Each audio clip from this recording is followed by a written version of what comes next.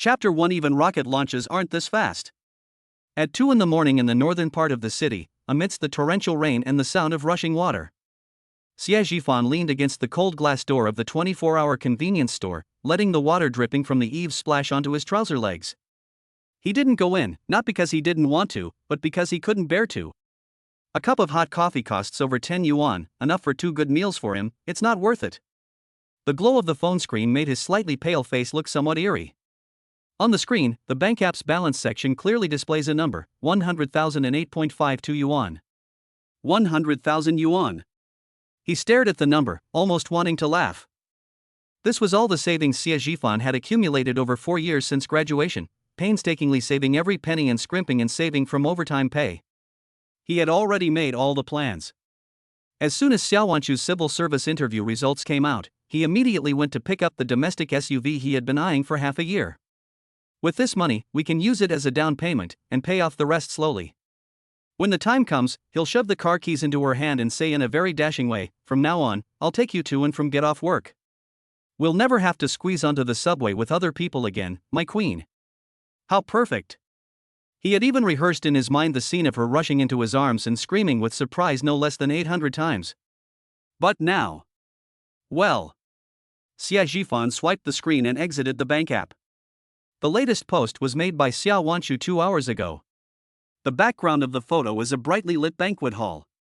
Above them was a crystal chandelier, the kind you only see on TV, layered like a cake. Xiao Wanchu stood under this dazzling light. She was wearing a champagne-colored evening gown, her hair was meticulously styled, and she had exquisite makeup on. She held a glass of red wine in her hand, smiling so brightly, her eyes sparkling as if they were filled with stars. In the photo, she is not looking at the camera, but tilting her head slightly, as if she is talking to someone next to her. That smile carried a hint of coquettishness and admiration in its shyness. Xia Zhifan zoomed in on the photo, wanting to see who was next to her. But the man only showed half of his suit sleeve and a hand wearing an expensive watch. Then there's the accompanying text. Those 6 simple words, like a poison knife, pierced his heart with deadly precision. Finally found the right path. What the hell? Xia Zhifan nearly crushed his phone. Is this the right path? What about our 4 years? Running wildly down the wrong path? Are you trying to play Cartwriter here? An indescribable sense of absurdity and anger surged from the soles of my feet to the top of my head. Half an hour ago, he had just taken a taxi from that godforsaken warehouse in the west of the city back to their small rented room. In order to raise the last bit of training fees for Xiao Wanchu's civil service exam interview intensive training class. Damn it, he moved precision instruments for 2 days and 2 nights straight. What are precision instruments? It's the kind of thing that's so heavy that if you bump into it, a piece of paint will chip off and you'll lose half a day's wages. Even now, the abrasions on his knuckles are still oozing blood, and they sting painfully. The 5,000 yuan in cash in his pocket was soaked and wrinkled from his sweaty hands, and felt limp in his hand. But at that time, his heart was warm. He felt it was worth it. For Wanchu's future, for their future together, this little bit of hardship is nothing. He even planned to wait until Wanchu passed the exam and things settled down. He quit his current lousy job and started figuring things out on his own, hoping to make a name for himself. And what was the result? He dragged his aching body up to the 6th floor, took out his keys, and happily pushed open the door. He was greeted not with a familiar hug, nor with a "you're back" greeting. It was a deathly silence. And then there's that glaring blank space on the shoe rack in the entryway. All of Xiao Wanchu's shoes, sneakers, canvas shoes, leather shoes had disappeared. She kept only a pair of high heels that she almost never wore. That was a gift he bought for her 1 year on her birthday, after gritting his teeth and spending nearly 1,000 yuan. But now, she's taken everything with her, except for this one. What's the meaning? Was she reminding him that she no longer needed to accompany him down this path of wasting money and living a life of poverty? Xia Zhifan's mind went blank for a moment. He rushed into the bedroom. The closet was empty. He rushed to the desk, but the bookshelf was empty. All traces of Xiao Wanchu were wiped clean, as if she had never lived here at all. Until he saw the small note on the dining table. The paper was torn from a notepad with a bear pattern printed on it, which he had bought for her to memorize important information. The above was written in her delicate and familiar handwriting, with exceptional composure.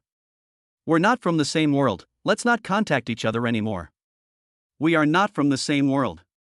Xia Jifan pondered those words repeatedly, feeling as if his heart had been gripped tightly and then twisted violently.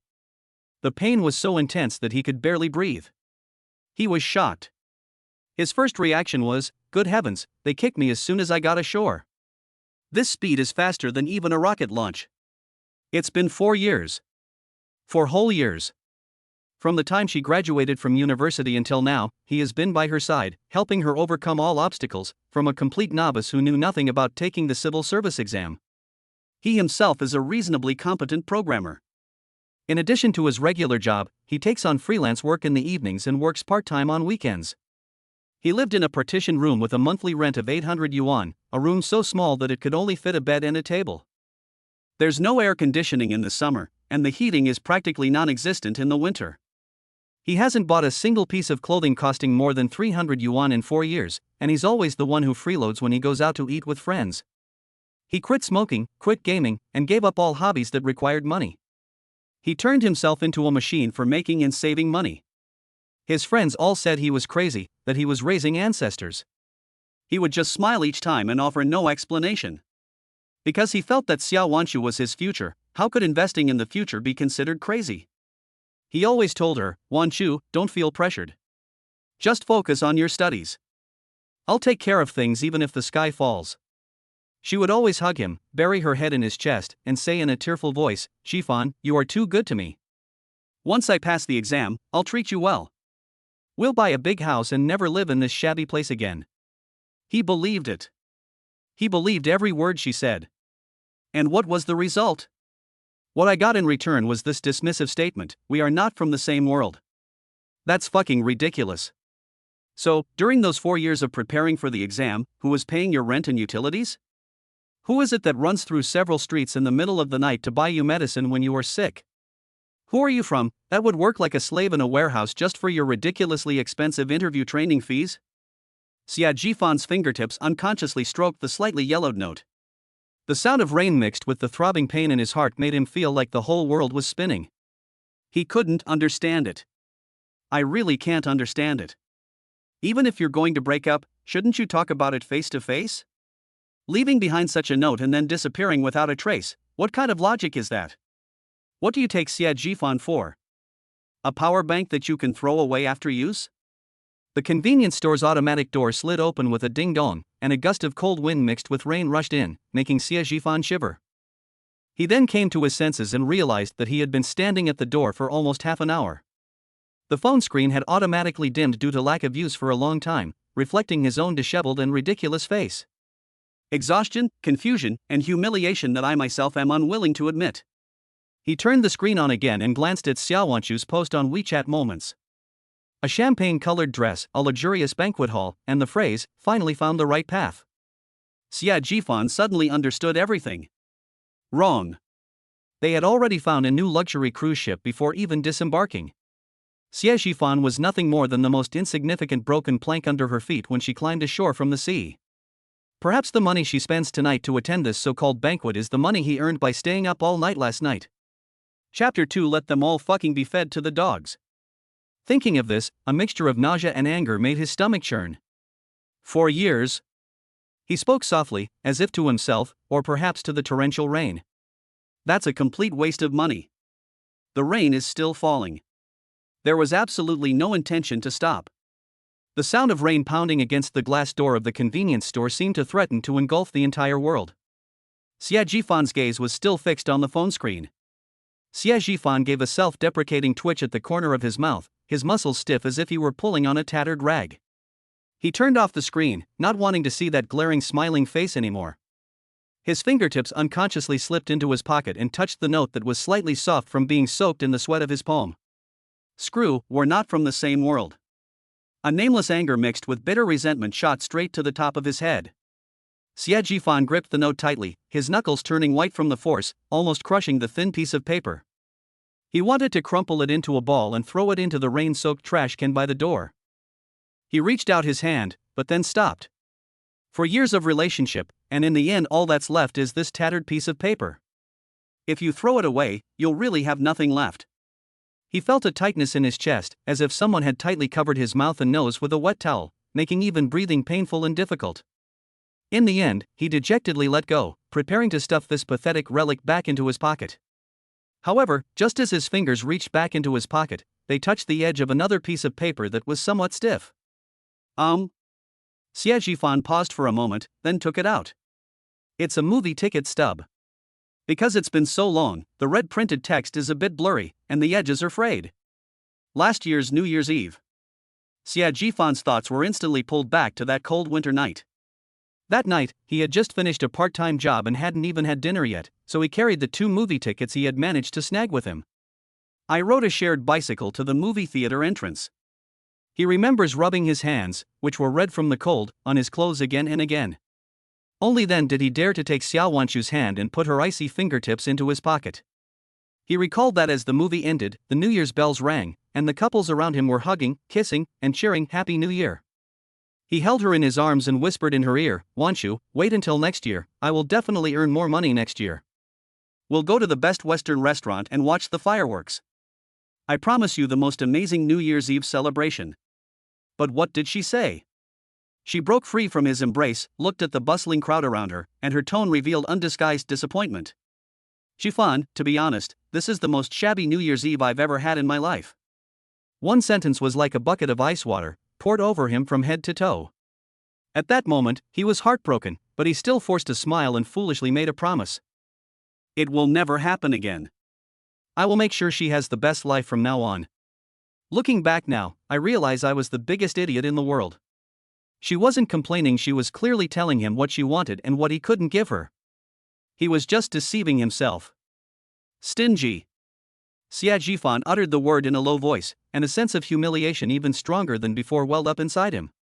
He clutched the thin ticket stub, and with a flick of his wrist, he wanted to throw it, along with that ridiculous memory, into the nearby trash can. However, just as his hand was raised halfway through the air, and the ticket stub was about to slip from his grasp. Bite.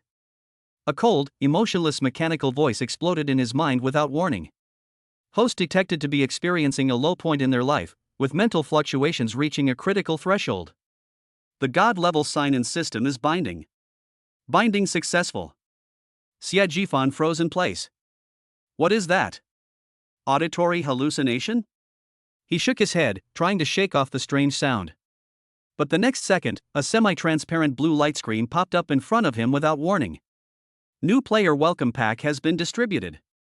Congratulations, host, you have received the new player sign-in reward, full ownership of a Rolls-Royce Silver Ghost. Xie Jifan? He blinked and then rubbed his eyes hard. The blue light screen in front of us did not disappear, instead, it became even clearer. Rolls-Royce, Silver Ghost? What the heck is this? Is this the latest online scam? Or is it some despicable bastard playing an AR prank? He can barely afford next month's rent, and he wants a Rolls-Royce? Is it made of paper money? Vehicle-related information has been sent to your mobile phone. Please check your inbox. The mechanical voice sounded again. Almost at the same time, the phone he was holding in his other hand vibrated. The screen automatically lit up, and a text message notification popped up. The sender was a string of special code that he couldn't understand. As if possessed, Xie Jifan tapped the message with trembling fingertips. Dear Mr. Xie Jifan, the vehicle license plate number has been registered. Your car is now parked in the designated parking space in front of your convenience store. Enjoy your drive. God-level sign-in system. The text message also included an electronic version of the vehicle registration certificate. The vehicle owner's name was clearly written in large characters, Xie Jifan. Following behind was his ID number, which he knew by heart. Holy crap? Xie Jifan's brain completely shut down. Is this real? Was he dreaming? Or was he hallucinating? As he stared at his phone screen, he was in a state of extreme confusion and disbelief. Buzz buzz. A deep and distinctive engine roar came from afar, clear and distinct. That sound was unlike any other car he usually heard on the road. It's not noisy or harsh, but it carries a powerful sense of force that seems to make the ground tremble. The sound eventually stopped at the entrance of the convenience store. Xie Jifan seemed to be pulled by something, and slowly, stiffly, he raised his head and looked out the glass door. The blinding light came from a pair of retro yet technologically advanced round headlights. Beneath the light was a luxury car that shimmered with a moonlit silver luster. Especially the car emblem, which, under the stark white lights of the convenience store, reflected a chillingly expensive glow. Everyone in the convenience store, from the staff to the customers, was stunned. Luxury cars are everywhere these days, but most people have only seen this level of car online or on TV. Why is this car parked in front of such an ordinary convenience store? Everyone's eyes instinctively searched the store, trying to find the mysterious car owner. No one could connect the top-of-the-line luxury car in front of them with any of the people in the store. Xia Jifan's Adam's apple bobbed up and down. His gaze was fixed on the car. That appearance, that aura, were exactly the same as the image in his mind. My heart is pounding in my chest. Thump! Thump! Thump! Each blow felt like it was going to shatter his ribs. He took a step almost instinctively, his legs already stiff. A night breeze carrying the chill of early autumn swept in, slightly clearing his chaotic and feverish mind. 1 step, 2 steps. He walked up to the enormous silver machine. The visual impact of being up close is 100 times more powerful than that of a photograph.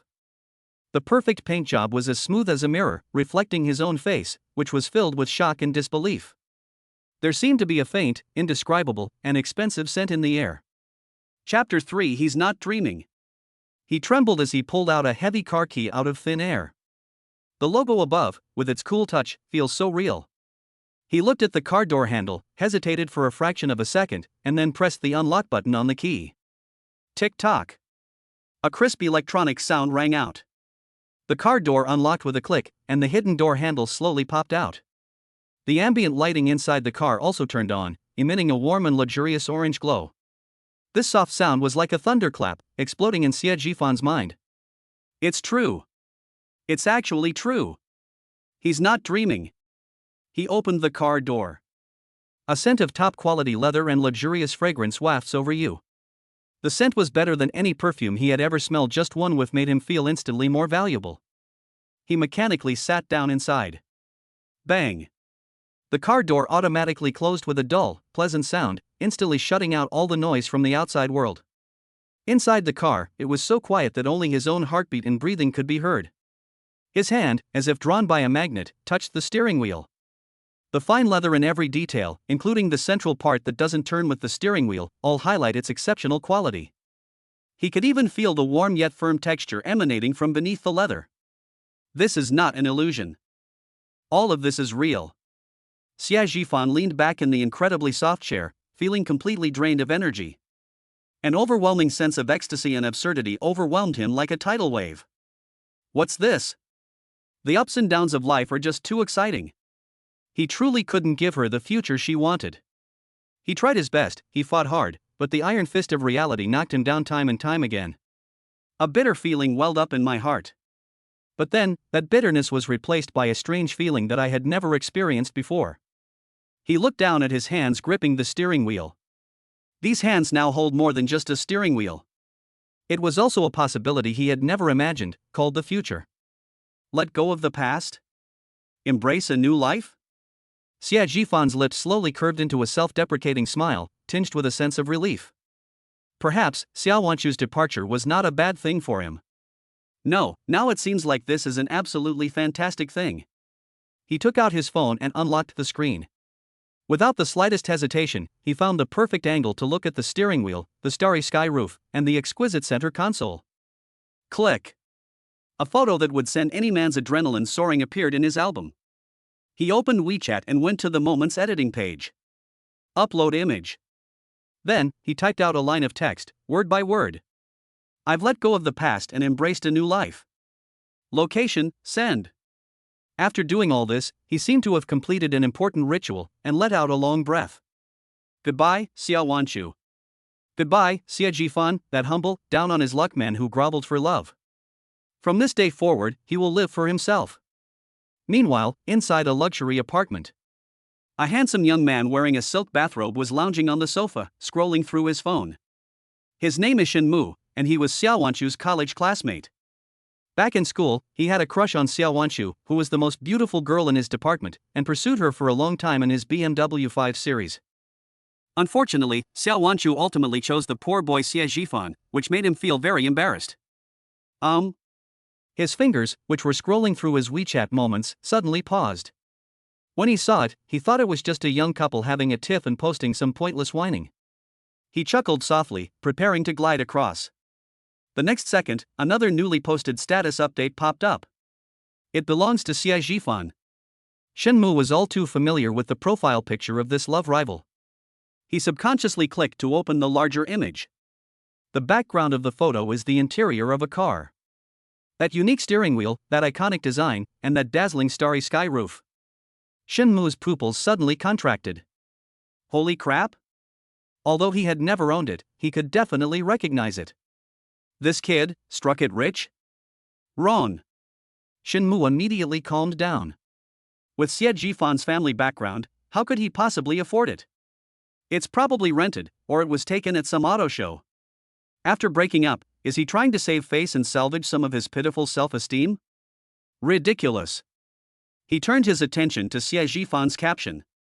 I've let go of the past and embraced a new life. Let go of the past? A new life? A sudden thought flashed through Shenmu's mind, and he instantly connected Xiao Wanchu's post about walking alone with Xie Jifan's post. That's fucking, they broke up. This realization instantly ignited a fire in Shenmu's heart. His chance has come. He immediately clicked on Xiao Wanchu's profile picture and left a message on her page. Wanchu, what's wrong? I saw your post and I'm a little worried about you. After thinking about it, he felt it wasn't enough, so he directly clicked on the developer message and sent a voice message, his voice gentle and magnetic. Wanchu, it's me, Shenmu. Are you alright? If anything makes you unhappy, feel free to talk to me anytime. Don't bear it all alone. Meanwhile, in her best friend Sui's apartment, Xiao Wanchu bit her lip and remained silent. Just then, her phone rang. She picked it up and saw it was a WeChat notification. Shenmu commented on your post. Shenmu sent you a message. Shenmu? Xiao Wanchu was stunned for a moment. This name seemed so distant now. She opened her WeChat moments and saw Shenmu's caring comment, which warmed her heart for no apparent reason. She opened the chat window again and pressed the voice playback button. Shenmu's familiar and magnetic voice immediately rang out in the quiet room. Wanchu, it's me, Shenmu. Are you alright? Wow. Hearing the voice, Sui immediately came over and whispered. It's Shenmu. That rich kid? How did he contact you? Xiao Wanchu's cheeks flushed slightly as she snatched her phone back. He saw my post on WeChat moments and asked me what was wrong. Isn't this an opportunity? Sui slapped her thigh excitedly. Wanchu, listen to me. Someone like Xie Jifan is just a passerby in your life. Shenmu is your true love. He's handsome and rich, isn't he 100 times better than Xie Jifan? Xiao Wanchu's heart began to pound violently. Shenmu. Of course she remembered the confident and spirited boy who drove a BMW in college. If only. No, there are no ifs. But now, it seems there's a new possibility. She took a deep breath, hesitated for a moment on the screen, and finally replied to Shenmu. I'm fine, thank you for your concern. It's just, I broke up with my boyfriend. Xie Jifan's WeChat moments was like a pebble thrown into a calm lake, creating ripples that spread outwards. Besides Shenmu, many other university classmates also saw it. The comments section instantly exploded. Holy crap! Fan, you struck it rich? A Rolls Royce. Is this your car? Really? Let go of the past? Brother Fan, you and Xiao Wanchu broke up? Various speculations and inquiries have emerged. But one person's comment was unusually simple. Song Yuma, you broke up? Xie Jifan was so immersed in the immense joy of owning a luxury car that he didn't have time to look at his phone. Meanwhile, in a cozy and elegantly decorated bedroom, a girl with delicate features and a pure temperament is frowning as she stares at her phone screen. She is Song Yuma, the most beautiful girl in Xie Jifan's department. Since college, she had developed feelings for this boy who, despite coming from an ordinary family, was always hardworking and had a great personality. But by then, he already had Xiao Wanchu by his side. Therefore, she could only keep this admiration to herself. She had just seen Xie Jifan's WeChat moments. The photo of the luxury car surprised her, but what bothered her even more was the phrase, let go of the past. She almost immediately guessed that there was a problem between him and Xiao Wanchu. She posted that comment, nervously awaiting a reply. 5 minutes passed. Chapter 4. It was her. The chat box remained silent. Xie Zhifan did not reply to her. Song Yuma bit her lip. She then clicked on the location of Xie Zhifan's post on WeChat Moments. This place isn't far from her home. It only takes about 10 minutes to drive there. A thought uncontrollably popped into her mind. He just broke up with his girlfriend, and he's sitting alone in his car? He must be very sad right now, right? Although posting that kind of message on social media seemed like a fit of pique, it was also like announcing a new beginning. But how can you just let go of a breakup like that? He must be pretending to be strong. Thinking of this, Song Yuma's heart inexplicably clenched. She couldn't sit still any longer. She grabbed a coat from the closet and put it on, then picked up the car keys from the table without hesitation. She opened the door and quickly walked out. She wanted to go see him. Now, immediately, right away. This way. Inside the car, it was so quiet that only Xie Zhifan's own heartbeat could be heard. He needed some time to process this incredible adventure, which was like something out of a science fiction movie. Just then. Beep beep. A sudden, sharp horn blare broke the silence inside the car. Xie Zhifan was startled and instinctively looked out the window. A car was parked next to his, and the driver's side window slowly rolled down. A delicate, slightly anxious face peeked out. Xie Zhifan? It really is you. The girl's voice was clear and melodious, filled with deep concern. I saw your post on WeChat Moments. Are you alright? It's Song Yuma. Xie Zhifan's class beauty in college was also one of the most recognized beauties in the entire school. Looking at her face, which was full of concern, Xie Zhifan was momentarily dazed. In my memory, Song Yuma has always been a very gentle and kind girl. She had a crush on him back in college, but at the time, he was completely focused on Xiao Wanshu and ignored everyone else. Unexpectedly, this night, which was both the lowest point and the highest point of his life, was also the night he was at his most glorious. The first person to find him and show concern for him was actually her. Xie Zhifan looked at her, and the confusion in his eyes brought about by the arrival of the system quickly faded away at this moment.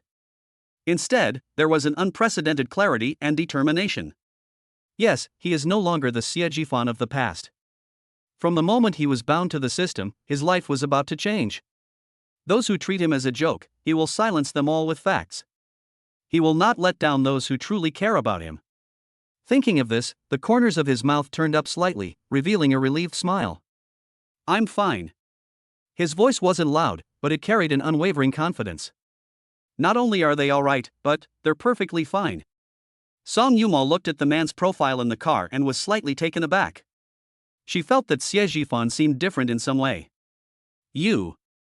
Song Yuma wanted to say something more, but when the words reached her lips, she didn't know where to begin. Should we ask him what's wrong with the car? This is too abrupt. She bit her lip, but ultimately steered the conversation back to the original purpose. What exactly happened between you and Xiao Wanshu? How could she treat you like this? I told you long ago, that woman is too selfish, she's arrogant and only cares about herself. You're so good to her, but she doesn't even see it. Song Yuma became increasingly angry as she spoke, and her pretty face turned slightly red.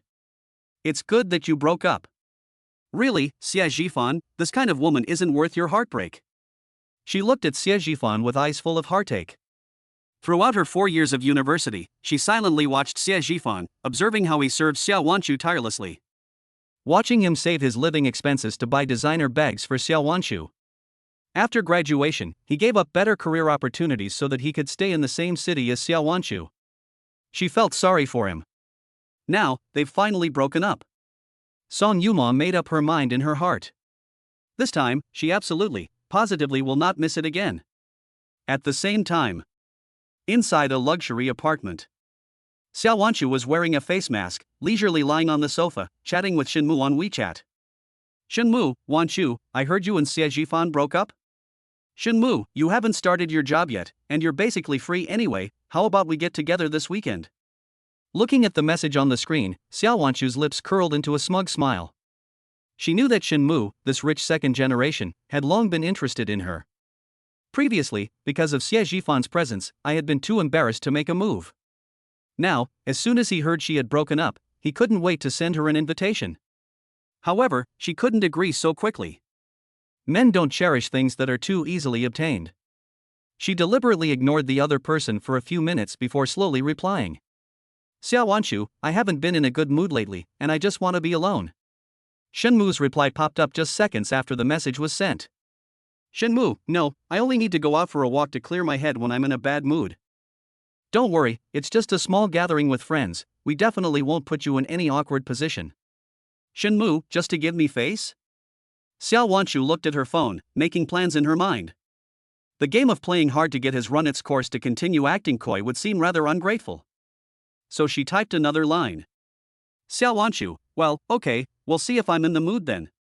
After sending the message, she tossed her phone down with satisfaction, feeling that she had Shenmu completely under her control. Just then, her best friend Sui's voice came out. Sui, holy crap. Wan Chu. Look. Is that your ex-boyfriend Xiejifan? Did he win the lottery? Xiaowanshu clicked on the picture and immediately recognized it as Xiejifan's recent post on WeChat Moments. She scoffed, her face full of disdain. Xiejifan? Driving a Rolls-Royce? What a joke. She said without hesitation, are you crazy? Him? Sui, then what is this photo? Xiaowanshu, is that even a question? It must have been taken secretly in a car rented from some 4S store or wedding company. Sui remained silent for a few seconds, seemingly accepting this explanation. Xiaowanshu smiled contemptuously. What she needs to consider now is how to firmly grasp Shenmu, this big fish. The university class chat group was buzzing with excitement because of Xiejifan's post on WeChat Moments. Someone posted a screenshot of his WeChat Moments to the group. Wang Hao, holy crap. Am I seeing things? This is Brother Fan? Brother Fan is awesome. Is he making a fortune quietly? Li Qian, wow, a Rolls-Royce with a Starlight headliner. Fan Gu is doing so well now? Please help me get ahead. Starry-eyed. Zhao Yang at Xiejifan, please say something. When did you pick up your car? You're being too low-key. In no time, the group chat was flooded with compliments and messages tagging Xiejifan. Many female classmates who usually stayed offline also came forward, and a few even sent Xiejifan private messages with ambiguous language. Xiajifan's phone kept buzzing incessantly in the passenger seat. Meanwhile, another person in the group looked at the chat history and their expression grew increasingly grim. This person is Shenmu. A poor loser who was just dumped by Wanchu rents a car to show off. Does he really think he's someone important? He became increasingly annoyed and sent a message directly to the group chat. Shenmu at all members, this idiot who rents cars everywhere to show off is annoying. At Zhang Wei group admin, kick him out. Shenmu is a well-known rich kid in the class. His family owns a company.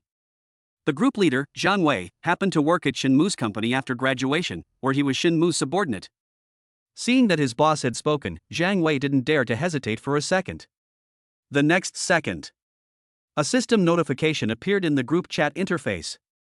Xiejifan has been removed from the group chat by the group owner.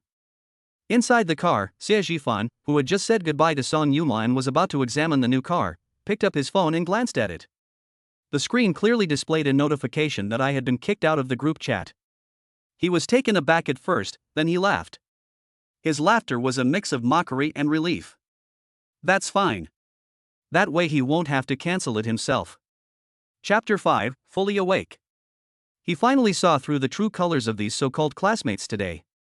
After a brief silence in the group, someone fearlessly started a new topic. Wang Hao at Xiaowanshu, aren't you and Fan Gu together? This question immediately piqued everyone's interest. A few seconds later, Xiaowanshu's avatar flickered. Xiaowanshu, don't joke around, do you think I don't know what kind of person he is? Xiaowanshu, I just found a staged photo from some unknown car dealership, and you actually believed it? The next morning, a soft, rhythmic electronic sound woke Xiejifan from his hazy sleep. Ding, the God-level sign-in system has been activated. Please sign in for the first time. A cold, mechanical voice resounded directly in his mind. Xiejifan suddenly opened his eyes, his brows furrowing as he felt a headache from the hangover. Looking around, all I could see was my pitifully small rented room. Last night, he seemed to sit in the car for a long time, but in the end he still drove back. The voice in my head, is it a hallucination? Please check in for the first time. The voice rang out again, devoid of any emotion, yet clear and undeniable. Xiejifan jolted awake, completely sober. System? Check in. He silently recited a sentence in his mind. Ding. Check-in successful. Congratulations, host, you have received the newbie gift pack. Reward 1 20 million in initial investment. Reward 2, gene reprogramming solution. Reward 3, stock recommendation. A series of notification sounds, like thunderclaps, exploded in Xie Jifan's mind. 20 million? Even though it can only be used for investment, it's still 20 million. How much does he earn in a month? You couldn't earn that much even if you worked every day until retirement without eating or drinking. And what about that gene reprogramming solution? Technology from 100 years in the future?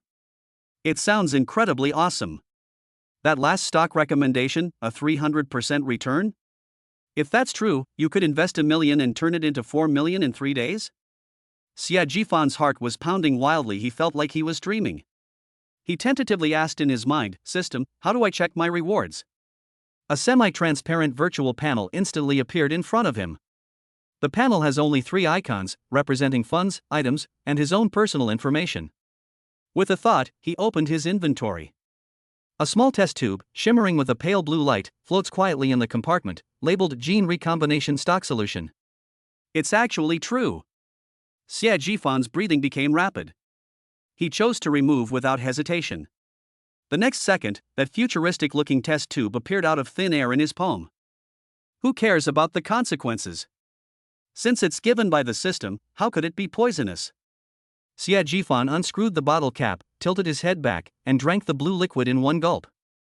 The liquid has no special taste. When it enters the mouth it tastes like water. But the moment the liquid slid down his throat, a powerful warm current suddenly exploded out, instantly sweeping through his limbs and bones. Well! Xie Jifan groaned, feeling as if his bones and muscles were being forcibly shattered and reassembled by a domineering force. Click! Click click! A clear, cracking sound of bones popping echoed in his small rented room, sounding somewhat eerie.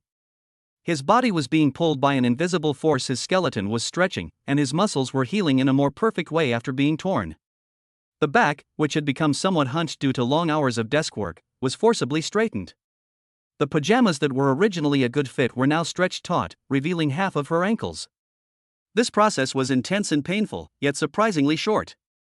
Xie Jifan could clearly feel that his body was filled with explosive power. He slowly stood up, feeling a little disoriented, and stumbled before regaining his balance. He looked down at his hands. His fingers had become longer and more slender, with distinct knuckles, exuding a sense of power. He rushed to the bathroom and stood in front of the old, somewhat worn mirror. When Xie Jifan saw the person in the mirror, he was completely stunned. This is me? He subconsciously lifted the hem of his pajamas.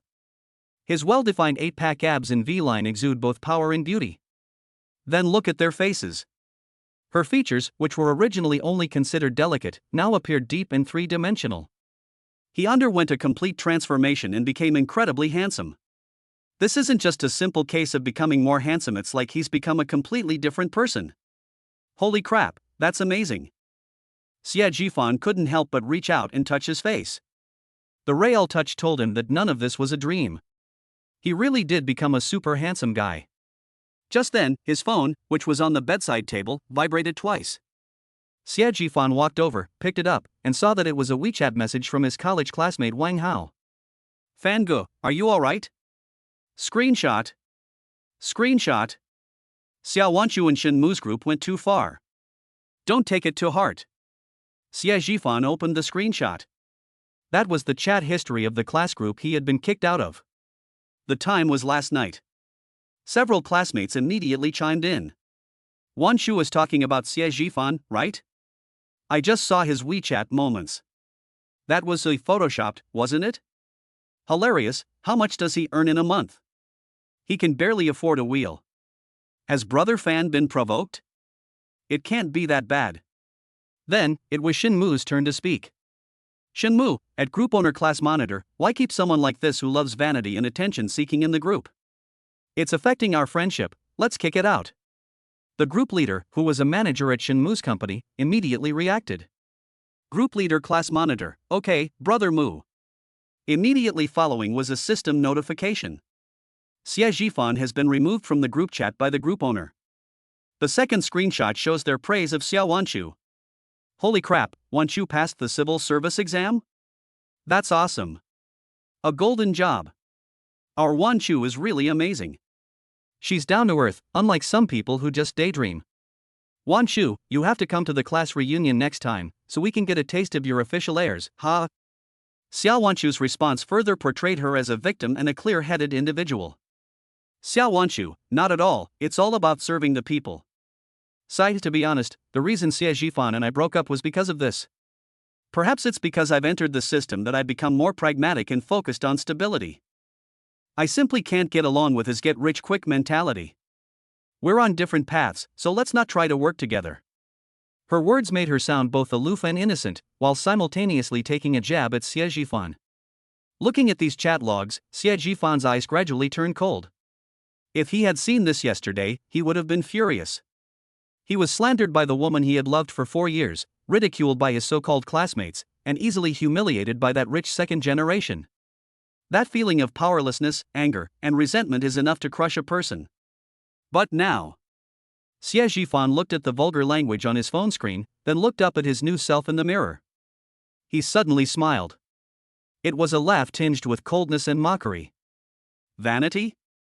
Impracticality? Xiao Wanchu, Shenmu. You will soon understand just how big the gap is between us. You will soon find out what it truly means to be out of reach. Chapter 6 All In. Xie Zhifan showed no hesitation and went straight to the study, opening the old laptop that had been with him for 4 years. The computer boots up very slowly, and the fan is making a loud, strained hum. But Xie Zhifan remained remarkably calm. He skillfully opened the stock trading software, and the information provided by the system flashed through his mind. Beep. Newbie Task 2 has been released. Please buy Magic Cube Group stock with all your funds before the stock market closes today. The system recommended such a worthless stock? Xie Zhifan raised an eyebrow and tapped his fingers on the keyboard, quickly searching for news related to Magic Cube Group. The news was overwhelmingly negative. The comments section was filled with lamentations and insults, with everyone convinced that the stock had plummeted into an abyss with no chance of recovery. In the past, Xie Zhifan wouldn't have invested in such a doomed situation, let alone 20 million, or even 2,000. But now, he has a system.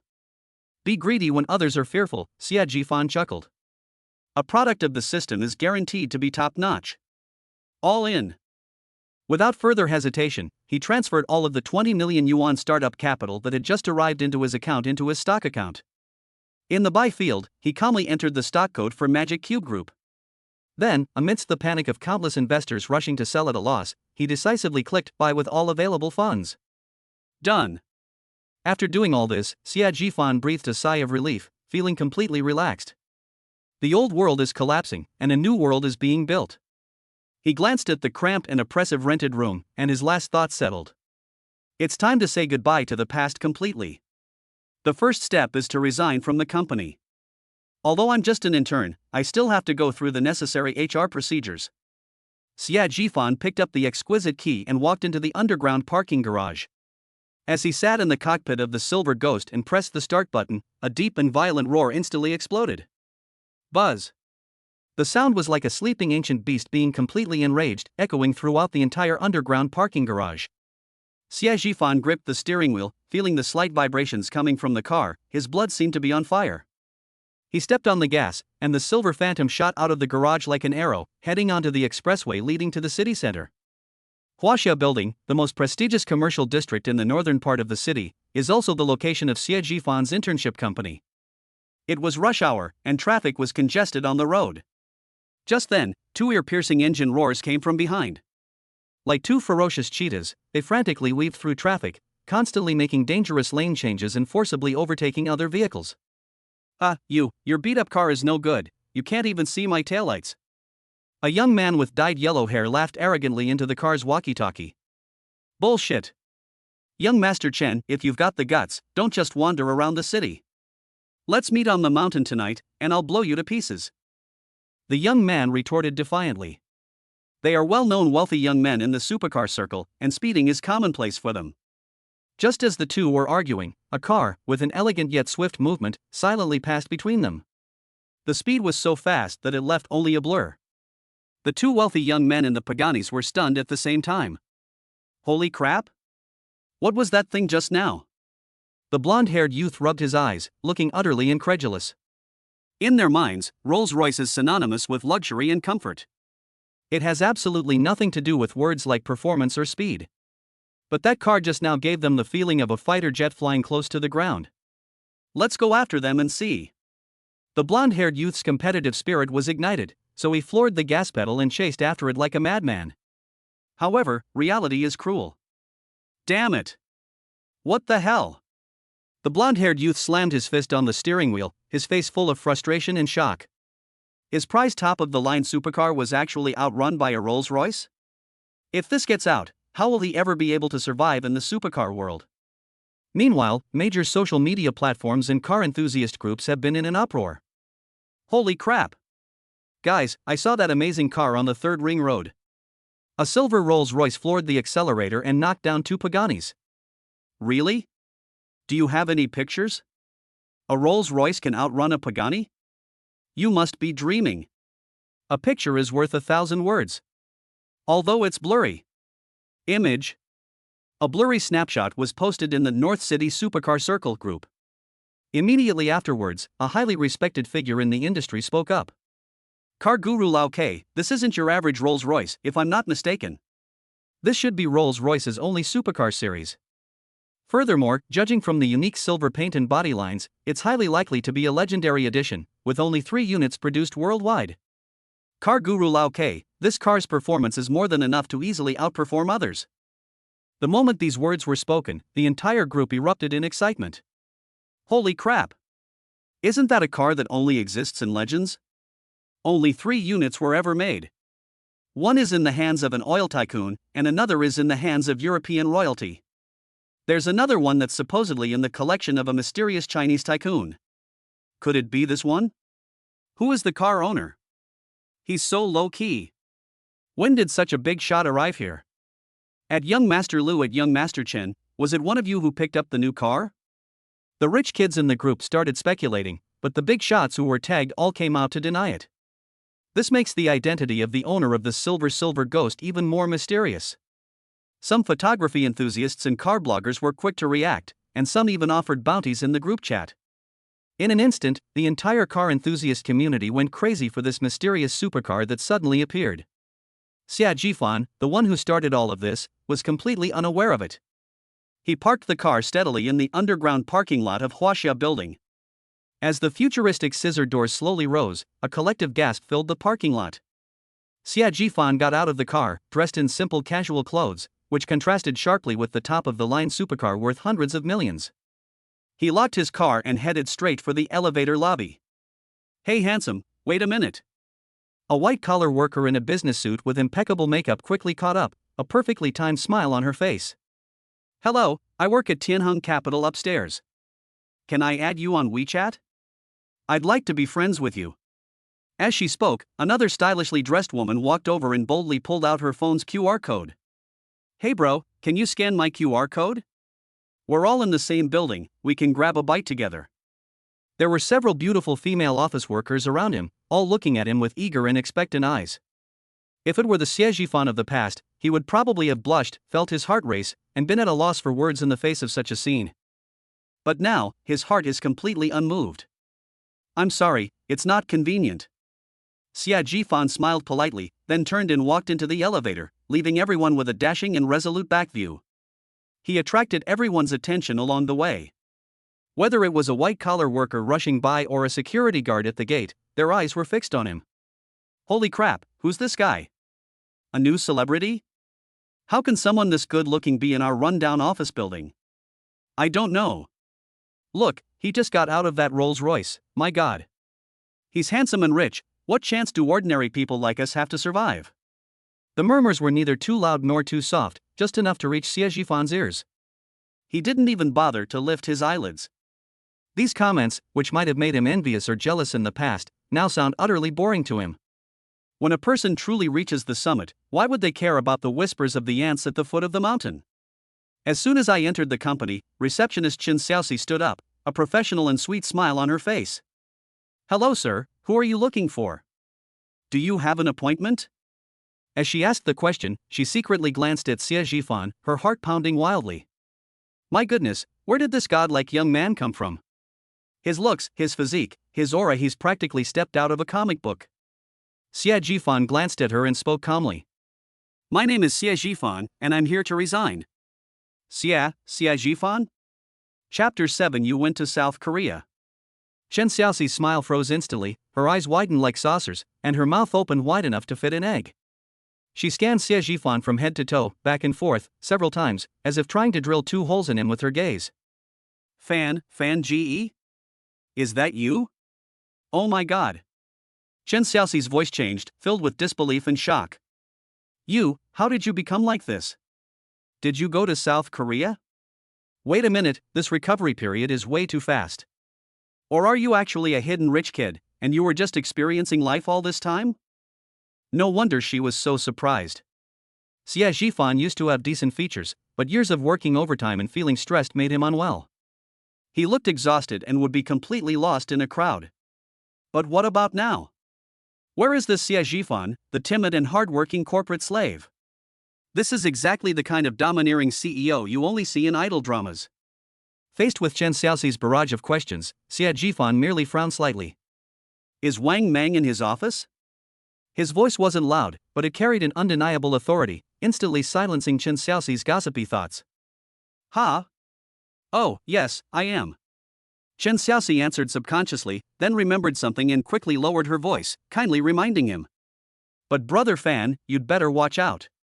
You were almost 2 hours late today, and Wang Bapi's face turned as black as the bottom of a pot. During the morning meeting, they called your name in front of everyone and said you can forget about your performance bonus and performance pay this month. Yeah. Xie Zhifan's reaction was as indifferent as if he were listening to something that had nothing to do with him. He didn't even show any emotion, he simply nodded. No. After saying that, he strode off and headed straight toward the Ministry of Finance.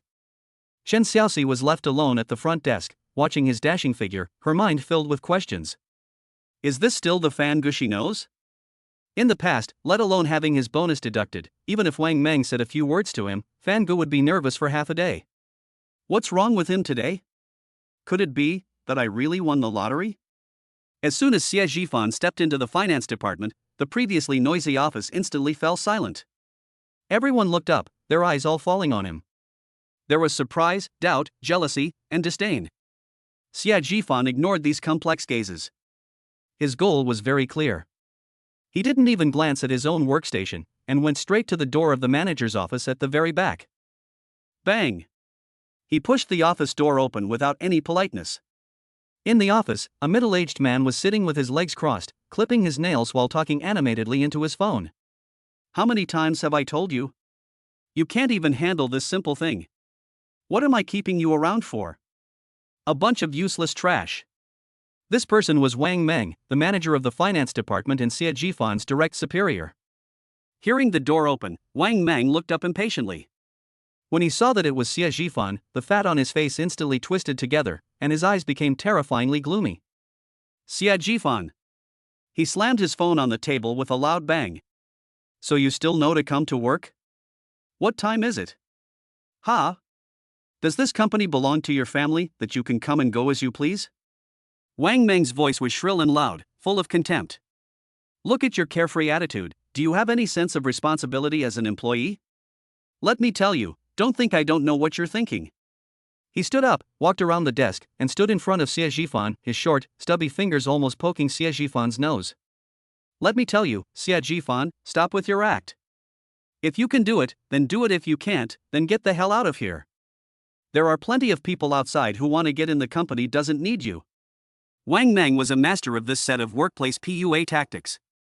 But today, he just watched quietly as Wang Meng jumped around like a clown in front of him. He even found it somewhat amusing. Is this the same leader who used to be able to decide his mood with just a word, and who could make him grovel for a few $1,000s in bonus? It seems like nothing special. Seeing that Xie Zhifan was not afraid at all, but instead even had a faint smile on his lips, Wang Meng's anger flared up even more. Is this kid on some kind of drug? How dare he look at me like that? What are you laughing at? Do you think what I said is funny? Xie Zhifan, I think you really don't want to work here anymore. Wang Meng roared. Yes. Xia Jifan finally spoke, his voice not loud, but it carried clearly throughout the entire office. He slowly pulled a piece of paper from his pocket, and then, to Wang Meng's astonishment, threw it in his face. I'm here to resign. The paper fluttered down, bearing the 3 bold characters resignation letter. Like 3 resounding slaps, they landed hard on Wang Meng's face. Wang Meng was completely stunned. He never dreamed that Xia Jifan, whom he had always had completely under his control, would dare to challenge him in this way. After a brief moment of stunned silence came a volcanic eruption of anger. Are you fucking crazy? Quitting your job? Wang Meng's face turned a deep purplish red. He grabbed the resignation letter from the table as if he wanted to tear it to shreds. Xia Jifan, you've really got guts now. You've grown some guts, haven't you? You think you're all grown up now? He stared intently at Xia Jifan, forcing out threatening words through gritted teeth. Resign? Sure. But you won't get a single penny of your salary from last month, your performance bonus from this month, or your year-end bonus. This is his trump card. He knows Xia Jifan too well. He knew that Xia Jifan came from an ordinary family and had previously taken the civil service exam to support his girlfriend, Xia Wanshu. He spent all his savings and even incurred some debt. For Xia Jifan, every penny is crucial. He was certain that as long as he threatened Xia Jifan with his salary, Xia Jifan would eventually come back to him like a dog, begging for his life. However, the panicked and regretful expression he had anticipated did not appear. Xia Jifan didn't even raise an eyebrow, just looked at him with an expression as if he were an idiot, and then chuckled softly. Just around 10,000 yuan? His tone was full of disdain, as if that little bit of money was not worth mentioning at all. Manager Wang, if you're short of money, keep it to buy some medicine for yourself. Looking at your complexion, you should take some supplements. In a single sentence, all of Wang Meng's calculations and sense of superiority crumbled instantly. He felt like he had punched cotton. No, he had punched a steel plate, the shock making his hand numb. $10,000, it doesn't matter? How is that possible? Did this kid get hit by a car and become mentally impaired? Seeing his greatest reliance fail, Wang Meng's face turned pale and then red, and he issued an even more vicious threat. Fine, fine. Xia Jifan, you've got guts. He pointed at Xia Jifan's nose, his voice trembling slightly. You just wait. Don't think that quitting your job is the end of it. Let me tell you, believe it or not, one sentence from me can make it impossible for you to survive in the entire financial industry. I wonder which company will dare to hire you after this. Hearing this, Xia Jifan's mocking expression deepened. He took a step forward. It was just a simple action, yet it carried a powerful sense of oppression. This caused the previously arrogant Wang Meng to instinctively take a half step back. You? Xia Jifan's voice turned cold, carrying a hint of icy chill. Manager Wang, don't you think too highly of yourself? A clown who can't even manage his own department and only knows how to exploit his employees dares to talk about blacklisting me? You. Wang Meng was speechless after being rebuked, his face turning bright red. Xia Jifan was too lazy to waste any more words on him. Stop talking nonsense and sign it now. His tone revealed a hint of impatience. I have very important things to do. If you delay my business, you won't be able to bear the consequences. He paused, his gaze falling on Wang Meng's greasy face, his tone becoming meaningful. At that point, it might not be as simple as just talking. Chapter 8. This kid won the lottery. Wang Meng gripped the expensive Parker pen tightly, his knuckles turning white from the force, and the veins on the back of his hand bulging. What does "you can't afford the consequences" mean? What does it mean that it's not as simple as just talking? Where does this kid get his confidence from?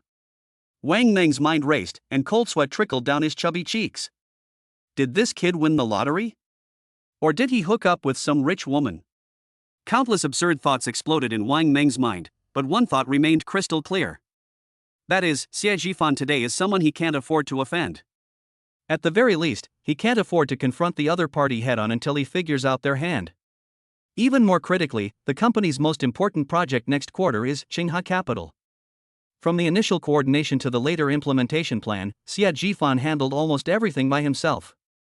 All the core data, connections, and negotiation details were stored in Xia Jifan's mind. If he abandons the project, it will immediately fall through. If the chairman finds out, he'll skin him alive. Compared to the chairman's thunderous rage, being slapped in the face by a subordinate doesn't seem so unacceptable. Thinking of this, Wang Meng's facial muscles twitched a few times, forcing out a smile that looked even uglier than a grimace. Ahem, Jifan. He cleared his throat, his tone softening instantly, even taking on a fawning quality he himself wasn't aware of. Look at you, child, why are you so impulsive? Let's talk this out. We're all brothers in the same department. What can't we discuss? As Wang Meng spoke, he walked around the desk. He wanted to pat Xie Jifan on the shoulder, pretending to be a close friend. Xie Jifan merely glanced at him coldly, then slightly shifted his body, causing Wang Meng's outstretched fat hand to miss its target. Wang Meng's hand froze awkwardly in mid-air, and the smile on his face also froze. He could only awkwardly withdraw his hand, rub it together, and continue, Jifan, I know you've had a hard time lately. It was my oversight as a leader that I failed to show you any concern in time. Okay, don't rush off. As long as you successfully complete the Qinghai Capital project, I guarantee I'll immediately submit a report to the higher-ups and promote you. Deputy Manager. How did it go? I'll give you a big bonus at the end of the year. It'll definitely be the highest in the department. Wang Meng offered what he believed to be an irresistible bait. In his view, Xie Jifan, a young man with no background, was working so hard just to get a promotion and a raise. He has now given him a chance to rise to the top in one step, and he has no reason not to be grateful and seize it. However, Xie Jifan's response disappointed him once again. Deputy Manager? Xie Jifan seemed to have heard the biggest joke in the world, and a playful smile appeared on his lips. Manager Wang, the pie you've drawn is huge and perfectly round. Unfortunately, I'm not interested. I'll say it one last time, sign it. My time is very precious. This seemingly casual remark was like an invisible slap in the face, striking Wang Meng hard across the cheek. All his scheming and all his seduction were nothing but a ridiculous joke in the eyes of the other party. Wang Meng felt his blood pressure spike again. He wanted to explode in anger, to tear up the resignation letter and throw it in Xie Jifan's face. He was scared. He was really scared. This subordinate, whom he once thought he could easily control, exuded an aura that sent a chill down his spine. In the end, all the resentment, anger, and humiliation turned into a long, resigned sigh. Wang Meng walked dejectedly back to his desk and signed his name in a flamboyant manner at the end of the resignation letter. The force was so strong it seemed to tear through the paper. Roll. He forced out a single word through gritted teeth, then refused to look at Xie Jifan again. He had just stepped out of the office when a loud crash came from behind him, followed by Wang Meng's barely suppressed roar of anger. The entire finance department office fell into a deathly silence. Everyone was listening intently, barely daring to breathe, with only the illusion of keyboard clicks continuing. Xie Jifan ignored this and went straight back to his workstation.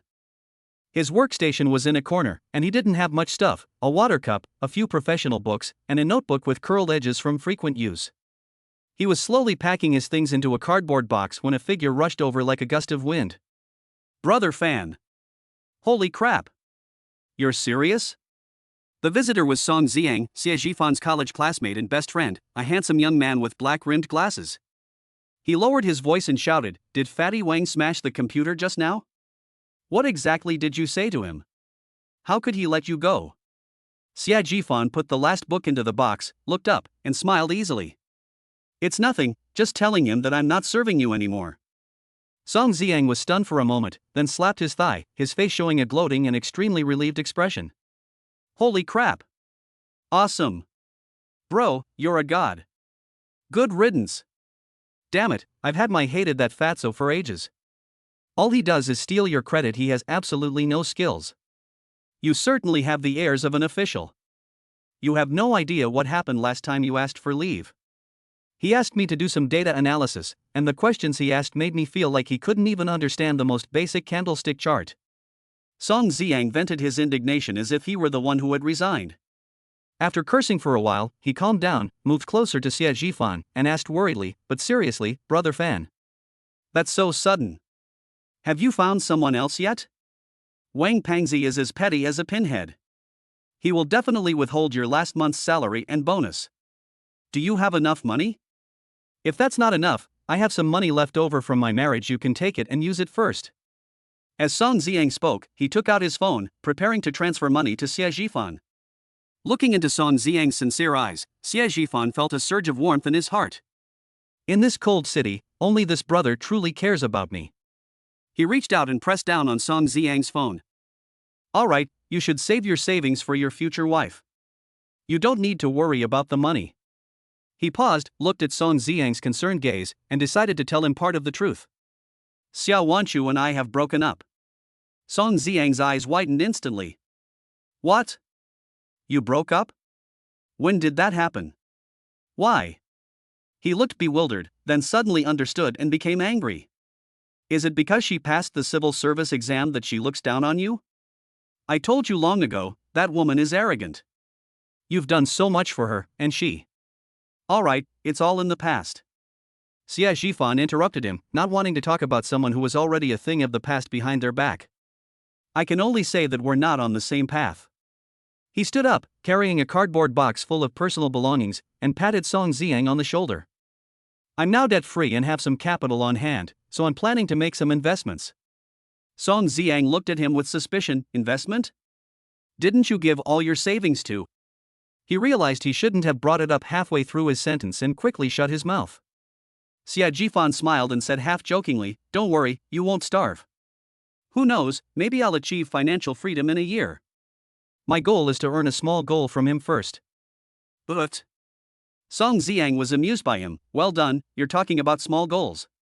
Okay, I'll be waiting then, until my brother Fan becomes a billionaire. I'll quit my job right away and become your driver. You'll have to look after me then. No problem. Xia Zhifan smiled as well. Just be prepared to cling to my coattails when the time comes. The two chatted and laughed, and the atmosphere became much more relaxed. Xia Zhifan, carrying the box, prepared to leave, but stopped halfway and turned back to wave to Song Ziyang. Ziyang, come here for a second. Song Ziyang, not understanding why, went over to them. Xia Zhifan glanced around before lowering his voice and saying, I have something serious to tell you, I'm not joking. Seeing his serious expression, Song Ziyang also stopped joking. You say. Remember this stock code, Magic Cube Group. Xia Zhifan's voice carried an undeniable certainty. Chapter 9 Don't worry, you won't lose out. This stock has huge potential.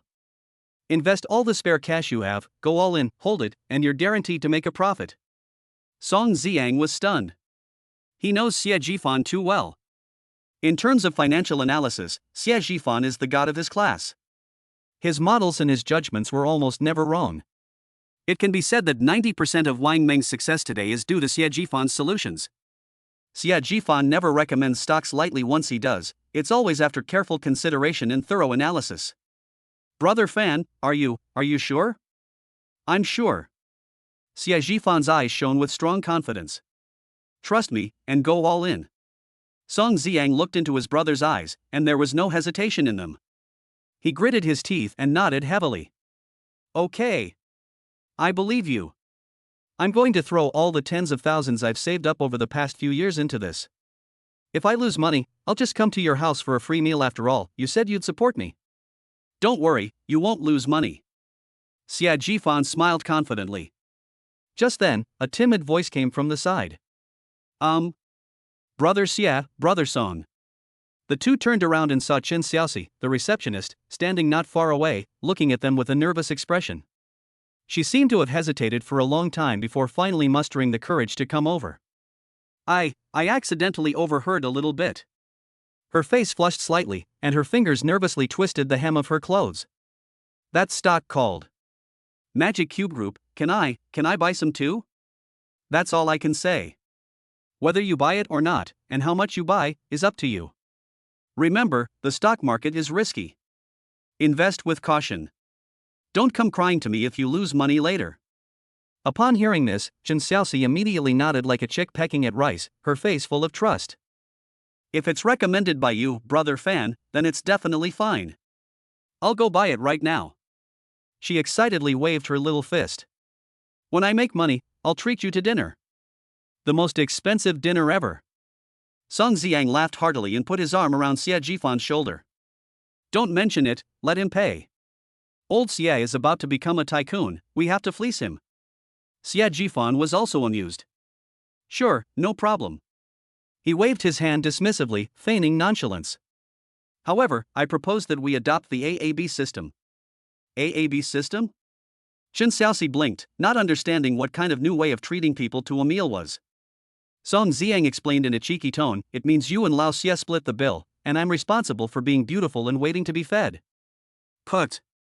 Chen Xiaoxi laughed out loud at his joke, and the oppressive atmosphere outside the office seemed to brighten up. Just as the three were chatting and laughing, a sarcastic voice suddenly broke in. "Hey, isn't this Xie Zhifan, the big shot in our finance department?" Wang Mang walked out of the office with a dark expression, his anger flaring up again. He crossed his arms, glanced sideways, and scanned the three of them before finally settling on Xie Zhifan. "What, you just quit your job and now you're a stock market guru? Are you here to swindle and recruit people?" His voice wasn't loud, but it was full of sarcasm, so I pricked up my ears. The smile on Song Ziang's face vanished instantly. He was about to step forward to argue when Xie Zhifan stopped him. Seeing this, Wang Mang became even more smug. He turned his gaze to Song Ziang and Chen Xiaoxi, adopting the posture of an experienced person. "I advise you two to think this through carefully, and not to be fooled by a few words from certain people. He can't even make a living himself, how can he lead you to wealth? He'll lose everything, don't come crying to me." That was an extremely harsh statement. Chen Xiaoxi's face turned pale instantly, and she looked at Xie Zhifan with some confusion. However, the scene of Xie Zhifan's furious rebuttal that was expected did not occur. Xie Zhifan didn't even bother to give Wang Meng a second glance, as if Wang Meng were just a talking mass of air. He simply patted Song Ziang on the shoulder and smiled gently at Chen Xiaoxi. "All right, I'm leaving now. Ziang, be careful at the company, don't let others use you as a pawn. Xiaoxi, contact me via WeChat if you need anything." After saying that, he picked up the cardboard box, turned around and walked towards the elevator, as carefree as a gust of wind. The elevator doors slowly closed, blocking out Wang Meng's distorted face. Song Ziang and Chen Xiaoxi stood there, staring blankly as the elevator floor numbers descended. Phew! Song Ziang let out a long sigh of relief, as if a heavy burden had been lifted. "This time, I'm truly free." He turned his head and looked in the direction Xie Zhifan had left, his tone filled with emotion. "That's good. Now that he's completely rid of Xiao Wanshu, that burden, his top-of-the-line fighter jet is soaring to new heights." "Ah?" Chen Xiaoxi suddenly snapped out of her daze and stared wide-eyed in surprise. "Fan Guoyand, he broke up with Xiao Wanshu? When did that happen? How come I didn't know?" Song Ziang curled his lip, his face full of disdain. "It happened just a couple of days ago. That woman passed the civil service exam, and her first move after getting a job was to slay her sweetheart. She dumped Fan Gu because he was poor and had no connections, and couldn't provide the life she wanted. What kind of mess is this?" Chen Xiaoxi was stunned, her little face filled with disdain for Xiao Wanshu and heartache for Xie Zhifan. She stared blankly in the direction of the elevator entrance, muttering to herself unconsciously. "We broke up. If only I had known, if only I had. If I had known, I should have mustered up the courage to ask him out to dinner. Even if it's just being friends." Back in his rented room, Xie Zhifan casually tossed the cardboard box on the ground. He looked around the place where he had lived for 3 years now seemed so unfamiliar. There seemed to be celebrity posters that Xiao Wanshu had put up on the wall, and couples' water cups that the two of them had used were still on the table. Scenes from the past flashed before my eyes, ultimately turning into a sneer. He went into the bathroom, turned on the shower, and scalding hot water poured down on his head. It was as if they wanted to wash away all the fatigue, frustration, and resentment of the past. A dozen minutes later, Xie Zhifan came out wrapped in a bath towel. He turned on his old laptop, which he had used for several years, and skillfully logged into the stock trading software. The screen lit up, and the red and green candlestick chart instantly filled the entire field of vision. His gaze landed precisely on the stock of Magic Q Group. A blinding, straight green energy column was firmly nailed to the limit-up board, unable to move. He moved the mouse and clicked on his account information. A simple line of numbers, yet it carries a powerful and awe-inspiring force. Congratulations, host. You have completed the first step of the beginner's mission, earning 8 million on your first day. In my mind, the system's notification sound was both cold and pleasant. Xie Zhifan leaned back in his chair and let out a long breath. There was no ecstatic joy as I had imagined, only a calm that felt like the dust had settled. This is just the beginning. His gaze swept over the old furniture in the room, and then looked at the faded t-shirt he was wearing. It's time to say a complete goodbye to the past. He shut down his computer, changed into his outdoor clothes, and took a taxi directly to the most prestigious luxury shopping mall. I walked into one glittering boutique after another. He no longer looks at the price tags, only at whether he likes it. Wrap up this one, and that suit. These shoes. The watch. I'll take this one. During this time, several well-dressed and attractive women approached him and asked to add him on WeChat. Handsome? Shopping alone? Your outfit is really nice, you have great taste. Xia Jifan simply smiled politely and then shook his head in refusal. Right now, he has neither the mood nor the time to waste energy on these things. When he returned to that rented room carrying large and small bags, looking at the luxury shopping bags scattered all over the floor in the room that seemed so out of place, he knew that the first thing he needed to do tomorrow was to buy a house. The day's ups and downs had exhausted all his energy. Xia Jifan was too lazy to even tidy up his newly bought clothes, so he just threw himself onto the bed and fell asleep almost instantly. Chapter 10 Handsome Men and Beautiful Women, I'll be the first to praise them. Meanwhile, in a stylishly decorated trendy cafe, Xia Wanchu gently stirred the latte in her cup with a small spoon, a sweet smile that she couldn't suppress playing on her lips. Sitting across from her, her best friend Sui couldn't help but roll her eyes at her love-struck, girlish appearance.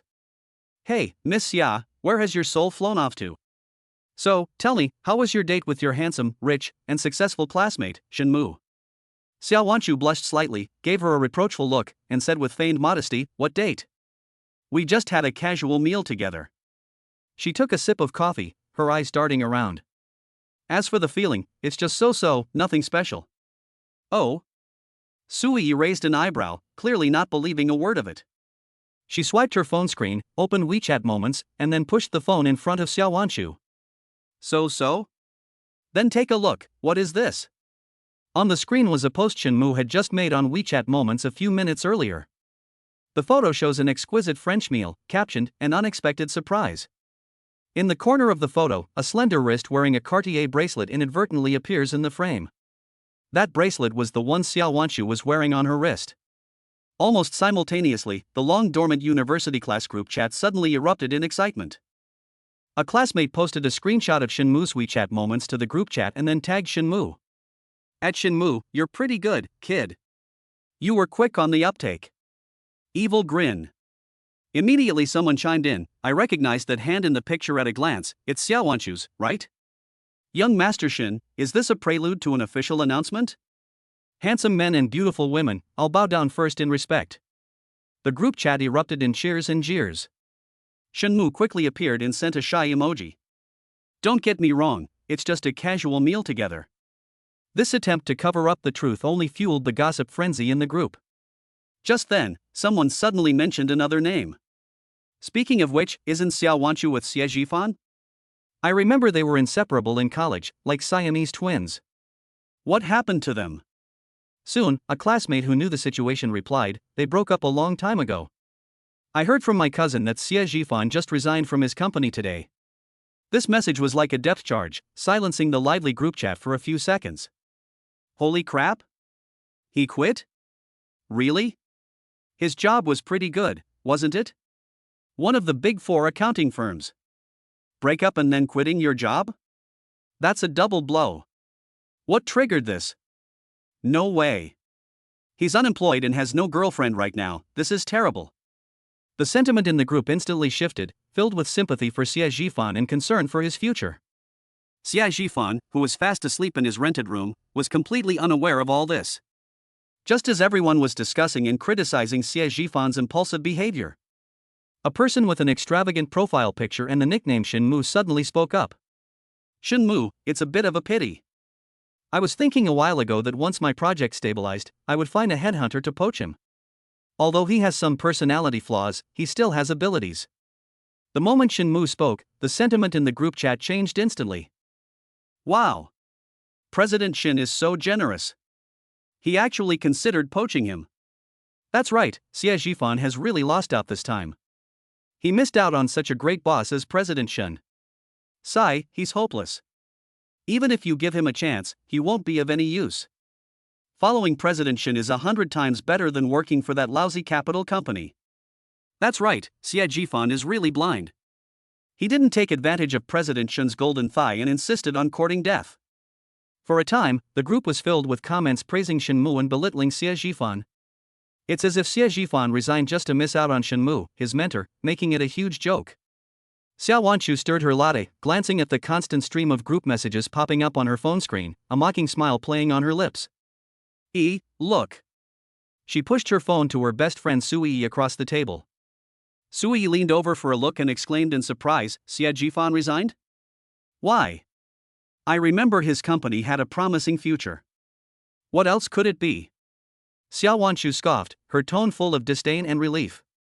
She took a sip of coffee, her eyes radiating a sense of superiority that said, I've seen through everything all along. Luckily, I broke up with him early, otherwise, I don't know how much I would have suffered if I had spent my whole life with someone like him. They never consider the consequences of their actions. They quit their jobs without even looking for a backup plan. Sui asked curiously, so, he quit his job without another one lined up? Does that mean he won't even get severance pay? Is that even a question? Xiao Wanchu said confidently. Given his personality, he would definitely slam his fist on the table, yell at people, and then slam the door and leave. The company is being lenient by not firing him. He wants compensation? Dream on. Look at Shenmu, then look at Xie Zhifan, they're like heaven and earth. The discussion in the class group continued, and even intensified. Song Ziang, who had been silently watching the screen, finally couldn't hold back any longer. Song Ziang, you all talk like you saw it with your own eyes. You know nothing and you're just spouting nonsense. Is that interesting? Fan Ge has his own plans. As soon as he showed his face, some people immediately made him their new target. Oh, Xie Zhifan's #1 lackey is here? Song Ziang, don't be naive. What kind of plans could he possibly have? Plans to stay home and sponge off his parents? Song Ziang was so angry that his forehead was flushed and his fingers flew across the screen. He resigned to raise money to speculate on stocks. I'm going to earn him a small goal. He originally wanted to stand up for his brother and use Xie Zhifan's bold words to intimidate these people. Unexpectedly, these words immediately sparked an even more intense burst of laughter in the group chat. Ha ha ha. Stock trading? Did I hear that right? With his meager savings, how could he possibly lose even a few percent? It's hilarious. The market is so bad right now, and they still dare to rush in. They really want to die sooner. Song Ziang, let me give you a piece of advice, stay away from him. Don't trust the stocks he recommends. You might lose all your savings for your future wife. Some people even started to kindly remind everyone. Attention everyone, Xie Zhifan is currently unemployed and will probably be borrowing money everywhere soon. I suggest you block him in advance. Xiao Wanchu looked at Song Ziang's explanation, her contempt deepening, and she coldly typed out a few words. Xiao Wanchu, stock trading? Ha, then I wish him to lose everything. Upon seeing this sentence, Song Ziang's anger was completely ignited. These despicable people who kick someone when they're down. And then there's Xiao Wanchu.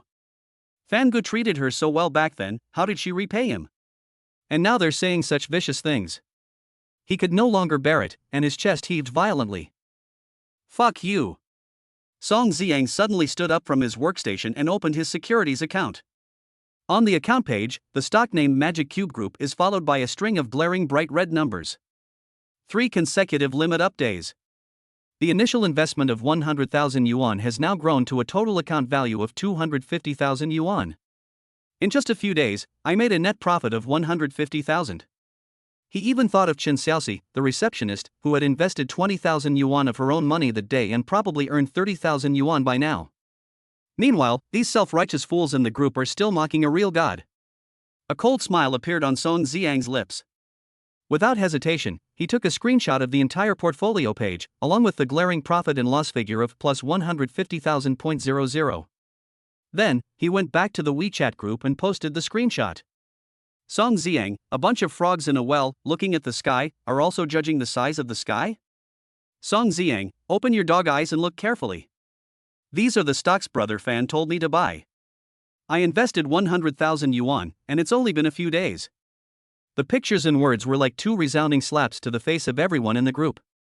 The one who had been shouting the loudest earlier, Shenmu's lackey, immediately jumped out. Song Ziang, what's your attitude? Are you trying to rebel? At group admin, kick him out. Song Ziyang sneered and typed a reply. Song Ziyang, no need to bother. I find it disgusting to be in the same group as a bunch of lapdogs who only know how to wag their tails and beg for mercy. After saying that, he clicked the upper right corner and left the group chat. The whole world became quiet in an instant. Chapter 11: A Godlike Being. Everyone's eyes were fixed on that screenshot. A full half-minute passed before someone finally managed to utter a single, trembling word. Is this Rubik's Cube group real? Soon, a classmate who knew about stocks replied, his tone filled with shock and disbelief. Holy crap! I just checked, it's true. This stock just went public recently, and it's been hitting the daily limit for several days in a row. It's impossible to buy in.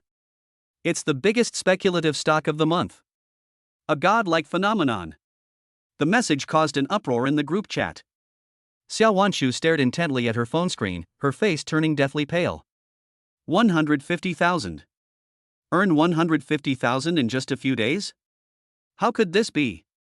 Xie Jifan, that penniless bastard, that good-for-nothing she dumped, how could he possibly? Amid the shock and silence in the group chat, a few stubborn doubts were voiced.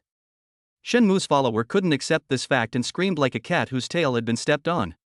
It's photoshopped. This is definitely a photoshopped image. Song Ziyang must be too ashamed to do this, so he photoshopped a picture to show off. I don't believe Xie Jifan has that kind of ability. As if trying to convince himself, and as if issuing a challenge to everyone, he made a vicious vow in the group chat. I'm putting my words right here today. If Xie Jifan really has that kind of foresight, he can catch such a miraculous stock.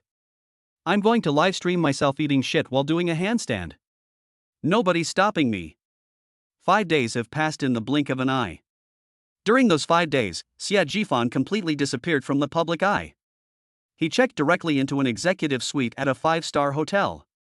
My daily life consists of watching the stock market, exercising, or swimming in the hotel's heated pool. I live a very comfortable life. During the 5 days he disappeared, the discussion about him in the university class group reached a whole new level. The reason was that Xiao Wanshu and Shen Mu got together almost openly. Shen Mu's WeChat moments often feature suggestive content, such as pictures of 2 exquisite meals. It's either a movie ticket stub, or occasionally a wrist wearing a familiar bracelet will appear in the frame. It's obvious to anyone with eyes that he and Xiao Wanshu are in the throes of a passionate romance. As a result, the sympathy for Xie Jifan in the group gradually took a turn for the worse. That's so tragic. She just got dumped, and the next thing she knows, she's already living happily ever after with a rich and handsome guy. Who can argue with that? I've lost my job too. Now I've truly lost both my job and my money. Ultimately, it's because he doesn't have money. How could Xiao Wanshu possibly share the money with him? Reality is just that cruel, brothers. This way. Xie Jifan, wearing a bathrobe, stood in front of the huge floor-to-ceiling window of the hotel suite, overlooking the city below. He held a glass of red wine, staring at the stock market closing on his computer screen, his expression completely unmoved. It was exactly 3 p.m. The stock market closed. Xie Jifan's fingers tapped lightly on the keyboard. Sold. Confirm. All holdings of Mofong Group stock were sold off in the last second before the market closed. Almost simultaneously, his phone started ringing incessantly. The caller ID showed Song Ziyang. Xie Jifan answered the phone slowly, but before he could even speak, Song Ziyang's pig-like screams came from the other end. Holy crap! Holy crap! Jifan! My God! My own brother! 800,000! A net profit of 800,000. I invested 300,000, and now I have 1,100,000 in my account. Song Ziyang's voice cracked from extreme excitement, sounding like he was screaming. I've never seen so much money in my life. You're practically a stock market genius reincarnated. Xie Jifan moved the phone further away to avoid hurting his ears. Calm down, it's just routine procedure. Standard procedure? Bro! This is standard procedure? This is a miracle. Song Ziyang was so excited he was incoherent. What about you? How much did you earn? You must have earned much more than me, right? Xie Jifan chuckled softly. Yeah, a little more than you. Absolutely. Bro, I have to treat you tonight. No, not me. There are people vying to invite you. Song Xiang's tone suddenly turned somewhat lewd. Chen Xiaoxi, the receptionist at our company? That girl, ever since you resigned, she's been asking me about you every day. He insisted that I invite you out so he could treat you to a meal and thank you properly. Song Xiang chuckled and said, "Let me tell you, that girl is definitely interested in you. I bet he's trying to pick you up, you'd better seize the opportunity." Xia Jifan felt somewhat helpless. "Alright, let's talk about dinner later, I have something to do." He's not in the mood for any dinner parties right now. After hanging up the phone, Xia Jifan downed the glass of red wine in one gulp. The next second, the phone screen lit up, and a bank text message popped up. A string of zeros made me a little dizzy. Even though I was mentally prepared, when this huge sum of money actually appeared in my account, Xia Jifan's heartbeat inevitably quickened a bit. At the same time, the system's voice rang out in his mind right on time. Ding! Congratulations, host, on completing the investment in Magic Cube Group. Rating, perfect. System rewards are being distributed. Reward 1, the cash reward has been deposited into the host's bank account. Reward 2, launch a new round of investment recommendations. Investment target, international crude oil futures contracts. Estimated minimum return, 40 times. 40 times. Xia Jifan's eyes lit up. Compared to stocks, the risks and returns of futures are exponentially higher, especially when leverage is added. A 40-fold return is simply astonishing. But for him, who possessed the system, this was just another precise harvest. Without any hesitation, he immediately opened the futures trading software that he had already set up. They transferred 30 million out of the 40 million in the account. Find that international crude oil futures contract. Buy with all available funds. Then, on the leverage option, he unhesitatingly selected the highest number. 40 times leverage. This means that he used a principal of 30 million to leverage a Ponzi scheme worth a total of 1.2 billion. If oil prices rise by 1%, his profit will be 12 million. Of course, if the price drops by 1%, he will also lose the same amount instantly. If the price drops by more than 2.5%, his 30 million yuan principal will be liquidated, resulting in a complete loss. This is the cruel reality of futures trading. But Xia Jifan's face remained calm. After he finished the operation, he had just put down his phone when it rang again. This time, it was an unfamiliar local number. Xia Jifan answered the call casually. "Hello."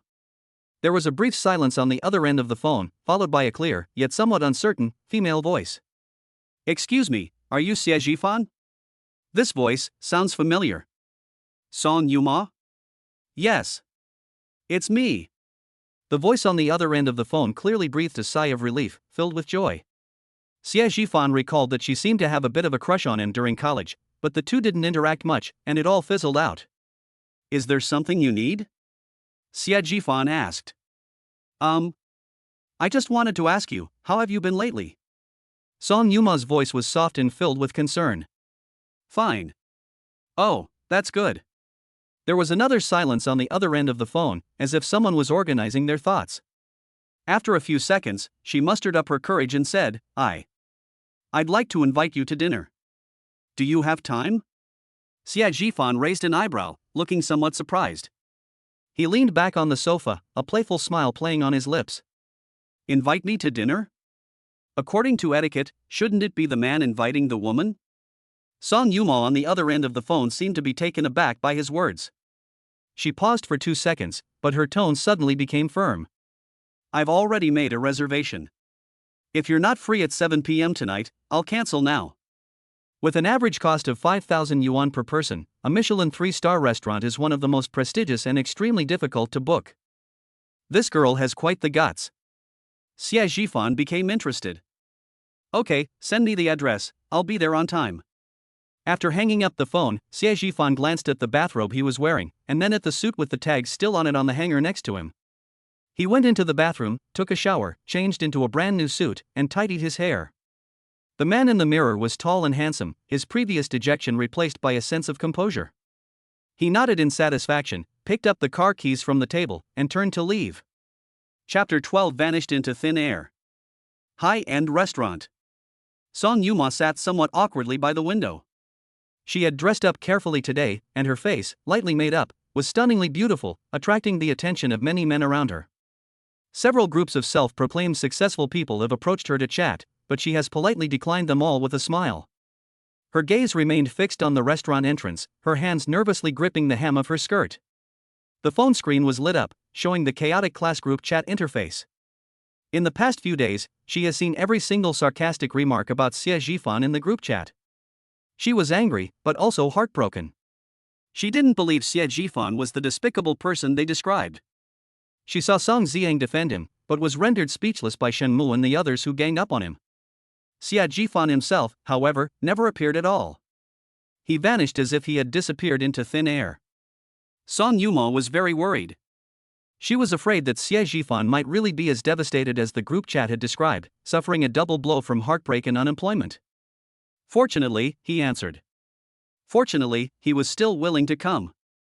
Song Yumao pursed her lips, looked at the restaurant entrance again, and her heart began to beat faster involuntarily. During the evening rush hour, traffic converges into winding rivers of lights. A black Rolls-Royce Silver Ghost, like an elegant and silent beast, appeared remarkably composed amidst the congested traffic. This car seems to have its own aura, and surrounding vehicles always subconsciously keep a safe distance from it. Xie Zhifan gripped the steering wheel with one hand, his gaze calmly fixed on the road ahead. Soothing classical music flowed from the car stereo, shutting out the noise from outside the window. The car came to a smooth stop in front of the restaurant. The waiter at the door saw the Silver Ghost and his eyes lit up. He jogged over and respectfully opened the car door. "Good evening, sir. Welcome to Hentaying Restaurant." Xie Zhifan got out of the car and casually tossed the keys to the waiter. His upright posture and composed demeanor, coupled with his increasingly handsome face, immediately attracted the attention of many people inside and outside the restaurant. "Hello, my surname is Xie, and I have an appointment with Miss Song. Mr. Xie, please follow me. Miss Song has arrived." The hostess bowed and humbly led the way. Almost all the tables were occupied by people, dressed smartly and behaving elegantly. Xie Zhifan spotted the figure sitting by the window at a glance. Song Yumao sat there quietly, like a beautiful oil painting. Several tables around her were occupied by several men who looked quite important. His gaze kept drifting towards her, intentionally or unintentionally, clearly showing his affection. One of the men, dressed in a bespoke suit and wearing gold-rimmed glasses, was holding a wine glass and seemed to be getting up to strike up a conversation. However, at that moment, he saw Xie Zhifan walking over behind the waiter. The man stopped in his tracks. He subconsciously compared himself to Xie Zhifan.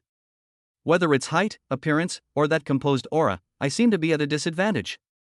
The man looked dejected, silently sat back down, picked up his wine glass and drank it all in one gulp, the light in his eyes dimming considerably. Not only him, but also several other celebrities and gentlemen around him who were eager to make a move. When they saw Xie Zhifan walk straight towards Song Yumao, and Song Yumao even stood up and smiled to greet him, they all wisely withdrew their gazes.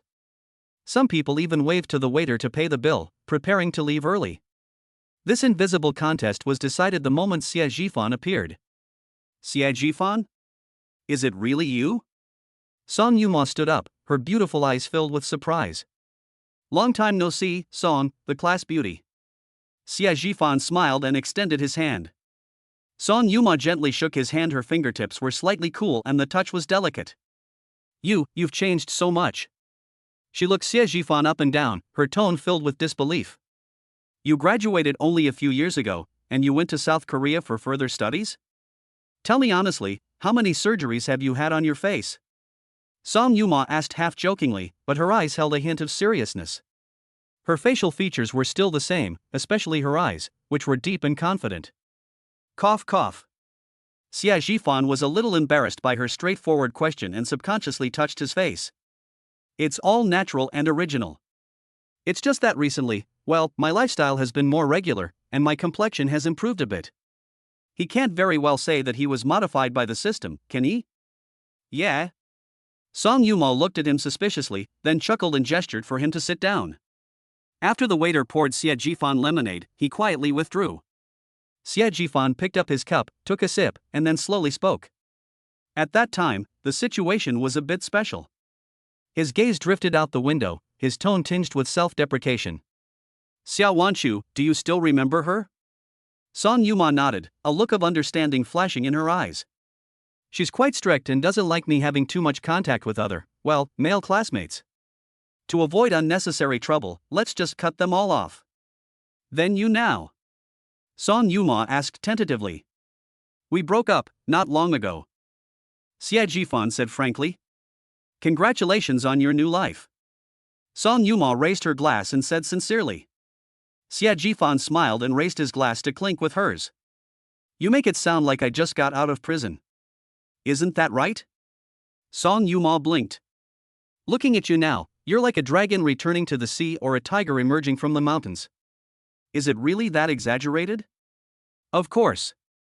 Song Yuma nodded seriously. You have no idea, you were quite the celebrity back in school.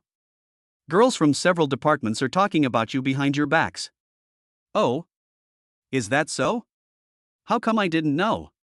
Xia Jifan became interested. Of course you don't know that back then, all you cared about was studying and Xiaowanshu. Song Yuma's tone was speechless.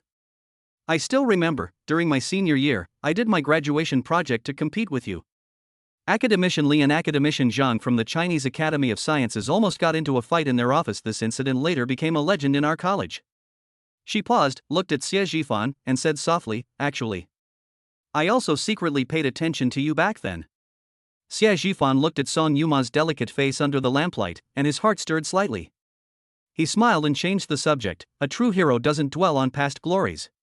Now that everyone's graduated, the legend should come to an end. What about you? What are you doing now? Seeing that he didn't respond, a barely perceptible hint of disappointment flashed in Song Yumu's eyes, but she quickly regained her composure. She is a smart woman, she knows when to advance and when to retreat. After graduating, I went abroad for a year of further studies, and after returning, I started my own business. Song Yuma took out a simple yet sophisticated business card from her elegant handbag and handed it over. I've started a small company that makes cosmetics. I hope you'll take good care of me in the future, Mr. Xia. Xia Jifan accepted the business card. The business card was dark blue with a matte finish, and only had a few words printed in gold foil. Future Biotechnology Company, Limited, founder, Song Yuma. Future Biotechnology? This name, why does it sound so familiar? Xia Jifan's mind raced. Suddenly, a message flashed by. Xia Jifan's pupils contracted slightly. He raised his head and re-examined Song Yuma in front of him, his eyes filled with shock. A market value of over 100 million? The smiling college classmate in front of him, joking with him, was actually the legendary mysterious goddess in the business world? He had heard of this brand, about a young, extraordinary businesswoman who never gave any media interviews. He simply couldn't connect that legendary figure with the Song Yuma standing before him. What's wrong? Is my company name weird? Seeing his stunned expression, Song Yuma asked curiously. Xia Jifan took a deep breath, slowly shook his head, and a complicated smile appeared on his lips. No, it's not strange. Yes, it's a household name. Chapter 13 is too risky. The jarring words from the group chat flashed through Song Yuma's mind, and when she looked at the person in front of her, she felt only absurdity and ridicule. You look very good. She said it from the bottom of her heart. Yeah? Xia Jifan picked up the lemonade on the table, took a sip, and spoke casually. It's probably because people are in high spirits when they have something to do. Xia Jifan chuckled lightly, completely unconcerned. As for now, when I have nothing to do, I just casually dabble in stocks and make some small investments. Upon hearing the word investment, Song Yuma's expression became noticeably serious. Investment? In what area? Oil futures. Xia Jifan said frankly. Song Yuma's brows furrowed almost imperceptibly. As a top student, although she majored in biology, she also had some experience in the financial field. She knew very well that with futures trading, high returns came with dauntingly high risks. Futures trading is too risky, especially, did you use leverage? She asked tentatively, her tone tinged with worry. Xia Jifan found her nervousness amusing and deliberately teased her. Clang! Song Yuma lost her grip on the silver fork and it fell onto the plate with a crisp clatter. She couldn't care less about anything else. Her clear eyes widened, her face filled with disbelief. Her voice even changed tone. Xia Jifan, are you crazy? That's maximum leverage. Do you know how risky that is? She was getting a little anxious, leaning forward slightly and lowering her voice, but speaking very quickly. The international situation is so stable now that there are no major geopolitical conflicts. Several major oil-producing countries are increasing production, and oil prices have been falling. If you go long on oil at this time, even with leverage, as long as the price fluctuates slightly, you will be forced to liquidate your position and lose everything. Seeing her face turn red with anxiety, Xia Zhifan didn't find it annoying at all. Instead, he found it rather cute. This girl is genuinely worried about herself. How much money did you invest? Seeing that he didn't speak, Song Yuma became even more anxious and pressed him for an answer. Xia Zhifan held up one finger. 10 million. He deliberately said 2/3 less than he should have, to see her reaction. 10 million? Song Yuma felt her breath catch for a moment. 10 million, leveraged 50 times, to go long on a product that is continuously falling. This is no longer an investment, this is gambling with your life. She could almost see Xie Zhifan's tragic end, or he would lose everything and even be burdened with huge debts. No. Song Yuma's tone suddenly became unusually firm. Close your position now. Immediately. She looked at Xie Zhifan with eyes full of anxiety and pleading. Even if you lose a little money now, it's just a small amount. Get out quickly, listen to me, okay? She paused, as if making up her mind, and said, biting her lip. If you've already lost money, it's okay, I can lend it to you. Get your principal back first, don't get trapped any further. Xie Zhifan looked at her, a warm feeling flashing in his eyes. He remembered this kindness. The transaction has already been completed. It's a weekly contract, and you can only withdraw it next week. He shook his head and told her a fact that filled her with despair. Song Yuma seemed to have all her strength drained away in an instant, and slumped back into her chair. It's over. Next week. Looking at Xie Zhifan's still calm and composed face, she felt anxious, angry, and deeply powerless. How could he be so dismissive? That's 10 million. No, we can't just let it go like this. A thought began to grow wildly in her mind. I can't do it myself, but maybe someone else can. For the latter half of the meal, Song Yuma was clearly distracted and found the food tasteless. Xia Zhifan noticed her worry and didn't say anything more, just quietly ate the meal with her. On the way home, the atmosphere in the car was somewhat somber. The car slowly came to a stop at the entrance of a top-tier residential community with tight security. It's a well-known affluent area. Those who live here are either rich or powerful. I've arrived. Thank you for bringing me back. Song Yuma unbuckled her seatbelt, pushed open the door and got out of the car, but then stopped, turned back to look at him, and hesitated to speak. Xie Zhifan, if you really need money, you must tell me. Her eyes were incredibly serious. Xie Zhifan smiled. Good. Watching her walk into the residential area, Xie Zhifan's smile slowly faded. This girl is interesting. Song Yuma returned home with a heavy heart. As soon as she entered the door, she saw a figure that shouldn't have been in the living room. Dad? Why are you back early? Didn't you say your flight was tomorrow? On the living room sofa, a middle-aged man in casual clothes was holding a teacup. When he saw her, a gentle smile appeared on his face. It was her father, Song Junhai, a business tycoon. The project negotiations went smoothly, so I came back ahead of schedule.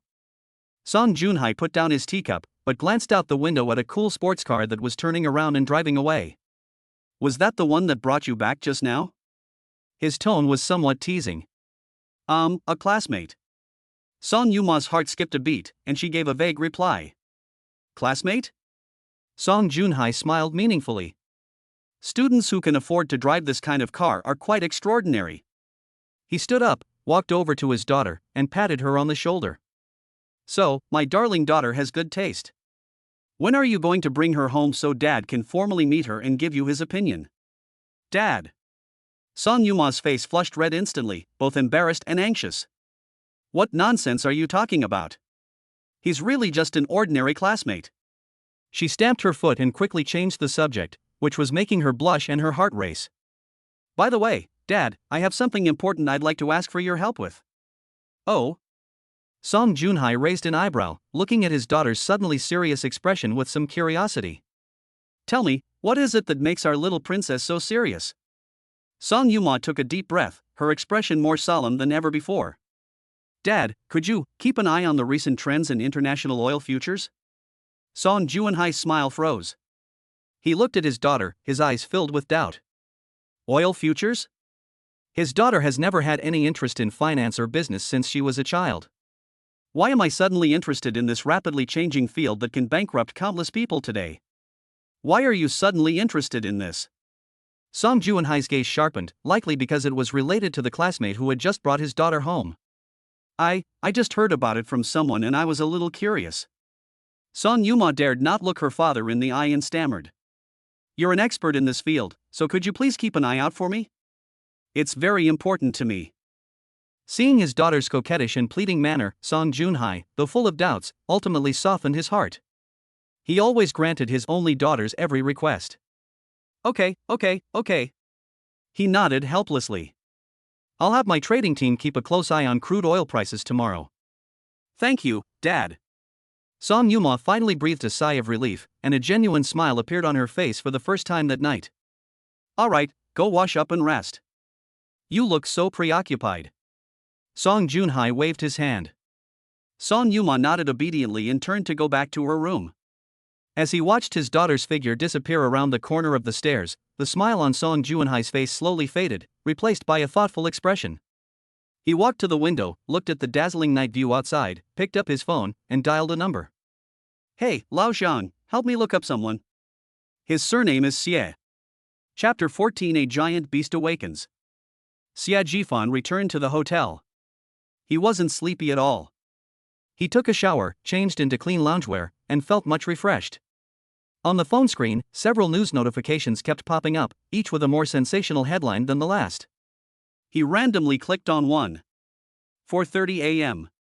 The anchor on the international news channel is broadcasting a major news story that could shake the world order in a completely flat tone.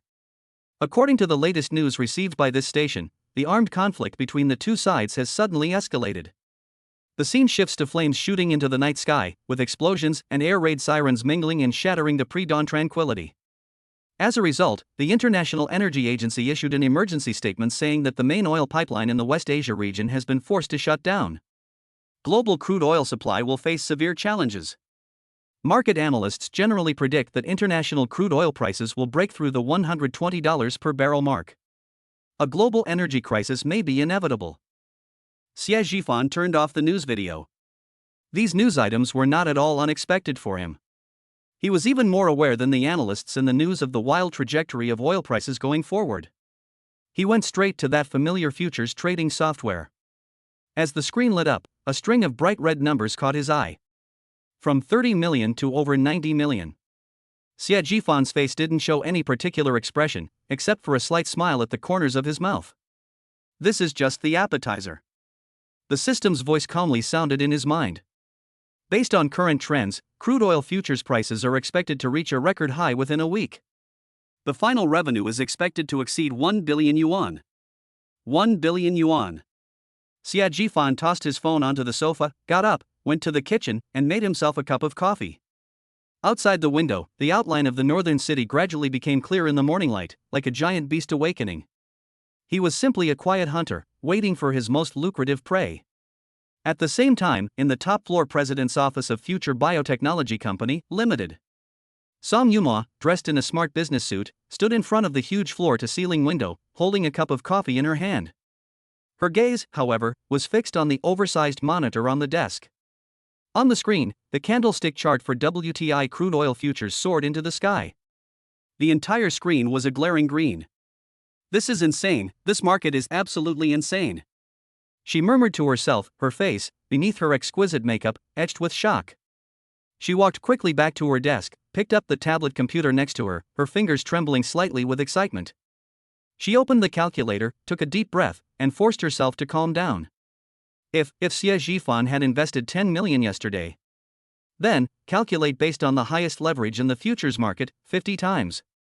And then multiply by the current rate of increase. 500 million? This number exploded in her mind like a bombshell. Are you kidding me? 500 million in one night? This is more than the total market value of her entire company, which she worked hard to build over several years. She leaned back weakly in the leather seat, feeling as if her entire worldview had been violently shaken.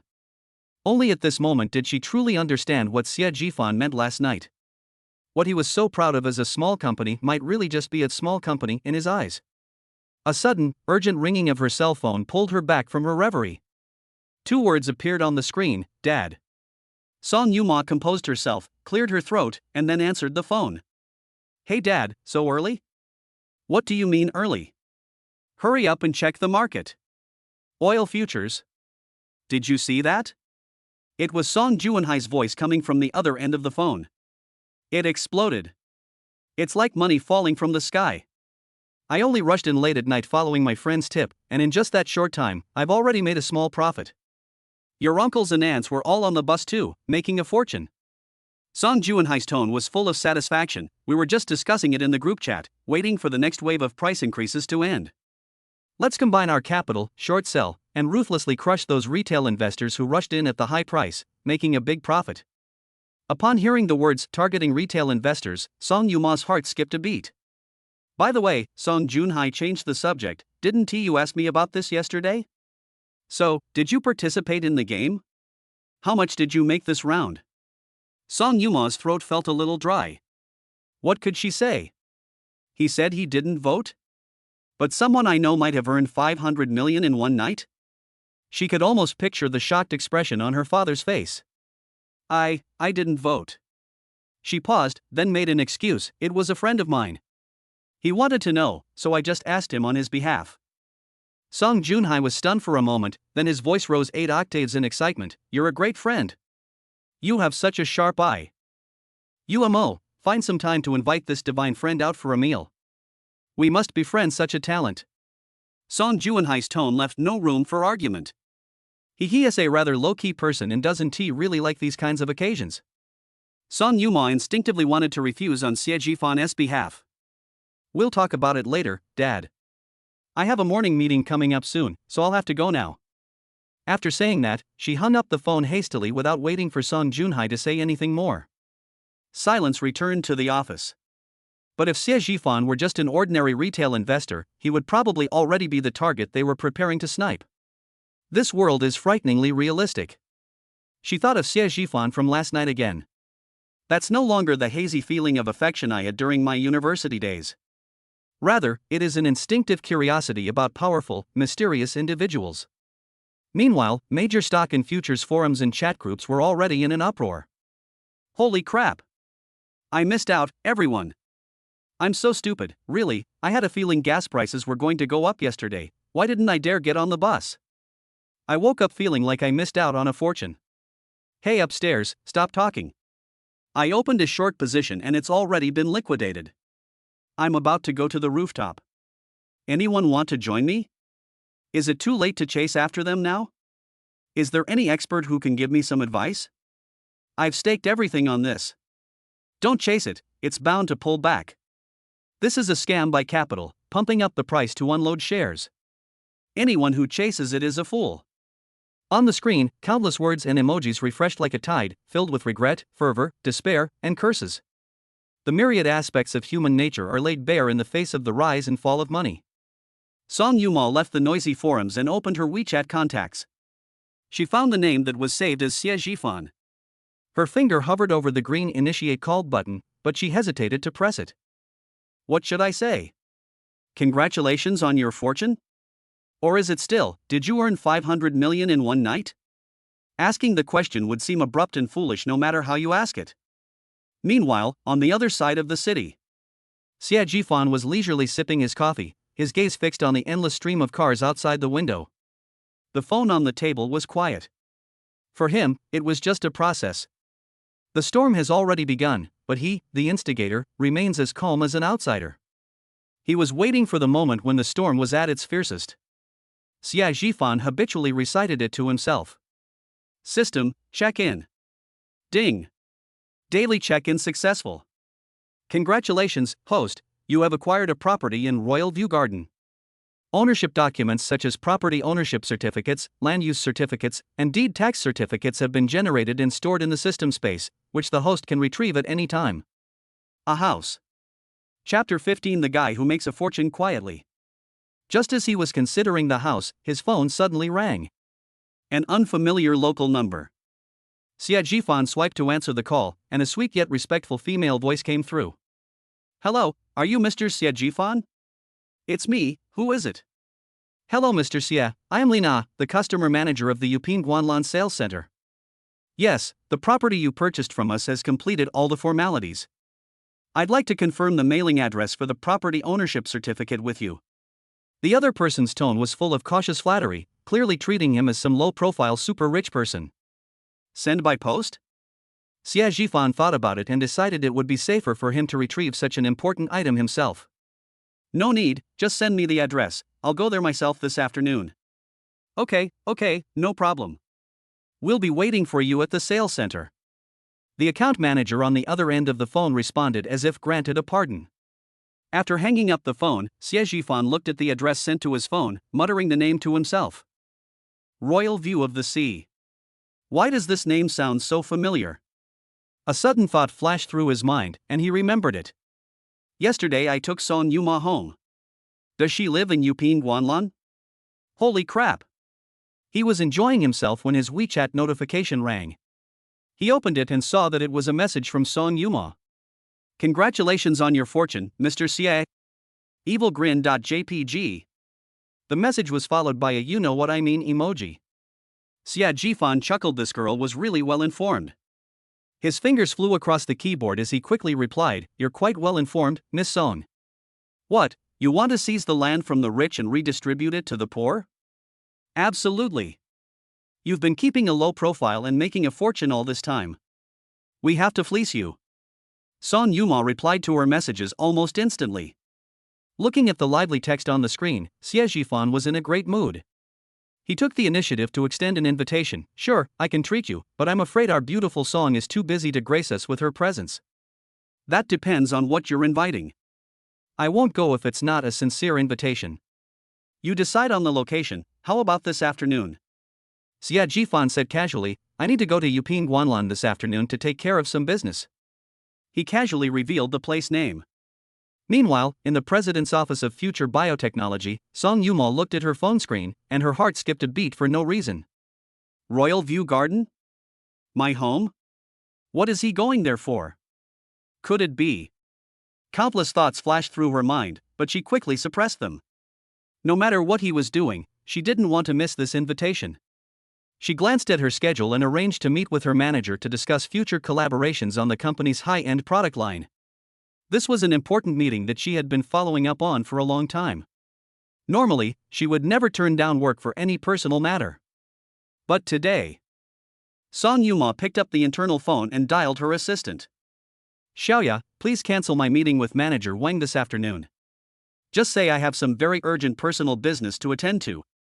Xiaoya, the assistant on the other end of the phone, was stunned. President Song, but we've been trying to schedule this meeting for almost a month, and it's very difficult for the other party to confirm their availability. Cancel it. Song Yuma's tone left no room for argument. You're in charge of following up, rescheduling, and showing our sincerity. Okay, Mr. Song. After hanging up the phone, I could hear my assistant and colleagues whispering outside the office, their words filled with disbelief. Their CEO, Mr. Song, who works year-round and considers his job his life, actually turned down such an important meeting for personal matters? This is simply a fantasy. Song Yuma ignored all of that and picked up her phone to reply to Xie Jifan. Okay. Let's meet at CR Mall then, it's not far from Royal View. See you there. Excited.gif. Song Yuma went home early specifically for this date. She stood in the enormous walk-in closet, feeling troubled for the first time about what to wear. Too much formality will seem deliberate, too much casualness will seem like a lack of respect. I spent more than half an hour picking and choosing. At the entrance of China Resources Shopping Mall, Xie Jifan was dressed in casual clothes, simple and clean, but his handsome face still made him stand out in the crowd. When Song Yuma walked gracefully in, the surrounding air seemed to slow down. Xie Jifan's gaze lingered on her for a moment, a flash of amazement crossing his eyes, before he smiled and went to meet her. Wow, beautiful Song, are you planning to cause a scene today? A charming blush rose on Song Yuma's cheeks after his straightforward praise, and she felt a sweet warmth in her heart. You're such a chatterbox. Have you been waiting long? No, I just arrived too. The two exchanged a smile, and the atmosphere was relaxed and pleasant. They found an elegant Western restaurant in the mall and had a pleasant lunch. At the dinner table, the two chatted about everything under the sun, from fun times in college to plans for the future. For her, being able to sit with him like this and chat easily was enough.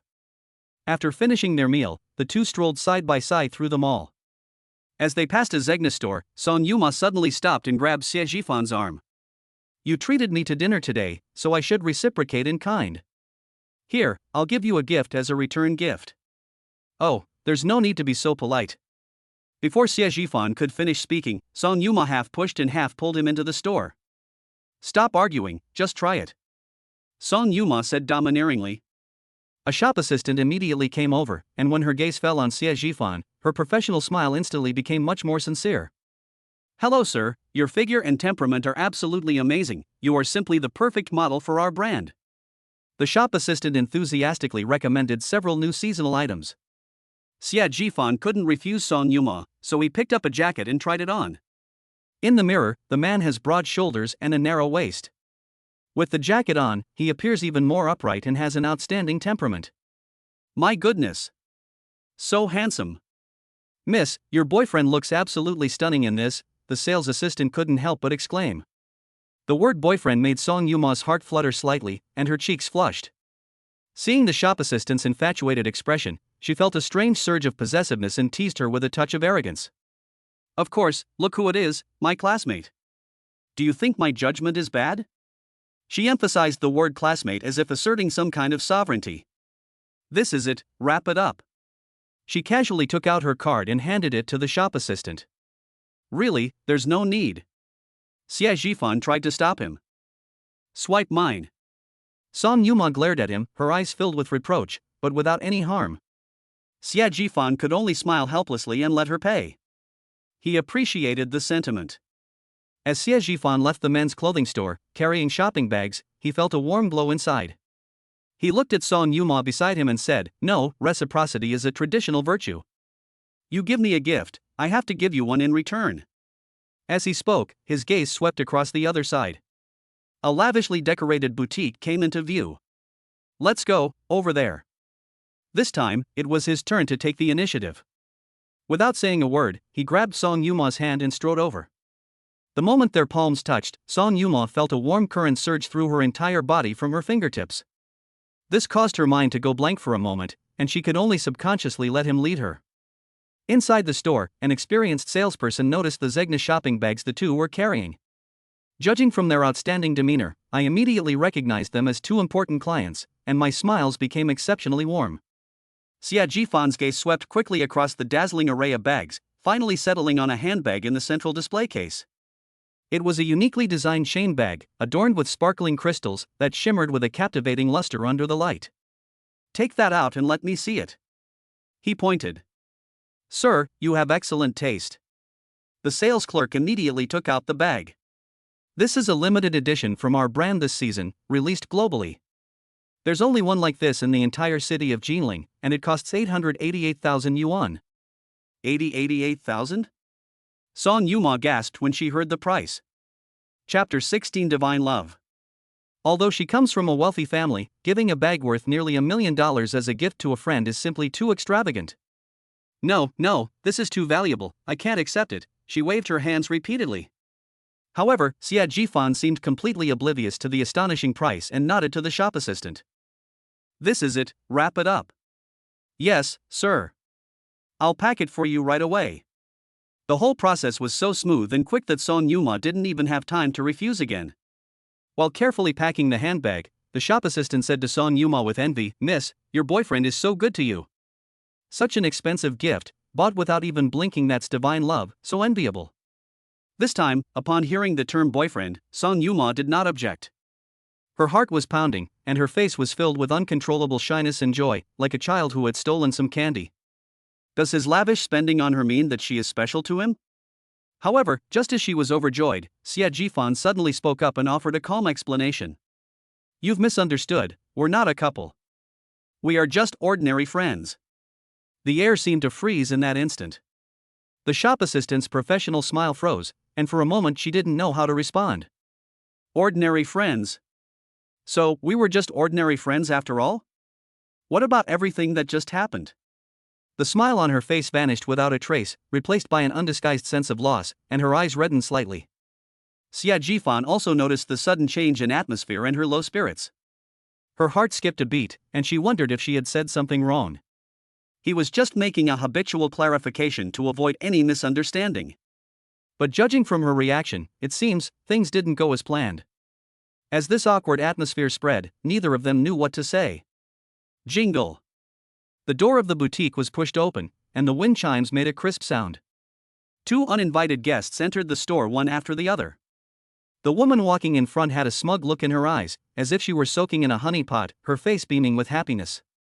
The man behind her had his chin slightly raised, his expression revealing the nonchalance and arrogance typical of wealthy young men.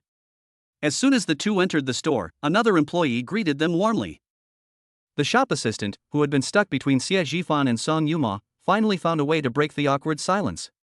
He quickly lowered his head and continued his packaging work, pretending that he hadn't heard or seen anything. Song Yuma lowered her head. Ordinary friends. These 4 words were like a dull knife, slowly and repeatedly cutting into her heart. It's a complete joke. Xia Jifan looked at her profile, which dimmed instantly, and that inexplicable feeling of irritation welled up in his heart again. He opened his mouth, wanting to explain something, but didn't know where to begin. You can't exactly say, I'm afraid you'll think I'm using a bag to force you to be my girlfriend, can you? That sounds even stranger. Just as he was organizing his thoughts, the couple who had just entered the store began browsing around as if no one else was there. This color is too old-fashioned and doesn't suit me. This style was already available last year, wasn't it? It's nothing new. The woman glanced critically at the shelves while coaxing the man beside her. Which one do you think looks better? The man addressed as young Master Shin replied lazily, whatever you like. His gaze swept casually across the store, but suddenly, when he saw Song Yuma's profile, his eyes froze. Isn't this Song Yuma, the class beauty from college? How did she end up here? Just then, the woman finally found her target among the dazzling array of bags. Her eyes lit up, and she quickly walked to a display case, pointing to a chain handbag. Wow! Look at this! This is beautiful. The sales clerk immediately smiled and introduced, Miss, you have excellent taste. This is our newest style this year, and it's the last one left in our store. The woman picked up the bag and held it up to herself in front of the mirror, seemingly admiring it. She glanced at the man beside her with suggestive eyes. Shin Mu clicked his tongue inwardly. He certainly recognized the bag. It was a newly released limited edition. Xiao Wanshu is a woman with a sharp eye. She always picks the most expensive items. But this woman spends money too much. In just a few days, she's already hinted at how much she's bought. However, in front of outsiders, especially in front of Song Yuma, the university goddess who was not far away, he couldn't afford to lose face for Shin Mu. Buy it if you like it. Shin Mu waved his hand dismissively, but in his heart he was calculating that his allowance for the month seemed to be running out again. With permission granted, Xiao Wanshu beamed with joy, happily clutching her bag. Turning around to ask Shin Mu to pay, her gaze swept across the room, but in the next second, it fixed on Xia Jifan not far away. The smile on her face vanished instantly, replaced by undisguised surprise. Xia Jifan? Xiao Wanshu's voice rose sharply, filled with disbelief. How did you get here? That sound. Xia Jifan looked over upon hearing the voice, and upon recognizing the person, his brows furrowed almost imperceptibly. Xiao Wanshu. His ex-girlfriend. And the man beside her, Shin Mu. It's true what they say, life is full of unexpected encounters. Xiao Wanshu walked up to him in her high heels, crossed her arms, and looked him up and down. Oh, really is you? I thought I was seeing things. She scoffed, her tone overflowing with sarcasm. Xia Jifan, what are you doing here? Is this the kind of place for you to look at? Forget about buying it, do you even recognize the letters on this? Ever since passing the civil service exam and hooking up with Shin Mu, a rich second-generation heir, Xiao Wanshu has become completely arrogant. Meeting her here today, she felt triumphant and wanted to make up for all the grievances she had suffered in the past. She wanted to show Xia Jifan how well she was doing after leaving him. And he was still that good-for-nothing penniless wretch. Xiao Wanshu's harsh words pierced the air like needles, causing the surrounding temperature to drop several degrees. Song Yuma, who had been keeping her head down, suddenly raised her head. She recognized the person as Xiao Wanchu and heard her sharp sarcasm. A surge of anger suddenly welled up from the bottom of his heart, instantly overshadowing the grievances he had just felt. How can you talk like that? Song Yuma stepped forward, blocking Xie Jifan's path, her beautiful face filled with anger. What business is it of yours if he comes here? Do you own this place? You're being way too nosy. Xiao Wanchu was surprised that Song Yuma would suddenly rush out to protect Xie Jifan. She was stunned for a moment, then recognized Song Yuma. Song Yuma? How did you two end up together? She glanced at Song Yuma, then at Xie Jifan, who remained calm, her eyes filled with suspicion. In college, Song Yuma was a recognized beauty and rich girl in her class, and the men who pursued her could line up from the teaching building to the school gate. Why should Xie Jifan, that poor wretch, stand with her? Just then, the shop assistant who had been quietly packaging finally finished her work and came over with a beautifully packaged gift box. Sir, your order has been packaged. Would you like to pay now? The shop assistant's clear and pleasant voice broke the silence. Xie Jifan didn't bother with Xiao Wanchu at all, and didn't even bother with any extra emotions. He turned his head and whispered something to Song Yuma behind him. Wait me a moment. After saying that, he turned around and followed the shop assistant to the cashier, without giving Xiao Wanchu and Shenmu a single glance. Their nonchalant attitude made it seem as if they were nothing more than two insignificant wisps of air. Xiao Wanchu was so angry at his dismissive attitude that her face turned pale. As she watched Xie Jifan walk towards the cashier, and recalling how Song Yuma had defended him earlier, she felt increasingly annoyed. She was convinced that the two of them definitely didn't come together. It was probably a chance encounter. As for Xie Jifan going to the cashier? Just putting on airs. Go ahead and pay? Can he even afford it? What's going on in chapter 17? Xiao Wanchu crossed her arms and sneered at Shenmu. Just you wait, he'll definitely just go over and ask about the price. Then they'll make up an excuse about not having enough money in their account, or simply say they don't want it anymore. I've seen too many men like that, putting on a show of wealth when they're not. Shenmu's attention was completely elsewhere, not on Xie Jifan. His gaze remained fixed on Song Yuma's face, which was puffed up with anger but still breathtakingly beautiful. Oh, the goddess of the university. Unexpectedly, she blossomed into an even more charming woman after graduation. In order to show his strength and demeanor in front of the beauty, Shenmu cleared his throat and deliberately raised his voice. He said to the shop assistant next to him, this is the bag my girlfriend chose, please swipe your card. As he spoke, he pulled out his wallet from his pocket, striking a pose of wealth and power. He thought that his extravagant spending would at least earn him a glance from the beauty. However, that didn't happen. From beginning to end, Song Yuma didn't even spare him a second of her peripheral vision. Shenmu's expression froze.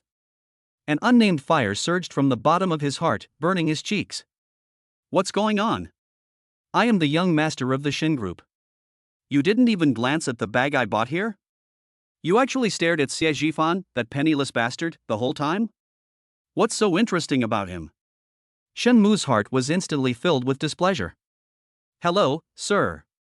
A smiling shop assistant interrupted his thoughts and handed him the POS machine. Will you be paying by card for this bag you selected? As long as you like it, money is not a problem. Shenmu's smile grew even gentler as she waved to another shop assistant not far away. Hello, we'll take that bag. He pulled out his card with a flourish, but when he swiped it and signed, his smile seemed to freeze for a fraction of a second. 18,000 yuan is not a small sum of money that he can easily throw away, and he still felt a pang of regret. However, when he saw Xiao Wanchu's ecstatic expression after receiving the bag, he felt that the money was well spent. AMU, you're so kind. Xiao Wanchu excitedly stood on tiptoe and kissed Shenmu on the cheek, then affectionately took his arm. This was the first time she had ever been so intimate with Shenmu in public.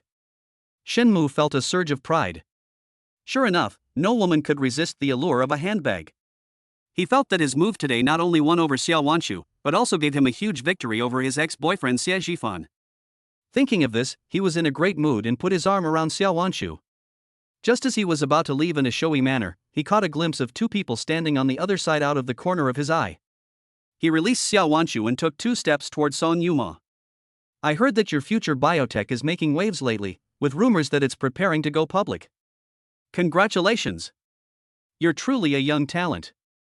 Song Yuma's mood had already hit rock bottom, and she had absolutely no desire to deal with any social interactions.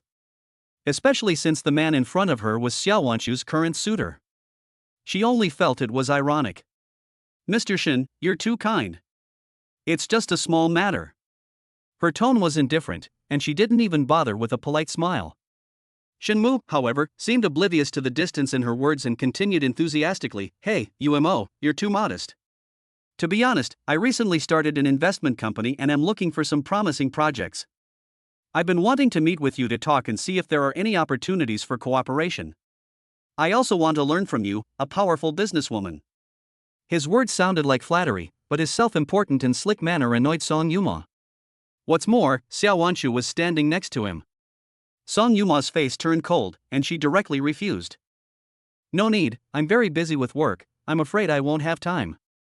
Furthermore, our project is not accepting external investment at the moment."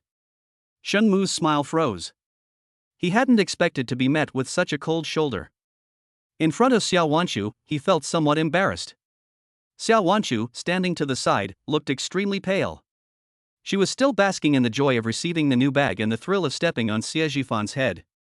But the moment Shenmu saw Song Yuma's obsequious and ingratiating face, an alarm bell rang in her mind. Of course she knew who Song Yuma was. She was a prominent figure in college. Not only was she the undisputed class beauty, but her family background was also something that the others could only dream of.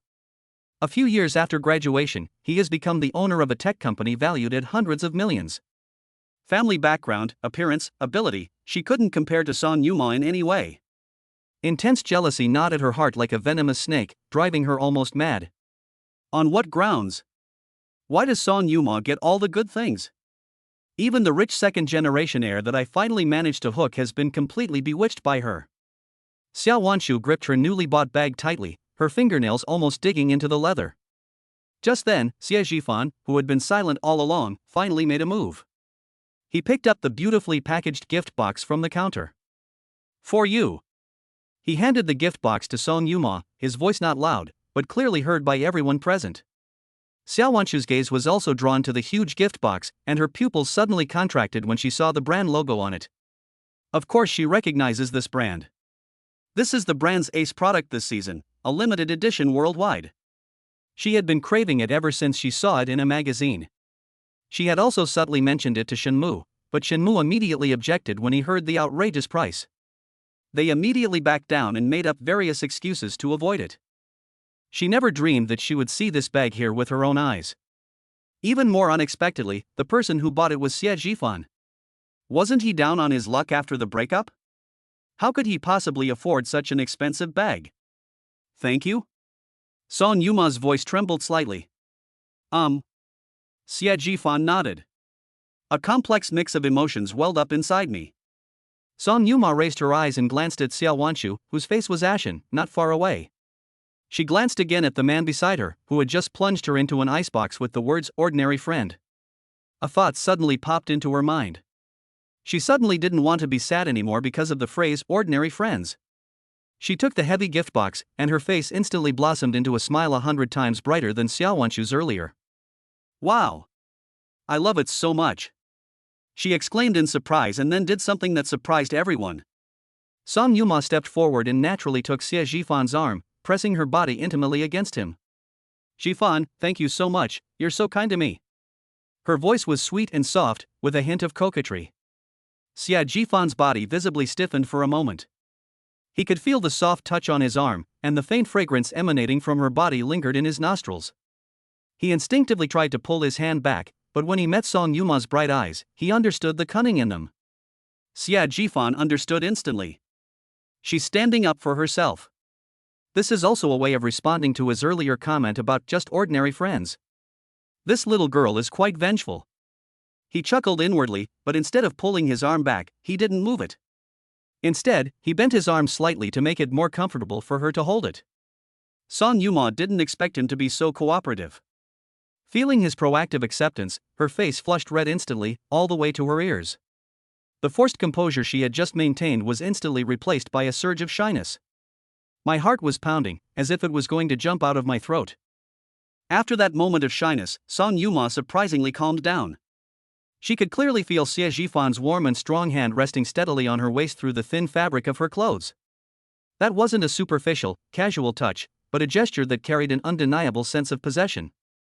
His arms formed a strong ring, partially encircling her in his embrace, bringing her an unprecedented sense of security. Song Yuma's heart was still beating fast, but it was no longer the frantic, panicked beating it had been just moments before. Instead, it was an encouraging, jubilant, and gleeful urging. I kind of liked chapter 18. She gently rested her head on his shoulder, from which she could see his well-defined jawline. I don't seem to feel any discomfort. Not at all. Even, I kind of like it? This realization made Song Yuma's cheeks flush again, and she quickly buried her face in his shoulder, pretending that she was just shy. But the little voice inside her head had already started screaming wildly. Could it be that Xie Jifan actually has feelings for someone else in his heart? Otherwise, why would he be so cooperative? And, he even actively adjusted his posture to make himself more comfortable? This sudden, intimate gesture struck Xiao Wanshu and Shen Mu like a thunderbolt. The expressions on their faces were so vivid they could easily be made into a set of memes. Xiao Wanshu's eyes widened like saucers, her mouth slightly agape, her mind blank, almost unable to process the information she was seeing. Xie Jifan and Song Yuma? They were hugging? How is that possible? The man she dumped, the man who should have been destitute and miserable after the breakup. At this moment, he is embracing the most dazzling woman in the room with the posture of a protector. And that woman was Song Yuma, the college-class beauty she had always secretly envied. Just like a docile kitten, she nestled obediently against him. The scene was so harmonious it was almost blinding. A strong sense of absurdity and anger at being betrayed surged in Xiao Wanshu's chest like magma. This must be an act. Yes, it must be that scheming Song Yuma, deliberately putting on an act with Xie Jifan just to spite me. But the blush on Song Yuma's face was so real that it didn't seem fake at all. On the other side, Shen Mu's expression was beyond ugly. He felt as if he had been slapped twice in public, and the pain was burning. That's Xie Jifan.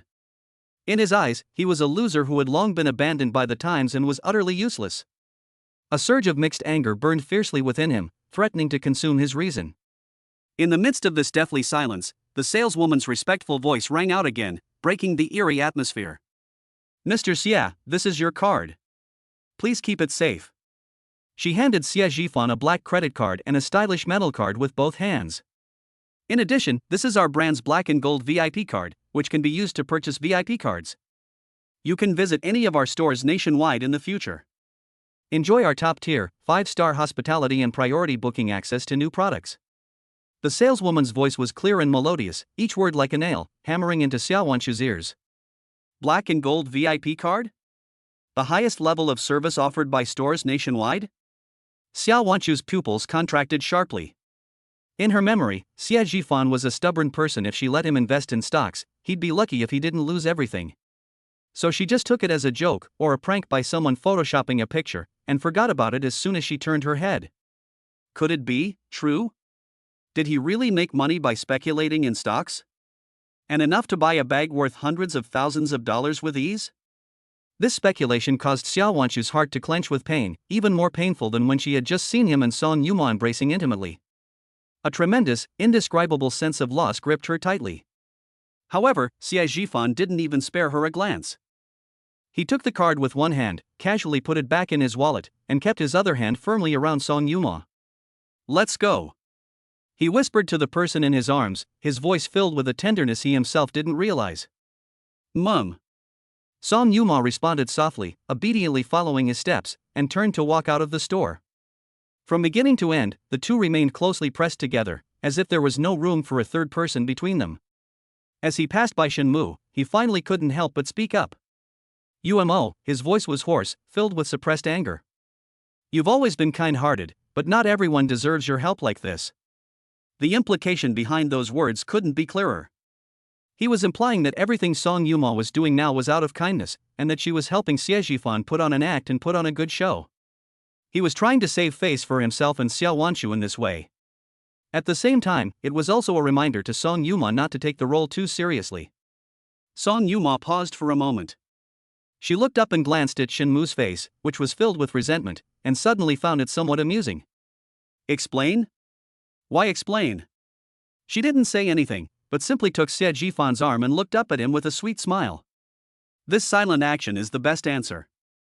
Xie Jifan didn't even bother to lift his eyelids and put his arm around Song Yuma. He walked straight past Shen Mu and Xiao Wanchu, treating them as if they were invisible. Only after the two figures completely disappeared from the store entrance did Xiao Wanchu feel as if all her strength had been drained away, and her body swayed. She murmured to herself, still unable to accept this reality. Don't think about it. Shen Mu's voice sounded beside her. He had quickly adjusted his emotions and returned to his considerate demeanor. He walked over to Xiao Wanchu and looked at her distraught appearance, a barely perceptible gleam of pleasure flashing in his eyes. Don't you understand Song Yuma yet? Shen Mu analyzed in a confident tone. She loves to play the saint in front of others. She must have been fed up with what you said about Xie Jifan just now. He felt you were bullying an old classmate, so he deliberately stood up for him. Think about it, if she really had something going on with Xie Jifan, would she have waited until now? Shen Mu's words acted like a tranquilizer, precisely targeting Xiao Wanchu's chaotic thoughts. Yes. That must be it. Xiao Wanchu's eyes slowly brightened, and she grasped at this lifeline. Song Yuma is a hypocritical white lotus who loves to meddle in other people's business and pretends to be kind in front of boys to win their favor. She must have felt sorry for Xie Jifan, who had been dumped by her and then publicly humiliated. That's why this beauty saves the bear drama unfolded. This explanation was reasonable and perfectly protected her self-esteem. That's right, you're right, Xiao Wanchu bit her lip and nodded. That's just the kind of person she is the best at pretending. Although she said that, the thought of that globally limited edition bag actually ending up in Song Yuma's hands was still very real. Her heart still ached as if it were being pricked by needles. Shen Mu breathed a sigh of relief as he watched Xiao Wanchu gradually regain her color. He certainly hoped it was true. Or rather, he had to convince Xiao Wanchu, and himself, that this was true. Otherwise, he couldn't face the fact that Song Yuma would rather choose a useless person than him. However, whenever he closed his eyes, the image of Song Yuma clinging tightly to Xie Jifan would uncontrollably reappear in his mind. The soft contours of her body, the shy and sweet blush on her face. All of that should have belonged to him. Xie Jifan. Just you wait and see. The wind was cool in the parking lot outside the stadium. Song Yuma followed closely behind Xie Jifan until he stopped next to a luxury car that was all black and had sleek, elegant lines. When the headlights came on and the iconic logo on the front of the car came into view, Song Yuma stopped in her tracks. Although Song Yuma wasn't a die-hard car enthusiast, as the owner of a future biotechnology company, she still had that much insight. This car was more imposing than all the luxury cars she had ever seen before combined. Song Yuma's mood suddenly became somewhat complicated. Xie Jifan opened the car door for her and gestured for her to enter. Sitting in the passenger seat, feeling the comfortable embrace of the top-quality leather seats, Song Yuma was still a little dazed. The car smoothly drove out of the parking lot and merged into the city's traffic. The carriage was so quiet that only the faint sound of the engine could be heard. The atmosphere, which had been so intimate just moments before, was now awkward. Song Yuma was still holding the huge gift box in her arms. The expensive wrapping paper made her palms itch, and it also slowly brought her rationality back. Jifan, she finally mustered her courage and turned to look at the man driving. Xie Jifan looked straight ahead and casually responded. Chapter 19. Who said it was acting? Song Yuma said softly, but this bag is really too valuable, I can't accept it. We were just putting on an act for them, right? After she finished speaking, she felt a strange tightness in her heart, as if she was expecting him, yet also afraid of his answer. Upon hearing this, Xie Jifan finally turned his head and glanced at her. His gaze was deep, and in the darkness and the dim light inside the car, it made Song Yuma's heart race again. Who said it was acting? He suddenly said. Song Yuma was taken aback. This bag was originally bought for you. Xie Jifan's tone was calm, as if stating a fact. As for what just happened, I should be thanking you. Thank you for being willing to cooperate with my acting. He casually tossed the word acting back at him. Song Yuma was completely dumbfounded. So, which part is acting, and which part is real? She felt like her brain was a complete mess, and she couldn't make sense of this man's logic at all. Consider it a thank you gift for helping me out of that predicament. Seeing that she didn't speak, Xie Jifan gave her an out-of-way option that she couldn't refuse. Now that things have come to this point, it would seem too pretentious for Song Yuma to refuse again. A complex and indescribable emotion welled up in her heart, a mix of disappointment, sweetness, and above all, a flutter of excitement that she herself couldn't quite put her finger on. She lowered her head, her fingers unconsciously stroking the smooth surface of the gift box, and softly murmured which was her way of accepting it. The atmosphere inside the car became relaxed again. The two chatted casually. They chatted about fun times in college and their jobs after graduation, and their relationship seemed to have grown closer than just friends without them even realizing it. The car was parked at Song Yuma's house. "I've arrived, thank you." Song Yuma unbuckled her seatbelt, holding the gift box, and prepared to get out of the car. "Get some rest." Xia Jifan nodded. Song Yuma got out of the car and stood by the roadside, watching the car smoothly turn around, its taillights merging into the night and disappearing at the end of the street. She stood there for a long time, holding the huge box, before turning around and going into her house. Back in her room, Song Yuma carefully placed the gift box with the words "Dream of Dawn" printed on it on her bed. She didn't open it immediately, but just looked at it quietly, replaying everything that had happened that day in her mind over and over again. From the sting of Xie Jifan's words "ordinary friends" to the shock when he handed the gift box to her. Then came the shyness when she impulsively took his arm. Song Yuma's heart felt as if it had been gently brushed by a feather, both itchy and numb. Meanwhile, Xie Jifan will also be home soon. This is a top-tier residential area with tight security and extremely high privacy. This is the life he should be living now. His reunion with Xiao Wanshu was nothing more than a trivial interlude, failing to stir even the slightest ripple in his heart. All he can think about now is how to use the resources provided by the system to build his own business empire. The first step is to establish your own company. He took out his phone and found Song Yuma's WeChat almost without hesitation. After thinking it over, he concluded that asking her for help was the most appropriate course of action. Her family is in business, so they have more connections and experience in this area than he does. "Are you busy? I'd like to ask you for a favor. Could you help me find a suitable office building?" My phone vibrated a few seconds after I sent the message. Song Yuma replied almost instantly, "No rush. No problem. Any requirements regarding location, size, or budget? Leave it to me." A series of exclamation marks revealed the enthusiasm of the person on the other end of the screen. Xia Jifan smiled and gave a brief reply to his requests. Meanwhile, in another car, the atmosphere had plummeted to freezing point. Shenmu drove with a gloomy face, while Xiao Wanshu remained silent beside him. My mind is filled with the image of Xie Jifan and Song Yuma leading hand in hand. The more I think about it, the angrier I get. Shenmu finally couldn't resist any longer. He freed one hand and reached out to touch Xiao Wanshu's thigh. Smack! Xiao Wanshu felt as if she had been stung by a scorpion. She slapped his hand away and shouted sharply, "Don't touch me!" Shenmu's temper flared up instantly. "Damn it! Xiao Wanshu, you're asking for it, aren't you?" He slammed on the brakes, pulled the car over to the side of the road, and turned to glare at her. "How much face have I lost because of you today? You haven't even let me touch your hand yet. What are you pretending to be so innocent for?" Xiao Wanshu was taken aback by his shout, her eyes instantly reddening. She protested pitifully, I'm in a bad mood today." "You're in a bad mood? I'm in a good mood." Shenmu became angrier as he spoke. "Your ex-boyfriend's all high and mighty now, giving you bags worth hundreds of thousands. What, regretting it? Want to go back to him?" His words were like knives, each one stabbing at Xiao Wanshu's sore spot. She bit her lip and remained silent. Seeing her like this, Shenmu felt even more furious. He cursed her under his breath, calling her a bitch, and started the car again. They drove off in silence. The next day, Xia Jifan was awakened by a crisp electronic notification sound. Ding! Daily check-in successful. Xia Jifan opened his eyes, looked at the rewards that popped up on the system panel, and raised his eyebrows slightly. It's not that it's bad, but it seems not very useful for his current plan to start a company? Well, something is better than nothing. He had just sat up in bed when his phone chimed. It was a message from Song Yuma.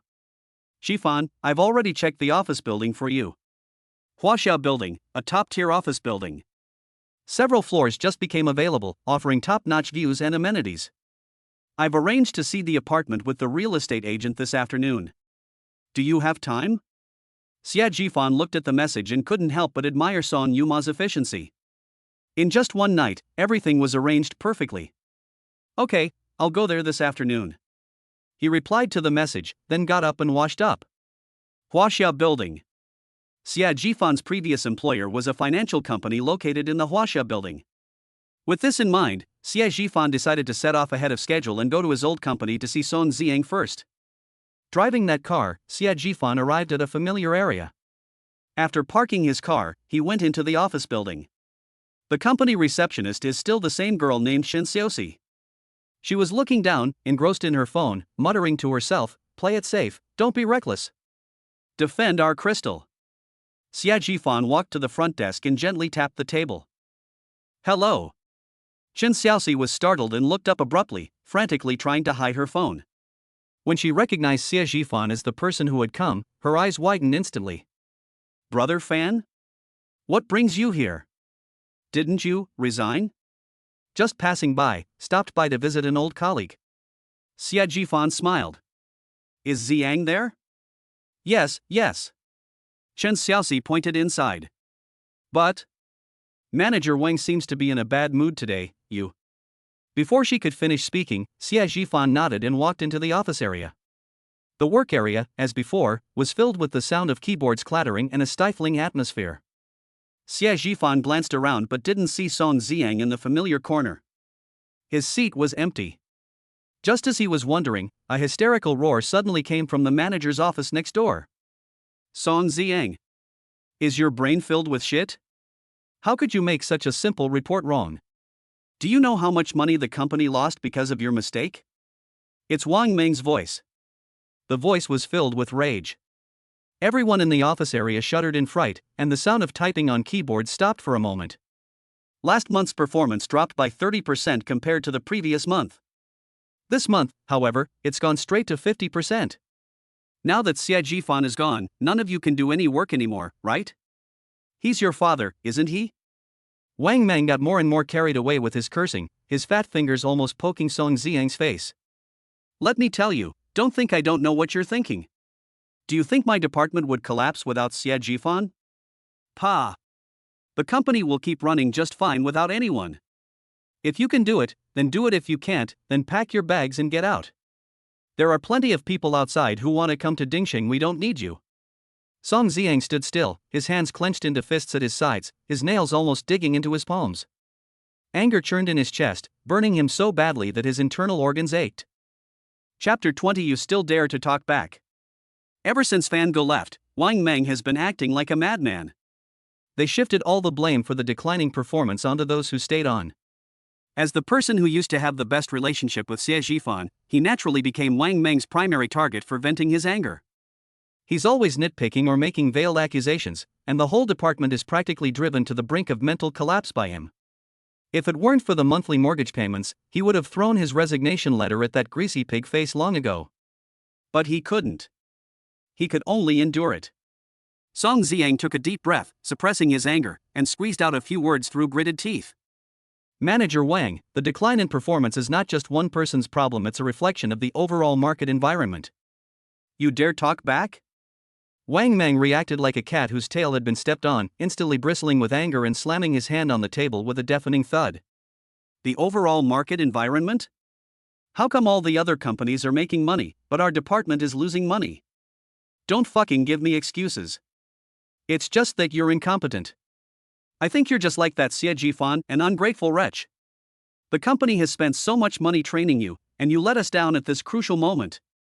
Wang Meng raised his voice several decibels and sarcastically said, "You think that just because you have a good relationship with Xie Jifan, he will help you out? Stop dreaming. He doesn't even know where he's begging for food now." The office was deathly silent. Everyone stopped what they were doing and dared not utter a sound. Song Ziang's face flushed red and then turned pale, feeling as if all the blood in his body was rushing to his head. "You can insult him, but you can't insult Fan Ge."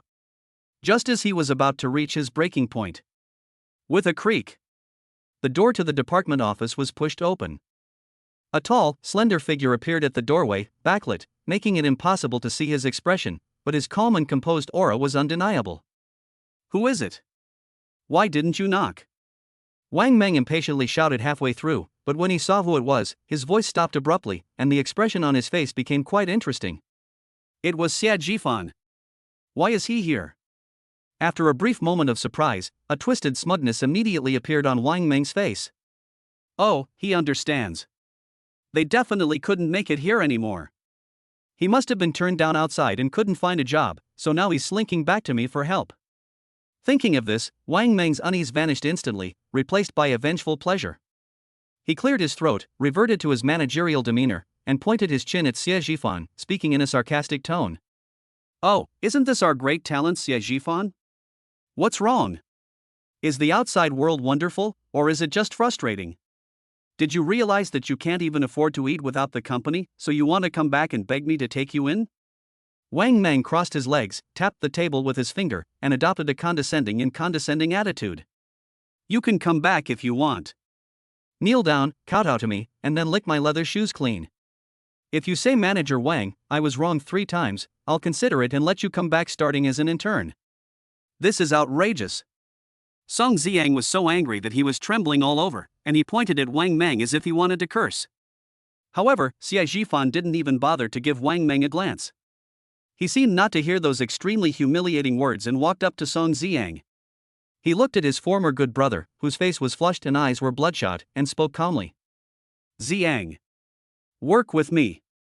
The sound wasn't loud, but it was like a thunderclap, exploding in the quiet office. Song Xiang was stunned. He stared blankly at Xie Zhifan, unable to react for a moment. Huh, what? Wang Meng felt like he had heard the biggest joke in the world. He jumped up from his chair and pointed at Xie Zhifan, laughing loudly. Work with you? Xie Zhifan, are you even awake? You can't even find a job yourself, and you want to drag others to work for you? You own a company? What kind of company? A shell company? He turned to Song Xiang, who was still in a daze, and said earnestly, I'm doing this for your own good. Xiang, don't do anything foolish. That guy is a complete fraud. If you go with him, who will pay your salary next month? Who will pay your mortgage?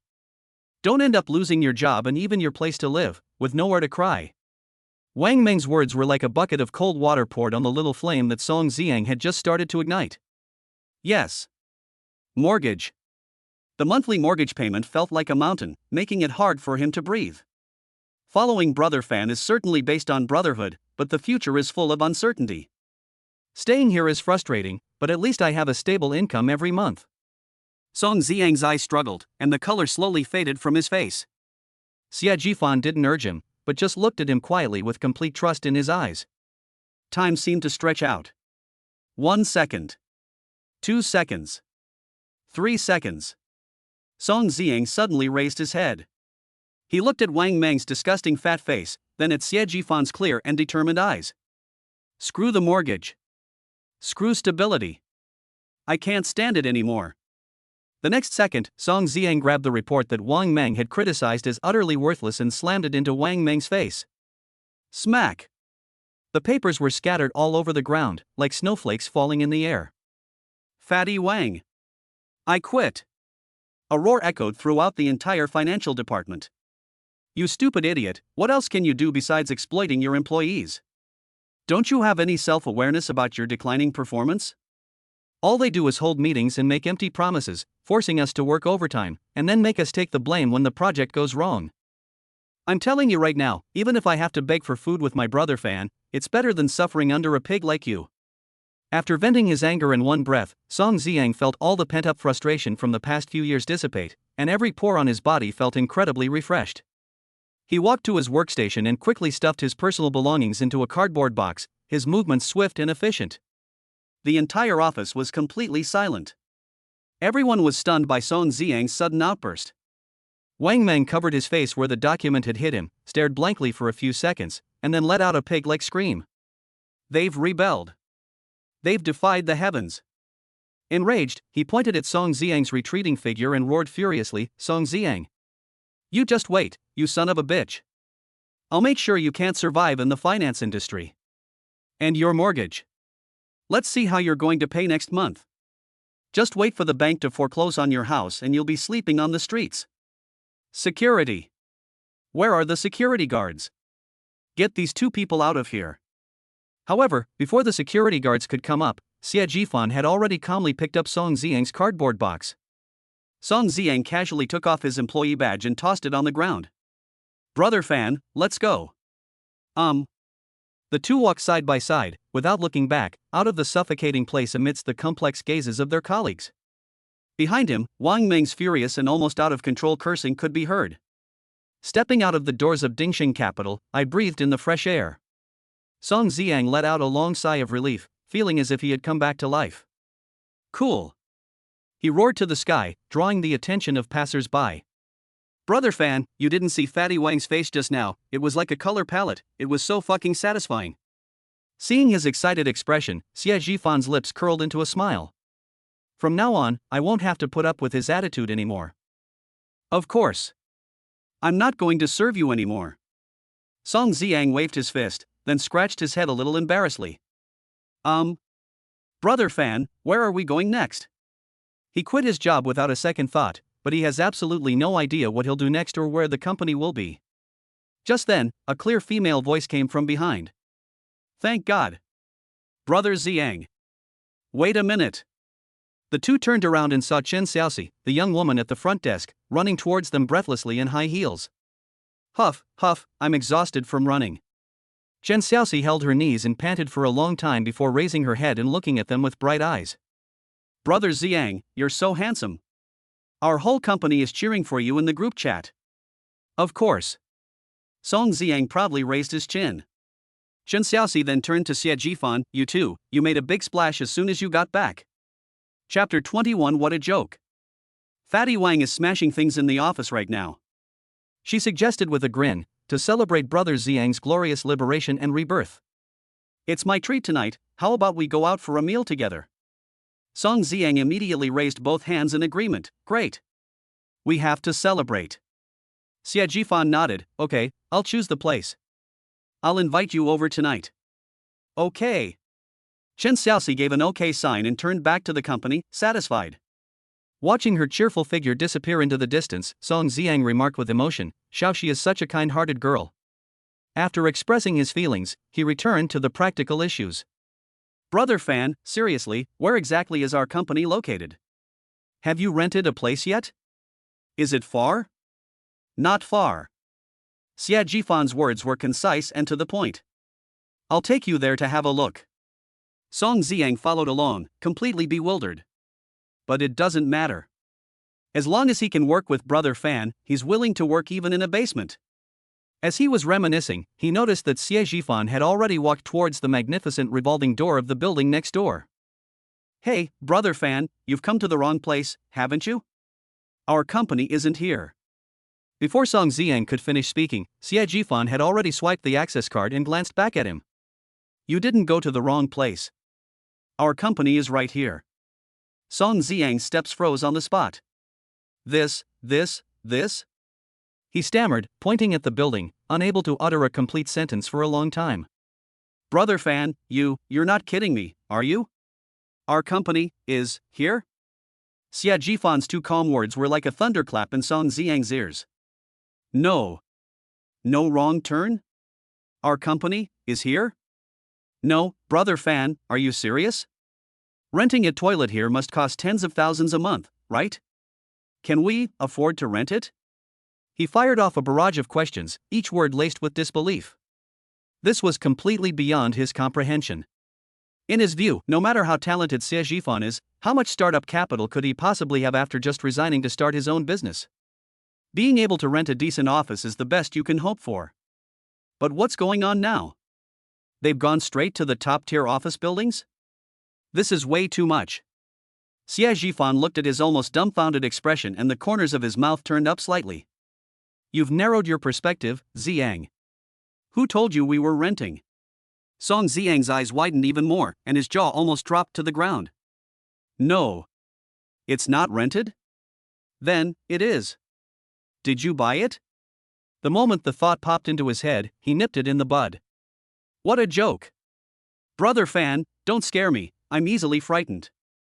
Song Ziang looked miserable, feeling as if Xie Zhifan was repeatedly rubbing his worldview into the ground. Xie Zhifan patted him on the shoulder, his tone calm yet carrying an undeniable authority. Ziang, I've told you before, what we're going to build is an unprecedented business empire. An empire should look like an empire. If we start out thinking about just trying to survive in some obscure corner, we'll never grow big. He paused, his gaze sweeping over Song Xiang's shocked face. Your thinking is a typical example of the limitations of a lower-class mindset. They only saw the immediate rent and costs, but failed to see the intangible value and opportunities that a top-tier platform can bring. Only by standing tall can you see far. Song Xiang was stunned by Xie Zhifan's words. He opened his mouth, but couldn't utter a single word. Basic thinking. Pattern. These words were like hammers, hitting him until he was dizzy and disoriented. Just then, a man walked in. The man's gaze swept around the room before finally settling on Xie Zhifan. He smiled and walked over quickly. Is this Xie Zhifan, Mr. Xie? Xie Zhifan nodded. Yes, you are. Are you General Manager Lu? Yes, I am Lu Chengdong. Lu Chengdong warmly extended his hand and shook hands with Xie Zhifan. Oh my, Mr. Xie is indeed a handsome and promising young man. He spoke politely, but his eyes subtly scanned Xie Zhifan from head to toe. He was dressed casually, but had a good demeanor. He was calm and composed, unlike a young boy his age. He quickly made a preliminary judgment in his mind. This Lu Chengdong is the uncle whom Song Yuma asked to help, and he is also one of the owners of this building. He came here today not only because he was asked to do so by Song Yuma. She also carries the secret mission of Song Yuma's father, the business tycoon Song Junhai. Song Junhai only has one precious daughter, and according to her, she's doing this for a man she's only known for a short time. With him using his connections and offering to help him start a company, how could he not be worried? They were afraid that the precious cabbage they held in their hands might be deceived by some wild boy. Therefore, he specifically asked his old friend Lu Chengdong to make sure he came over in person. Let's thoroughly investigate this young man named Xie Zhifan and see what his background is and what he's really capable of. The man in front of me, referred to as General Manager Lu, looks like a super big boss. How could Brother Kefin know such an important person? Moreover, judging from the other party's polite attitude, it seems that they are not just ordinary acquaintances. And who is this? Lu Chengdong turned his gaze to Song Xiang beside him. My friend, Song Xiang, is also a founding partner of my company, Xie Zhifan introduced. Oh, Mr. Song, hello. Lu Chengdong nodded politely, but his mind was not on Song Xiang at all. He turned back and gestured for Xie Zhifan to proceed. Mr. Xie, UMO has already spoken to me. The best half of the top floor has been reserved for you. Song Xiang followed behind, feeling as if he were walking on clouds, his whole body light and floating, to the point of being unreal. Top floor? Half a floor? Is this really their new company? Upon entering the magnificent lobby, Lu Chengdong gave his driver a wink. Xiao Wang, show Mr. Song around and let him get familiar with the surroundings. Then, he smiled and said to Xie Zhifan, Mr. Xie, shall we go to the reception room to talk privately? Xie Zhifan naturally understood what he meant and nodded. Song Xiang was politely asked to leave by the driver. Before leaving, he looked at Xie Zhifan with a blank expression and mouthed, Brother Fan, what's going on? Xie Zhifan gave him a reassuring look. The exclusive reception room on the top floor is decorated in a luxurious yet understated style. Lu Chengdong personally brewed Xie Zhifan a cup of the finest De Hong Pao tea, its aroma filling the air. The two sat down on the soft leather sofa. Lu Chengdong took a sip of tea and spoke casually.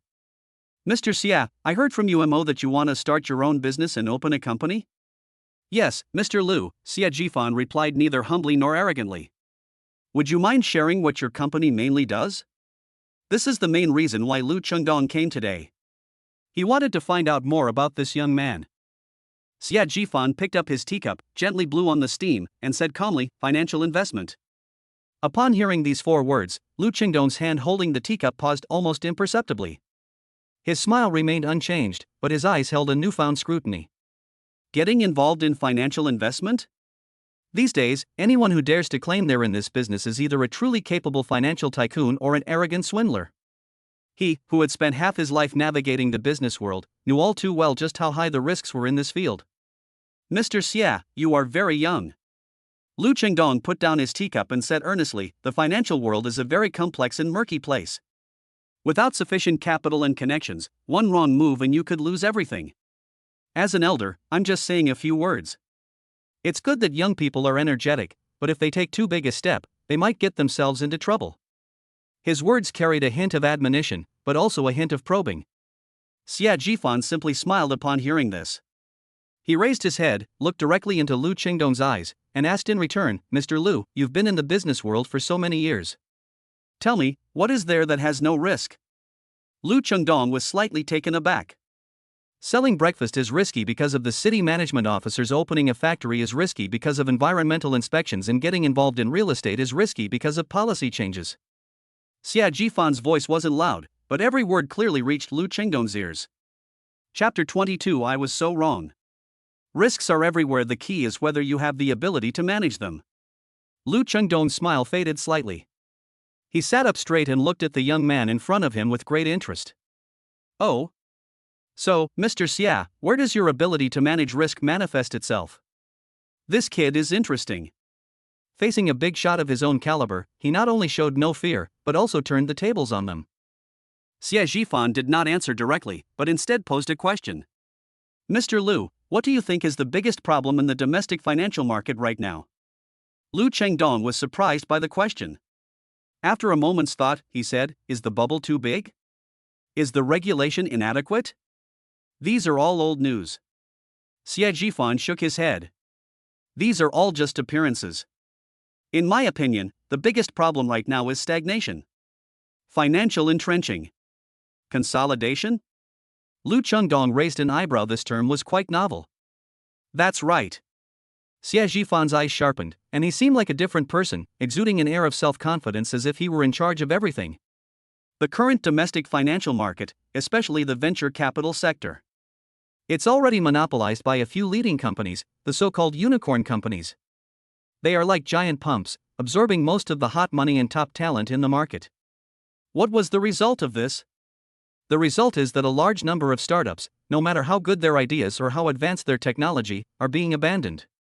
They can't get investment, they don't get opportunities to develop, and ultimately they wither and die in their infancy. And those so-called unicorns, with their huge sums of money, are not thinking about how to support innovation and create greater value. Rather, it's about consolidating their monopoly position and acquiring or eliminating potential competitors who might pose a threat. The vitality of the entire market has been stifled by this monopoly.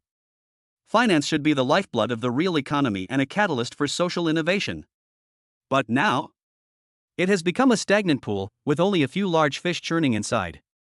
The remaining small fish and shrimp weren't even enough to make a sip of soup. Xia Jifan's voice echoed in the spacious reception room, resounding with conviction. The expression on Lu Qingdong's face changed from nonchalant at first, to solemn, and finally to deep shock. He originally thought Xia Jifan was just a young man with a bit of cleverness. But now he realizes that he was completely wrong. These words, these insights, this profound understanding of the macro level of the entire financial market. This is not something a young man in his early 20s should say. Even those old guys who have been in the financial world for decades might not see things as clearly or as profoundly as he does. Solidify. That word is used so precisely. That hits the nail on the head. Lu Qingdong felt a slight tingling sensation in his back. Looking at the eloquent young man in front of him, he suddenly felt that Song Juanhai's worries were completely unnecessary. Why are you afraid your daughter will be scammed? Based on his knowledge and insight, this young man named Xia Jifan is no ordinary person. He is a true hidden dragon. That girl Song Yuma has such a sharp eye. This isn't just finding a boyfriend, it's clearly unearthing a future business tycoon. He walked to the window, pressed his palm against the cold glass, looked down at the world, and felt as insignificant as a speck of dust. How about it, Xiao Xia? Are you satisfied with this position? Lu Qingdong said with his hands behind his back, quite pleased with himself. There are no more than 3 office buildings in this area. I even had to ask the previous company to leave so that I could make room for you. Xia Jifan looked around and nodded. Very good, the lighting and layout are excellent. Thank you for your trouble, Mr. Lu. He was indeed very satisfied. Good that you're satisfied. Lu Qingdong clapped his hands with a smile. Then let's talk about the price? Lu Qingdong held up 2 fingers. This number, for 1 month. 200,000, Lu Qingdong uttered calmly. Cough cough cough. Song Xiang nearly choked on his own saliva. His eyes widened, and his voice changed. How much? 200,000 a month? That adds up to 2.4 million a year. This is highway robbery. Xie Jifan looked at him and almost laughed, but still patiently explained, Ziyang, this price isn't expensive. In fact, given the location and quality of this floor, the market price would be at least 250,000. The fact that Lu Chengdong was able to offer 200,000 yuan was already a sign of great sincerity, given his relationship with someone.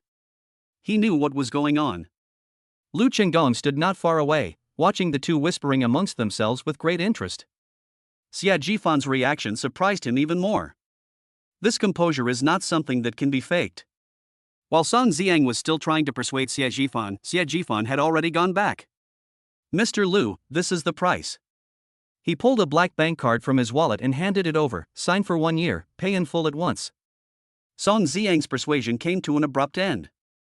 The only sound in the empty office was his gasping for breath. Lu Chengdong's eyes lit up. He had the driver bring the POS machine and the contract, and the whole process went smoothly. When the POS machine spit out the long receipt, Song Ziyang leaned over to take a look and counted the string of zeros on it. 1, 10, 100, 1,000, 10,000, 100,000, million. 2,400,000. It actually went through like that. Song Ziyang felt his heart stop beating. He blankly raised his head, looking at Xie Jifan, who signed his name without changing his expression, with only one thought in his mind. Who exactly is Brother Fan? Ha ha ha. Good. Great. Lu Chengdong put away the contract and patted Xie Jifan on the shoulder forcefully. The admiration in his eyes was undisguised. Xiao Xie, to be honest, I've been in business for so many years and have seen all sorts of people. You're the first person so young to have such courage and decisiveness. Mr. Lu, you flatter me. Xie Jifan smiled calmly. Lu Chengdong was in a great mood and pointed to the scene, saying, Xiao Xie, don't worry, I'll oversee the renovation and make sure we use the best materials. The fastest possible speed. At the latest, the day after tomorrow, you can simply pack your bags and move in.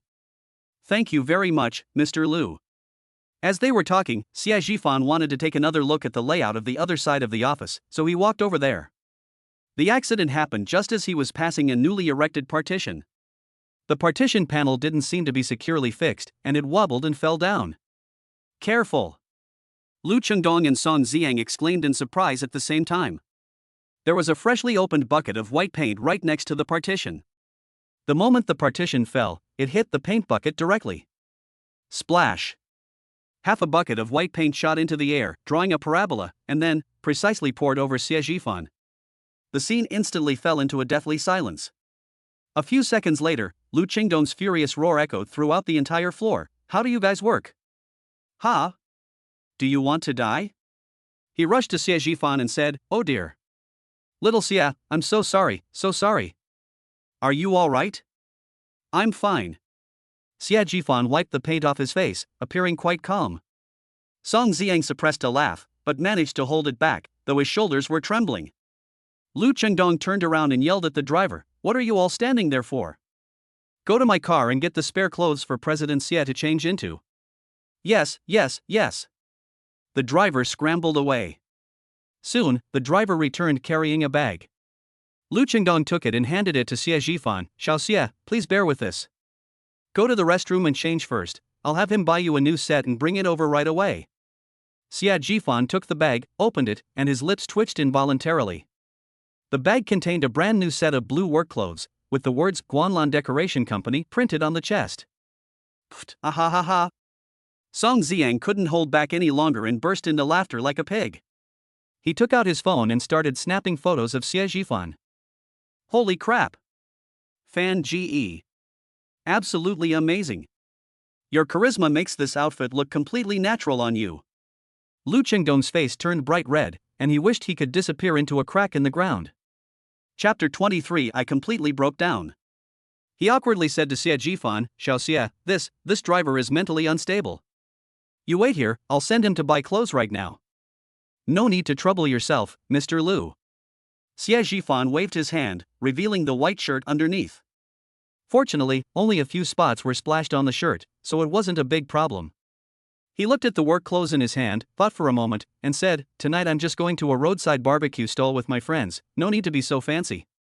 It doesn't matter what you wear. After saying that, he took the work clothes and went into the restroom. As Lu Chengdong watched Xie Jifan's retreating figure, his admiration deepened. This young man is no ordinary person.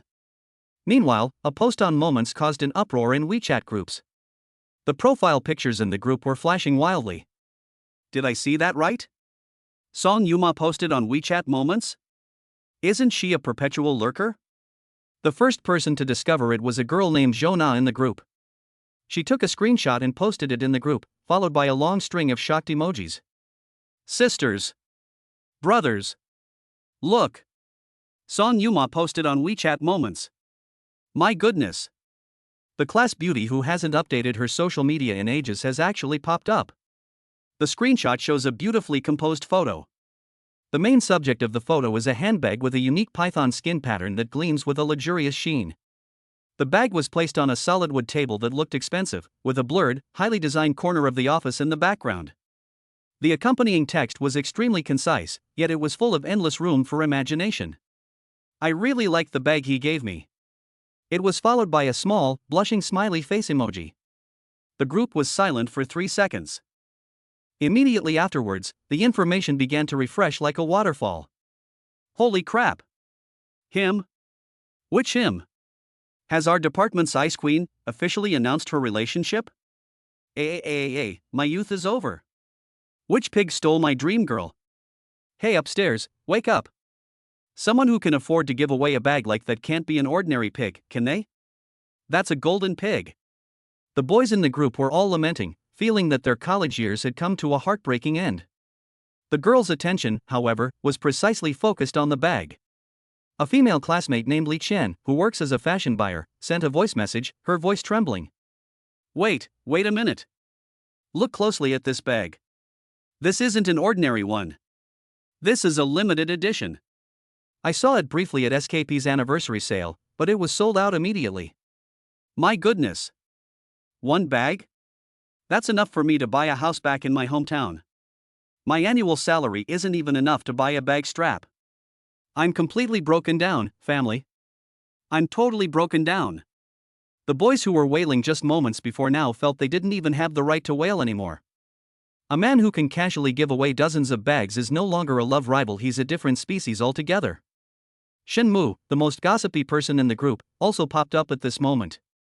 He sent a watching the drama unfold emoji. Wow, our class beauty is so charming. At Song Yuma, come out and tell us, who exactly is this he? Shen Mu's tag instantly heightened everyone's curiosity.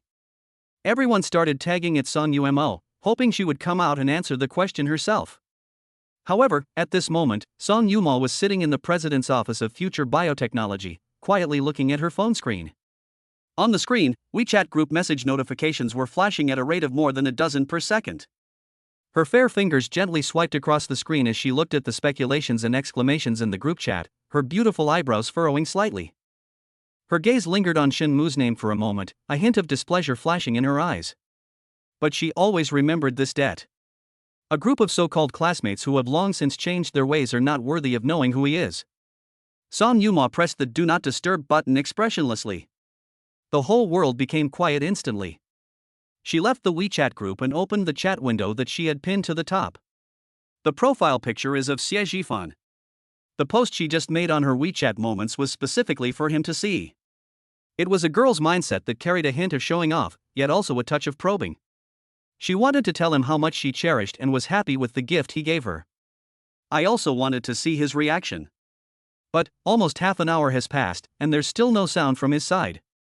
Did he not see it? Or did he see it, but simply not understand his subtle, roundabout thoughts? Song Yuma bit her lower lip in annoyance. Given Xie Jifan's thought process, which is comparable to that of a straight man, the latter possibility is very high. Should we just ask him directly? Have you seen my WeChat Moments? No, that's too deliberate. Thank you for the bag, I love it. I just said this on my WeChat Moments, and posting it again would make me seem too eager. Song Yuma held her phone, her delicate face full of turmoil, her heart pounding like a rabbit's. At the same time, inside a luxury apartment, Xiao Wanchu and her best friend Sui were nestled on a soft sofa, watching a popular TV series. The coffee table was covered with potato chips, cola, and various snacks, creating a relaxed and pleasant atmosphere. Ha, this male lead is so funny, he's my source of joy.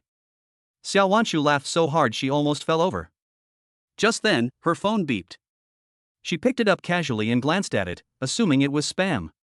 But when she saw the title of the notification on the screen that came from Municipal Services, the smile on her face froze instantly. She sat up abruptly and opened the message.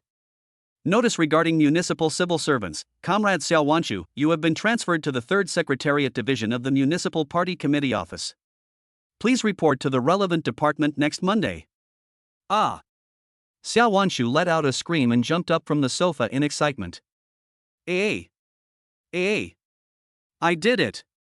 I really did it! She held her phone, so excited she was almost incoherent. It's the Municipal Party Committee Office.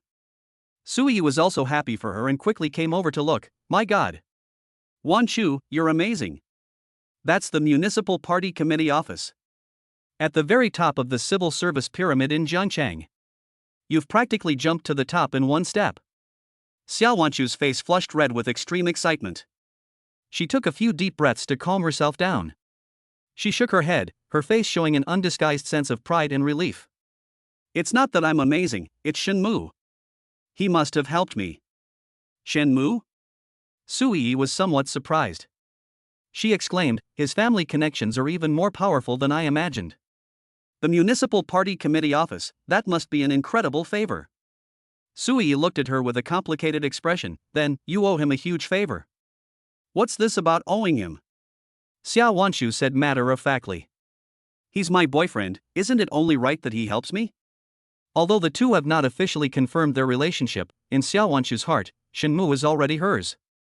She leaned back on the sofa, let out a long sigh of relief, and looked at herself with an unprecedented sense of satisfaction. I really feel now that breaking up with Xie Zhifan was the best decision I ever made in my life. Her voice carried the gankai, a complex feeling or sentiment of someone who had been through it all. I really need to thank him properly, Xiao Wanshu said, picking up her phone with a shy expression. I'm asking him out this weekend. It's time to officially define our relationship. She felt that her life was on the fast track and that her future was bright. Just as she was about to send a message to Shenmu, Sui suddenly exclaimed ha, and handed her phone over. Wanshu, look at the class group chat. It seems Song Yumo is dating someone, and he's incredibly rich. He gave her a bag worth hundreds of thousands. As she spoke, she casually took Sui's phone. On the screen was the screenshot of the WeChat Moments post that had been wildly shared by the students. However, when Xiao Wanshu's gaze fell on that photo, the smile on her face froze inch by inch. Time seemed to have been paused at that moment. All sounds around us disappeared. Her eyes were fixed on the python skin bag in the photo. Others might just think the bag is luxurious and expensive. Did Chapter 24 lose the watermelon? But she knew this bag like the back of her hand. This is the bag. An absurd and terrifying thought struck Xiao Wanshu's mind like a bolt of lightning. Everyone in the group was amazed by the number, but in Xiao Wanshu's heart, it stirred up a huge wave. This isn't just making a small fortune in the stock market, this is true meteoric success. In an instant, the joy and pride she felt upon receiving the transfer order from the Municipal Party Committee office were completely washed away by a chilling sense of panic. And everything that should have belonged to her has now fallen into the hands of another woman. Did I lose the watermelon and pick up a sesame seed instead? Once the thought popped into my head, I couldn't suppress it anymore. Wanshu? What's wrong? Why do you look so pale? I heard my best friend Sui's concerned voice in my ear. Xiao Wanshu couldn't utter a single word. She just gripped her phone tightly, feeling as if she had fallen into an ice cave. Wanshu? Wanshu, are you all right? Sui's voice seemed to drift from a great distance, filled with anxiety. Why is your face as white as paper? Are you feeling unwell? Xiao Wanshu opened her mouth, but it felt like something was blocking her throat, and she couldn't utter a single syllable. Remorse. Envy. There is also a great panic of feeling fooled by fate. And now, this gold mine has been easily taken into Song Yuma's possession. On what grounds? Xiao Wanshu's nails dug deeply into her palms, but the throbbing pain in her heart only intensified. Meanwhile, in a private room at an upscale club. Frustrated, Shenmu threw his phone on the table with a dull thud. On the phone screen, there was also a screenshot of Song Yuma's WeChat Moments post.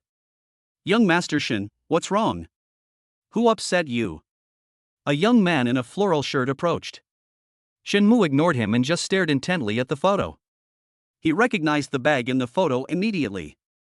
A mocking sneer curled at the corner of Shenmue's mouth. This is not in line with her personality. It's definitely fake. But he rejected the idea as soon as it came to mind. Impossible. Absolutely impossible. He shook his head violently, trying to shake that absurd name out of his mind. Now it seems they weren't bragging, they were just being modest. Is this just making a little money? This is practically printing money. An unnamed rage and jealousy surged wildly from the depths of his heart. He always treated Xie Zhifan as an ant that he could trample on at will. But this ant, without his knowledge, soared into the sky. How could he possibly accept this? Hold! Shenmue let out a low growl, suddenly stood up from the sofa, grabbed his coat, and walked out. Hey, young Master Shen, where are you going? The project isn't finished yet, someone behind him called out hurriedly. Let's not talk about this anymore. Shenmue tossed out a sentence without turning his head and strode out of the club. His mind was completely occupied with Song Yuma and Xie Zhifan. He had no interest in discussing any projects. He got into his car, floored the accelerator, and the car roared as it sped toward the Huaxia building. He wanted to go and see for himself what trick Xie Zhifan, whom he looked down on, had played. Half an hour later, downstairs at the Huaxia building. The car door opened, and Xie Zhifan and Song Xiang stepped out one after the other. Mr. Liu, take care. It's been a pleasure doing business with you. Xie Zhifan waved to Liu Chengdong in the car with a polite smile. I feel at ease working with you. I'm entrusting the entire renovation to you. Just call me anytime if you need anything. Liu Chengdong poked his head out, his face beaming, clearly very satisfied with the cooperation. Must. Just as the two were about to go upstairs, a screeching sound of brakes rang out not far away. A car was parked on the side of the road in an extremely arrogant manner. The car door opened, and Shenmue stepped out with a gloomy face. He spotted Xie Zhifan and Song Xiang standing at the entrance of the building at a glance. His gaze fell upon the blue work uniform he was wearing, and the large characters Guanlan Decoration Company printed on his chest. He was stunned for a moment, and then his face showed an expression of extreme astonishment and absurdity.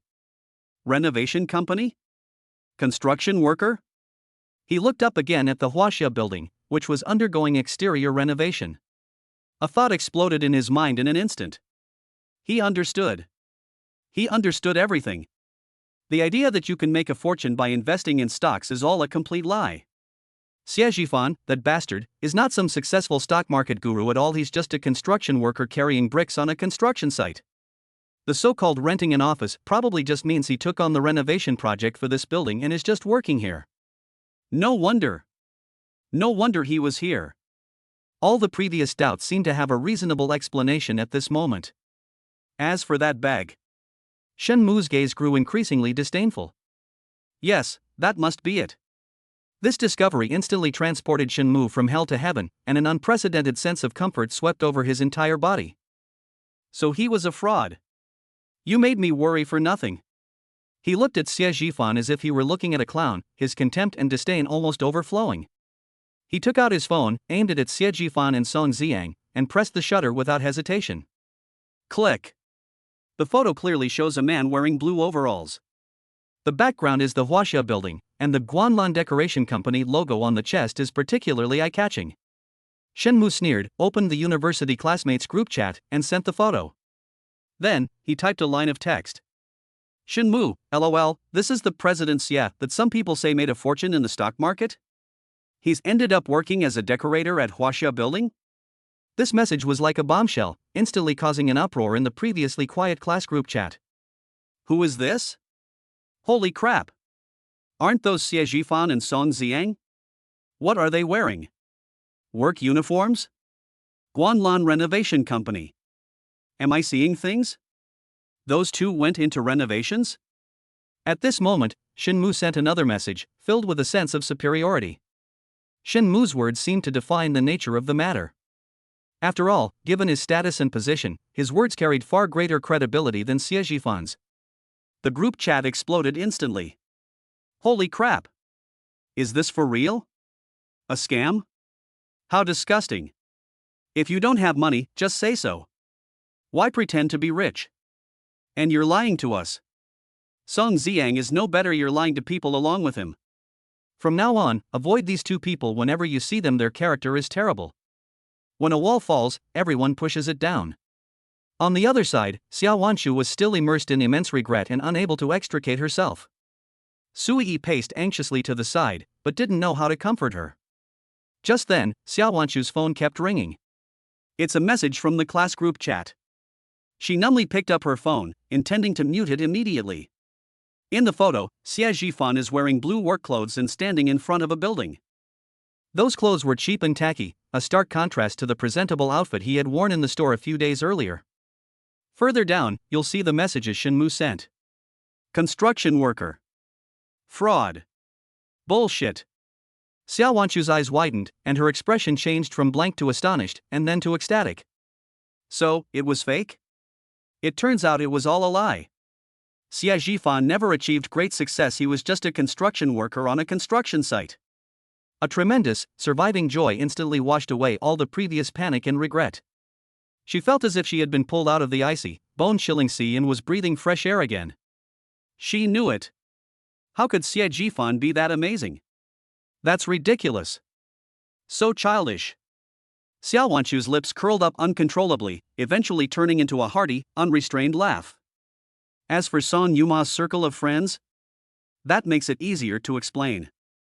That woman, Song Yuma, may seem aloof, but she's probably vain behind the scenes and would do anything for a little benefit. Yes, that must be it. All logic became perfectly clear at this moment. Xiao Wanshu felt as if the last heavy weight had been lifted from her heart, and she felt completely relieved. Chapter 25. It's clearly a diamond. She looked at the photo of Xie Zhifan in his work uniform on her phone, her eyes filled with disdain and relief. Fortunately, I saw through him long ago and left him decisively. Otherwise, I'd probably be stuck eating dust on the construction site with him right now. Wanshu, you smiled? Sui asked uncertainly, looking at the strange smile on her face. Of course I'm going to laugh. Xiao Wanshu handed the phone to Sui, her tone more relaxed and smug than ever before. See, I told you my choice back then was right, didn't I? Some people are just hopeless even if you give them a chance, they'll only use it to brag and deceive others. Losing the watermelon for a sesame seed? Ha, what I picked up was clearly a diamond. Looking at the bright sunshine outside the window, she felt that her life had once again returned to the right track. Xie Zhifan was nothing more than an insignificant speck of dust beside this track. Two figures slowly emerged from the revolving doors of the Huaxia building. This way. Song Ziang walked beside Xie Zhifan, still in a state of extreme excitement, his cheeks flushed. Brother Fan, 2,400,000. That's a year's rent. You paid it without even blinking an eye. My legs were weak just now, and my hands were shaking when I was signing the contract. He kept exclaiming incessantly, as if he had just experienced a dream. Compared to his excitement, Xie Zhifan seemed much calmer. He silently recited it to himself. Ding! Daily check-in successful. Congratulations, host, you have obtained a god-level skill. The system notification sounded in my mind right on time. Human vehicle integration? Xie Zhifan raised an eyebrow. What the heck is this? Driving skills? I got my driver's license a long time ago. Although my driving skills aren't exactly those of a racing god, they're more than enough for daily commuting. This skill feels a bit useless. Well, something is better than nothing. He didn't take this new skill too seriously and turned to look at Song Ziang, who was still muttering to himself. Ziang. Ha? Brother Fan, what's wrong? Song Ziang immediately snapped out of his daze. The company's subsequent renovations, registration, and initial staff recruitment will all be handled by you. Xie Zhifan simply became a hands-off manager. Don't worry about the money. Just give me a budget and I'll transfer it to you anytime. Your task is to set up this frame for me as quickly as possible. Upon hearing this, Song Ziang felt no pressure at all. Instead, he straightened his chest and his eyes shone with a burning light. Don't worry, Brother Fan. I guarantee I'll complete the mission. This was a shared endeavor between him and Xie Zhifan, the biggest opportunity of his life, and he wished he could stretch a day into 48 hours. Okay, then you go ahead and get busy, I'll head out now. Xie Zhifan patted his shoulder. The two parted ways by the roadside. Song Xiang, full of fighting spirit, hailed a taxi and headed to his next destination, while Xie Jifan suddenly found himself with nothing to do. The company's affairs are on track, and with Song Xiang keeping an eye on things, he doesn't need to worry at all. What should we do next? He stood by the roadside, watching the bustling traffic, and for a moment felt rather aimless. Suddenly, a beautiful figure flashed through his mind. Younger sister. He suddenly realized that he hadn't seen Xie Yuro for more than half a month. Since I gave her living expenses last time, I've been busy dealing with various matters related to company and system rewards. We'd almost forgotten about this girl. I wonder how she's doing at school lately, and whether she has enough money. Thinking of this, Xie Jifan felt a pang of guilt, took out his phone, and dialed his sister's number directly. The phone was answered after 2 rings, and a clear, slightly surprised voice came from the other end. Elder brother? It's me. Xie Jifan smiled. What, judging from your tone, you don't recognize your brother? Humph, so you still remember you're my brother. It's been so long since you contacted me. I thought you'd been kidnapped by human traffickers and sent to some remote mountain village to mine coal. Xie Yuro complained on the other end of the phone. What nonsense are you talking about? I'm busy building my career. Xie Jifan smiled and said, Are you at school? I'll come over and see you. Really? Xie Yuro's voice instantly rose, filled with excitement. I'm here, I'm right at the school gate, come quick. Okay, wait for me there, I'll be right there. After hanging up the phone, Xie Jifan walked towards his car, which was parked not far away, and his mood brightened. Meanwhile, at the university gate.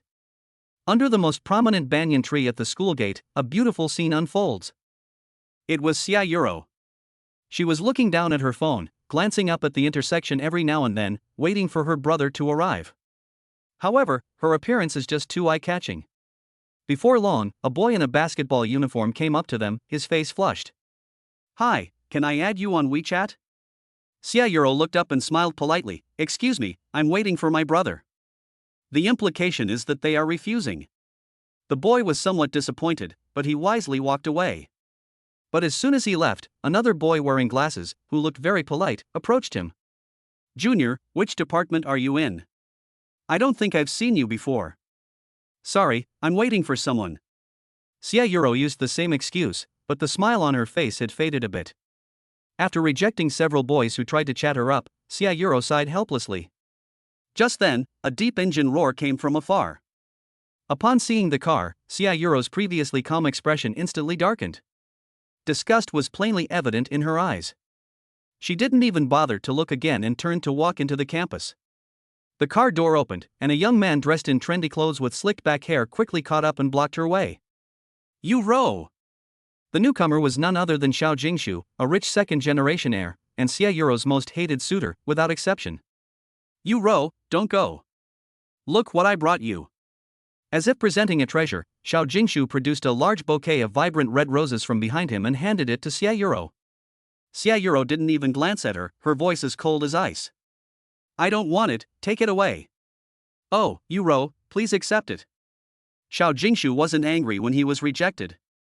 Instead, he pleaded in a tone of voice, I specially ordered this. It's the freshest one.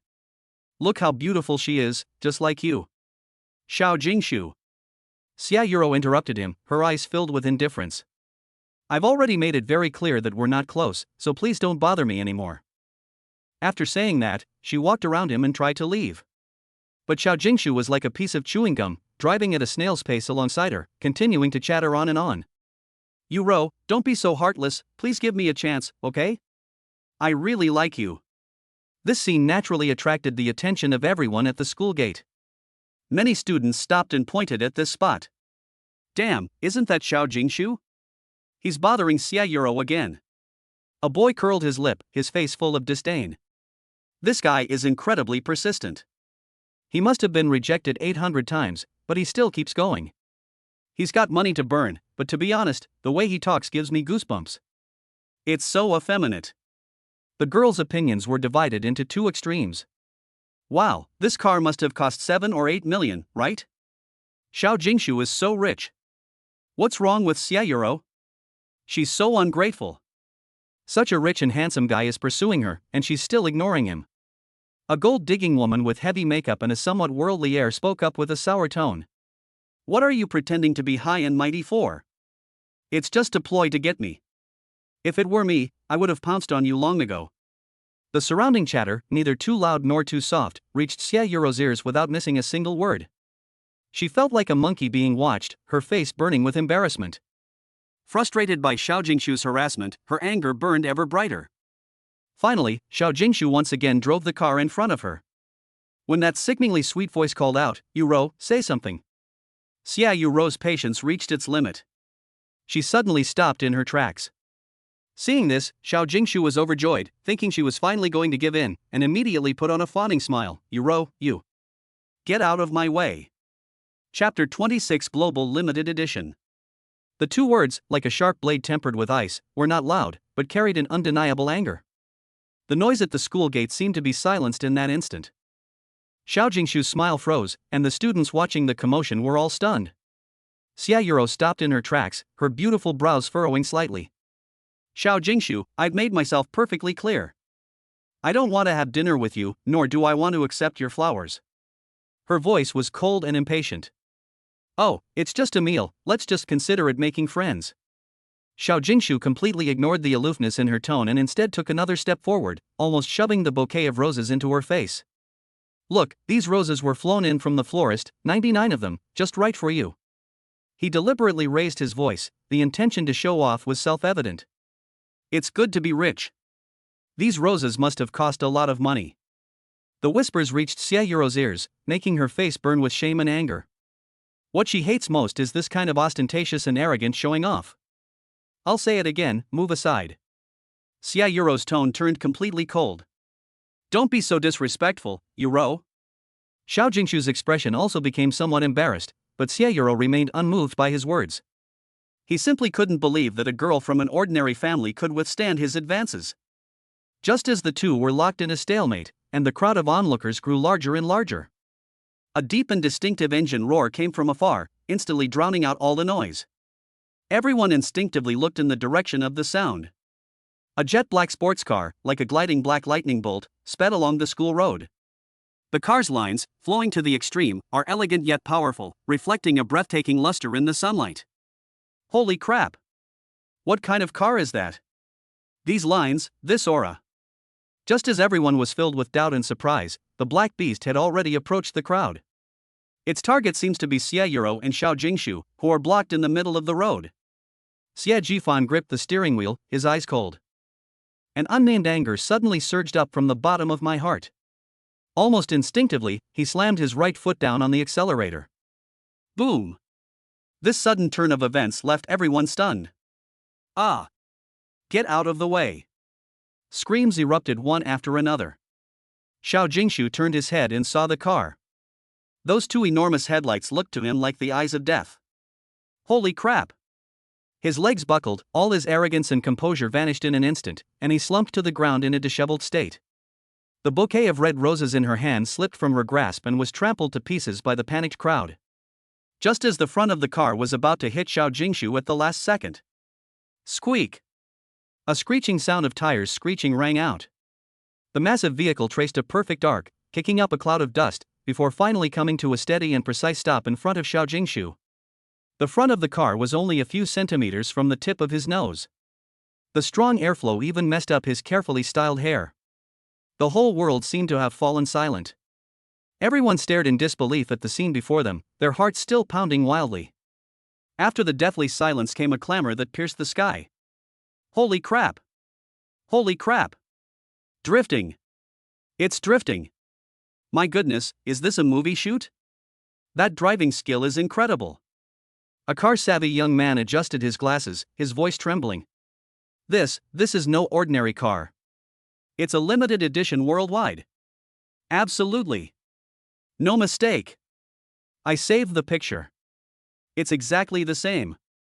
My God, this car must cost at least 10 million. The sounds of discussion, exclamations, and gasps of surprise completely drowned out this small area. All eyes were fixed on the luxury car that exuded an aura of royalty. And the person who was about to get out of the car. Xiao Jingshu, who had collapsed to the ground, was still in a daze. After the initial fear of surviving the ordeal, boundless anger and humiliation welled up inside me. How can he face people at school after doing this in front of so many people? He scrambled to his feet, not even bothering to brush the dust off his body. Pointing at the driver's seat of the Wraith, he roared in exasperation. Who the hell are you? Are you sick in the head? Trying to kill someone? Get down here and apologize. His voice was distorted with anger and fear. Just then, the iconic, upward-opening suicide car door rose silently and gracefully. A foot wearing a custom-made leather shoe stepped out. Immediately afterwards, a tall and imposing figure stepped out of the car. The person who arrived was dressed in a well-tailored casual outfit, which looked simple but exuded a low-key quality. He was tall and broad-shouldered, and just by standing there, he exuded a strong and undeniable sense of visual oppression. When he turned his face to Xiao Jingshu, the latter's anger, which had just been ignited, was instantly extinguished as if a bucket of ice water had been poured over his head. That look was so cold. Without emotion, it's like looking at a dead object. When Xiao Jingshu met those eyes, he felt a chill run from the soles of his feet straight to the top of his head. The curses that followed were stuck in his throat, and he couldn't utter a single word. He immediately chickened out. A pure, blood-based fear of superiors over inferiors made his legs go weak. What were you shouting just now? Xia Jifan finally spoke, his voice low but carrying an undeniable authority. No. I didn't shout anything. Xiao Jingshu shook his head vigorously, forcing a smile that looked more like a grimace. I'm so excited because this car is so cool, so excited. The surrounding students were dumbfounded. Is this still the same arrogant and domineering young Master Xiao from before? That speed at which he changed his expression was absolutely incredible. Just then, a surprised female voice broke the eerie silence. Elder brother. Xia Yuro reacted instantly, a bright smile blooming on her face, and she threw herself into Xia Jifan's arms. Brother! You're here! She hugged Xia Jifan's waist, her voice full of dependence and joy. The chill emanating from Xia Jifan vanished instantly, and he reached out to affectionately ruffle his sister's hair. This scene once again left everyone speechless. Xiao Jingshu, in particular, almost popped his eyes out. This man, who drives a luxury car worth millions and has an intimidatingly powerful aura, is actually Xia Yuro's brother? Didn't he hear that Xia Yuro's family was from a very ordinary background? A mix of jealousy and anger caused him to lose his temper. Yuro! Who is he? He pointed at Xia Jifan and questioned him relentlessly. Xia Yuro lifted her head from Xia Jifan's embrace and saw Xiao Jingshu's appearance. The disgust in her eyes deepened. Suddenly, an idea came to her. She affectionately linked her arm with Xia Jifan's and pressed her whole body against him. He looked at Xiao Jingshu with an air of asserting sovereignty. Can't you tell? He is my boyfriend. So, Xiao, please don't bother me anymore. Boyfriend? These three words struck Xiao Jingshu like a bolt from the blue, leaving him utterly stunned. No. That's impossible. Didn't you say you wouldn't date in college?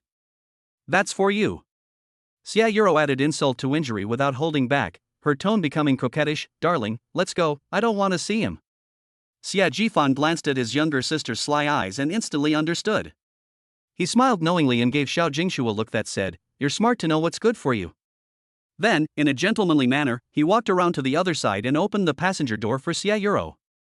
The car let out another low growl and smoothly made a U-turn. Amidst countless gazes filled with envy, jealousy, or awe, it vanished into the distance. Xiao Jingshu was left alone, standing there with a livid face, looking like a complete clown. Ah! He finally broke down, stomping hard on the withered flowers and letting out a furious roar of resentment. The luxurious and quiet carriage felt like a completely different world from the hustle and bustle outside. Xia Yuro curiously touched and looked around, especially marveling at the starry sky on the roof made up of countless optical fibers. Chapter 27. What kind of windfall did you get? Bro, you're so cool. How did you do that drift? She turned her head, her eyes sparkling as she looked at Xia Jifan, who was driving. And this car is just too outrageous. Xia Yuro nudged Xia Jifan's arm, lowered her voice, and asked mysteriously. Tell me honestly, did you rob a bank? As soon as Xia Yuro sat down, her icy beauty demeanor vanished instantly. Like a curious child, she touched and looked around, her little hands stroking the smooth leather seat with great affection. Brother! My dear brother! What kind of windfall have you struck it rich? She turned her head, her bright eyes fixed on Xie Zhifan, her gaze filled with the message, confess and you will be treated leniently, resist and you will be punished severely. This car. You rented it? Xie Zhifan kept his eyes on the road, focused on driving, and replied casually, bought. Bought it? Xia Yuro's voice instantly rose 8 octaves. She grabbed Xie Zhifan's arm and shook it hard. Brother! Tell the truth. Or, are you being kept by some rich woman? She added with a serious expression, don't worry, brother, I'm not an unenlightened person. As long as the wealthy woman is good-looking and under 50, I'm perfectly open to having her as my sister-in-law. Xie Zhifan was amused by her remarks and glanced at her helplessly. What are you saying? Where did you get so much money? This car with all the optional extras. It must cost at least 10 million, right? Xie Yuro counted on her fingers, becoming more and more alarmed as she did so. I made some investments, and luckily, I made some money, Xie Zhifan explained casually. Investment? With your meager salary, what kind of investment can you possibly make? Xie Yuro pouted. Brother, you've changed. You never used to hide anything from me. She spoke with a hint of grievance in her voice. Xie Zhifan sighed, knowing that if he didn't give her a slightly more reliable explanation, this girl would keep nagging him the whole way. Didn't I tell you before that I made some money trading cryptocurrencies? Then I got lucky and followed the right project, and then... He didn't go into too much detail, only mentioning it vaguely. Xie Yuro looked at him with a skeptical expression. Really? Real. Okay, I'll trust you for now. Xie Yuro's eyes darted around, and she immediately put on a playful smile again, grabbing Xie Zhifan's arm. In an overly sweet voice, she said, Brother, my dear brother, now that you're so rich, then I can openly and legitimately leech off my brother, right? Can my monthly allowance be doubled? No, it should be tripled. And that bag I liked last time, and that skincare set. Dream on. Xie Zhifan ruthlessly interrupted her fantasy. If you want something, you have to work hard to earn it yourself. TCH, you stingy person. Xie Yuro made a face, but her mood visibly improved. All the unpleasantness at the school gate had long been washed away by the car and the joy of reuniting with my brother. The car drove smoothly on the main road of the city. Looking at the increasingly familiar street scene outside the window, Xie Yuro suddenly asked, Brother, where are we going? Go home. Go home? Xie Yuro frowned immediately. I don't want to go back to your old rented apartment. I never want to see Xiao Wanchu's face again. She felt a surge of resentment whenever she thought about how that woman had belittled her before. Xie Zhifan's eyes darkened slightly, his voice devoid of emotion. Don't worry, we won't see each other again. Xie Yuro keenly sensed something. What do you mean? I broke up with her. The carriage was quiet for a few seconds. Xie Yuro processed the information for a moment, then suddenly sat up straight. Instead of sadness, his face showed an excited I knew it kind of excitement. You broke up? When did that happen? That's great. I knew that woman wasn't good enough for you. She bombarded her with questions. How are they divided? Did you propose it or did she? She definitely wouldn't want to lose such a good long-term meal ticket like you, right? She brought it up, Xie Zhifan said calmly. She passed the exam and felt that we were from different worlds. Holy crap! Xie Yuro immediately swore, her face turning red with anger. That ingrate! You ungrateful bastard! Did you pay for her civil service exam? Did you bring her food every day when she was studying? Now that she's ashore, she just kicks you to the curb? How could she have the nerve? Brother, you're just too honest, that's why you got fooled by this kind of woman. Xie Yuro became increasingly angry as she spoke, and she almost wanted to rush back right now to confront Xiao Wanchu. Seeing his sister's indignant expression on his behalf, Xie Zhifan felt a surge of warmth in his heart, and he reached out to ruffle her hair. It's all in the past. What's past? This isn't over. Xie Yuro said angrily. No, I can't let you stay single like this. Otherwise, I might get tricked by some scheming woman again. Her eyes darted around, and suddenly she seemed to remember something. She leaned closer with a mysterious look on her face. Bro, shall I introduce you to a girlfriend? Do you know Wen Xingli, the school beauty of our school? It's that classical dancer, she looks like a fairy descended from heaven. She's a really good person, and comes from a good family. She's definitely 100 times better than that Xiao Wanshu. A cold and beautiful face flashed through Xia Jifan's mind, and then he shook his head. No need, I'm not in the mood right now. Oh, let's meet up, just to make friends, Xia Yuro persisted in her sales pitch. I said, no need. Xia Jifan emphasized. Seeing his resolute attitude, Xia Yuro had no choice but to shut her mouth in frustration. The car turned a corner and entered a residential area that looked extremely upscale. The 4 gilded characters at the entrance looked magnificent in the sunlight. Meanwhile, in a large, single-level apartment on the top floor, a live broadcast is underway. Family members, this is what you see now. This is a newly launched premium unit, 150 square meters, a classic layout with 2 bedrooms, 2 living rooms, and 2 bathrooms. A tall, slender young woman dressed in a smart business suit is holding a selfie stick and talking animatedly into her phone camera. Her name is Yi Qiao, and she is a moderately well-known house viewing live streamer. Look at the living room behind me, everyone. It has floor-to-ceiling windows with a 270-degree panoramic view. The entire bustling cityscape of the North City is laid out before you. This is absolutely amazing. As Yi Qiao spoke, she turned the camera to show the view outside the window to the viewers in the live broadcast room. The live stream chat exploded with comments. Holy crap! This view is unbeatable. Living here would be amazing. Hey streamer, how much is this apartment per square meter? Let me give up on this idea. Yi Qiao was already used to the occasional risque jokes that popped up in the comments section, and maintained her professional smile. Am I short of 10 million? I'm short of 70 million. Crying and laughing. Xiao Qiao, stop introducing them, I can't afford them. Instead, tell me what brand of stockings you're wearing is, I can afford those. Yi Qiao ignored the joking comments and continued her professional explanation. The live stream ended an hour later. Xiao Qiao, you've worked hard today. I'm heading out now. Her photographer partner packed up his equipment, said goodbye, and left. Okay, take care, brother Wang. The empty room was suddenly left with only Yi Qiao. She took off her high heels, stepped barefoot onto the cool, smooth marble floor, and let out a long sigh of relief. She walked to the expensive leather sofa in the living room and sat down carefully. The sofa was incredibly soft, enveloping her entirely. Yi Qiao leaned back on the sofa, staring blankly at the myriad lights outside the window, her eyes filled with longing. Who wouldn't want a house like this? Pity. She laughed self-deprecatingly.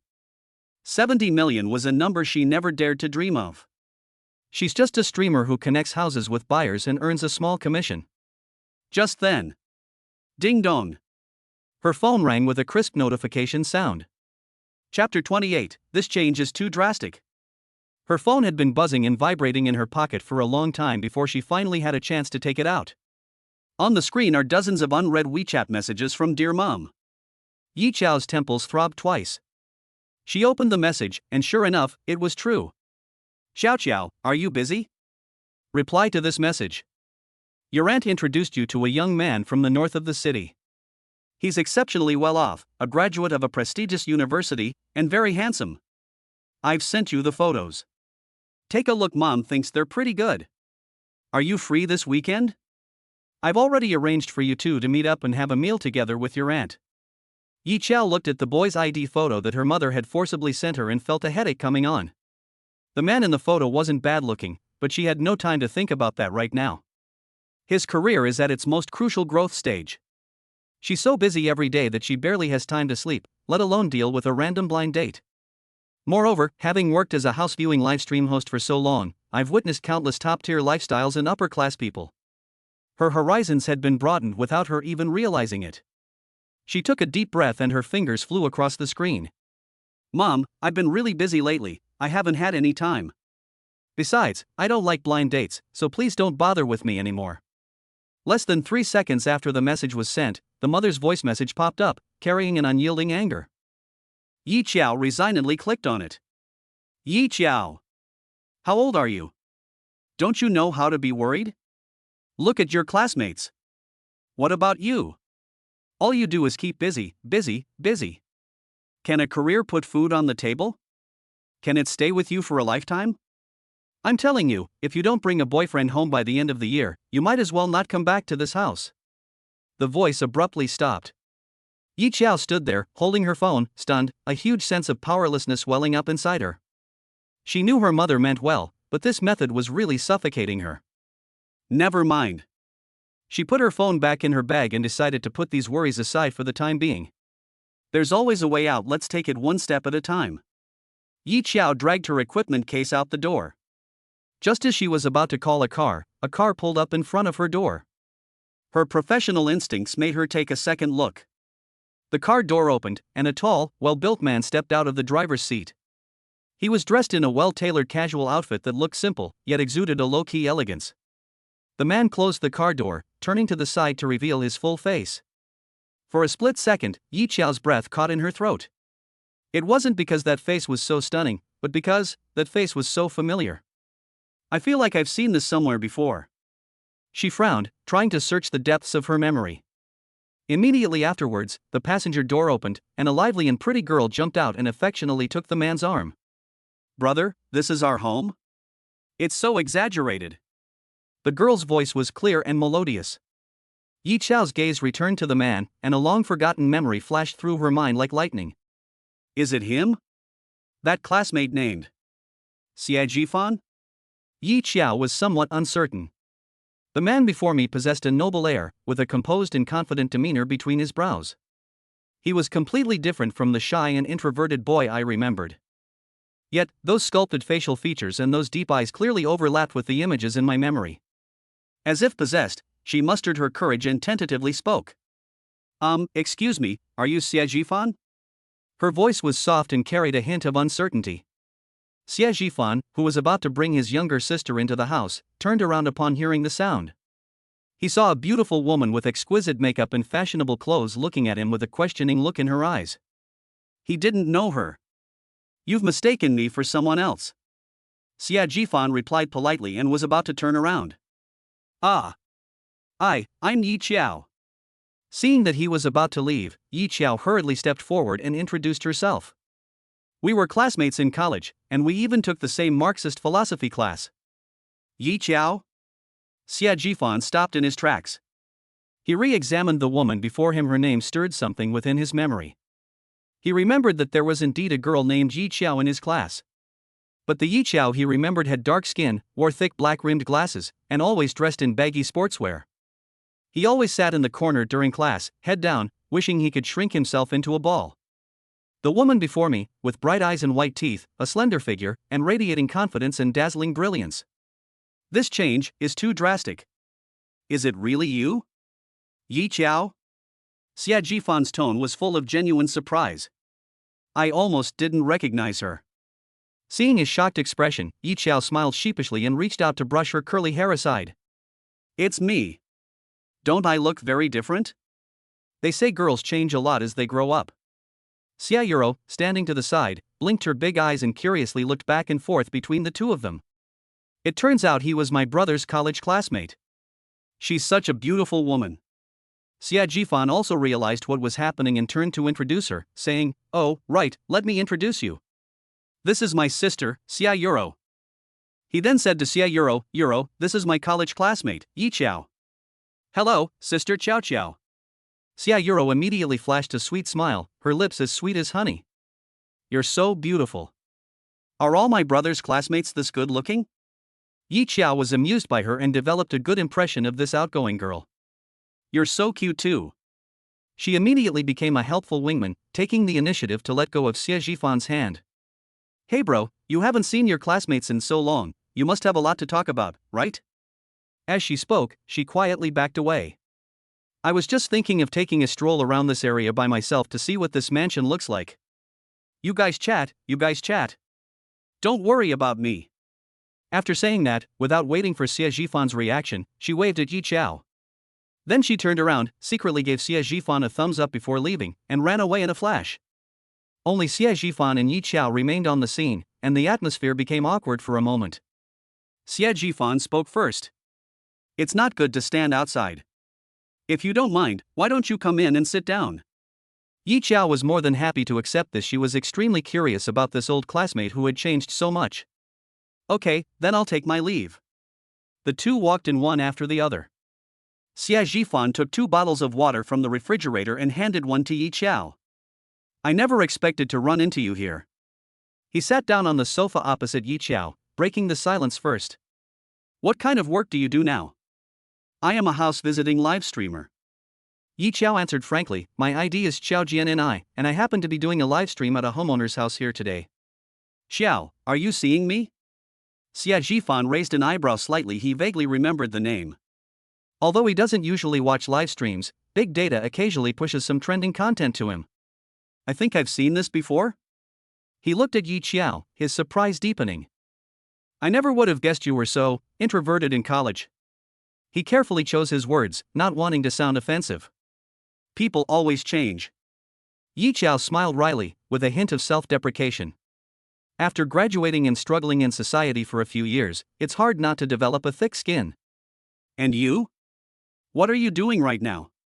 She countered with a question, her gaze subtly sweeping over the impossibly spacious living room. Xia Jifan understood. That's good, it saves a lot of trouble from explaining. Me too. He said it casually. Yi Qiao's curiosity was almost overflowing. The large apartment she was live streaming about today costs 200,000 yuan a month in rent alone. The villas at Royal View Garden are even more exorbitantly priced, beyond our wildest imagination. Speaking of which, you're the one who's really impressive. Yi Qiao looked at him, her tone tentative. The house in Yuping Guanlan, you rented it? In her opinion, being able to rent an entire villa here is already an incredibly impressive level of financial strength. Xia Jifan took a sip of water and shook his head calmly. It wasn't rented. Yi Qiao's heart skipped a beat. It wasn't rented? Could it be? Chapter 29 was given away just like that. Xia Jifan continued in a calm tone. I just bought a small apartment to live in for now. I bought a small apartment to live in for now? Yi Qiao's mind went blank for a moment, as if a buzz had gone off. She stared wide-eyed at the man before her, as if she were meeting him for the first time. The quiet, reserved boy in my memory, and the man in front of me who casually bought a luxury mansion. Two figures intertwined and tore at each other wildly in her mind, eventually merging into a huge mystery filled with question marks. Yi Qiao felt that there might be something wrong with her hearing system. Or perhaps, her cognitive system has developed an unfixable bug. I bought a small apartment to live in for now? What kind of insolent and lewd words are these? His net worth must be at least tens of billions, right? At this moment, Yi Qiao's professional knowledge became fuel that intensified the storm in her heart. She knows the housing prices here all too well. Even the smallest villas start at 9 figures in price. As for the smaller ones Xia Jifan mentioned, just look at the size of this living room, the ceiling height, and the garden outside the window. Yi Qiao felt a little short of breath. She forced herself to look away from the overly grand living room and return her gaze to the man across the room. Is this still the Xia Jifan she remembers? Xia Jifan, during his university years, was handsome and academically excellent, but his family background was notoriously ordinary. He wore a faded t-shirt, used the oldest model of a keypad phone, and even when he went to the cafeteria, he rarely ordered meat dishes. Yi Qiao still remembers that after Xiao Wanshu and he got together, they became the focus of attention throughout the school. Yi Qiao's mind was in complete chaos. Could it be that they didn't break up? So, that's what he earned himself? It's only been a few years since he graduated. What has he been doing? Yi Qiao shook her head, trying to clear her mind. No, why think about these things? She pinched herself secretly, her inner voice frantically telling her, calm down. Yi Qiao. No matter how awesome he is now, you must remember, he might still be Xiao Wanshu's boyfriend. Don't you dare steal him away. Just as Yi Qiao was having an internal struggle, her mind was flooded with so many thoughts that it almost crashed. Xia Yuro's voice came from the second-floor staircase. Sister, I was just watching your livestream. Xia Yuro took out her phone and played. This is it, the grand penthouse in Royal View. Let me tell you, the layout of this apartment you're showing today is absolutely amazing. As she spoke, she swiped across the screen, her tone full of longing. Look at this living room, it's so bright and airy, the natural light and ventilation are unbeatable. And that huge floor-to-ceiling window, the view must be amazing. I dream of living in a house like that.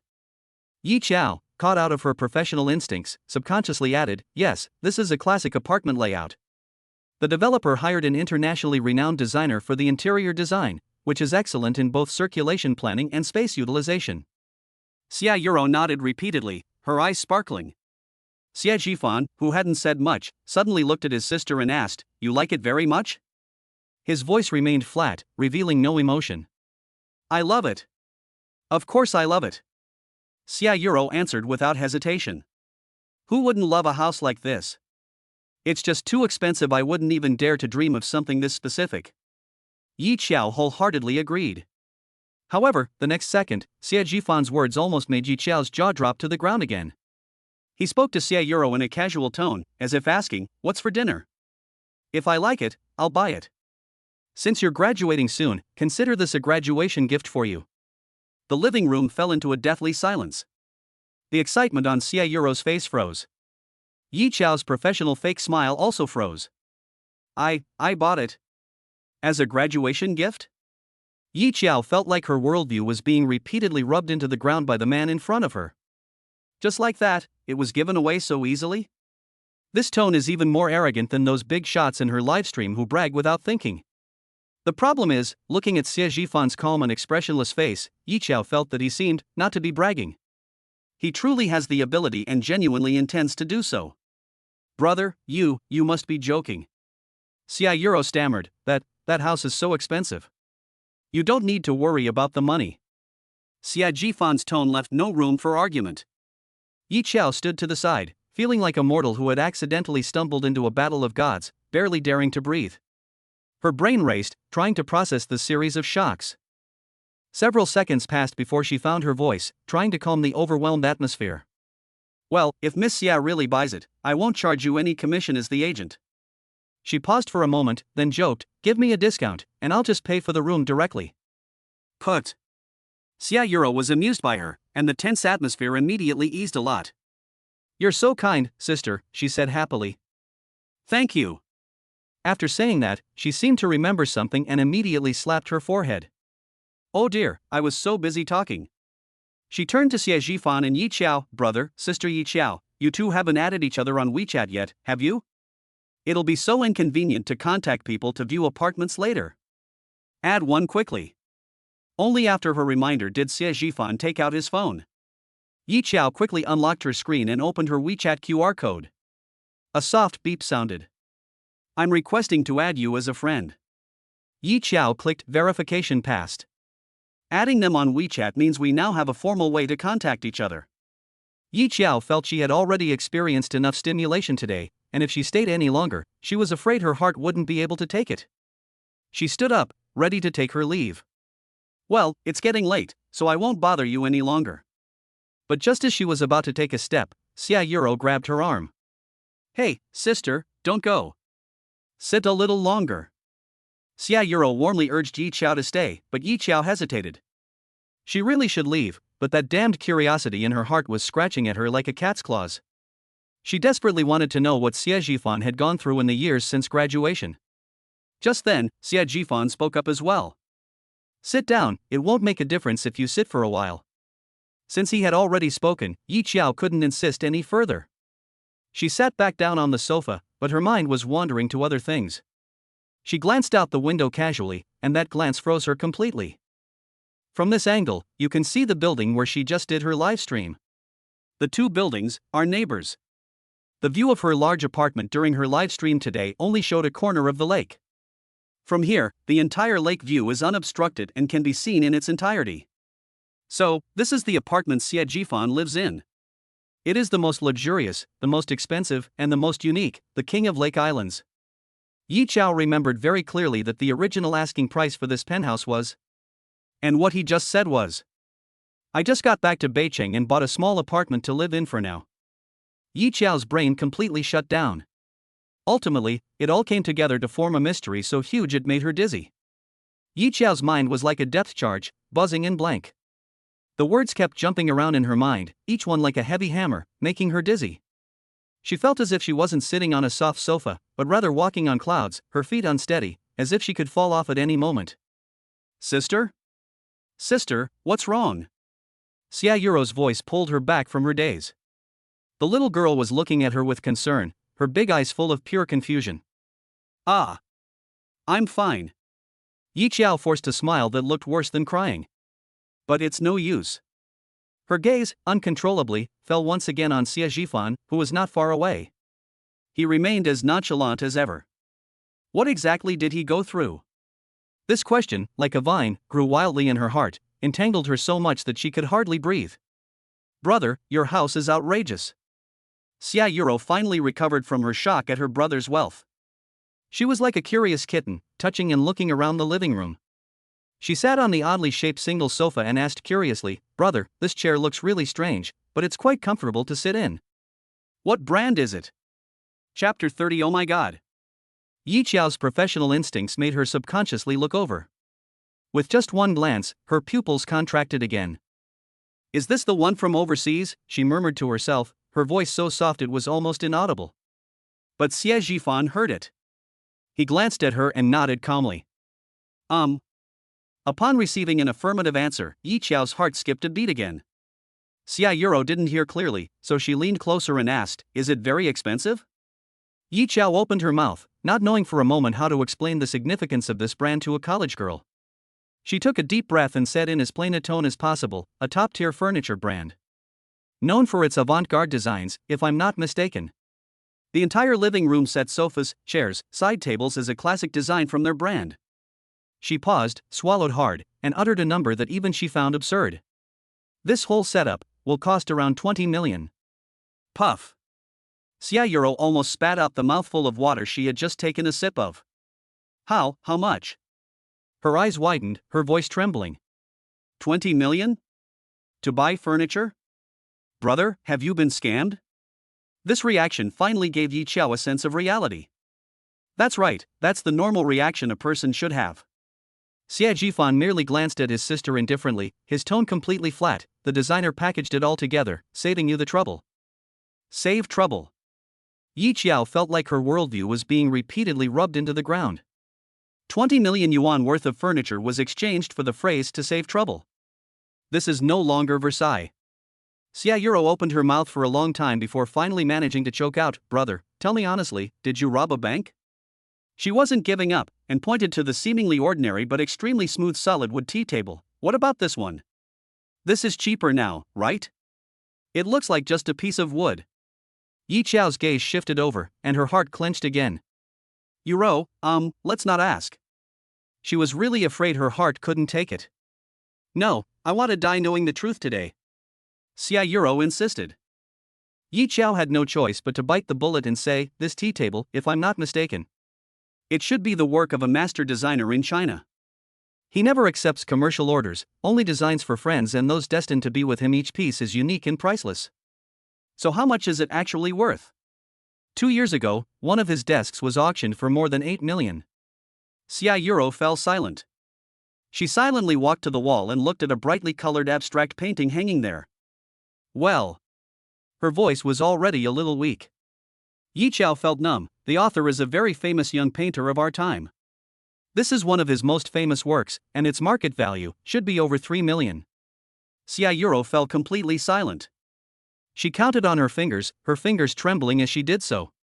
The furniture cost 20 million, the tea table 8 million, the painting 3 million. Adding that all up, oh my god. More than 30 million? That's not all. The little girl suddenly turned around and stared intently at her older brother, as if she were looking at an alien. Brother, this is really our home? Xie Zhifan finally put down his teacup and looked at his younger sister, who looked like she was about to faint. Otherwise what? Upon receiving the final confirmation, Xia Yuro let out a whoosh and collapsed onto the multi-million-dollar sofa, hugging a cushion and rolling around wildly. I'm rich. My brother's rich means I'm rich. I'm a billionaire living in a mansion now. Seeing her completely unladylike appearance, Yi Qiao's tense nerves finally relaxed a little, and she couldn't help but laugh. She really envied Xia Yuro. She has such a capable older brother who dotes on her so much. Unlike her, she has to rely on herself for everything. Despite her envy, the little flame that shouldn't have been burning in Yi Qiao's heart was completely extinguished by the impact of this enormous wealth. Trying to poach someone? Forget it. This isn't just a corner, it's practically the corner of Mount Everest. With her small frame, she'd be starving before she even started climbing. They are no longer from the same world. Reason regained its footing, and Yi Qiao felt that she really should leave. If she stayed any longer, she feared she would be unable to resist asking that most crucial, and most inappropriate, question. She stood up and straightened her clothes. It's getting late, I'll head back now, so I won't bother you any longer. Xie Yuro jumped up from the sofa, wanting to persuade Xie Jifan to stay, but Xie Jifan spoke first.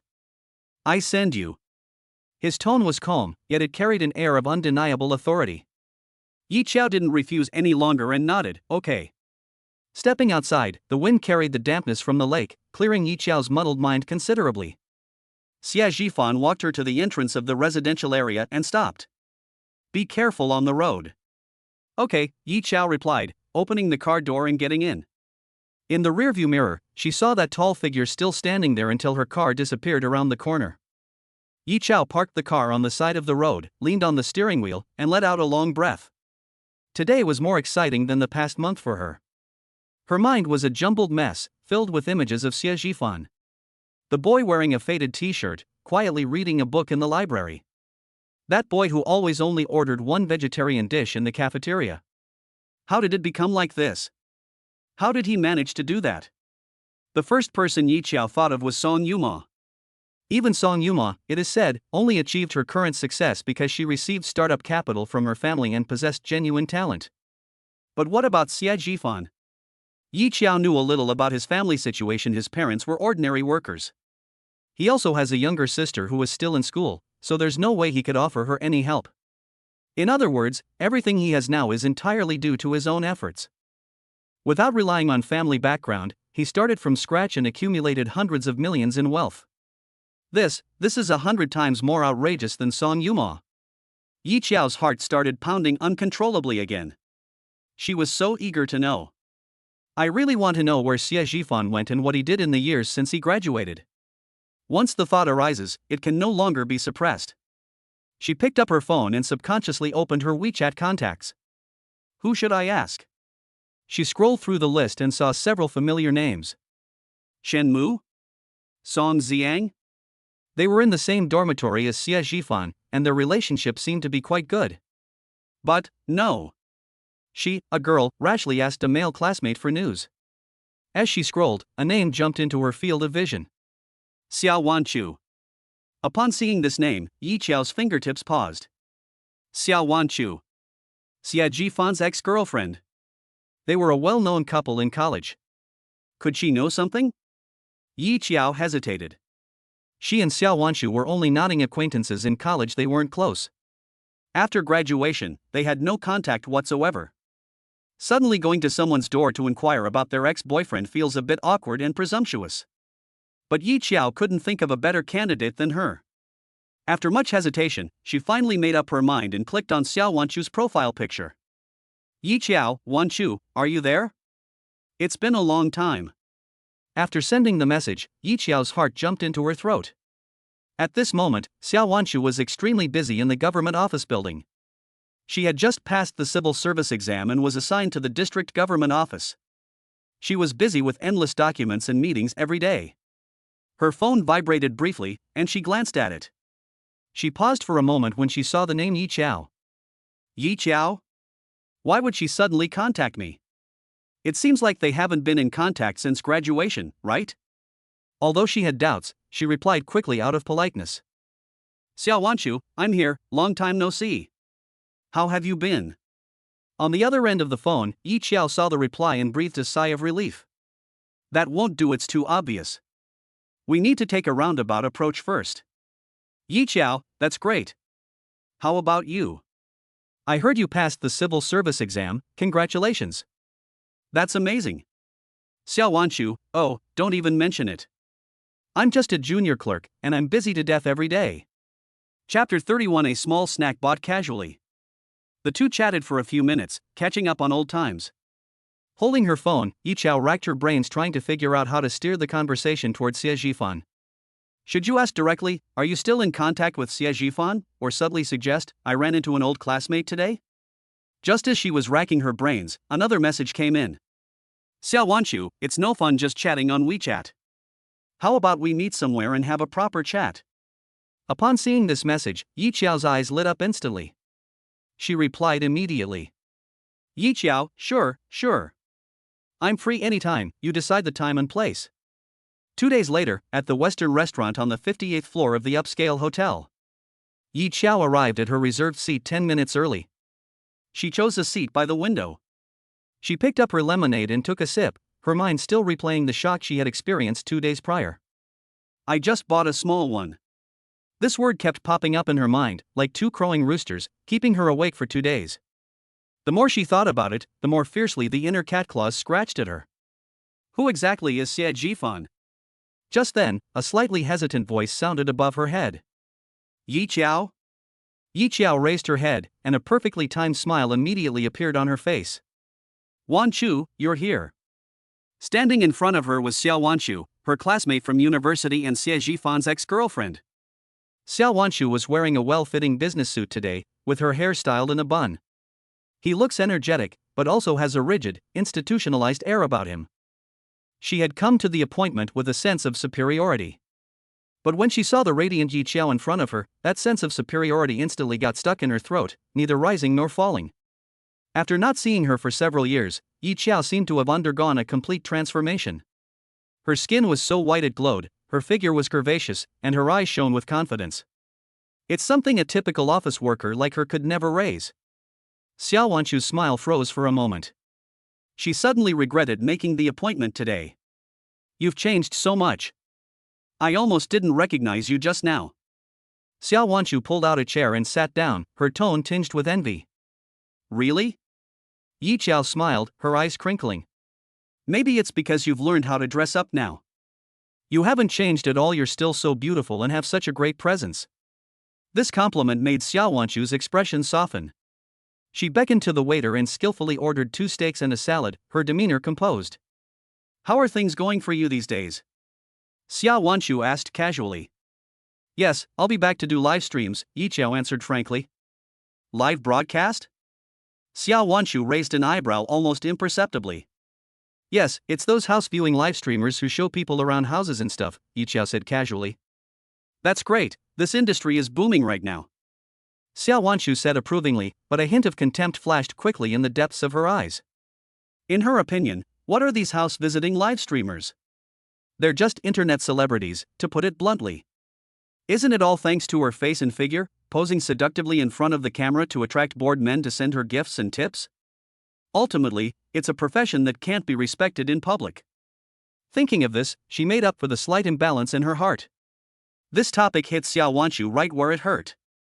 A smug look immediately appeared on her face, but she pretended to be modest. Hey, I was just lucky. I just got the notification a couple of days ago from the municipal office. She paused, then added, actually, it's not a great place to work. It's just a quiet, unassuming department, and people just want stability. That's what she said, but her slightly raised chin didn't flaunt the value of her job. The city offices in the core area are a place that countless people would do anything to get in. She waved her hand, grinning from ear to ear. What leader? Don't talk nonsense, I'm just a junior staff member. Seeing her like this, Yi Qiao knew that the time was almost right. She casually mentioned, speaking of which, we've lost touch with many of our classmates. By the way, what about Xie Jifan? You're still in contact? How is he doing? The moment the name Xie Jifan was uttered, the relaxed and cheerful atmosphere in the restaurant instantly turned cold. The smile on Xiao Wanchu's face seemed to be paused, gradually receding and freezing, finally turning into a cold disdain. Why bring him up? It's bad luck. Her tone was sharp and sarcastic, a stark contrast to the dignified and proper aspiring civil servant she had just spoken of. Yi Qiao's heart skipped a beat, but she feigned just the right amount of surprise. What's wrong? You guys? We broke up. Xiao Wanchu interrupted her impatiently, as if she had brought up something dirty. She picked up her water glass and took a sip, seemingly trying to suppress the nameless anger in her heart. Anyone who associates with that kind of person is doomed. Xiao Wanchu's voice was full of disdain. High aspirations but low abilities, lazy and unwilling to work. Graduated and got a decent job, but what happened? He didn't work properly, was always late or left early, and even dared to talk back to his boss. He was fired in less than 6 months. You were fired? Yi Qiao feigned shock. That's right. Xiao Wanshu sneered, getting more and more excited as she spoke. Even after being fired, she didn't look for a proper job. He just wastes his time doing nobody's business. I must have been blind to have fallen for him. Yi Qiao lowered her eyelids, her long eyelashes concealing the emotions in her eyes. Of course, she didn't believe Xiao Wanshu's words. Xie Zhifan, who spent 4 years in university, was quiet and reserved, and came from a poor family. But his grades are always his top priority, and he is meticulous to the point of being obsessive. How could someone like that be lazy, good for nothing, or talk back to their boss? There must be some misunderstanding here. Then, what is he doing now? Yi Qiao carefully steered the conversation. Xiao Wanshu's lips curled into a mocking smile. Him? What can he do? He has no education, no background, and a terrible temper. She seemed to have thought of something particularly ridiculous. He took his phone out of his bag, opened the photo album and scrolled through it for a while, then pushed the screen in front of Yi Qiao. Here, see for yourself. The background of the photo. Xie Zhifan was wearing a drab gray work uniform. The photo was taken from a rather unusual angle, as if it were taken secretly. But Yi Qiao could recognize that handsome and aloof profile at a glance. This is. What else could it be? A construction worker. Xiao Wanshu's tone was full of schadenfreude. Shenmu? Yi Qiao remembered this person. He was also their college classmate and had been pursuing Xiao Wanshu. It turns out he was the one pulling the strings behind the scenes. Looking at the figure in the photo, Yi Qiao felt a storm raging in her heart. Construction worker? What a joke. This misunderstanding is really huge. Yi Qiao's heart began to beat faster and faster uncontrollably. A crazy idea sprouted in her mind. She looked up at Xiao Wanshu, who was still immersed in her sense of superiority, and decided to keep the secret buried forever. She even wanted to add fuel to the fire. Oh, how could this happen? Yi Qiao looked regretful and sympathetic. I never imagined he was having such a hard time. When Xiao Wan first saw her like this, the last bit of displeasure in her heart vanished. See? Even Yi Qiao thinks Xie Zhifan is doing terribly. This proves how wise her decision to break up was. That's right, people still have to be down to earth. Xiao Wanshu put on the airs of a victor.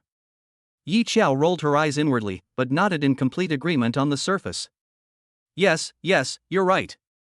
A huge information gap was presented to her. Xiao Wanshu's understanding of Xie Zhifan was still limited to a poor boy who was fired and a down-on-his-luck decorator. But she witnessed firsthand how unfathomable Xie Zhifan had become. This was practically an opportunity delivered right to her doorstep by God. How much did they actually earn in Chapter 32? After seeing Yi Qiao off, Xie Zhifan's politeness and aloofness vanished instantly. He turned and went back to the living room, heading straight for the expensive laptop. Yi Qiao? Xiao Wanshu? Those people and events are insignificant. What really matters is the wildly fluctuating candlestick chart on the screen. The computer was not turned off. The interface of the futures trading software was still displayed. A dazzling red pillar rose from the ground, almost bursting through the top of the screen. The price of international crude oil has gone completely insane. A news pop-up window kept flashing in the lower right corner of the computer screen. Just then, a cold, mechanical voice rang in his mind, carrying an undeniable urgency. Warning, the international crude oil futures trading window is about to close. Prices will plummet in 5 minutes. Please close your positions immediately. They've arrived. Xie Zhifan lightly clicked the mouse, and the cursor moved precisely to the Close All Positions button. Without the slightest hesitation, he pressed the left mouse button. The numbers on the screen froze instantly. 1.52845 billion. Looking at the long string of numbers, Xie Zhifan let out a long sigh of relief and leaned back in his chair. It's done. This feeling is unreal, yet incredibly real. Brother, aren't you done yet? Xie Yuro yawned as she walked out of the room, rubbing her sleepy eyes. Xie Zhifan casually replied and closed his laptop. You're being so mysterious, how much did you actually earn? Xie Yuro asked curiously as she leaned closer. In her view, 10 million was already a huge sum of money that she would have to count on her fingers for a long time. Xie Zhifan couldn't help but laugh at her naive and unsophisticated appearance. Take a guess? How could I have guessed? Xie Yuro pouted. Xie Jifan smiled but said nothing, and turned the computer screen back on. When that frighteningly long string of numbers came into view, Xia Yuro's voice abruptly stopped. The air was silent for 2 seconds. Her fingers trembled as she tapped lightly in the air, like a child learning arithmetic. 100 million? A scream loud enough to blow the roof off suddenly exploded in the living room of the villa. Xia Yuro's eyes widened like saucers, her mouth gaped open wide enough to fit an egg, and she froze on the spot. She rubbed her eyes hard, then leaned closer to the screen, as if she wanted to press her face against it. That's right. This is no longer mythology, this is fantasy. Elder brother. Once she came to her senses, Xia Yuro clung to Xie Jifan like a koala, so excited that she was incoherent. We're rich. We're billionaires now. Xie Jifan was so dizzy from being shaken that he helplessly supported her, saying, calm down, don't make a fuss. How can I stay calm like this? Xia Yuro cupped his face and kissed him hard. Brother. I declare. From today onwards, I'm a professional freeloader. I'm going to leech off my brother. Xie Jifan was amused by her and affectionately pinched her nose. Okay, go ahead and gnaw on it. You said it. Xia Yuro's eyes lit up, and she hugged his arm and started to act coquettishly. Then brother, I want a gift. Speak, what do you want? Xie Jifan has always been willing to help his only relative in the world. I want a car. Xia Yuro's eyes sparkled. It's one of those, really cool supercars. Xie Jifan was stunned for a moment when he heard the word sports car. Yes. Okay, I'll buy it. Xie Jifan's answer was crisp and decisive, without the slightest hesitation. Upon receiving a positive reply, Xia Yuro cheered with joy and immediately started searching for car models on her phone. Seeing her excited expression, Xie Jifan's smile grew even gentler. However, a problem has arisen. But he's really a novice when it comes to supercars that are geared towards a more feminine aesthetic. Who should I ask? A cool and aloof face with a touch of heroic spirit suddenly flashed through his mind. Song Yuma. Asking her is probably the right thing to do. Thinking of this, Xie Jifan picked up his phone and opened WeChat. Xie Jifan, are you there? I'd like to ask you for a favor and recommend a few supercars that are suitable for girls. Future Biotechnology, top floor conference room. Song Yuma had just finished a 3-hour board meeting, and her delicate face showed signs of fatigue. She picked up the coffee on the table, took a sip, and was about to get up when her phone suddenly vibrated in her pocket. When she took it out and saw the name displayed on the screen, her heart skipped a beat. Xie Jifan? With a hint of secret delight, Song Yuma clicked on the message. Are you there? I'd like to ask you for a favor. Could you recommend a few supercars suitable for women? Supercar? Buy it for a girl? The slight joy on Song Yuma's face instantly froze. She clearly remembered that Xie Jifan already had a car, so why was he buying another one? And for a girl no less? An idea popped into my head uncontrollably. Which girl is he going to pursue? This thought, like a needle, pierced her heart. She remembered the post she had mustered the courage to make on WeChat moments a few days earlier. She waited for a day, then 2 days. The list of likes included many mutual friends, but the person she most wanted to see was not among them. Did he not understand it at all? Or did he understand it, but he didn't care? Now, this news seems to have given her a cruel answer. Song Yuma's knuckles, gripping the phone tightly, turned slightly white. She really wanted to ask, who are you buying this for? But that bit of pride prevented her from asking. In the end, all my thoughts boiled down to a single word. Song Yuma, okay. After sending that word, she flipped her phone screen over and threw it on the table. Xie Jifan looked at the cold, impersonal good and was somewhat puzzled. What's wrong? I didn't offend her at all. Wow. Xia Yuro had somehow gotten close again and immediately noticed the chat partner on his phone screen. Brother, you're amazing. Before Xie Jifan could put his phone away, she snatched it away. TSK, recommend a few supercars suitable for girls. Xia Yuro drawled, her eyes becoming gossipy and mischievous. Brother, tell me honestly, was it because of her that you were so cold to Yi Qiao? Don't talk nonsense. Xie Jifan was both amused and exasperated, and reached for his phone. I don't believe it. Xia Yuro nimbly dodged. You're amazing, brother. You've been hiding your true strength. Quick, show me a picture of my future sister-in-law. I want a high-definition one. What does the little brat know? Xie Jifan, unable to resist her pestering, simply got up, laughed, and went back to his room. Hey, don't run away. Xie Yuro yelled frantically from behind, you stingy person. What's wrong with taking a look? The next day, early morning. Xie Jifan was awakened by a bank text message notification. He picked up his phone and unlocked the screen. Looking at that string of numbers, Xie Jifan's lips finally curved into a truly relaxed smile. The money landed safely. Almost at the same time, the system's voice sounded again. Ding! Congratulations, host, for completing the challenge. Special rewards issued. Top secret fund recommendation with a guaranteed annualized return of 70%. His sister started calling him, brother, are you up yet? I want to go shopping. He opened the door and said, okay, I'll be there in a bit. She clasped her hands together, her eyes sparkling, and spoke in a sickeningly sweet voice. My best brother in the whole world. Xie Jifan's eyelids twitched. He had a bad feeling. Explain. That new Chanel bag from last time. And that Starry Sky series of makeup. Oh right, I'm still missing a watch for everyday wear. The Patek Philippe entry-level model would be perfect.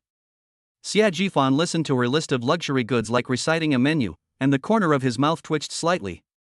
He sighed, took a black card from his wallet, and handed it to her. Stop reading, it hurts my head. Go change your clothes, I'll take you out, and you can choose whatever you want to buy. Xie Yuro stared at the card, her eyes wide with disbelief. She snatched the card away. Brother! You are my god. After saying that, she rushed back to her room like a gust of wind, leaving only the words, wait for me for 10 minutes. No. 5 minutes. Xie Jifan chuckled and shook his head. Chapter 33 The World of the Rich. Half an hour later, a car smoothly drove into the underground parking lot of the most luxurious shopping mall. Xie Yuro got out of the passenger seat, took Xie Jifan's arm, and exuded an aura of I'm so happy. Brother, where should we go first?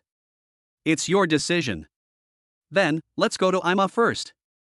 Xie Yuro excitedly pulled him along, heading straight for the shop on the first floor. The store's sales staff initially scrutinized the two individuals, given their young age.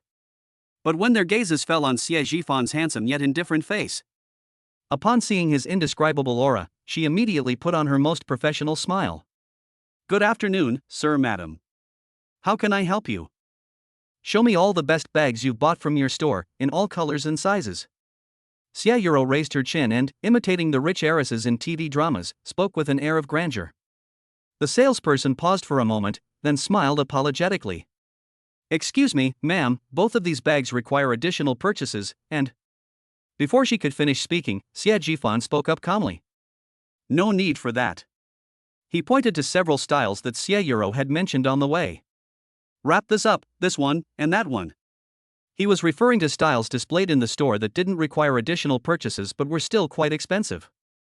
The salesperson's eyes lit up. Yes, sir, you have excellent taste. And a watch. Xie Jifan didn't give Xie Yuro a chance to make a difficult choice, and directly pulled her towards the next target. For the next 2 hours, the brother and sister explored almost the entire first floor of the mall. Xie Jifan would swipe his card on anything that Xie Yuro glanced at twice without even asking the price. Wrap up. These two words have become the most pleasant sound in the shopping mall today. Is this the world of the rich? That's too plain and boring. Just as Xie Jifan signed yet another name, his phone rang. It was an unfamiliar number. He answered the call, his tone indifferent. Hello? Hello, is this Mr. Xie Jifan? On the other end of the phone came a very respectful, even obsequious, male voice. I am. Hello, Mr. Xie. I am the account manager, my name is Wang Chaochuan. I hope my call was unwelcome and didn't bother you. Xie Jifan raised an eyebrow slightly. A bank account manager? They're pretty quick. What's up? It's like this, Mr. Xie, Wang Chaochuan's voice became increasingly respectful. The system detected that your account just had a transaction of 1.5 billion yuan. With funds deposited into your account, you have been automatically upgraded to our highest level 5-star private banking client, in accordance with our bank's regulations. Starting today, I will be your dedicated account manager, providing you with one-on-one financial services. Oh. Xia Jifan's calm reaction caught Wang Chaochuan off guard. Wang Chaochuan quickly composed himself and continued, Mr. Xia, I see that your funds are currently in a demand deposit account with very low interest rates. That's such a waste. Our bank has recently been targeting VIPs of your level. A new exclusive wealth management product has been launched. When would be a good time for you? We could arrange a place and I'd like to give you a detailed introduction. Wang Chaochuan's tone was full of anticipation. This is a huge order. If he can secure this deal, his performance this year will skyrocket and he'll be raking in bonuses. However, after listening, Xia Jifan simply uttered two words. Too low. Ah. Wang Chaochuan didn't react for a moment. I said the rate of return is too low, Xia Jifan repeated. I have other uses for this money, so I don't need to invest it for the time being. Are you kidding me? Wang Chaochuan was completely dumbfounded. He felt that his understanding had been greatly impacted. Well, alright then, Mr. Xia. If you have any financial needs later, please feel free to contact me. This is my personal number, available 24/7. Wang Chaochuan dared not offer any further advice, fearing it might offend this important figure. Xia Jifan hung up the phone and casually saved the number to his contacts. Brother, who is it? Xia Euro, carrying a brand new bag, asked curiously. They're from the bank, trying to sell you wealth management products. Oh. Xia Euro nodded as if she understood, then excitedly waved her spoils. Brother, where do we go next? Xia Jifan checked the time, then looked at the shopping bags piled up like a small mountain. Let's go back. I'll take you back to school. Huh? So fast. Xia Euro was somewhat reluctant to leave, but seeing that Xia Jifan had already turned around, she had no choice but to obediently follow. The car came to a smooth stop at the university gate. I'll pick you up for dinner tonight. Xia Jifan helped her unload her bags and packages of spoils from the car. Okay. Xia Euro waved with a grin. Brother, don't forget about my sports car. Xia Jifan nodded helplessly. Understood, little housekeeper. Just then, his phone rang again. Xia Jifan glanced at the caller ID, his expression shifted slightly, and he immediately answered the phone. Hello, okay, I'll be right there. His reply was brief and quick. After hanging up the phone, he said to Xia Euro, I have something urgent to attend to, I have to go now. After saying that, he quickly got on and disappeared into the traffic. Xia Euro pouted in dissatisfaction as she watched her brother's hurried departure. Humph, what a guy who values women more than girls. She muttered a complaint to herself. Then he turned around, carrying 7 or 8 luxury shopping bags, and struggled to walk towards the dormitory building. This scene naturally attracted the attention of countless passing students. Xia Euro returned to her dormitory and kicked the door open. I'm back. The 3 roommates in the dormitory looked over upon hearing the sound. The next second, 3 pairs of eyes were fixed on her and the shopping bags in her hands, which were printed with various big brand logos. Holy crap! Ro, did you go to rob a place? A short-haired girl shouted exaggeratedly. Did you bring the whole mall back with you? Another girl wearing glasses pushed up her glasses, her face full of shock. Confess and you'll be treated leniently, resist and you'll be punished severely. The last roommate with long hair rushed over and hugged her tightly. Xia Euro was driven crazy by their noise and finally managed to break free from the encirclement of shopping bags. She cleared her throat and tossed her hair triumphantly. What kind of boyfriend is that? He's so narrow-minded, ladies. She tossed a brand new bag into her long-haired roommate's arms. Then he took out several limited edition cosmetics and handed them to the other 2 people. Here you are. The 3 roommates stared in disbelief at what they were holding. This must add up to almost 100,000, right? Ro, you really hooked up with a rich guy, the short-haired girl stammered. I've already said, he's not my boyfriend. Xia Euro stood with her hands on her hips, her face radiating undisguised pride and smugness. That's my own brother. My brother, he struck it rich. Super rich. You understand?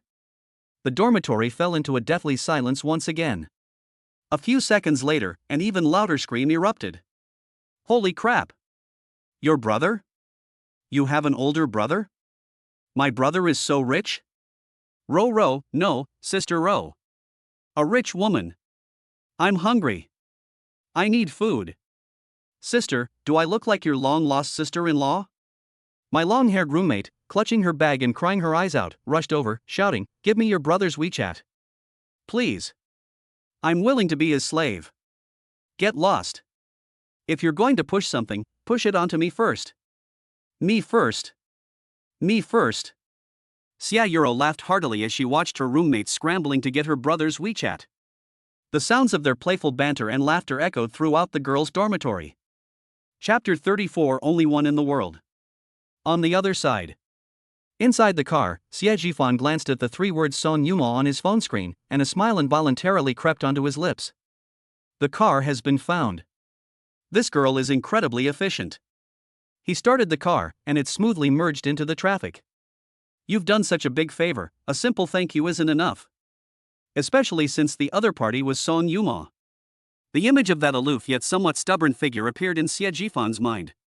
She always had the aloofness of a top student, but she was always exceptionally attentive when helping me. This contrast is quite interesting. The car sped along and finally came to a smooth stop in a parking lot. Xie Jifan unbuckled his seatbelt and walked straight into the mall, his destination clear the Bagley counter. Hello sir, welcome to Bagley. How can I help you? The sales assistant at the entrance had a sweet smile and elegant demeanor, but her eyes still flashed with amazement when she saw Xie Jifan. Xie Jifan ignored the various gazes directed at him, his eyes sweeping directly over the dazzling array of display cases. "Bring out the most unique necklace in your store so I can take a look." His voice was cold and carried an undeniable aura. The saleswoman was slightly taken aback, but then realized that the person in front of her was definitely a top VIP customer. She immediately abandoned her usual sales pitch and respectfully led Xie Jifan to the standalone display case in the center of the store. "Sir, our store's prized possession is this heart of the ocean." Inside the display case, a diamond necklace lay quietly, radiating a captivating brilliance. The main feature of the necklace is an enormous blue diamond, cut to perfection. Under the lights, it seemed as if the entire deep ocean was condensed into it, mysterious and dazzling. Surrounding the blue diamond are hundreds of top-quality white diamonds of varying sizes, making it appear even more luxurious, like stars surrounding the moon. This one features a 50-carat blue diamond as its centerpiece, and it's the only one of its kind in the world. The saleswoman's voice was filled with pride. Its design was inspired by an ancient love legend. It symbolizes the purest and most unwavering love in the world. "Sir, are you giving this to your beloved?" The sales assistant guessed cautiously, her tone filled with envy. How happy a woman must be to receive such a gift. Xie Jifan's mind was filled with the image of Son Yuma's beautiful face. Purity, fidelity. He is a good match for her. I guess so. He gave a curt reply, which was considered an answer to the sales assistant's question. The sales assistant's eyes lit up instantly. It seemed she had guessed correctly. Your girlfriend is so lucky. This necklace is practically made for her. Wearing it will make her the center of attention worldwide. Xie Jifan didn't reply, but instead took out the Centurion black gold card. This is it, wrap it up. Yes, sir. Please wait a moment. The sales assistant's breathing quickened, and her colleague next to her covered her mouth in shock. 2 million? Yes, the price is 2 million. Xie Jifan swiped his card with effortless grace, as if the 2 million was just 200 yuan. After signing the document, he accepted the beautifully packaged gift box, turned and left, leaving behind a crowd of envious glances. My God, a necklace worth 2 million, you just bought it like that, without even blinking an eye? This is what a real super rich guy looks like. I'm so jealous. When will I ever meet a boyfriend like that? Stop dreaming. What kind of fairy would be worthy of a man like that? A 3-star restaurant. Son Yuma sat by the window and had already checked her watch for the third time. Almost an hour had passed since the time she and Xie Jifan had agreed upon. Her fair fingers unconsciously caressed the cold glass, and she felt a little uneasy. As soon as she found the car, she excitedly called Xie Jifan, wanting to share the good news with him. But on the other end of the phone, he told her to come to the restaurant and wait. Son Yuma's mind began to wander involuntarily. Thinking of this, Son Yuma's heart felt as if it were being squeezed tightly by an invisible hand, a dull ache throbbing within her. What am I anyway? The more she thought about it, the more disappointed she became. Her once bright eyes gradually dimmed, and her long eyelashes drooped. A lonely shadow was cast on his eyelids. Just then, a slight commotion arose at the restaurant entrance. Song Yuma subconsciously raised her head and met Xie Jifan's gaze. "He's here." The man remained calm and composed as he slowly walked towards her. Song Yuma's gaze unconsciously swept behind him. Fortunately, he came alone. This realization quietly lifted Song Yuma's spirits, which had just sunk to the bottom. The disappointment in her eyes vanished instantly, and a faint glimmer of light rekindled in her beautiful eyes. "Sorry to keep you waiting." Xie Jifan sat down opposite her, his voice as clear and pleasant as ever. "No, it's nothing. I just arrived a little while ago." Song Yuma looked away guiltily, pretending to look at the scenery outside the window, but her ears secretly turned red. Xie Jifan noticed her subtle actions but didn't expose her. He gently pushed the exquisite Bulgari gift box in his hand in front of Song Yuma. "Here, take this." Song Yuma was taken aback, her gaze falling on the familiar brand logo. "For me? What is this?" She was somewhat flattered. Was it a thank you gift for helping her find a car? But this is a bit too extravagant. "Open it and take a look," Xie Jifan said succinctly. Song Yuma hesitated for a moment, then reached out her slender fingers and carefully untied the ribbon on the gift box. The moment the box was opened, a dazzling blue light unexpectedly entered her eyes. It seemed as if all the light in the restaurant was absorbed into it at that moment. Song Yuma's breathing suddenly stopped. She recognized the necklace. This isn't." Song Yuma's voice was trembling. She slammed the lid shut, as if she had been burned, and pushed the gift box back forcefully. No. Xie Jifan, this is too valuable. I absolutely cannot accept it."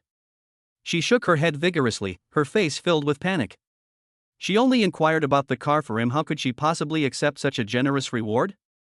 Seeing her panicked expression, Xie Jifan not only didn't take back the gift box, but instead pushed it back to her. His tone carried an undeniable forcefulness. "I bought this especially for you." "But..." Song Yuma was about to say something when she suddenly felt a warmth on her wrist. Xie Jifan actually reached out and grabbed her hand across the table.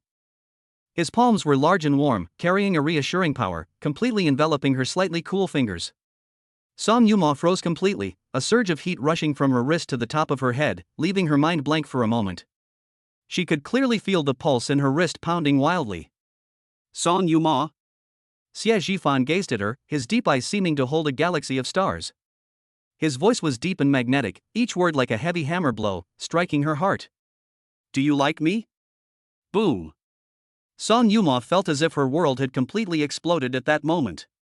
She was completely stunned by the question, frozen in place, and could only stare blankly at him. Her cheeks flushed rapidly, the redness spreading all the way down to her fair neck. I. She opened her mouth, but couldn't utter a single complete syllable. Her tongue seemed to be tied in knots. Chapter 35. I like you. Even Xie Jifan's calm heart couldn't help but ripple. He held her hand and tightened his grip. Xie Jifan's blunt and almost ferocious question was like a depth charge that exploded in Song Yuma's heart. She froze completely. The brain's processor completely crashed due to overload in that instant. All she could see were Xie Jifan's unfathomable eyes, which seemed to hold swirling nebulae that threatened to suck her soul in. But he actually asked it. In such a high-class restaurant, under soft lighting, across a table. Holding her hand, he dropped a bombshell in an extremely calm tone.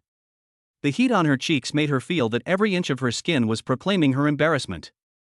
On his wrist, where he had wrapped his hand, his pulse was having a wild party. Each beat was so clear, as if it were telling her the answer she dared not say. The girl's almost ripe appearance was a huge and adorable contrast to her usual calm and composed demeanor. He held her hand, his fingertips unconsciously caressing her delicate skin, then increased the pressure. Just as Song Yuma felt she was about to faint from lack of oxygen, Xie Jifan suddenly let go of her hand. He leaned back, a barely audible sigh escaping his lips. "Never mind, forget I asked." He made a move to get up. "It's getting late, let me see you off." "Don't go." Almost instinctively, Song Yuma grabbed his sleeve.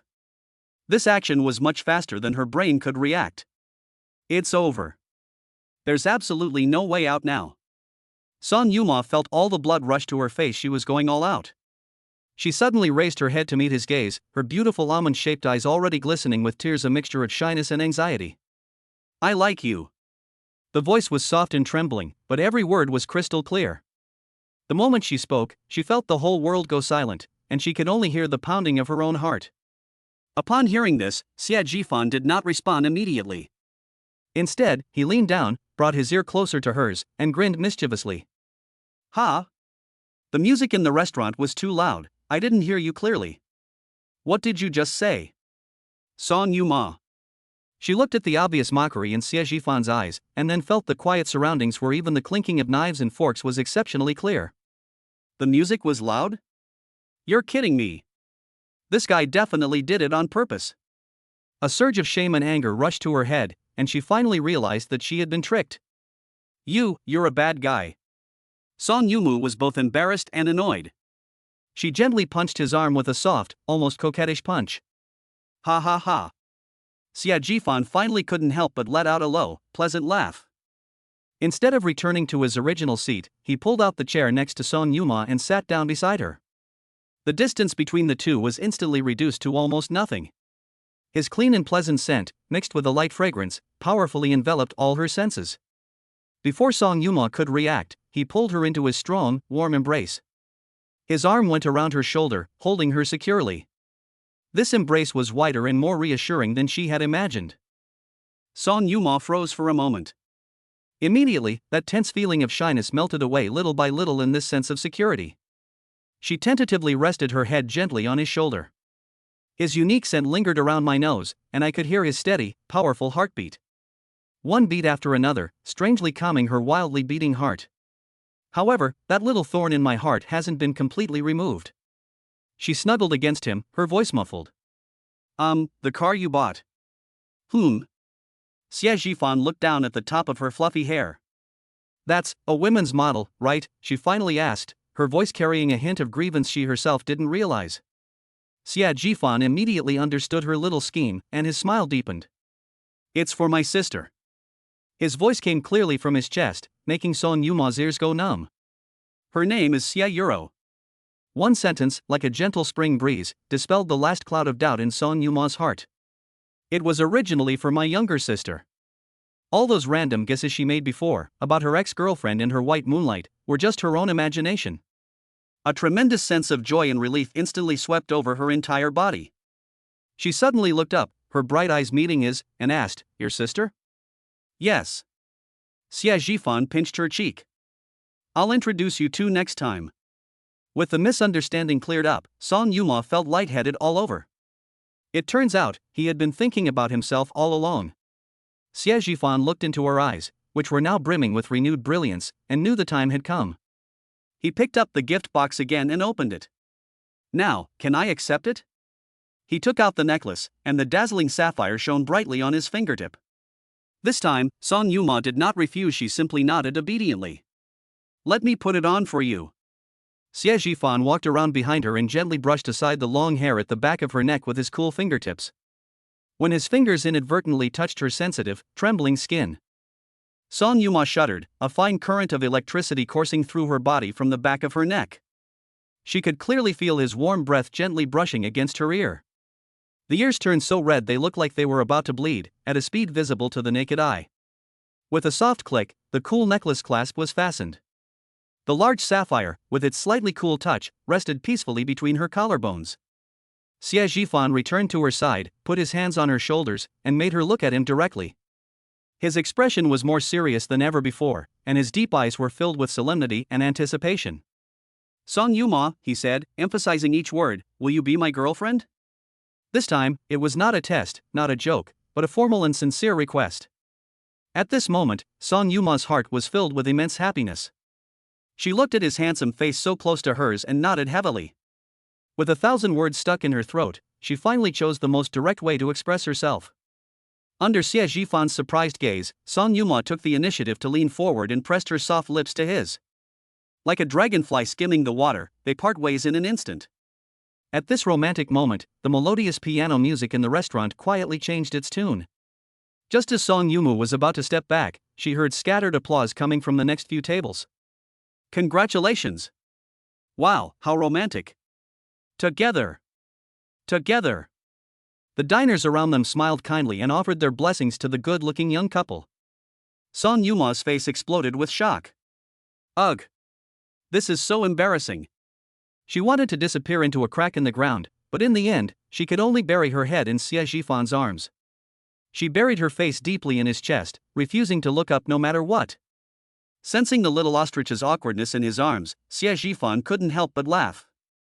He was quite generous, and hugged the girl in his arms tightly. She accepted the gazes of the crowd with composure, and even nodded slightly to the diners who applauded, expressing her gratitude. For the latter half of the meal, Song Yuma spent almost the entire time in a complex mix of sweetness and shyness. After dinner, Xie Jifan drove her home in that car. Chapter 36. This whole operation has been exposed. The car came to a smooth stop. Song Yuma unbuckled her seatbelt but hesitated to get out of the car. I'm home, she whispered. Mum. Xie Jifan turned his head to look at her, his eyes gentle. Then I'll be going?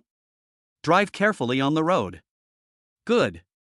She hesitantly pushed open the car door, stepped out with one leg, but then suddenly stopped. The next second, as if she had made up her mind, she suddenly turned around and quickly kissed Xie Jifan on the cheek. Good night. After uttering those two words, Song Yuma was like a frightened rabbit. Without looking back, he ran towards the villa gate, his heart pounding so hard it felt like it was going to jump out of his throat. Xie Jifan touched the cheek she had kissed, and watching her flee in a panic, his smile grew even more indulgent. All of this was observed by a pair of eyes on the second-floor balcony. Song Junhai stood in the darkness, holding a cup of tea, his face so gloomy it seemed to drip water. He saw the car, and he saw his beloved daughter get out of the car. More importantly, that car. Just thinking about the plump, healthy cabbages I've raised for 20 years. And just like that, she was silently devoured by a pig that appeared out of nowhere. Song Junhai's face was as black as the bottom of a pot. Song Yuma hummed a little tune as she happily walked into her home. As soon as she entered the living room, she saw her father sitting upright on the sofa. The dim light made his expression look particularly serious. The bubble of happiness in her heart burst with a pop. We're doomed. This commotion, did they get caught? Dad, it's so late, you're still awake? She gave a flattering smile, trying to get away with it. As she spoke, she tiptoed, trying to slip across from the other side of the living room. I'm a little tired today, so I'll go back to my room to rest now. Good night. Stop. Song Junhai's deep voice was like a thunderclap from a clear sky. Song Yuma's steps froze on the spot, a chill running down her spine. Who was that boy who brought you back just now? Song Yuma slowly turned around, trying her best to put on an innocent and naive expression. A boy? Oh, you mean him? He's a college classmate of mine. He gave me a ride home on his way. Dad, you know it's hard to get a taxi at night. Classmate? Song Junhai sneered, staring sharply at her. Song Yuma's heart skipped a beat. How would her dad recognize this car? She tried to argue, there are plenty of rich classmates these days. Song Junhai slammed the teacup he was holding onto the coffee table with a thud. All right, stop trying to fool me. His gaze was piercing, as if he could see through all her pretenses. I saw it all. Song Junhai's voice was not loud, but it was like a heavy hammer that struck Song Yuma's heart. It's over. All wishful thinking was shattered at that moment. Song Yuma turned around stiffly, her head drooping, like a prisoner awaiting trial. Dad. Still trying to fool me? Song Junhai's gaze left her nowhere to hide. Song Yuma bit her lower lip, knowing she could no longer hide it. She took a deep breath, as if she had made a major decision, and looked up directly into Song Junhai's eyes. Dad, he's not my classmate. He is my boyfriend. His name is Xie Jifan. A deathly silence fell over the living room. Song Junhai's expression froze. He stared intently at his daughter, seemingly processing the weight of those few words. Boyfriend? Xie Jifan? This name, it sounds familiar. Song Junhai frowned deeply, his mind racing. He tried hard to search his memory for the name. The guy I mentioned last time. In an instant, the image of the pig that had taken over his plump, fresh cabbage in Song Junhai's mind changed completely. That wasn't some wild boar that appeared out of nowhere. This is clearly a peerless golden pig, covered in diamonds, riding on auspicious clouds, and equipped with its own money printing machine. What kind of divine eye is this? Song Junhai felt as if his heart was on a roller coaster, 1 second at the bottom and the next soaring to the sky. Ecstasy. An overwhelming sense of ecstasy. But his face still wore that serious expression, as black as the bottom of a pot. As a seasoned veteran who has spent half his life navigating the business world, the most basic quality is to keep one's emotions in check. He cleared his throat, maintaining the dignity of the head of the family, and scrutinized his daughter from head to toe with a critical gaze. Xie Jifan? Which Xie? Which fan? Seeing that her father's expression didn't seem to be getting any worse, Song Yuma honestly replied, "Thank you for the thanks, and extraordinary for the extraordinary." Oh. Song Junhai drew out his words, picked up the cup of tea that had gone cold, and took a small sip. It was used to cover up the corners of his mouth that were about to stretch to his ears. What do you do? What does your family do? He started his own business and opened an investment company. Song Yuma carefully observed her father's expression. It's just starting out, and the scale is still small. An investment company? Song Junhai was overjoyed. Good lad, just like old Lu said.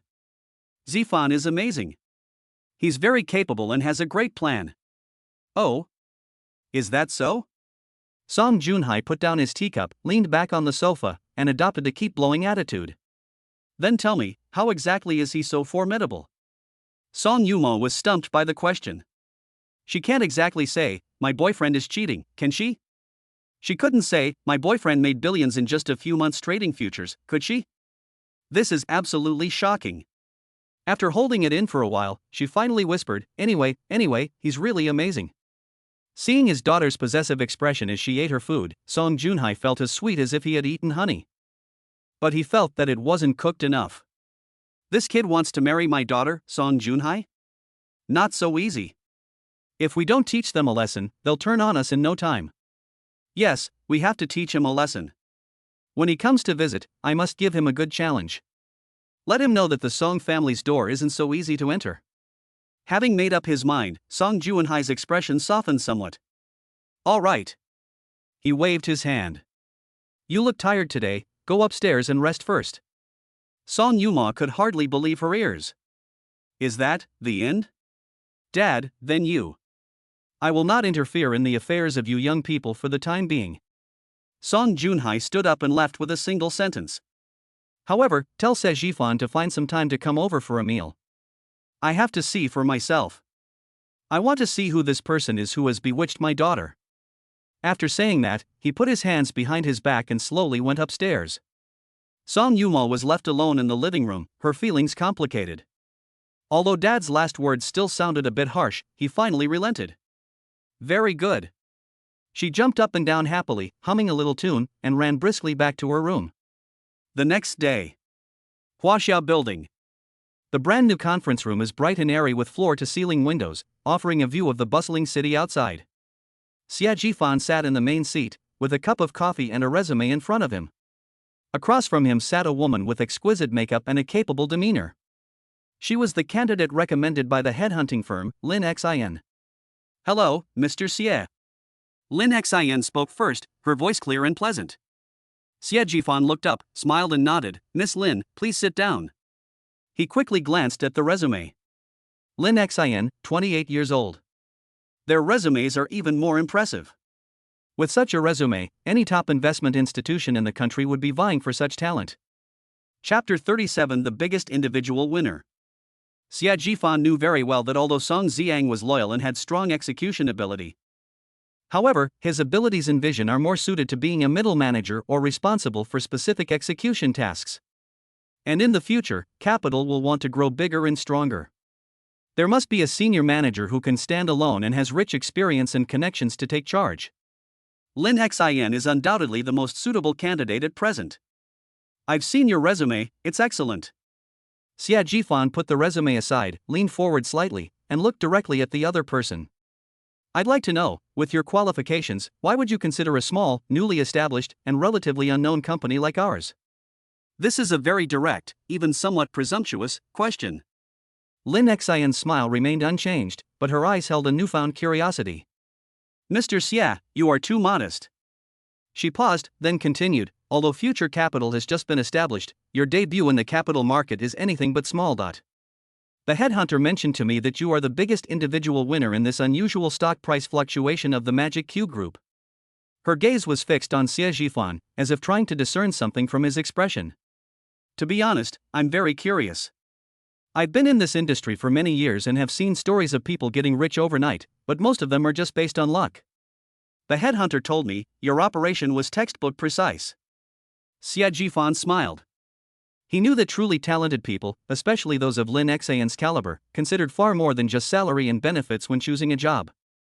They value the platform's prospects and the boss's potential more. This interview was less about him interviewing Lin Xian and more about Lin Xian interviewing him.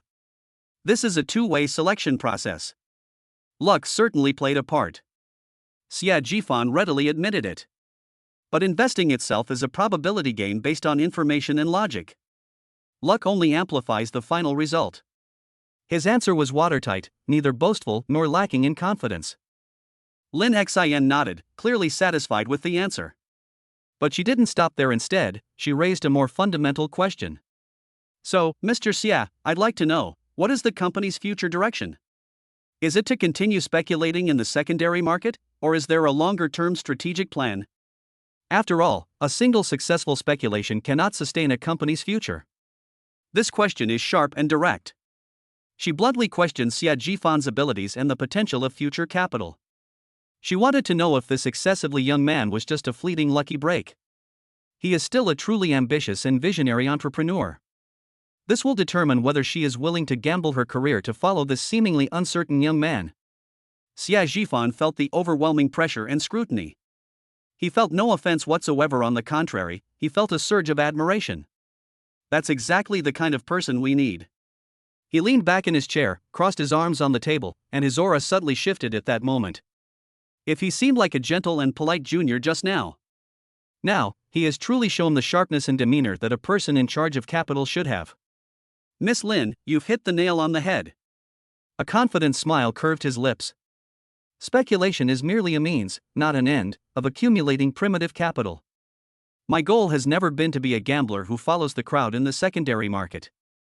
Xie Zhifan stared at the powerful career woman in front of him. He knew that what he said next would determine whether he could gain this top-notch partner. Speculation in the secondary market is like driving on a highway that has already been built.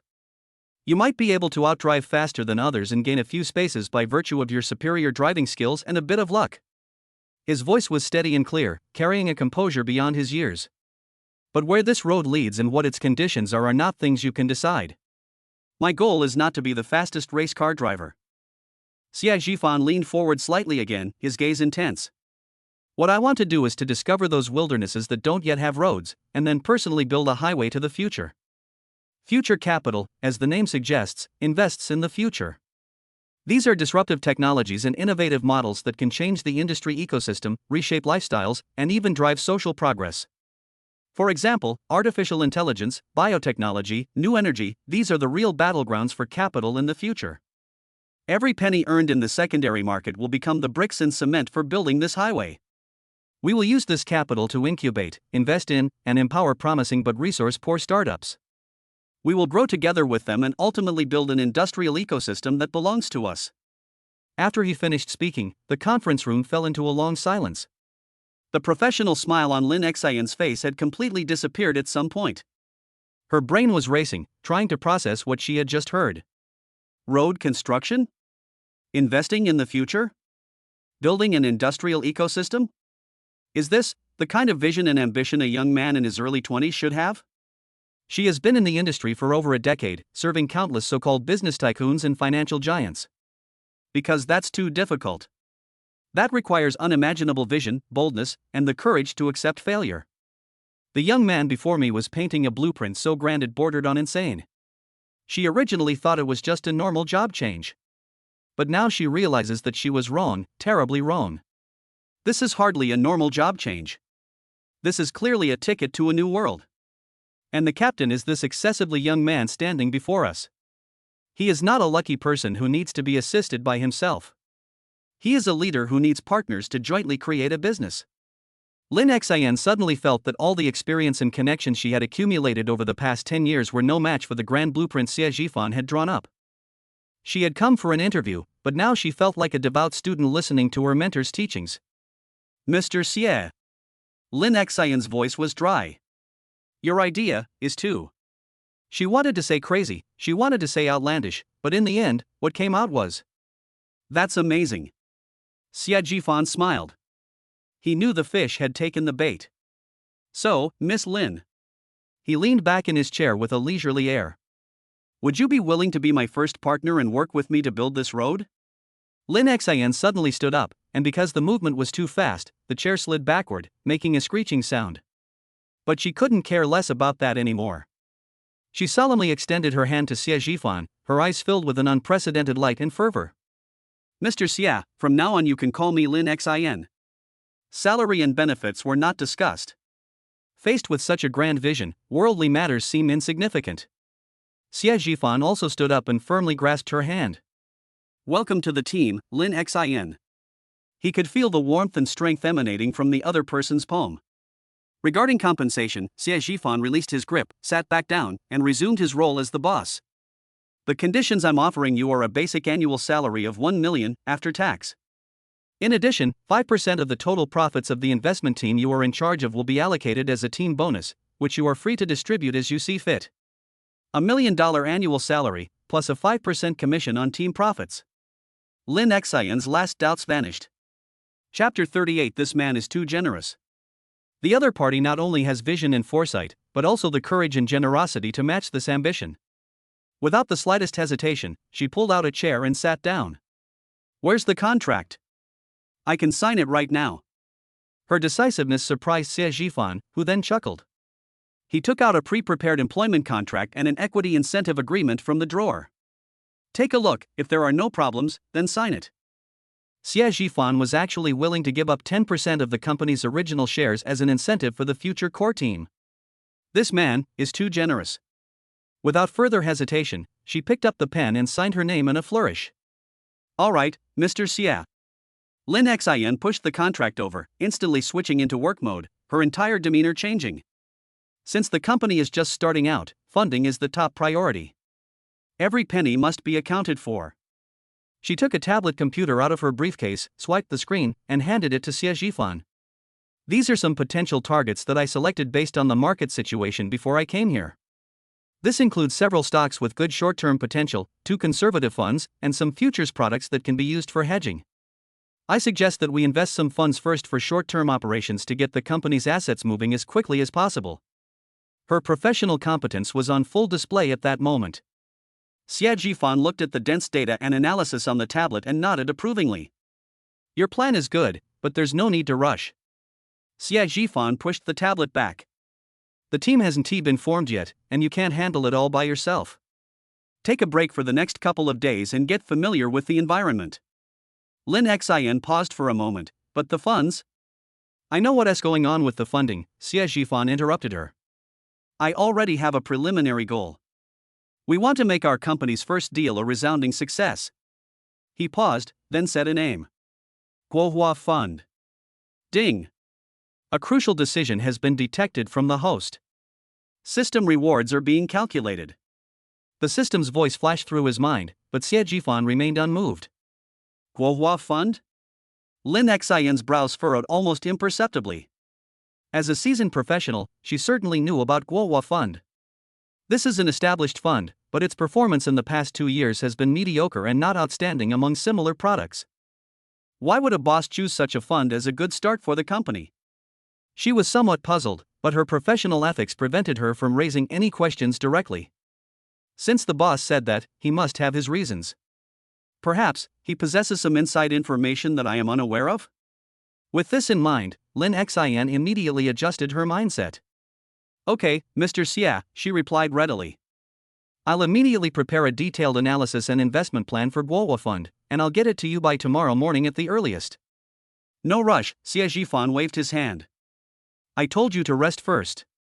You can give it to me before Monday. He looked at Lin Xian and said sincerely, Lin Xian, we are partners, and we have a long road ahead of us. I don't want you to be too tense from the start. Lin Xian felt a warmth in her heart as she met his gentle gaze. I understand, Mr. Xie. That's what they say, but once Lin Xian's workaholic tendencies are triggered, it's hard for her to stop. Just as she was about to leave, her phone rang. Upon seeing the name on the caller ID, Lin Xian's face revealed a helpless yet indulgent smile. Hello, Wan Chu. Cousin. Are you off work yet? Come out and have dinner together. A young and lively girl's voice came from the other end of the phone. It was her cousin, Xiao Wanshu. Lin Xian checked the time and replied, I was just about to leave. Where are you? I'll come find you. I'm near your company, there's a newly opened Chinese restaurant with amazing reviews, I'll send you the address. Okay, you go first, I'll be right there. After hanging up the phone, Lin Xian rubbed her throbbing temples. This cousin was spoiled by her aunt and uncle since she was a child. After graduating from university, I never had a proper job, and I spent my days fantasizing about passing the civil service exam and rising to the top in one step. 9 times out of 10, she runs out of living expenses and comes to her cousin for emergency help. As Lin Xian pondered this, she opened her mobile banking app, preparing to transfer 20,000 yuan. Half an hour later, in a private room at a Chinese restaurant. Cousin, you finally arrived. Upon seeing Lin Xian, he immediately stood up and went to greet her, affectionately taking her arm. It was Xiao Wanshu. You always surprise me, Lin Xian said with a smile, tapping her forehead. I sat down opposite her. Oh, I just wanted to surprise you. Xiao Wanshu stuck out her tongue and poured her a cup of tea. Lin Xian looked at her and asked casually, out of money again this time? She was prepared for the other party to nod, and then she would transfer the money herself. Unexpectedly, Xiao Wanshu shook her head, a hint of smugness on her face. No. Cousin, I came here specifically to tell you some incredibly exciting news. Oh? Lin Xian was somewhat surprised. What good news? Xiao Wanshu cleared her throat, straightened her back, and said, word by word, I, Xiao Wanshu, have successfully made it ashore. I got first place in both the written and oral exams at the municipal office.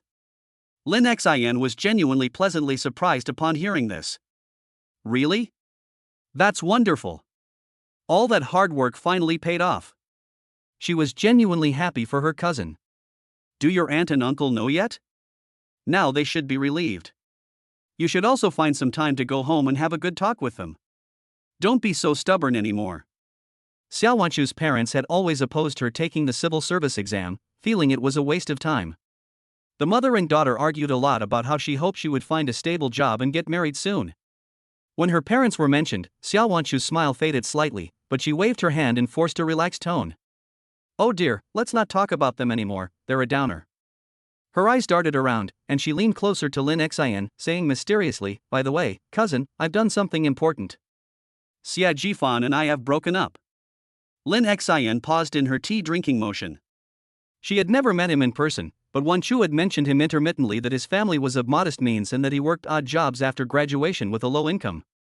In recent years, Wanshu has taken time off work to study for the civil service exam, and her boyfriend has been supporting her in many aspects of her life, including food, clothing, and daily necessities. You broke up? Why? Lin Xian asked. What else could it be? Xiao Wanshu curled her lip, her tone filled with undisguised disgust. Cousin, as you know, I'm a civil servant now, with a bright future ahead of me. But what about him? He's just a lowly wage earner. What future can he have? I had no choice before I needed him to support me through my exams. Now that I've passed, we're from different worlds. Xiao Wanshu grew angrier as she spoke, as if she were accusing a heinous criminal. Listening to her cousin's self-righteous complaints, Lin Xian held her teacup and remained silent. Although she didn't know the man named Xie Jifan, she knew he was just an ordinary boy who had graduated a few years ago. In a place like this, one can work while unconditionally supporting a girlfriend who doesn't work. This requires a huge price and deep emotions. But now, in Xiao Wanshu's words, this man has become a worthless burden that urgently needs to be rid of. Lin Xian suddenly felt that the tea in her mouth tasted a bit bitter. For the first time, she felt an indescribable discomfort towards her cousin, whom she had doted on since childhood. Sis, you should try this. It's their signature sea salt cheesecake, it's absolutely delicious. Chapter 39 I Resigned. Xiao Wanshu pushed a small piece of cake to the other side, her smile radiant. Seeing her cousin's radiant appearance, Lin Xian was genuinely happy for her. Seeing that you're doing so well, I'm relieved. Of course. Xiao Wanshu raised her chin, a hint of smugness in her eyes. Now I realize just how wonderful it is to have a secure job. It's a 9-to-5 job with a relaxed and stable work schedule and great benefits. Unlike you guys in private companies, working 996 every day, exhausted and always worried about being laid off. After all, her cousin Lin Xin was always the model child who graduated from a prestigious university. She joined a major company and became a senior executive at a young age, earning a salary she never dared to dream of. In the past, Xiao Wanchu felt somewhat inferior in front of Lin Xin. But now, she feels she finally has something that allows her to surpass her cousin's stability. Lin Xin sensed the superiority in her words, but just smiled and didn't point it out. My young cousin can't understand that for some people, stability is precisely the biggest constraint. When Xiaowan first saw that Lin Xin didn't respond, she assumed that Lin Xin had tacitly agreed, which made her feel even more superior. She changed the subject abruptly, asking with feigned concern, "By the way, sister, how's work going lately? For a large company like yours, with the current economic situation, things must be quite difficult, right?" Lin Xin calmly dropped a bombshell. "I resigned." "Ah?" Xiao Wanchu's spoon fell into the plate with a clang, making a crisp sound. Her eyes widened, her face filled with disbelief. You resigned? Why? Such a good job, such a high annual salary, how could you just quit like that? Her first thought was that her cousin had been optimized out. Nowadays, major internet companies are all trying to maintain a dignified image when laying off employees, and they all say to the outside world that the employees resigned voluntarily. That must be it. At that moment, the last bit of admiration she had for her cousin vanished without a trace. "Sis, you're being too impulsive."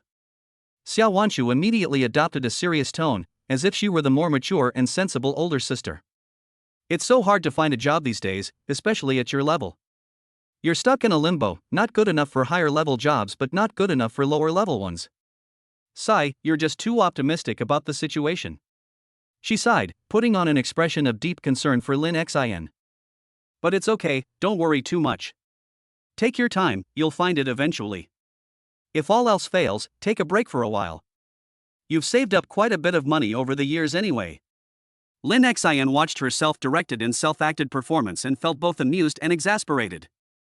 She knew her cousin wasn't malicious, she was just a bit naive and vain. "You're overthinking it. I wasn't laid off, I changed jobs." Lin Xin explained calmly. "Changing jobs?" Xiao Wanchu was taken aback for a moment, then asked, "Where did you jump ship to? Is it better than your previous company?" In her opinion, only a top-tier domestic company could persuade Lin Xin to give up her current position. A new company, it was just established not long ago. Lin Xin answered truthfully. "A new company?" Xiao Wanchu's voice suddenly rose 8 octaves, and the concern on her face could no longer be concealed, turning into pure shock and incomprehension. "Sis, are you sure you're not mistaken? You're jumping ship from such a big factory to a newly established small company? You weren't scammed, were you?" She simply couldn't understand Lin Xion's thought process. Isn't this a classic case of jumping from Rome to Syria? "Sis, listen to my advice, startups fail faster than anything else these days, the risks are just too great. You really need to think this through." Xiao Wanchu felt it was necessary to bring her misguided cousin back on the right track. "Look at me, I've got a job in the municipal office now. The salary isn't as high as yours, but it's a secure job. A guarantee for life. This is the wisest choice." The more she talked, the more she felt she had foresight, and the way she looked at Lin Xin was like she was looking at an ignorant child. Lin Xin was amused by her appearance. Although the company is a startup, it has great potential. She patiently explained, moreover, the boss's compensation package is very generous. Sincerity? How much sincerity can there be? Xiao Wanchu pursed her lips, looking completely disbelieving. A small company can offer you a higher salary than a big company? That's just wishful thinking. Lin Xin shook her head, deciding to let the facts speak for themselves. Salary is secondary, I value the platform and the boss himself more. She paused, her eyes sparkling with excitement and passion at finding a new direction in her career. Our boss is the most amazing investor I've ever met, bar none. His name is Xie Jifan. He started from scratch and is only in his 20s this year, but his personal wealth has already exceeded 1.5 billion yuan. 15 billion? Xiao Wanchu felt as if her mind had been struck by lightning, and her brain went completely blank for a moment. What did she just say? Iron rice bowl? Stabilize? Faced with the astronomical figure of 1.5 billion, everything she was so proud of seemed so ridiculous and insignificant. Sis, you're not kidding, are you? 1.5 billion? And you started from scratch? Her voice was trembling. Seeing her shocked expression, Lin Xin continued, "Of course it's true. Do you follow financial news?" Xia Wanchu shook her head blankly. She only cares about celebrity gossip, and beauty and fashion. Financial news is like gibberish to her. Our boss was the biggest individual winner in that incident. Lin Xin's tone was full of pride. His operation was as precise as a textbook example. Boom! Xia Wanchu's mind went completely blank. She vaguely remembered the name. It seems Shenmu mentioned it. Shenmu's family also played a significant role in her successful entry into the municipal office. So when Shenmu confessed his feelings to her again, she didn't reject him directly like before, but chose to acquiesce. In her opinion, Shenmu came from a wealthy family and was a considerate person. While it may not be as glamorous as the domineering CEOs in novels, it's already a pretty good choice in the real world.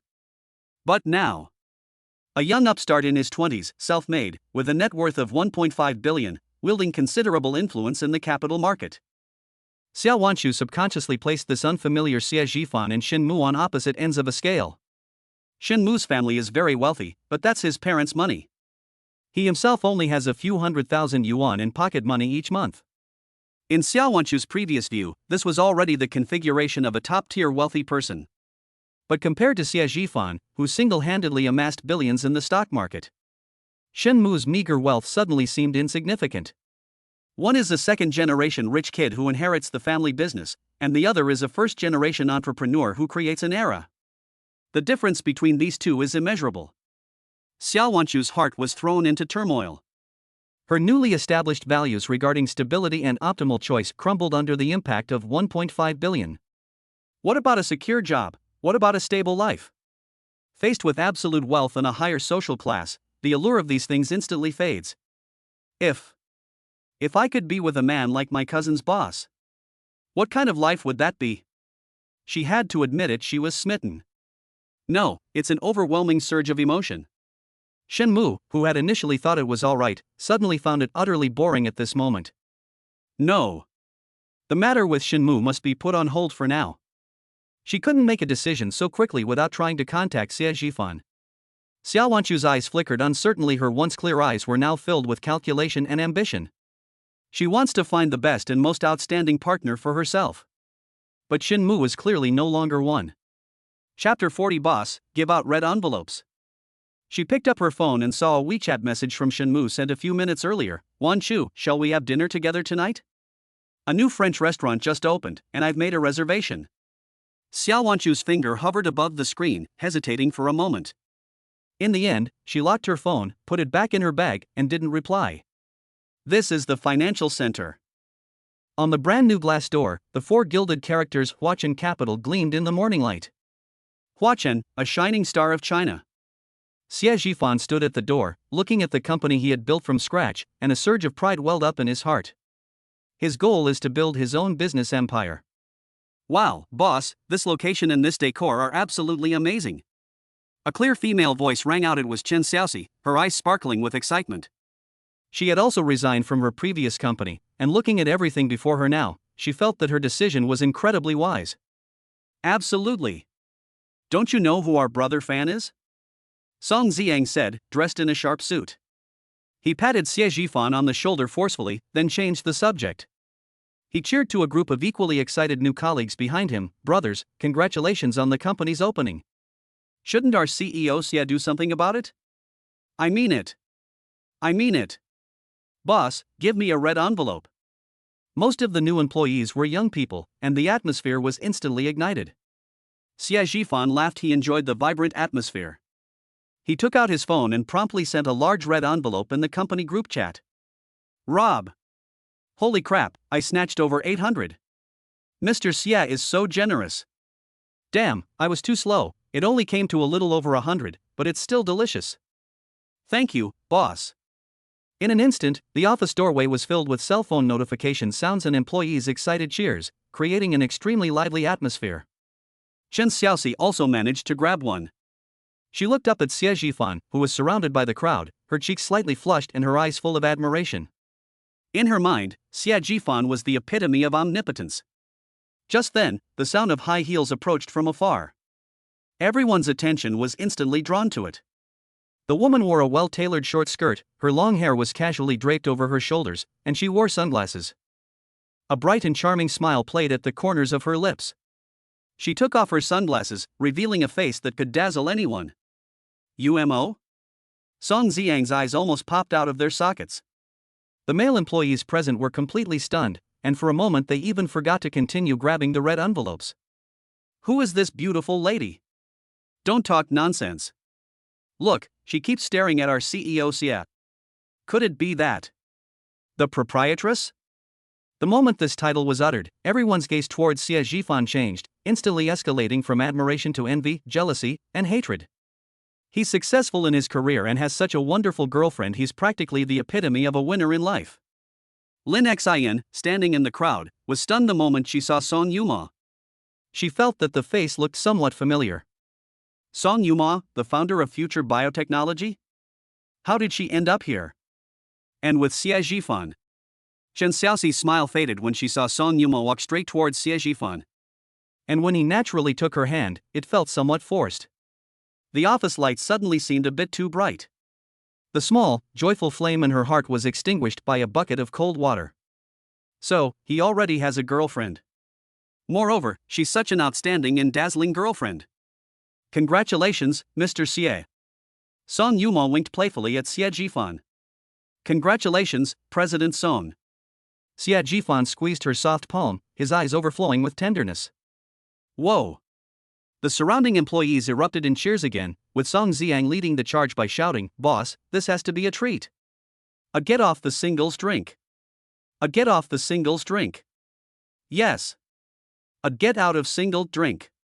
We're drinking until we drop tonight. Okay, we'll talk about it tonight." Xie Zhifan agreed with a smile, then took Song Yuma's hand. He said to everyone, "All right, stop standing at the door, come in and get ready to work." Yay! The crowd escorted Xie Zhifan and Song Yuma into the spacious and bright office area. Upon entering the company, everyone quickly got into work mode. As the company's chief operating officer, Lin Xin walked into Xie Zhifan's office with a document in her hand. "Mr. Xie, as you instructed, the first batch of 500 million yuan in startup capital has been entirely invested in the Guohua Value Growth Fund. In addition, there are several old clients I've been following up with before. Hearing that I had come to Huachen, they also transferred funds there, a total of 100 million yuan in entrusted funds, which has already arrived in their account." Lin Xin is extremely efficient and her work reports are clear, concise, and to the point. The other employees in the office were also listening intently. Hearing numbers like 500 million or 100 million makes one gasp in shock. My God, managing 600 million yuan in funds right after opening? That's incredible. In an instant, everyone's enthusiasm for work was completely ignited, as if they could already see the company's bright future. Thank you for your hard work. Xie Zhifan was very satisfied with Lin Xin's abilities. Upon hearing this, Song Yuma smiled and took out a black card from her bag, handing it to Lin Xin. "I'll also add 200 million, just to add some good luck to your opening. As for the specifics of how to invest, you and Zhifan can discuss it together. I trust your professional abilities." 200 million? It was added so casually. Lin Xin stared at the card, momentarily stunned. Xie Zhifan accepted it with a smile, teasingly asking, "What? You're already starting to save up for your dowry?" Song Yuma's cheeks flushed red instantly. She reached out and punched Xie Zhifan, saying coquettishly, "What nonsense are you talking about? This is my recognition of Mr. Xie's capabilities. It's a purely business investment, not a dowry." Although she was verbally refuting it, her shy and bashful appearance made it clear to anyone who saw it what was going on. Xie Zhifan laughed heartily, then pulled her into his arms and whispered a few words in her ear. Song Yuma's face turned even redder, and she almost buried her face in his arms. Lin Xin is reporting on her next task. Her cheeks flushed slightly, she paused in her tracks, then turned and left, closing the office door behind her. As a mature professional woman, she wisely refrained from further intrusion. I returned to my workstation. Lin Xin picked up the coffee on the table and took a sip. Today's coffee seems unusually bitter. In the municipal office, Xiao Wanshu felt like a grain of sand that had accidentally wandered into a high-speed, precision instrument. The telephone rang incessantly, and the sound of keyboards clicking was as dense as rain. Men and women dressed in white shirts and black trousers hurried by, each with a face that seemed to say, "I'm busy, don't bother me." The air was thick with the smell of printer ink and an indescribable tension. She was assigned a seat by the window, with a stack of documents about half her height piled on the table. Her colleague next to her greeted her in just 3 seconds. She immediately threw herself back into her work, muttering to herself in abbreviations and technical terms that she couldn't understand. Xia, make 30 copies of this preliminary ideas on promoting the pilot work of industry city integration in Bolu district. It needs to be delivered to the third-floor conference room before 10 a.m. A middle-aged man wearing gold-rimmed glasses walked past her workstation, casually put down a document, and spoke so fast it was like reciting a menu. Okay. Xiao Wanshu hurriedly stood up, almost bumping into a chair. Holding the document with a title so long it could suffocate anyone, she disoriented herself and found the photocopier. Chapter 41. Make good use of this card. But, how do you use this thing? Double-sided copying? Scaling? Automatic pagination? She studied the row of flashing buttons for a full 5 minutes, until a fine layer of sweat appeared on her forehead. After finally figuring out how to print it, she carried a stack of documents and got lost again while looking for the third-floor conference room. When she finally found the place and pushed open the door, a meeting had already reached a fever pitch. All eyes immediately turned to her, the uninvited guest. Xiao Wanshu's face instantly turned bright red, and she wished she could find a crack in the ground to crawl into on the spot. She spent the entire morning in this chaotic and error-ridden state. During lunch break, as the pace of the office finally slowed down a bit, Xiao Wanshu slumped in her chair, feeling completely drained. First day at work, not quite settling in yet, huh? A gentle voice sounded from the side. Xiao Wanshu looked up and saw a well-maintained, smiling face. It was Wang Li, the deputy director who had assigned her the work that morning. Wang Li appeared to be in her early 40s, dressed in a well-fitting suit and with exquisite makeup. He looked more energetic than his busy, overwhelmed young colleagues. Director Wang. Xiao Wanshu stood up somewhat awkwardly. "Hey, sit down, don't be so polite." Wang Li waved her hand and kindly pulled up a chair to sit next to her. "Just call me Sister Wang." "Sister Wang," Xiao Wanshu called out obediently. "It's like this when you first arrive. Our place is different from other units, the pace is fast and the requirements are high." Wang Li's tone carried a reassuring quality. Working within the system requires a gradual approach. Don't rush, take your time, you'll get the hang of it in less than a month. A warm feeling welled up in Xiao Wanshu's heart finally, someone had said something comforting to her. "Thank you, Sister Wang. I messed up a few things this morning." She lowered her head in embarrassment. "It's nothing, everyone's been a newbie before." Wang Li smiled, then subtly changed the subject. "By the way, Xia, my colleagues in the personnel department said you were introduced by Director Li from the Municipal Party Committee? They've arrived." Xiao Wanshu's heart skipped a beat. She knew that this was the real purpose behind the other party's initiative to show goodwill. Within the system, the most important thing for a newcomer is not ability, but background. Wang Li was probing her background.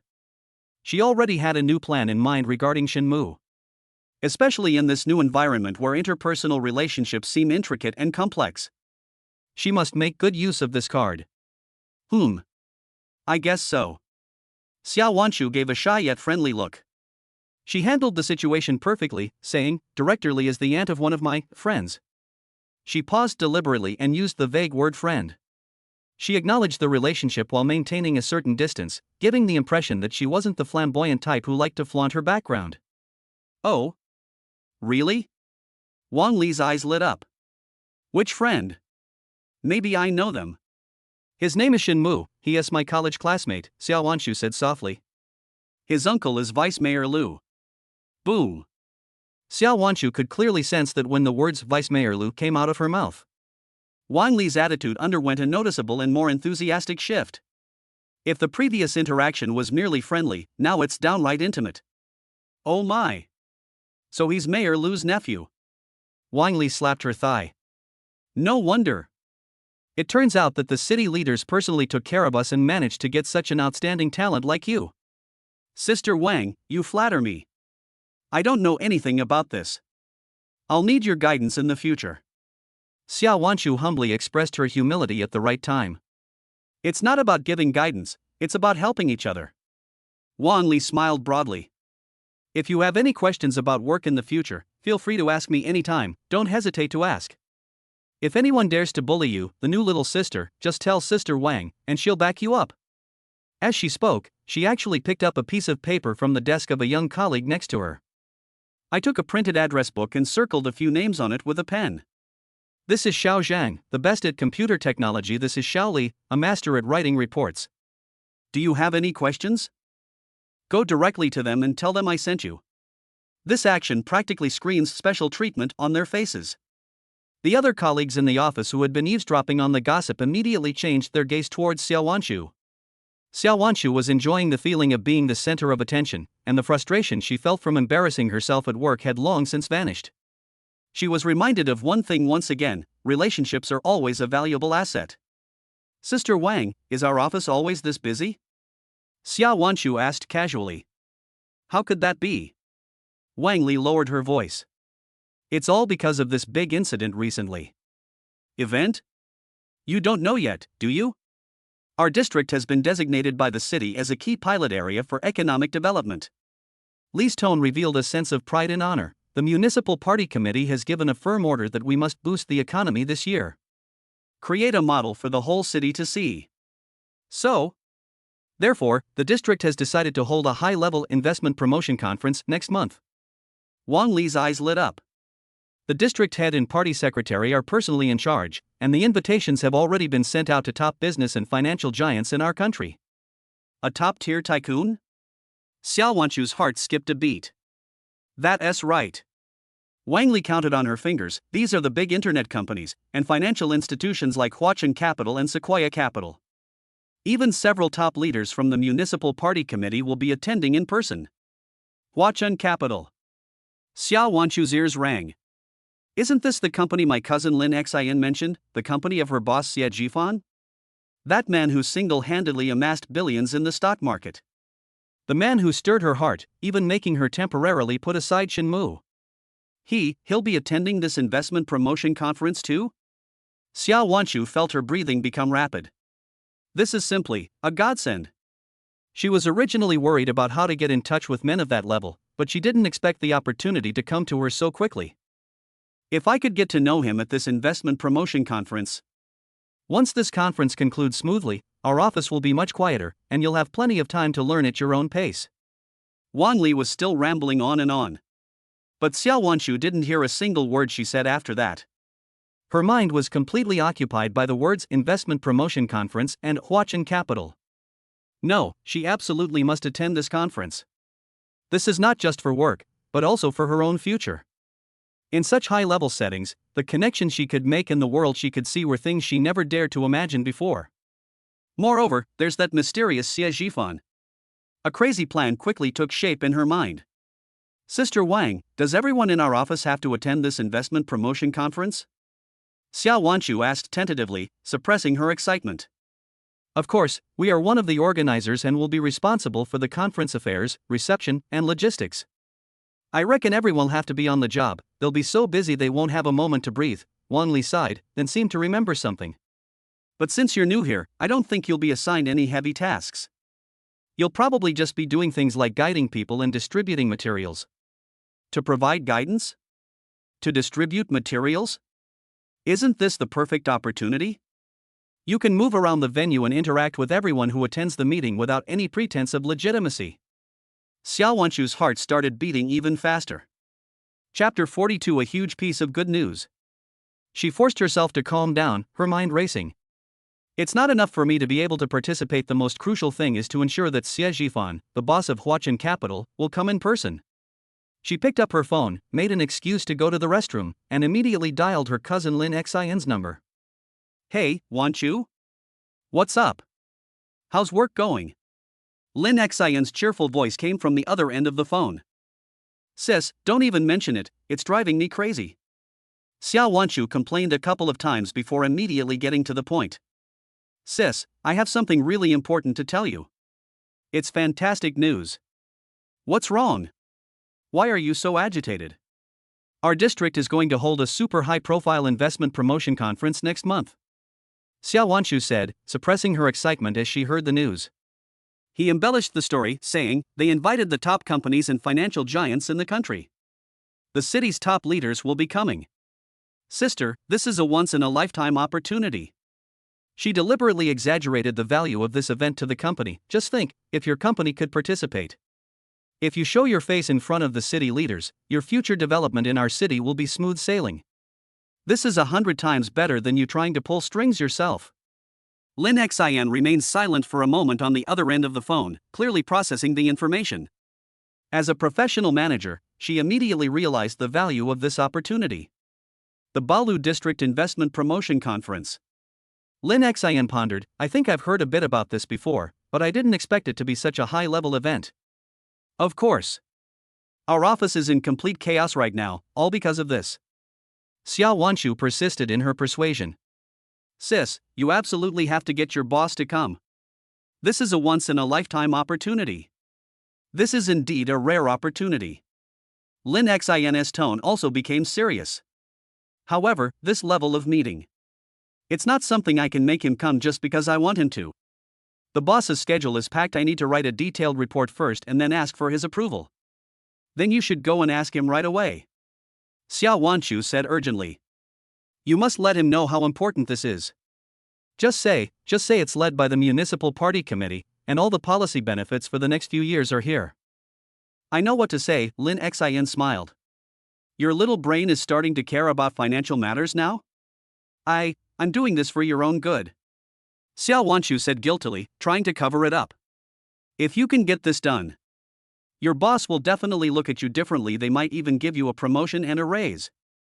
Alright, thanks for your kind words. Lin Xin sounded to be in a good mood. I'll finish the proposal and submit it as soon as possible. But I can't guarantee whether the boss will actually come. Okay, just do your best. After hanging up the phone, Xiao Wanshu leaned against the cold wall and let out a long breath. Her palms were sweaty, and her heart was still pounding wildly. The first step has already been taken. Now, it all depends on whether fate will cooperate and allow the mysterious Xie Zhifan to appear at the investment promotion conference. Lin Xin rubbed her temples, temporarily putting the matter out of her mind.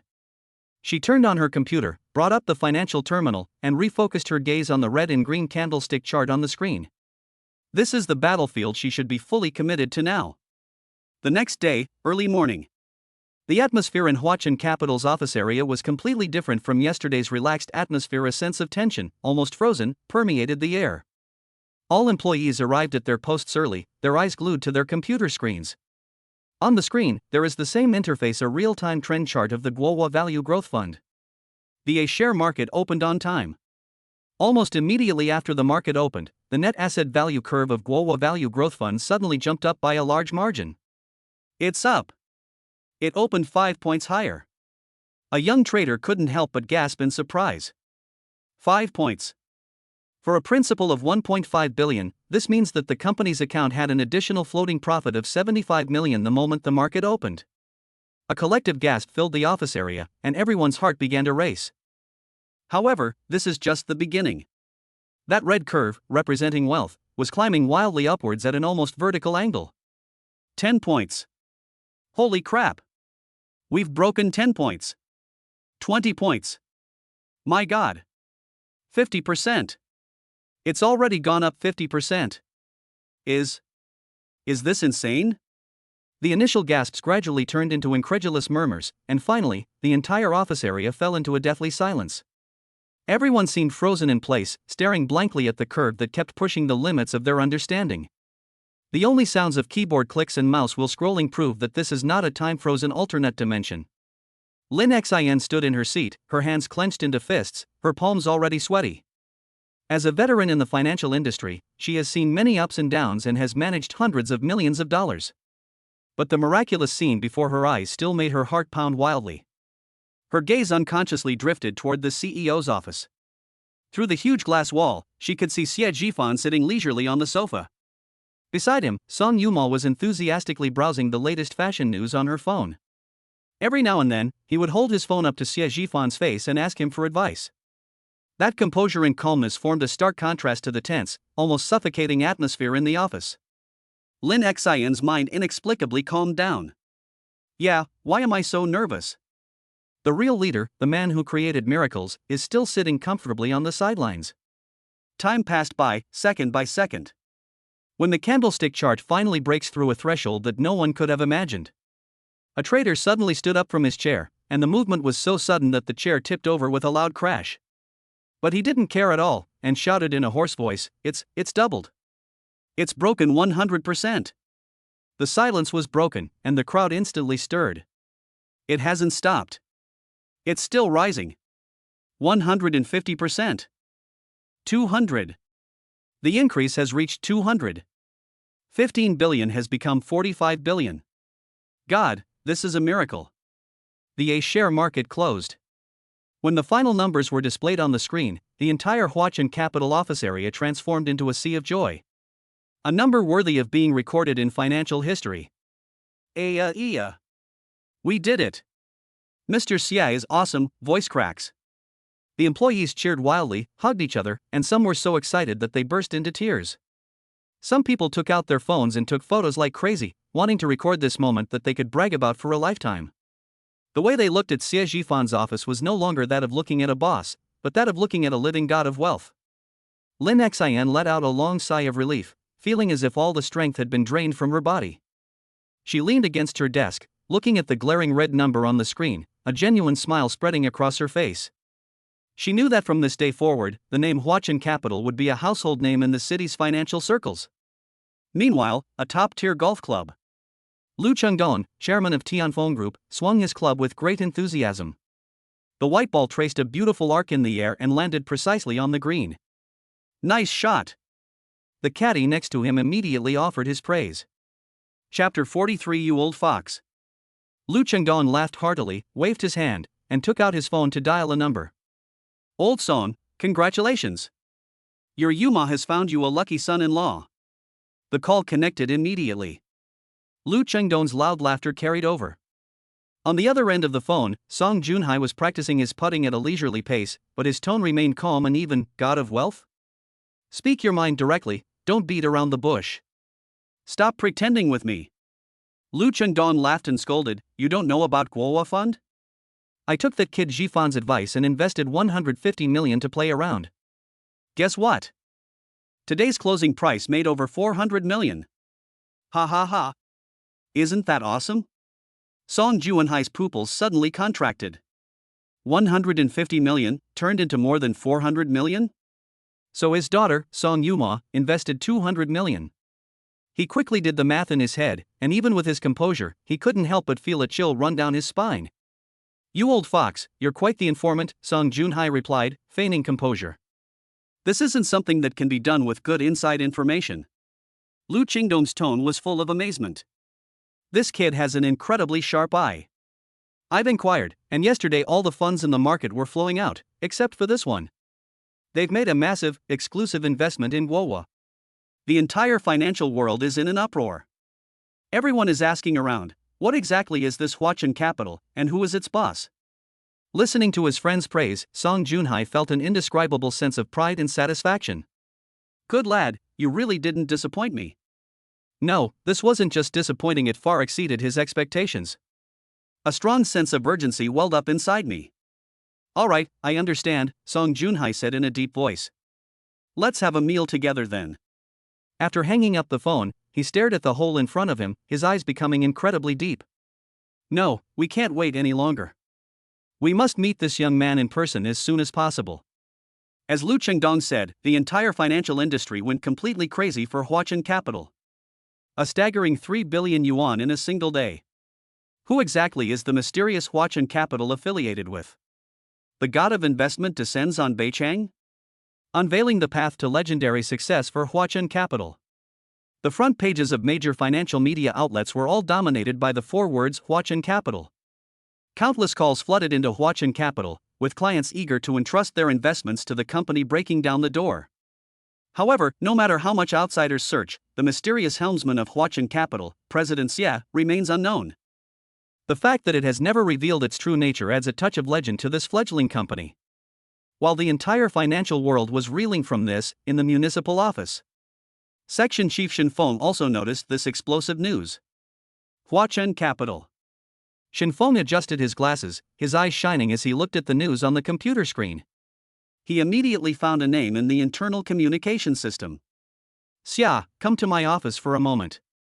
Soon, Xiao Wanshu walked in with light steps, a professional smile on her face. Director, you wanted to see me?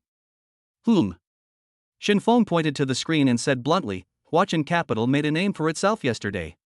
It caused a huge sensation in the financial world. These powerful and promising new financial institutions are the key targets we will be focusing on at this investment promotion conference. Xiao Wanshu's gaze fell on the 4 characters Huachen Capital, which sounded somewhat familiar. Isn't this the new company that my cousin Lin Xin switched to? She even called Lin Xin yesterday to ask for his help in making the contact. Xiao Wanshu's heart began to pound uncontrollably, and a strange emotion began to grow within her. Shinfeng continued, this task is entrusted to you. You must find a way to contact the person in charge of Huachen Capital. We cordially invite them to attend our meeting. If we could get this company to come to the event, or even better, get them to expand their business in our area, that would be a huge achievement. Xiao Wanshu's eyes lit up instantly. A great achievement. For her, who works within the system, the meaning of these 4 words is self-evident. Year-end performance reviews, future promotions, countless bright prospects unfolded before her eyes. Yes, Director. I guarantee I will complete the task. Xiao Wanshu straightened her chest and answered loudly. As she walked out of the director's office, she could barely suppress the upward curve of her lips. This is like a windfall. She immediately took out her phone and found Lin Xin's number. This time, she no longer felt the condescending sense of superiority she had felt yesterday. Instead, there was an unprecedented excitement. My cousin has to handle this matter perfectly. She wanted to see for herself what kind of person this legendary god of investment really was. Xiao Wanshu, she had no idea what that number represented. The phone rang a few times before being answered. It sounded a bit noisy on Lin Xin's end, but her voice carried a professional and capable quality. Hey, Wanshu? What's wrong? Cousin. It's me, Wanshu. Xiao Wanshu's voice unconsciously rose 8 octaves. There's a golden opportunity. Is it a convenient time for you to talk now? Lin Xin seemed to have moved to a quieter spot, where the background keyboard noise had subsided considerably. Okay, go ahead and say it. We just finished the morning meeting. That's right, as I mentioned to you last time, we're not holding a very high-level investment promotion conference. Xiao Wanshu spoke quickly. There are still several prime plots of land near the city center that will be auctioned off on site, in excellent locations. You were the first person I thought of. Lin Xin on the other end of the phone was silent for a moment, seemingly quickly assessing the value of this information. As a professional manager, she immediately sensed the business opportunity. Xiao Wanshu seized the opportunity and unleashed her trump card. Most importantly, I heard from inside sources that a large conglomerate from Hong Kong Island has also been invited to send people over this time. Think about it, this is a fantastic opportunity to expand your network and connect with top-tier investors. For Huachen Capital, isn't this the perfect opportunity to build your reputation and further expand your influence? Sure enough, Lin Xin's breathing quickened slightly. The participation of the Hong Kong Island Consortium instantly elevated the level of this investment promotion conference by more than 1 level. That does sound good. Lin Xin's voice became serious. Send me a copy of the relevant information. I need to evaluate this. No problem. I'll send it to your email right away. Xiao Wanshu was overjoyed. She knew that the deal was almost done. She lowered her voice and said in a tone of sharing a secret, cousin, when you mentioned it to your boss Xie.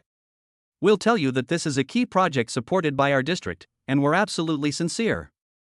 As long as you're willing to come, everything is negotiable. Okay, I understand. I'll report back to President Xie after I've reviewed the materials, Lin Xin agreed. After hanging up the phone, Xiao Wanshu let out a long sigh of relief, her face beaming with undisguised smugness. She looked up and realized that all her colleagues were in the office. Everyone stopped what they were doing and all eyes were fixed on her. The young male clerk closest to her stared wide-eyed at her, leaning closer with an expression of adoration.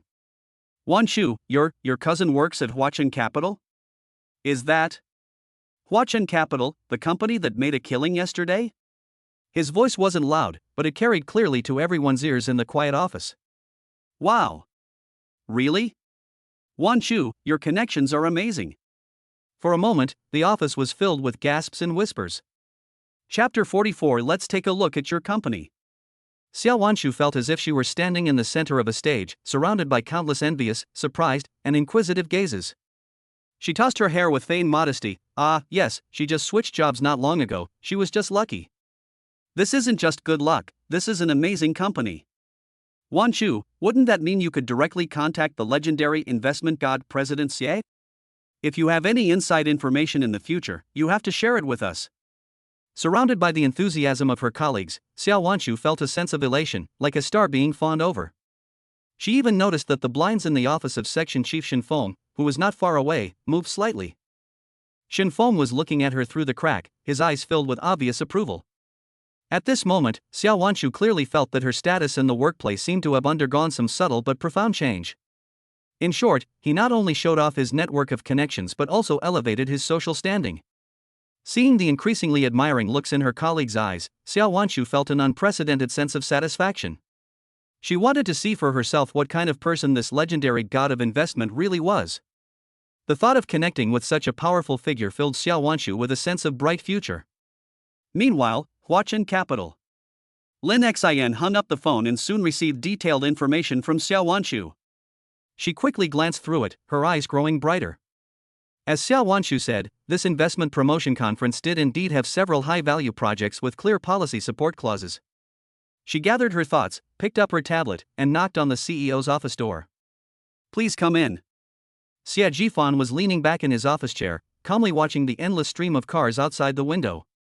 Mr. Xie. Lin Xian handed over the tablet. This is an invitation letter that just came from the municipal office. They are holding an investment promotion conference next week. She reported succinctly, I've looked at the information, and there are several projects that align with our future investment direction. Moreover, as a key invitee of the district, we should be able to receive some preferential support policies. Most importantly, I've heard that Hong Kong investors will be involved. Xie Jifan took the tablet, swiped it around a few times, and lingered on a few project names. Establishing relationships with local governments and exploring real investment opportunities were already part of his plan. Sounds good. He nodded, his tone decisive. You are fully responsible for this matter. Make the arrangements, we'll be there. Okay, Mr. Xie. Lin Xian was delighted to receive the affirmative reply. Just as she was about to turn and leave, the office door was pushed open from the outside. Chen Xiaoxi, the receptionist, excitedly let a distinguished-looking middle-aged man in. Lin Xian paused as she turned around, almost bumping into the person who had just arrived. When she saw the person's face clearly, she was completely stunned. Lu Chengdong, chairman of Tianfeng Group. Moreover, judging from Chen Xiaoxi's nervous appearance, she was clearly a distinguished guest whom President Xia wanted to personally receive. Countless thoughts flashed through Lin Xian's mind in an instant. Before she could react, Xie Jifan had already stood up, a warm smile on his face. Uncle Lu, why did you come all the way here? You could have just made a phone call to let me know. Lu Chengdong let out a hearty laugh, strode forward, and patted Xie Jifan on the shoulder affectionately. I've come to visit your company, I have to come and support you in person. He looked around the office and nodded approvingly, not bad, not bad. You're something else, kid. You've really turned the whole North City upside down lately. Lu Chengdong's gaze fell on Xie Jifan, filled with undisguised admiration. I spoke with UMO on the phone before I came, and that girl was so happy for you. These keywords were like a bolt of lightning, instantly cleaving through the fog in Lin Xian's mind. She stood frozen in place, her heart pounding. Song Yuma Lu Chengdong, chairman of Tianfeng Group, is a close friend of Song Junhai, therefore, President Xia and the Song family. A startling truth surfaced in her mind, making it almost impossible for her to breathe. Lin Xian instantly realized how out of place she was standing there. He quickly bowed slightly, using all his strength to keep his voice steady. President Xia, Chairman Lu, well. I'll head out now. She practically fled the office, carefully closing the door behind her. In the office, Lu Chengdong's smile faded, and his expression became serious. He sat down on the sofa for the guests, looked at Xie Jifan across from him, and got straight to the point. All right, Jifan, let's skip the formalities. Uncle Lu came today not only to see you, but also to discuss a business deal with you. In the top floor office of Huacheng Capital, Xia Jifan personally escorted Lu Chengdong to the elevator. Mr. Xia, the 1.2 billion will be transferred to your company's account first thing tomorrow morning. Lu Chengdong, beaming with health, held Xia Jifan's hand tightly, his attitude as warm as that of an old friend he hadn't seen for many years. I'm putting all my eggs in one basket for this investment promotion conference. We'll go together then. I, Lu Chengdong, have a very sharp eye. He was making his own calculations. Appearing alongside the god of investment, the prestige and momentum are simply off the charts. You're too kind. It's a pleasure doing business with you. Xia Jifan wore a calm smile, neither overly enthusiastic nor distant. The elevator doors slowly closed, reflecting Lu Chengdong's face, which couldn't hide his smile. Xia Jifan turned and walked back to his office, leaving him alone in the large space. He sat back in his executive chair, his fingertips tapping lightly on the smooth tabletop. With 1.2 billion yuan in funding, plus a 15% commission on operations, this is a very generous offer. This means that he can not only get a share of the profits from this fund. They can also directly extract 180 million in commissions as management fees. This money can greatly expand Huacheng Capital's cash flow. For him, Lu Chengdong was more like a super piggy bank that came to his door. He silently recited a sentence in his mind. System, check in. Ding. Sign in successful. Congratulations, host, you have received Guide to Selected Investment Projects from the Investment Promotion Conference. A golden light curtain, visible only to him, unfolded before his eyes. Xia Jifan raised his eyebrows slightly. Oh? This system is quite adept at handling things. It even offers pre-meeting coaching? With a thought, the so-called guide appeared clearly in his mind. Chengya Real Estate's unfinished building project. Xia Jifan's expression froze for a moment. An unfinished building? System, are you bugging? Why are you recommending this crappy building instead of all those high-quality projects? He patiently focused his attention on the lucrative project, and more information began to emerge. Project name, Chengya Real Estate Unfinished Building. Project background, the original contractor, Chengya Real Estate, went bankrupt due to a broken capital chain, and the court is now conducting asset liquidation and auction. Key information, the Taipei city government will officially announce the location of the new campus for the experimental primary and secondary school in 15 days. The location is 500 meters southeast of the unfinished building project.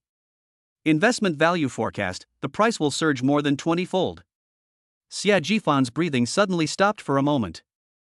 School district housing. These three words struck his mind like lightning. I see.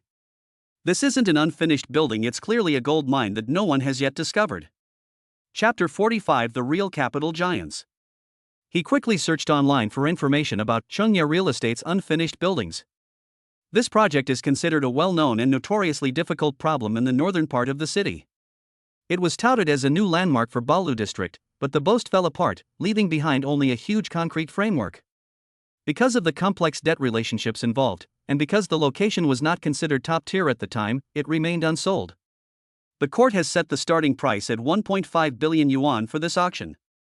1.5 billion may not seem like a high figure for a typical commercial real estate project. But for an unfinished building, this is definitely a price that requires a lot of courage. But what Xia Jifan saw was a completely different scene. The starting price of 1.5 billion has skyrocketed 20-fold. That's 30 billion. 300 billion. After deducting the cost of 1.5 billion, the net profit is 28.5 billion. Hiss. Even after experiencing the spectacle of raking in 3 billion in a single day, Xia Jifan felt his heart pounding wildly in his chest. If this deal goes through, Huacheng Capital will instantly become a true financial behemoth. He looked at the project guidelines again. Other projects include things like breakthrough in lithography technology and AI-driven new retail. It certainly sounds high-end and is bound to be the focus of competition among various capital groups at this investment promotion conference. At that time, it will definitely be a brutal battle. But what about this unfinished building? It's estimated that very few people will even glance at it, and it might even fail to sell due to a lack of bidders. This was practically the perfect prey tailor-made for him. The darkest place is under the lamp. It's all about exploiting information asymmetry. That's it. Xia Jifan's eyes flashed with a sharp light as he instantly locked onto his target. However, after the initial excitement, a practical problem arose. Money. He began to consider the funds he had. After the last oil futures battle, the company still has about 300 million yuan in working capital after deducting all expenses. 2 billion in funds were used to bid on an item with a starting price of 1.5 billion. That seems sufficient. But it's not stable enough. In the auction world, things can change rapidly, and no one can predict whether a surprise attack will suddenly occur. No, we need to be more prepared. He needs a reserve fund large enough to crush any potential opponent. Taking out a bank loan? There's not enough time, and the process is too complicated. Find other investors? Too many people will talk too much, and if the news leaks out, 30 billion will become 300 yuan. After much thought, a beautiful image appeared in his mind. Xia Jifan picked up his phone without hesitation and dialed that familiar number. The phone was answered after 2 rings, and a clear, cool voice, tinged with surprise, came through. "Hey! Busy man, you finally remembered me?" Song Yuma's voice carried a hint of teasing. "Of course I want to, I dream about it all the time." Xia Jifan's tone instantly softened. "My dear boss Song, what are you busy with right now?" "What else could I be busy with?" "I'm looking at data in the lab," Song Yuma snorted. "Speak, you wouldn't come here without a reason, so what is it?" "You understand me best, UMO." Xia Jifan smiled and didn't beat around the bush. "I want to borrow some money from you. It's an emergency." There was a moment of silence on the other end of the phone. "Borrow money? You're Huachin Capital, does it need to borrow money?" Song Yuma's tone was full of surprise. "How much do you need?" 1 billion, Xia Jifan casually stated a number. 10 billion? Song Yuma's voice changed. "Xia Jifan, are you plotting something earth-shattering again? What do you plan to do with this money?" "I'm planning to buy an unfinished building." "What?" Song Yuma was completely shocked. "An unfinished building? You're not kidding, are you?" Those kinds of projects are bottomless pits, with property disputes, debt problems, and subsequent construction costs. It's a thankless task, why would you invest in it? As the founder of Future Biotech, she has an extremely keen sense of the risks of commercial projects. In her view, investing in unfinished buildings is no different from throwing money into the water. I have a brilliant plan." Xia Jifan didn't explain much. He knew that explaining things about the system would be pointless. He simply countered with, "Do you remember the last oil futures market?" On the other end of the phone, Song Yuma fell silent again. Of course she remembers. At the time, when everyone was bullish, only Xia Jifan defied the majority opinion and persuaded her to short the market as well. She had doubts and hesitations, but ultimately chose to believe. As a result, he proved his judgment to be extremely accurate, and her personal assets more than doubled in just a few days. This man always seemed to be shrouded in mystery. They always managed to make some unconventional yet perfectly correct decisions. After a long silence, she sighed softly, her tone filled with helplessness, but even more so with trust. "I'm really impressed by you, you big gambler. I haven't touched a single penny of the 700 million I made with you last time.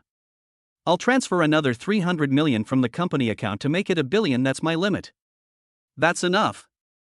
Absolutely enough." Xia Jifan felt a warmth in his heart. This is no longer a simple loan, it's a complete trust that disregards the reasons and consequences.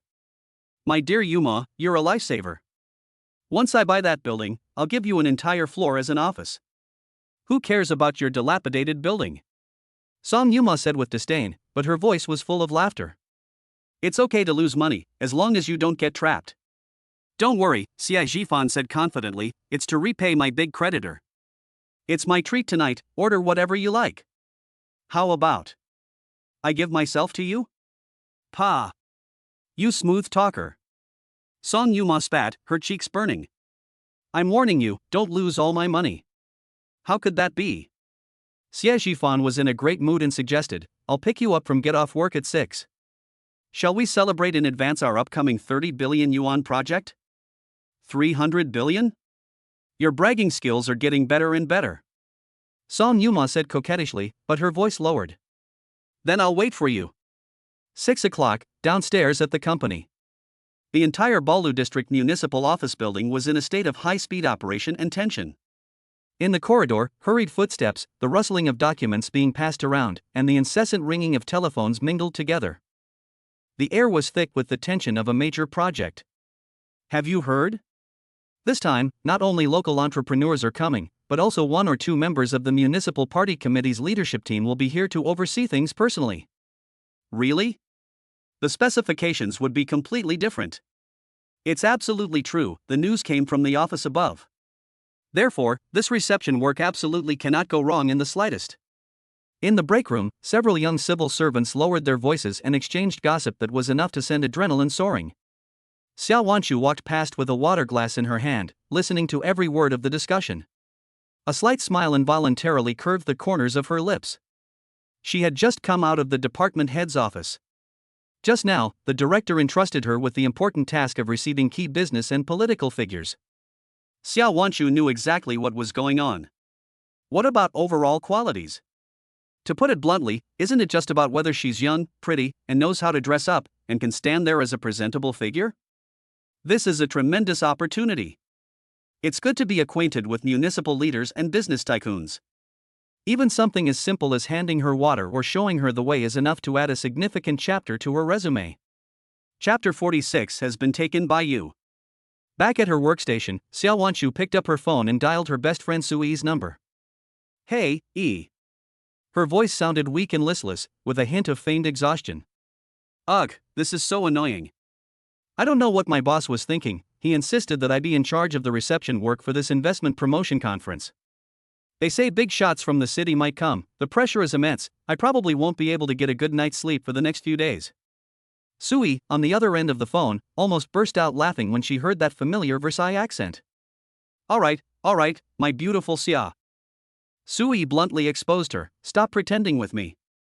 Isn't this the opportunity you've been dreaming of? You got this opportunity that so many people would fight tooth and nail for, and now you're acting all wronged. Make the most of it, who knows, some young talent or rising star in the business world might take a liking to you. Don't forget your strategist, the one who always gives you advice. Xiao Wanshu felt a little embarrassed after her best friend saw through her, and said coquettishly, "You're so annoying." They really are a little nervous. After all, this is the first time we've handled such a large-scale event. What if we mess it up? Come on, do you think I don't know what you're thinking? Sui pouted on the phone. I'm hanging up. I'm busy here. Wishing our beautiful Xia all the best in her endeavors, and may she soon snag a wealthy husband. After hanging up the phone, Xiao Wanshu's trouble vanished instantly, replaced by an irrepressible smugness. She carefully selected a work photo that vaguely showed the background of the venue and a corner of the official documents, and posted it on her WeChat Moments. The caption reads, "Another busy and fulfilling week, time to contribute to the district's development." Go for it. Striving. This post on WeChat Moments was quickly screenshotted and forwarded by busybodies in the long-dormant university classmates group.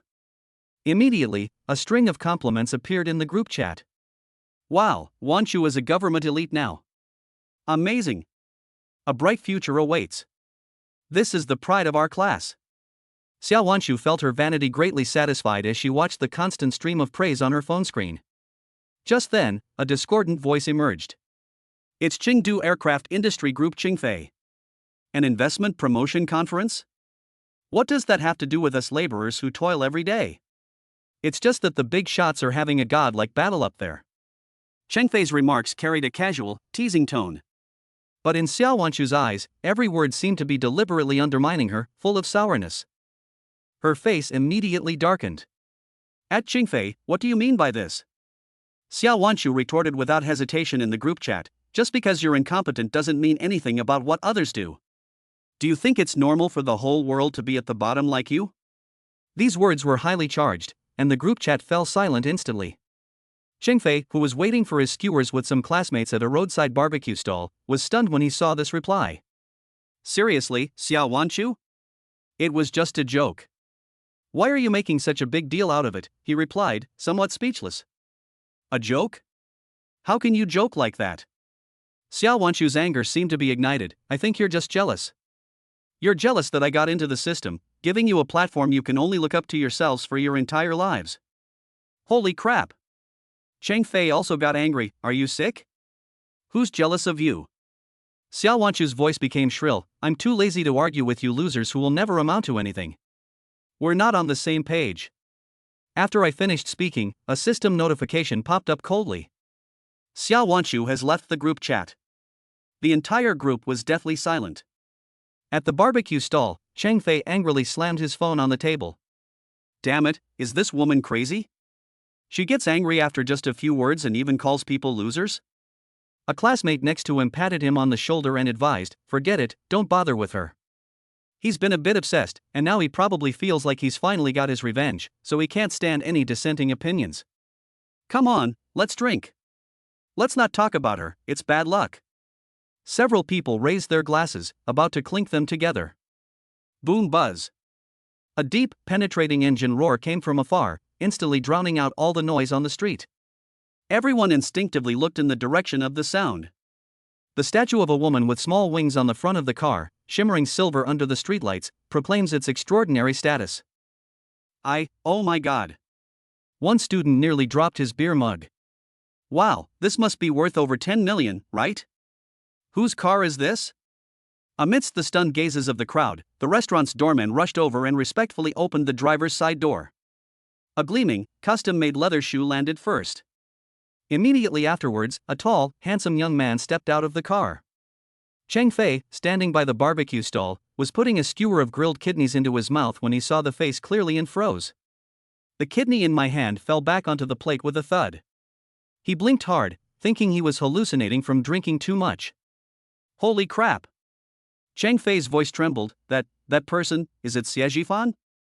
Who? Xie Jifan? The other students nearby also stared wide-eyed and craned their necks to look over. Under the dim light of the streetlights, that familiar face was crystal clear. If it's not Xie Jifan, then who is it? Before they could recover from their shock, the passenger door opened. A young woman stepped down. Xie Jifan casually tossed the car keys to the doorman and whispered a few words to the woman. The two then walked side by side toward the entrance of the upscale restaurant. He didn't glance at the barbecue stall once from beginning to end. They looked as if they were a group of dumbfounded old classmates. Even the noisy street environment was just an insignificant backdrop in his world. Cheng Fei and his friends were completely petrified. The air seemed to freeze. After a long while, someone broke the silence with a dreamlike voice. How did he end up driving a Rolls-Royce? This car, is it really his? Am I dreaming? Cheng Fei's mind was buzzing. Xiao Wanchu's arrogant attitude in the group chat and Xie Jifan's nonchalant stepping out of his luxury car created an incredibly absurd and intense contrast. One student tried to find a reasonable explanation for this surreal scene. Could it be that it's rented?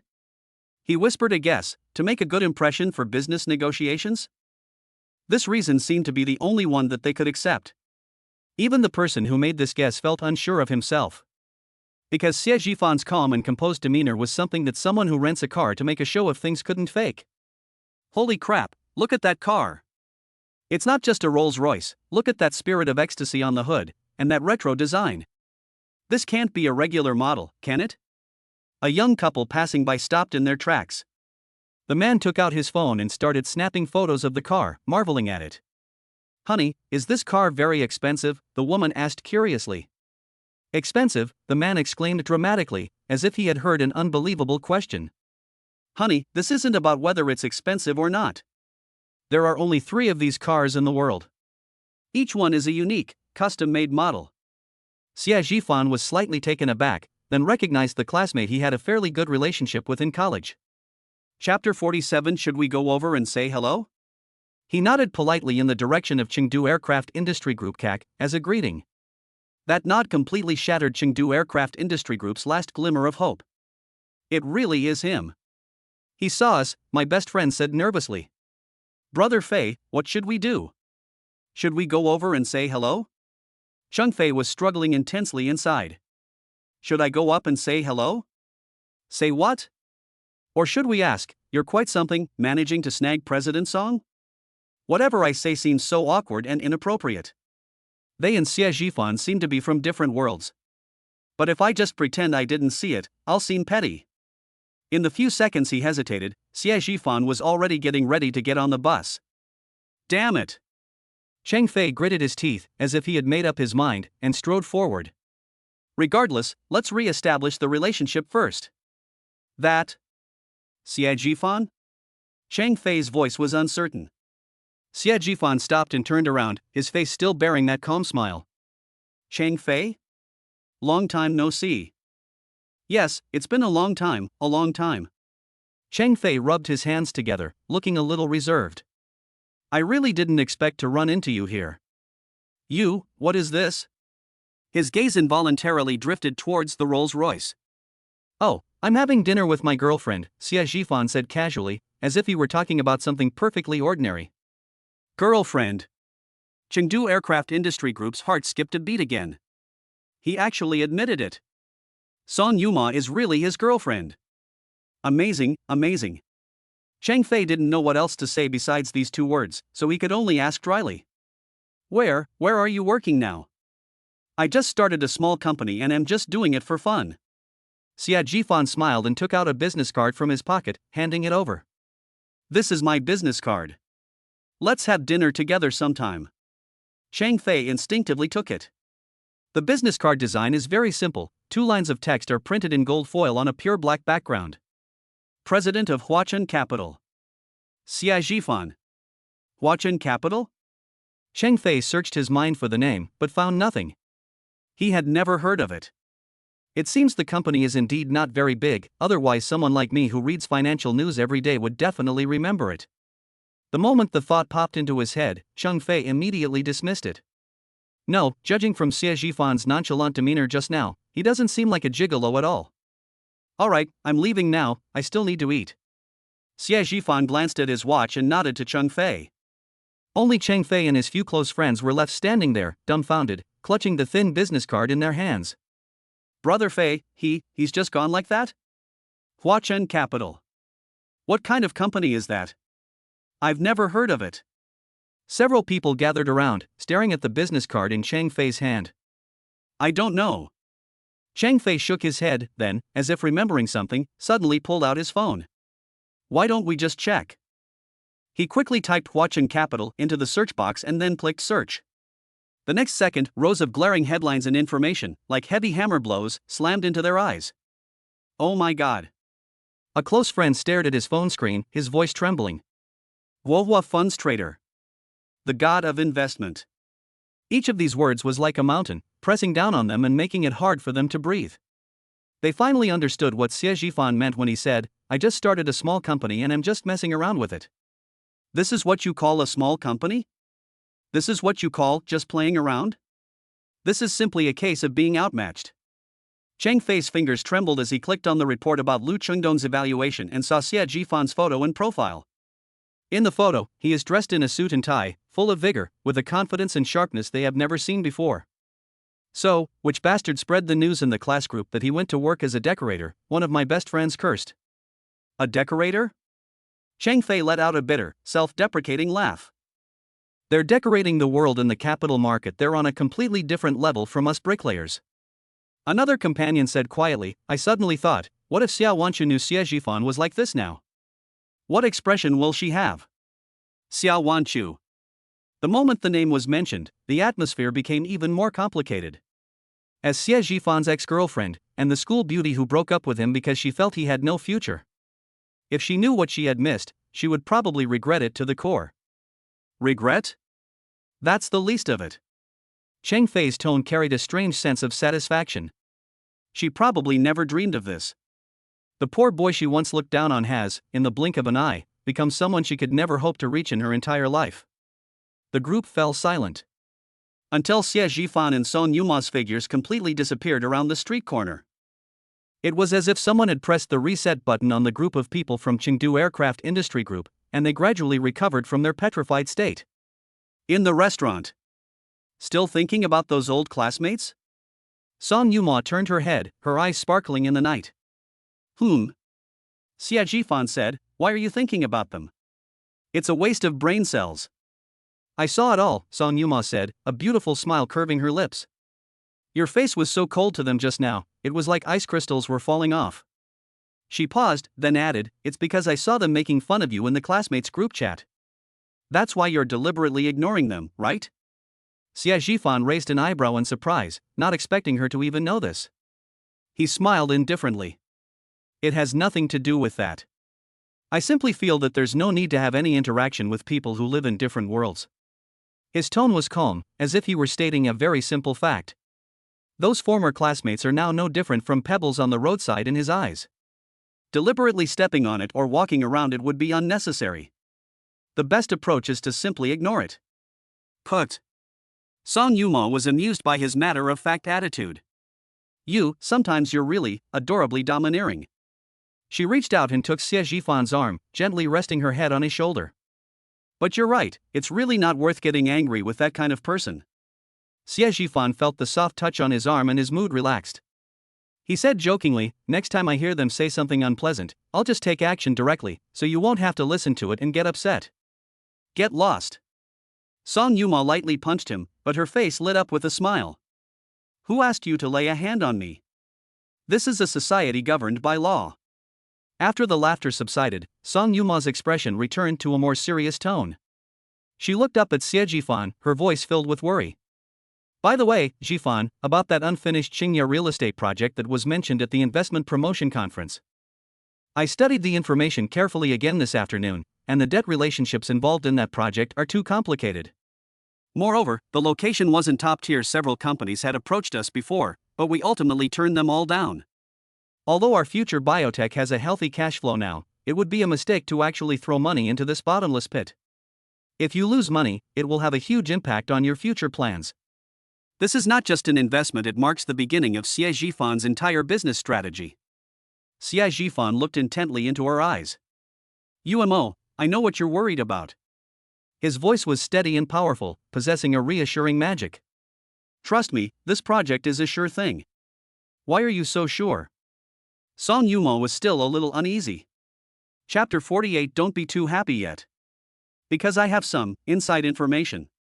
Xie Zhifan winked mysteriously. I can't say the specifics right now. But all you need to know is that a major favorable policy will be implemented soon, which will be just the right time to revitalize this project. Everyone else sees only pits, but only we know that there's a gold mine buried underneath. Looking into Xie Zhifan's determined eyes, Song Yuma's worries gradually dissipated. She knew him, he never did anything he wasn't sure of. Okay, since you said so, I'll go crazy with you this once. Song Yuma stuck out her tongue. She chose to believe him unconditionally. That's right. Xie Zhifan pinched her cheek with satisfaction. Let's not talk about work anymore. Song Yuma changed the subject, a smile appearing on her face. My dad urged me again yesterday. They said they wanted to see you and talk with you. Oh? Uncle wants to see me? Xie Zhifan raised an eyebrow. That's good news. I'm free to visit any time. Don't get too excited, Song Yuma snorted, warning, my dad has a bad temper. Especially towards me, well, he's very attentive to my affairs. If he gives you a hard time later, you'd better be prepared. To Xie Zhifan, her description of not having a good temper was interpreted differently. It's probably just a typical assessment from a future father-in-law of someone who's stole his own cabbage. Don't worry, Xie Zhifan smiled confidently, if Uncle really doesn't like me, he might kick me out. He deliberately drew out his voice, leaned close to Song Yuma's ear, and whispered. I just grabbed his leg and told him loudly. You're pregnant with my child, let's see if he chases you away. Xie Zhifan. What nonsense are you talking about? Song Yuma's face flushed red instantly, and she rained blows on him with her small fists, but she didn't use any force at all. The two of them laughed crisply in the restaurant. The next day, early morning. Sunlight streamed through the gaps in the curtains, casting dappled patterns on the old floor. After dropping Song Yuma off at home last night, the two of them video chatted until late at night, which resulted in him being severely sleep deprived today. If it weren't for a phone call from his younger sister, Xie Yuro, urgently asking him to help find something, he would definitely still be catching up on sleep right now. Sis, where did you put that keychain? Xie Zhifan muttered to himself as he bent down and rummaged through a dusty cardboard box. This is the house he rented before. After he moved out, some infrequently used items were still piled up here and he hadn't had time to deal with them. Xie Yuro said that when she came to visit last summer, she accidentally left a very important pendant here. The pendant was a keepsake from their mother and held great significance.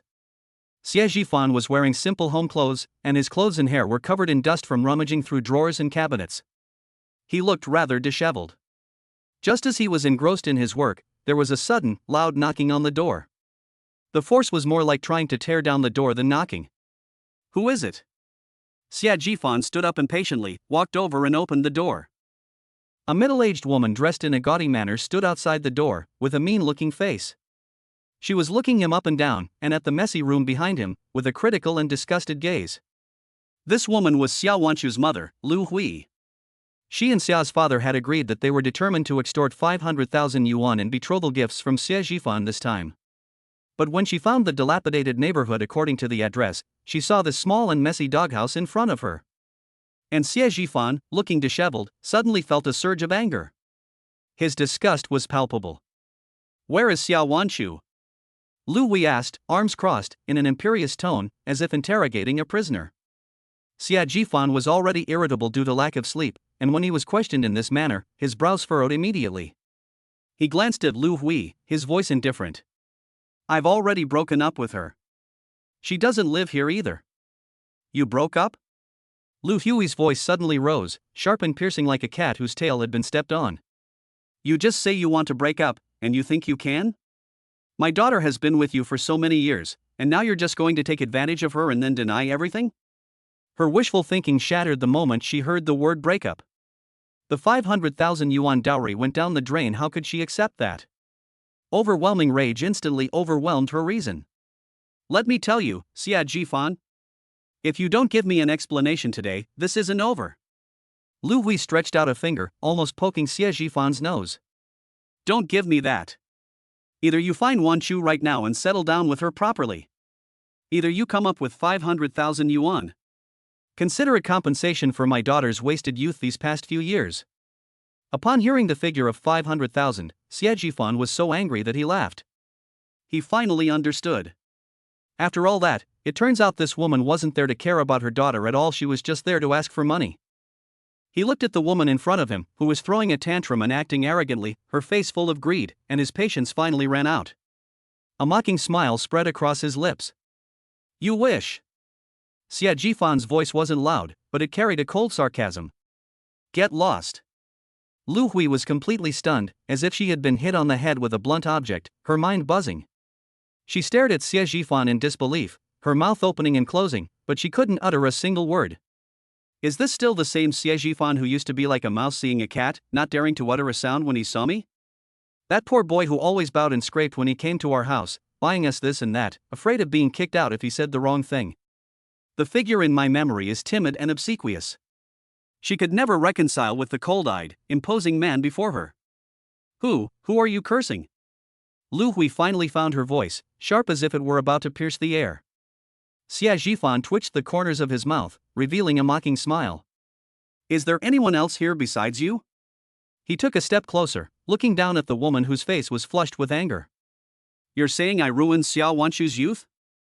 And you want me to compensate you for the loss of her youth? And Lu, are you getting old and your memory isn't so good anymore? When Xiao Wan first went to university, who paid her tuition and living expenses? Who allowed her to buy the latest smartphones and designer bags without having to work part-time like her classmates? Everything she eats, wears, and uses is all paid for with my money. Who provided all the support behind the scenes to help her pass the civil service exam with peace of mind? Xie Jifan's voice wasn't loud, but every word was like a nail, driven deep into Lu Hui's heart. Now that she's dumped me, you're coming to me demanding compensation for lost youth? He chuckled softly and shook his head. If anyone should be responsible for the loss, it should be her who compensates me. I've spent at least several 100,000 yuan on her over the years, haven't I? Shouldn't we settle the accounts? You're talking nonsense. Lu Hui was hit where it hurt and became furious. That was all your own choice. You gave it to my Wanchu Hua willingly. Yes, I did it voluntarily, Xie Jifan readily admitted, then changed the subject, but it was voluntary. It was based on my belief that we could be together until the end. Now it seems I was nothing more than a cash cow for you and your daughter for a few years, paving the way for Xiao Wanchu to pass the civil service exam. Looking at Lu Hui's face, twisted with greed and anger, he suddenly found it somewhat amusing. Chapter 49 should be renamed Money Eyes. Aunt Lu, I don't think your name is very good. Lu Hui is too ordinary. I think you should change your name to Money Eye instead. The money grubbing in Money Grubbing is a perfect match for you. After saying that, Xie Zhifan didn't bother to say another word to her and closed the door. After she recovered, a huge surge of anger swept over her. This is outrageous. This is absolutely outrageous. She cursed at the empty street, her voice filled with venom. What's with this stinking laborer's attitude? Who does he think he is? Pa! What a piece of trash! Wan Chu kicked him out, and that was the right thing to do. That's right. My Wan Chu is a civil servant now, she works for the government, so she should find someone who is her equal. Someone 100 times, 1,000 times better than him.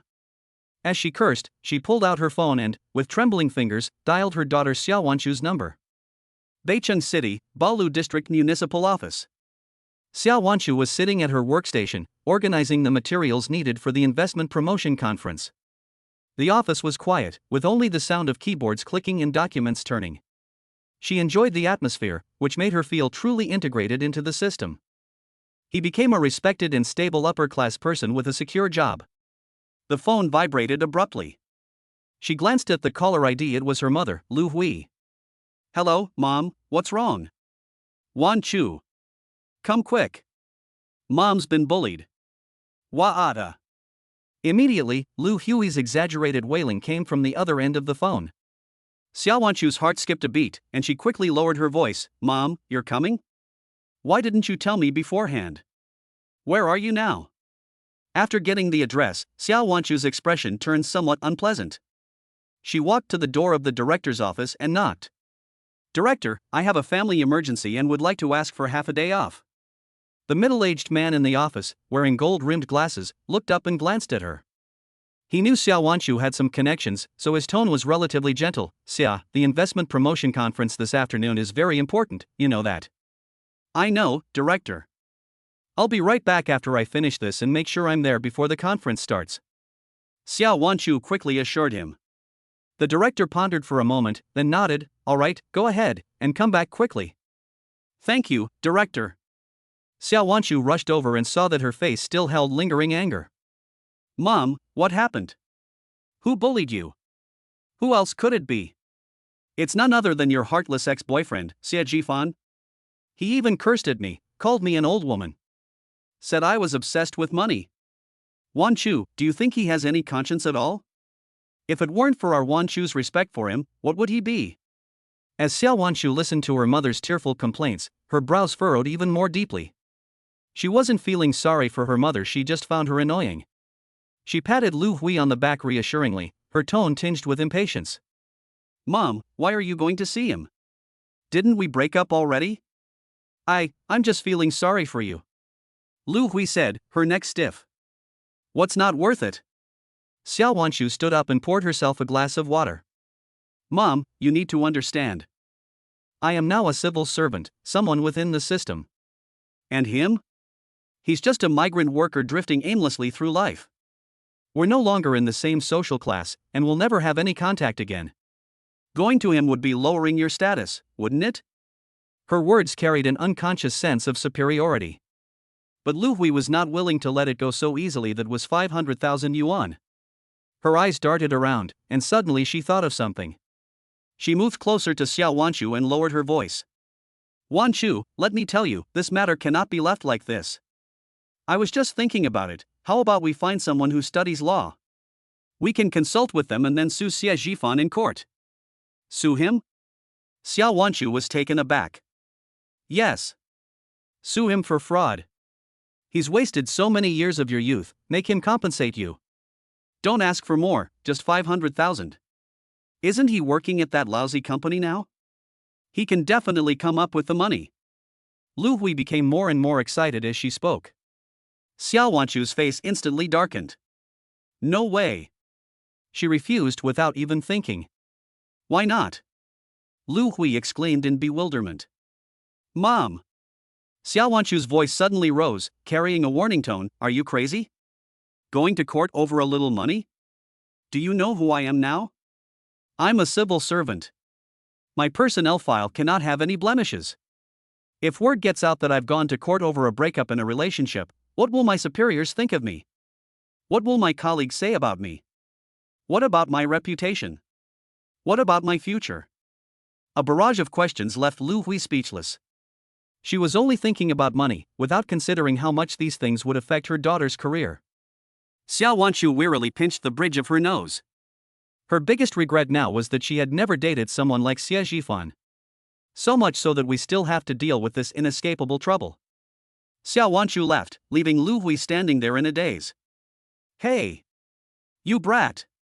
Lu Hui was so angry that she stomped her feet on the spot, wanting to curse but not daring to shout too loudly. What does it mean to lower one's status?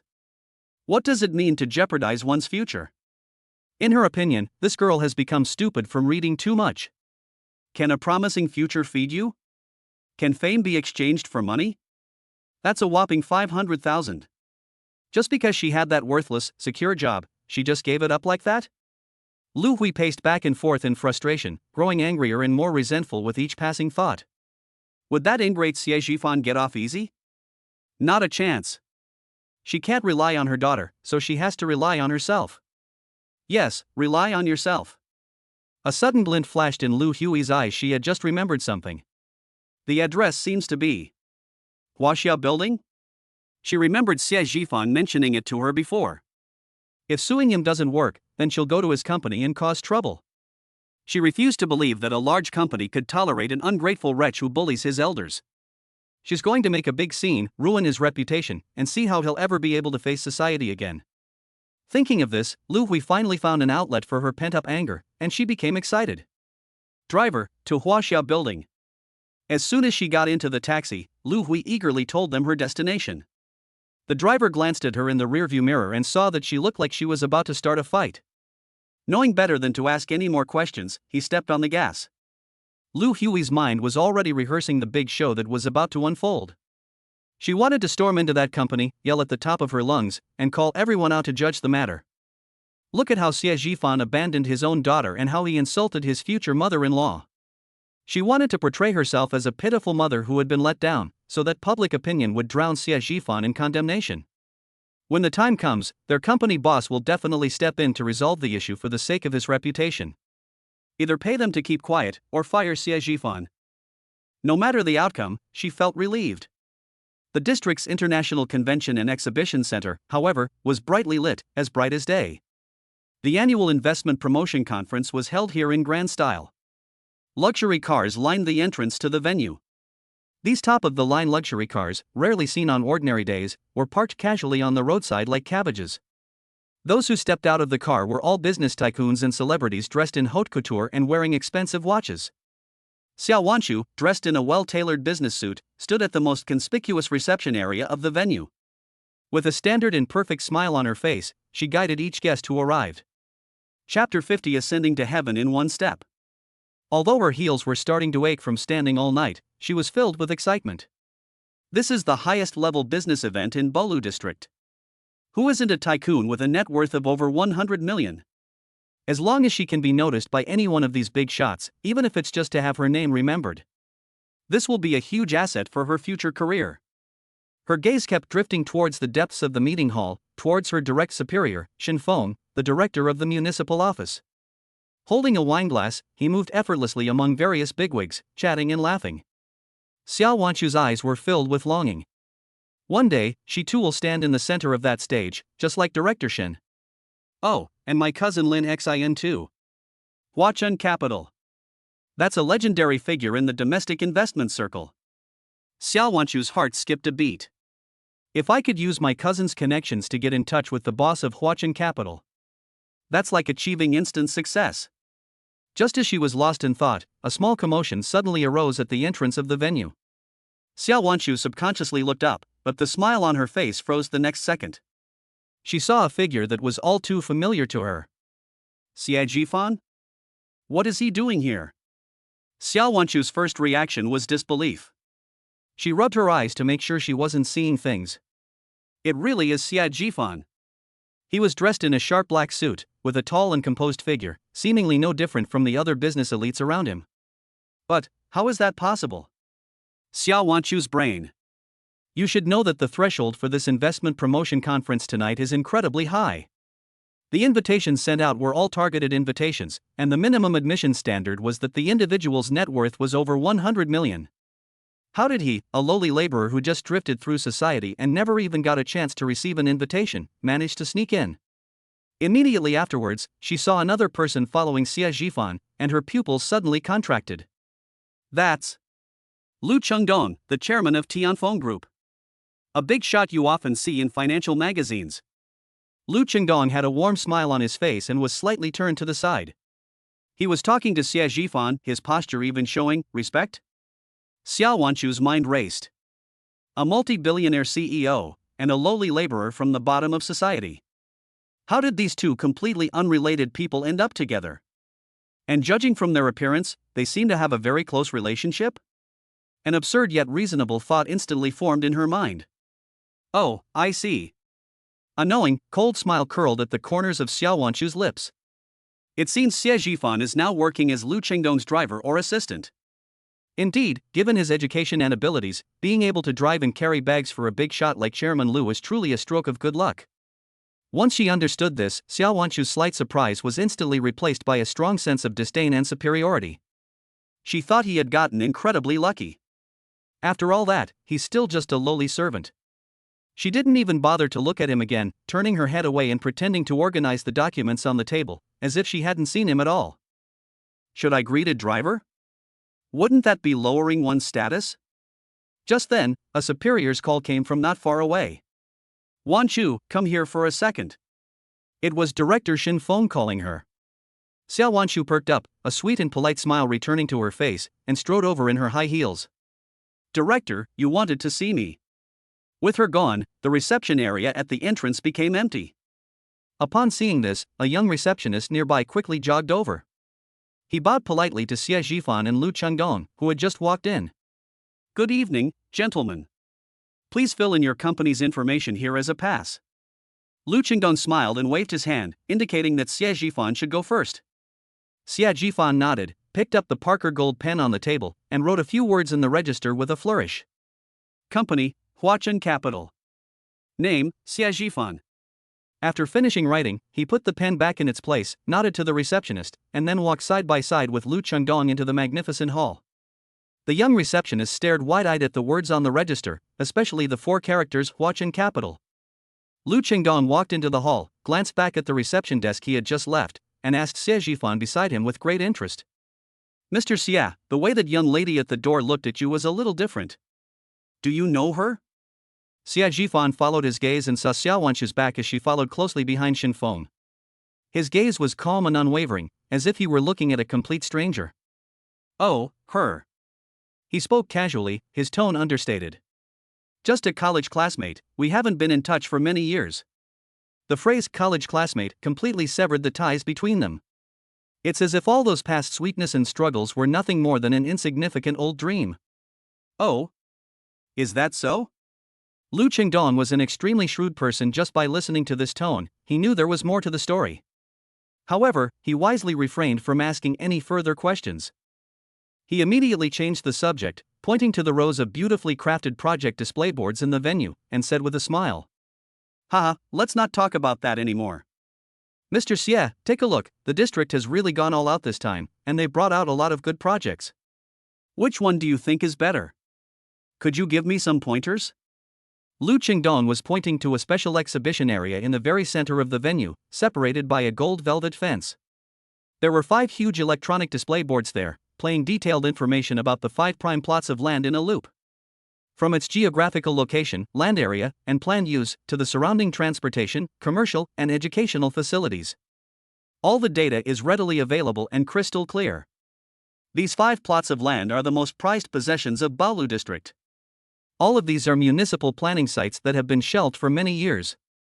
They are either old factory areas or urban villages slated for demolition, each with an increasingly superior location.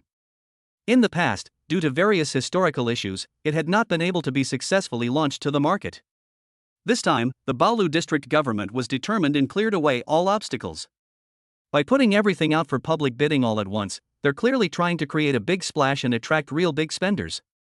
The news sent shockwaves through the entire real estate industry in Beijing. Even several top real estate tycoons from the capital sent representatives here, which shows how attractive it is. TSK, this is quite a bold move. Director Shin Feng has some guts.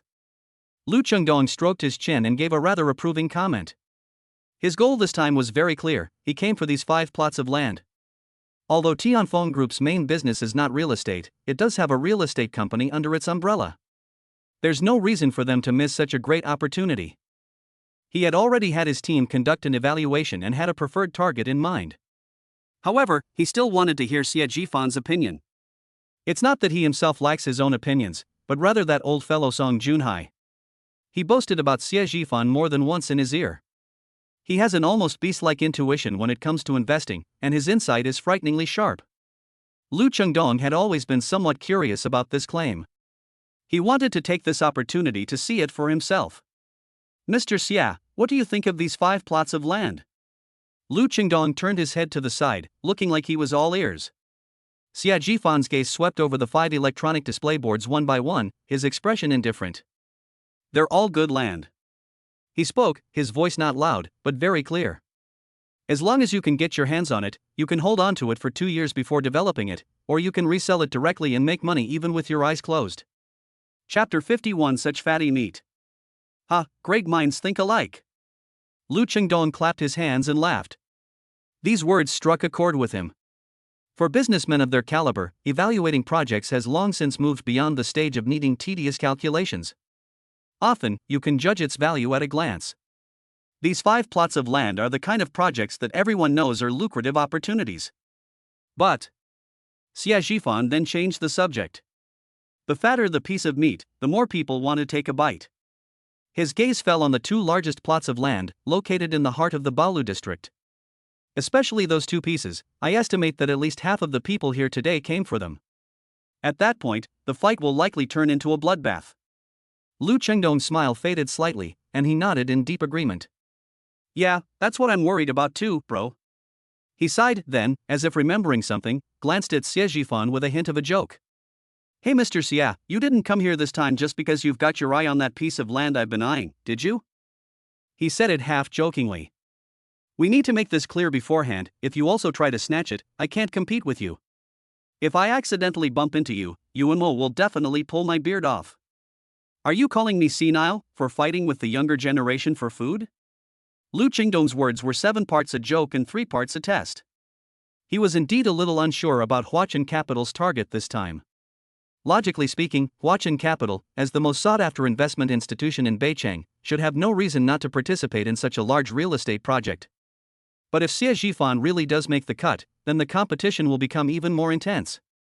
After all, everyone knows that Huachen Capital never fights a battle unprepared, and it's not short of money. Upon hearing the name Song Yuma, Xie Jifan's eyes softened for a moment, but quickly returned to calm.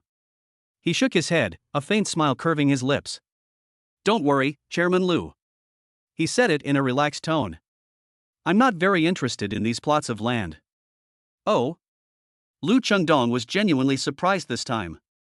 Why is this young man not eating such delicious-smelling buns? What is he up to? And you? Just as Lu Chengdong was about to ask further questions, Xie Jifan took the initiative to provide the answer. He pointed to a corner on the other side of the venue, where some project display boards were also set up. However, compared to the 5 prime plots of land in the central area, it seemed much quieter, with almost no one interested. I'm more interested in that one. Lu Chengdong looked in the direction he was pointing, his eyes filled with doubt. That was a failed construction project that was being revitalized. Due to a series of complex issues such as property rights disputes and broken capital chains. It has long been an open cancer in the business community of Beicheng, and anyone who touches it is doomed. Lu Chengdong's brows furrowed immediately. Mr. Xia, you're not kidding, are you? That thing, it's a huge pitfall. He simply couldn't understand why Xie Jifan would give up such a golden piece of land that was guaranteed to make a profit. Instead, they went after such a hot potato. This doesn't make any sense when it comes to investing. Oh my, Chairman Lu. It really is you. I didn't recognize you from a distance. Chairman Lu, it's been a long time. You look better and better. Yes, Chairman Lu, you are the pillar of our business community. We feel much more at ease with your presence. This group of people are all prominent figures in the business world. Although their wealth is not as great as Lu Qingdong's, they are all leaders in their respective industries. As soon as they arrived, they surrounded Lu Qingdong, showering him with compliments and praises as if they were free. Lu Qingdong, who was surrounded by them, clearly enjoyed the feeling of being the center of attention.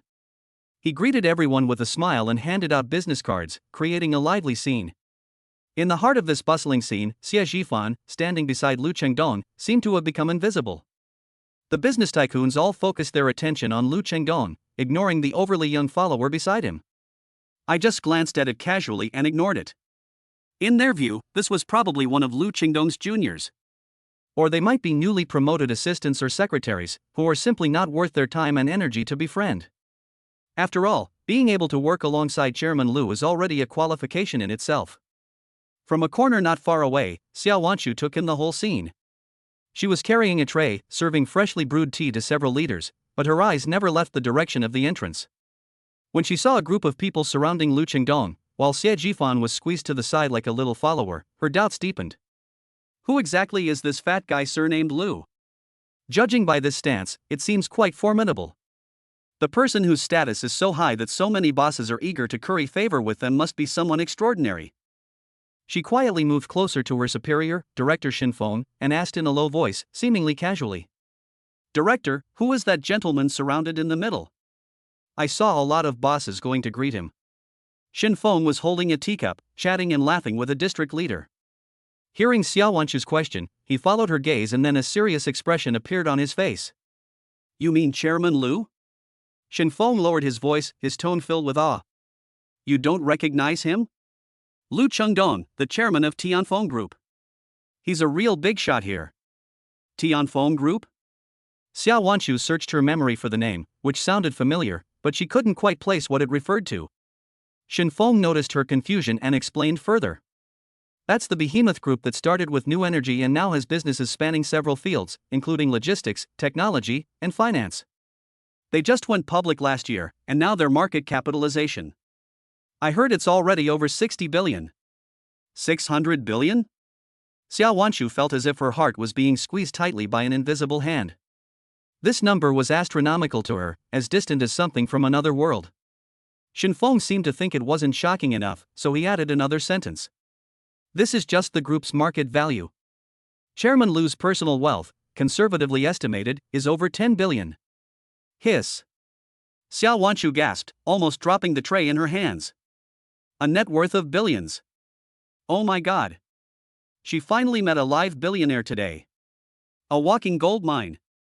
Immediately afterwards, her gaze inevitably fell on Xie Zhifan, who was standing next to Gold Mountain. In an instant, an incredibly intense jealousy, mixed with an even stronger sense of contempt, surged within her. So he was a driver for a big shot of that caliber. No wonder. Xiao Wanshu's heart was filled with a mixture of emotions, like a bottle of mixed feelings spilled out. She was jealous that Xie Zhifan had such an opportunity to get close to such a top figure that she didn't even have the right to look up to. Even just being a driver or a servant carrying bags is an opportunity that countless people would fight tooth and nail for. But soon, a morbid sense of superiority suppressed this jealousy. So what? Xiao Wanshu sneered inwardly. A lackey is always a lackey. Even if you were given the chance to stand next to a giant, you still wouldn't become a giant. Even if you, Xie Zhifan, climb higher and higher, your ceiling is already set. At best, you'll only be a high-level driver or a high-level assistant. And what about me? Xiao Wanshu straightened her chest and raised her chin slightly. I'm destined to be a wealthy woman. Once I become a true mistress of a wealthy family, someone like you won't even be qualified to drive for me. Chapter 52 is about the difference between clouds and mud. The gap between us is a gap of class, a difference between clouds and mud, which can never be crossed. Thinking of this, Xiao Wanshu's slight sense of imbalance vanished instantly, replaced by a superior kind of pity. She even felt that Xie Zhifan was somewhat pathetic. He was once the most handsome guy in college, but now he's reduced to making a living as someone else's lackey. It's truly a cruel twist of fate. Her gaze shifted from Xie Zhifan to a more eager search of the venue. When will the boss of Huachen Capital finally arrive? She's dressed up so beautifully today, not to see her ex-boyfriend as her driver. She wanted to seize every possible opportunity to get to know truly top-tier figures and achieve a leap forward in her life. As for Xie Zhifan, he was nothing more than an insignificant passerby on her road to success, long since left behind. As evening fell, accompanied by a melodious and solemn piece of music, the lights in the venue suddenly dimmed and shone precisely on the stage. After a brief opening speech by the host, Mayor Jibei, the top leader, walked steadily onto the stage. His face was refined, but his eyes revealed an undeniable sharpness. "Distinguished guests, fellow entrepreneurs, good evening." Jibei's voice, transmitted clearly through the microphone, reached every corner of the entire hall. "First of all, on behalf of the Beijing Municipal Party Committee and the municipal government, I would like to extend my warmest welcome and heartfelt thanks to all of you for coming." A polite and enthusiastic round of applause erupted from the audience. After he finished speaking, applause rang out again, even more enthusiastic than before. Next, Lu Shangqian, the executive vice mayor in charge of the economy and urban construction, stepped onto the stage. Compared to Jibei, Lu Shangqian's expression was not as relaxed, with worry between his brows. His gaze swept across the audience, seemingly searching for something, before finally settling on the few hot-button project display boards. Especially the Chengye real estate unfinished building project in the far corner. His speech was more practical, detailing several key projects launched at the investment promotion conference. "I hope that the entrepreneurs present can seize the opportunity and create a brilliant future together." However, it was clear to anyone with eyes to see that Vice Mayor Lu was genuinely unsure about that unfinished building project. After all, that was a very difficult problem, and who would want to take on such a hot potato? Sitting in the audience, Lu Chengdong nudged Xie Zhifan with his elbow and whispered, "Look how worried Mayor Lu is. I'm probably going to lose a few more strands of hair. That unfinished building project looks hopeless." Xie Zhifan stared calmly at the stage without saying a word. Just as Lu Shangqian finished speaking and the atmosphere below the stage became somewhat subtly silent, Jibei picked up the microphone again. "I know that people may have some concerns about certain projects." His voice wasn't loud, but it instantly drew everyone's attention back. "I'd like to add just one point here." Jibei's gaze swept over the CEOs of several large local real estate and construction companies in the front row below the stage. "Today, if no one takes over Chengye Real Estate's project." He paused, then his tone suddenly hardened. "Then, we need to sit down with the contractors who are involved in the development and construction of that piece of land. Let's renegotiate the land contracts you have. Whether you take it on jointly, or we'll discuss the contracts separately, it's your choice." The moment he finished speaking, everyone present was astonished.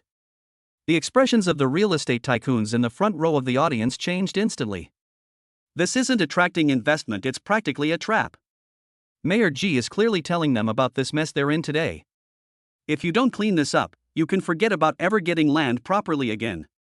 What a brilliant move to strike at the heart of the problem. Lu Chengdong couldn't help but gasp when he heard this, and exclaimed to Xie Zhifan, "Damn, Mayor Ji is playing this big game. That's like flipping the table. That's ruthless." Xie Zhifan's lips curled into a barely perceptible smile. "Interesting. Mayor Ji is more decisive than I imagined." The bidding process of the conference officially began in this tense and exciting atmosphere. This conference adopted two bidding methods in parallel. For popular projects such as land parcels and development rights in established commercial districts, a public bidding process is used, with the highest bidder winning. The point is to create a lively and transparent atmosphere. Meanwhile, long-standing projects like the unfinished building in the west of the city adopted a sealed bid system. Everyone wrote their target price in their bids and put them in the bid box. Finally, the unified bidding process saved face for the government and avoided the embarrassing situation of no one bidding. The auctioneer's passionate voice rang out, and the bidding for the first commercial land plot officially began. The numbers on the big screen jumped wildly, and the signs below the stage rose and fell, instantly igniting the atmosphere. Lu Qingdong's attention was immediately drawn to a prime piece of land located in the southern New District of the city. Xie Zhifan, on the other hand, had no interest in the fierce bidding wars for land. He took a copy of the unfinished project tender document from the waiter. I picked up my pen and began reviewing the documents. The starting price for this project is 1 billion. To others, this is a huge pit that requires at least several billion more to be poured in, and there is no guarantee of seeing a return for 3 to 5 years. But in Xie Zhifan's eyes, this was simply a piece of unpolished jade hidden in mud and sand. He had already thoroughly investigated the reasons for the project's failure. The previous developer's cash flow dried up, and he was embroiled in several lawsuits, which ultimately led to the project's suspension. The project itself boasts an excellent location, adjacent to the university town and the high-tech zone, and its future potential is immeasurable. With sufficient capital injection to revitalize the business, profits can at least double. Most importantly, as Lu Qingdong said, everyone felt that it was in jeopardy. Competition is virtually non-existent. After a moment's thought, he wrote down a number in the quotation section of the tender document. 1.3 billion. Offering 300 million more than the reserve price is enough to demonstrate sincerity and ensure everything goes smoothly. The price that completely crushes all potential competitors who have been forced into this situation by Mayor G. He folded the tender document, sealed it in an envelope, got up, walked to the red tender box in the center of the hall, and casually tossed it in. After doing all this, he returned to his seat, looking relaxed, as if he had just thrown away a piece of waste paper. On the other hand, Lu Qingdong's expression was not so pleasant. The competition for the plot of land in the south of the city that he had his eye on was fiercer than he could have imagined. The starting bid was 1.6 billion, and in just over 10 minutes, the price skyrocketed like a rocket. 2.5 billion. 25 billion. When the number on the screen jumped to the glaring integer 25, fine beads of sweat had already appeared on Lu Qingdong's forehead. This price has far exceeded his initial budget. He pulled out his phone in frustration, glanced at his bank account, and frowned deeply. Damn it, I miscalculated. Some time ago, he followed the madman Song Junhai and went all in with 4 billion yuan to try and gamble on international oil futures. Although they made a fortune, the funds have not yet been fully recovered. Later, following Xie Zhifan's advice, he invested 2 billion yuan in long-term planning, and that money became even more untouchable. At most, he has 2.5 to 2.6 billion yuan in liquid funds. If the price keeps rising, the account will be liquidated. But he really had his eye on this land, and he was unwilling to give it up. Lu Qingdong gritted his teeth, stood up abruptly, and grabbed Xie Zhifan, who was standing calmly beside him. Hey bro, come out here for a second, I need to talk to you about something. Chapter 53. Cash is a bit tight. Xie Zhifan was pulled by him through the noisy crowd to a quiet terrace outside the hall. The cool evening breeze dispelled some of the restlessness in Lu Qingdong's heart. He didn't beat around the bush and went straight to the point. I've failed today. There were too many people vying for that piece of land you wanted. I'm a little short on cash. He rubbed his hands together somewhat embarrassedly. Look, could you lend me 500 million to tide me over? Tonight. Once I acquire that land, I'll arrange a mortgage for you, with the highest interest rate. Upon hearing this, Xie Zhifan simply looked at him calmly. Uncle Lu, you're being too polite. He smiled faintly. Money is no problem. Anyway, the unfinished building project is almost a done deal, so he doesn't need the reserve funds in his account for the time being. I have some spare cash in my account, you can use it first. If it's not enough, I'll think of something else. Lu Qingdong was stunned. He thought it was already abrupt to ask to borrow 500 million, but Xie Zhifan not only agreed immediately, but also asked him if it was enough. What incredible courage! That's enough. That's enough. 500 million is enough.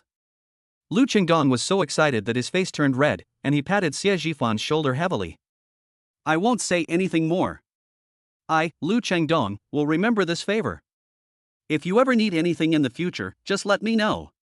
You're too kind. Xie Zhifan took out his phone and immediately called his finance manager, issuing the instructions within half a minute. What they didn't notice was that at the corner of the terrace entrance, a figure quietly disappeared into the shadows. Xiao Wanchu's hands were trembling slightly as she held the tray. She just wanted to take a break from her shift to get some fresh air. Let's see if Lin Xin and the legendary Huachin capital Big Boss have actually arrived. However, I overheard this conversation by chance. 500 million. You can just lend it to me like that? Moreover, judging from Xie Zhifan's tone, it seems that 500 million yuan is as easy for him as borrowing 500 yuan for an ordinary person. A driver, an assistant, could they possibly have that much power? Xiao Wanchu's mind was completely in turmoil. Her proud reasonable deduction was shattered in the face of the enormous figure of 500 million. Could it be that he really isn't the driver? Who is he? Huachin capital. Xie Zhifan. No, impossible. Absolutely impossible. She shook her head vigorously, trying to dispel the absurd and terrifying thought. I must have misheard, or are they putting on an act? Yes, it must be an act. To put on a good show in public. But that tone of voice, as if he could casually mobilize huge sums of money. How could the tacit understanding and trust that only exists between superiors be faked? The immense confusion and shock left her in a state of turmoil, while also stirring up her deep-seated, boundless desire for money and power. That's 500 million. I work hard as a civil servant and can't earn even a fraction of what I earn in my entire life. In the world of these people, it's nothing more than a phone call or a favor that can solve the problem. On what grounds? Just as she was lost in thought and feeling disoriented, her boss, Wanli, called out impatiently from not far away. Xia Wanchu. What are you doing hiding there? Can't you see we're almost overwhelmed with work here? Get over here right now. Xia Wanchu jolted awake and snapped back to reality. She dared not think any further, quickly responded, and, holding the tray, forcibly suppressed those chaotic thoughts in her heart. On the other hand, Lu Chengdong, having borrowed ammunition, was a completely different person. He returned to the venue and, without saying a word, immediately raised the number plate in his hand. 2 billion. His booming voice, carrying an air of unwavering confidence, instantly captivated the entire audience. Several companies that had been fiercely competing with him backed down upon seeing this price, shaking their heads in resignation. 2.8 billion once. 2 billion twice. 2 billion 3 times. Clang. The auctioneer's gavel fell heavily. Congratulations to Chairman Lu of Tianfeng Group. You have successfully acquired Plot A03. The audience erupted in applause. Lu Chengdong, beaming with pride, stood up and bowed to those around him, becoming the undisputed focus of the evening. Just then, a staff member in a suit quickly walked up to Xie Jifan and bowed respectfully. Hello, Mr. Xie. The staff member's voice was low, but full of joy. The sealed bid opening has just ended. Congratulations, you represent Huachen Capital. They successfully won the bid for Qingye Real Estate's unfinished building project in the western part of the city for 1.3 billion yuan. On the podium, Jibei, who was exchanging pleasantries with several entrepreneurs, also received a message from his secretary immediately.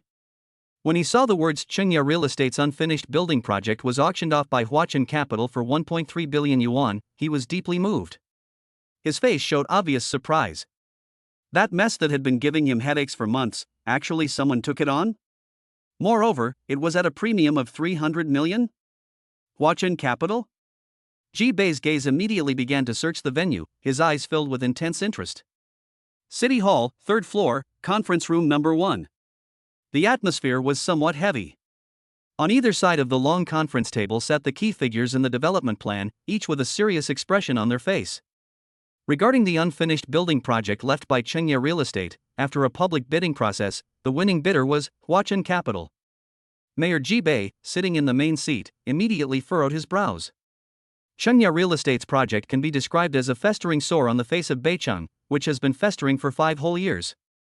The location is quite good, right in the heart of the old town. However, due to property disputes and various bad debts from the early stages of the project, it became a hot potato that no one dared to touch. Over the past 5 years, the city has organized no fewer than 3 bidding processes, but each time no one has shown interest. How come someone suddenly took over this time? Unexpectedly, a surprise attack came out of nowhere. Huachen Capital? Lu Shangqian, the vice mayor sitting below Jibei, adjusted his glasses, his tone clearly unease. Mr. Ji, this Huachen Capital. I've never heard of it before? But this Huachen Capital seems to have appeared out of nowhere. The secretary quickly added, Mayor Lu, this Huachen Capital is a newly established company. However, they've been making quite a splash in the financial world lately. He spearheaded several large-scale mergers and acquisitions, and his style was extremely ruthless. Lu Shangqian frowned even more deeply. A new company? In finance? That's what he's most worried about. Are people with finance backgrounds getting into real estate, or even taking on this mess? Do they even understand what they're doing? The most crucial question is whether they have sufficient financial resources. Don't let it turn into a second failed project that would be a huge disgrace for our city. These words expressed the sentiments of everyone present. The biggest fear for unfinished building projects is a broken capital chain. A new company, especially one involved in financial speculation, seems unreliable no matter how you look at it. Jibei interlaced his fingers and gently tapped the table, his steady voice silencing the discussions in the conference room. Don't rush to conclusions. His gaze swept across the room, finally settling on the secretary. Is the CEO of Huachin Capital at the auction today? Yes, Mr. G. Good. Jibei made a decisive decision. Don't sign the land auction contract yet. Go there in person. Please invite the people in charge who acquired this prime land plot, along with the CEO of Huachin Capital, to my office. I need to see them for myself and find out what they're really like. Chapter 54. Let's drink until we drop. Meanwhile, the atmosphere at the convention center was reaching its peak. With the final ownership of the last prime piece of land settled, the entire venue erupted in cheers. Those who successfully grabbed a plot of land were overjoyed, bowing and greeting everyone. Those who didn't manage to grab a plot were disappointed, but they still came forward to congratulate them and get to know them. Lu Chengdong was the one who was most triumphant. With his beer belly protruding and his face flushed, he squeezed next to Xie Zhifan, grabbed his hand, and shook it vigorously. Mr. Xie. Thank you so much for today. Tonight, it's my treat, let's drink until we drop. Xie Zhifan smiled calmly, just about to speak, when a middle-aged man in a Zhongshan suit with a capable demeanor walked over quickly. Excuse me, which one of you is Mr. Lu Chengdong, and which one is the person in charge of Huachin Capital? The man's voice wasn't loud, but it had an undeniable penetrating power that seemed to shut out the surrounding noise. Lu Chengdong was taken aback, then turned his head to look at him. I am Lu Chengdong, and you are? The middle-aged man nodded politely. Hello, Mr. Lu, I am from the municipal government, and I am the secretary of Mayor G. Mayor G would like to invite you, along with the other 4 individuals who acquired the land parcels, and Mr. Xie from Huachin Capital, to have a chat at the city government building. Mayor G? The moment those 3 words were uttered, the smile on Lu Chengdong's face froze instantly. Those who had just been congratulating him now tactfully stepped back, their eyes filled with awe and curiosity. Lu Chengdong was filled with doubt. See the mayor? Are you kidding me? He's just a developer who rarely even gets to see the district head. How come he's suddenly going to meet the mayor? His first instinct was to decline. Secretary, you see, I just acquired the land. There's a ton of stuff waiting to be done, how about we do it another day? Secretary Jibei still wore a professional smile, but his words left no room for negotiation. President Lu, Mayor G said that this meeting is very important. He paused, then added. All relevant land transfer contracts cannot be signed until the meeting concludes. Lu Chengdong broke out in a cold sweat in an instant. The contract can't be signed? Doesn't that mean the land isn't actually in our hands yet? This isn't an invitation, it's an order. He dared not utter another word of nonsense, and hurriedly nodded and bowed. Go. I will definitely go. If the mayor summons me, even the most important matters must be put aside. After saying that, he looked at Xie Zhifan for help. Xie Zhifan's expression remained unchanged, as if he had expected this to happen. It would be strange if the city government ignored Xingye Real Estate, that tough nut to crack. Since I've willingly jumped into this mess, I can't avoid going through the proper procedures. He took out his phone and dialed a number. Lin Xin, where are you? Traffic jam? No problem, just come to the signing area at the convention center. I have something to attend to and need to leave first. Please sign the contracts for those plots of land on my behalf. A few simple sentences, concise and to the point. After hanging up the phone, he nodded to Secretary Jibei. Let's go. Watching Xie Zhifan, Lu Chengdong, and their group hurriedly leave with the powerful-looking secretary. The remaining people in the room looked at each other and discussed among themselves. All of this was observed by Xiao Wanchu, who was not far away. She was so tired from waiting that her legs were about to give out, but finally she saw some movement coming from the signing table. And then we saw Xie Zhifan leave with a group of big shots? What's going on? Just then, a girl in a business suit ran over. It was Lin Xin, who was late because of traffic. The moment Xiao Wanchu saw her, her anger flared up instantly. Why are you so late? The signing was already finished. Lin Xin looked apologetic. I'm so sorry, the traffic was terrible. Where's President Xie? They're gone.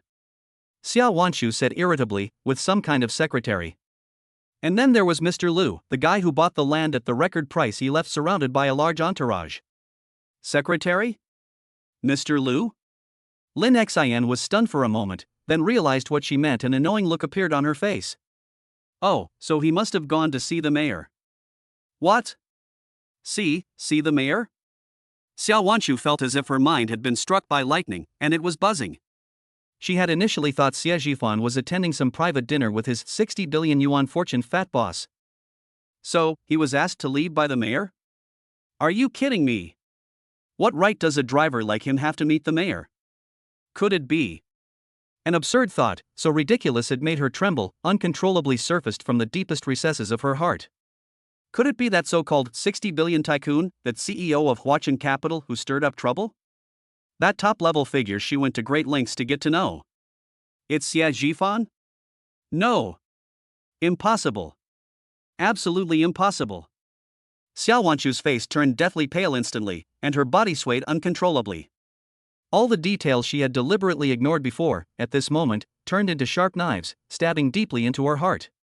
The servant she thought of was actually the true master. What she perceived as a gold mine was merely a backdrop. Her smug class gap turned out to be completely wrong from the start.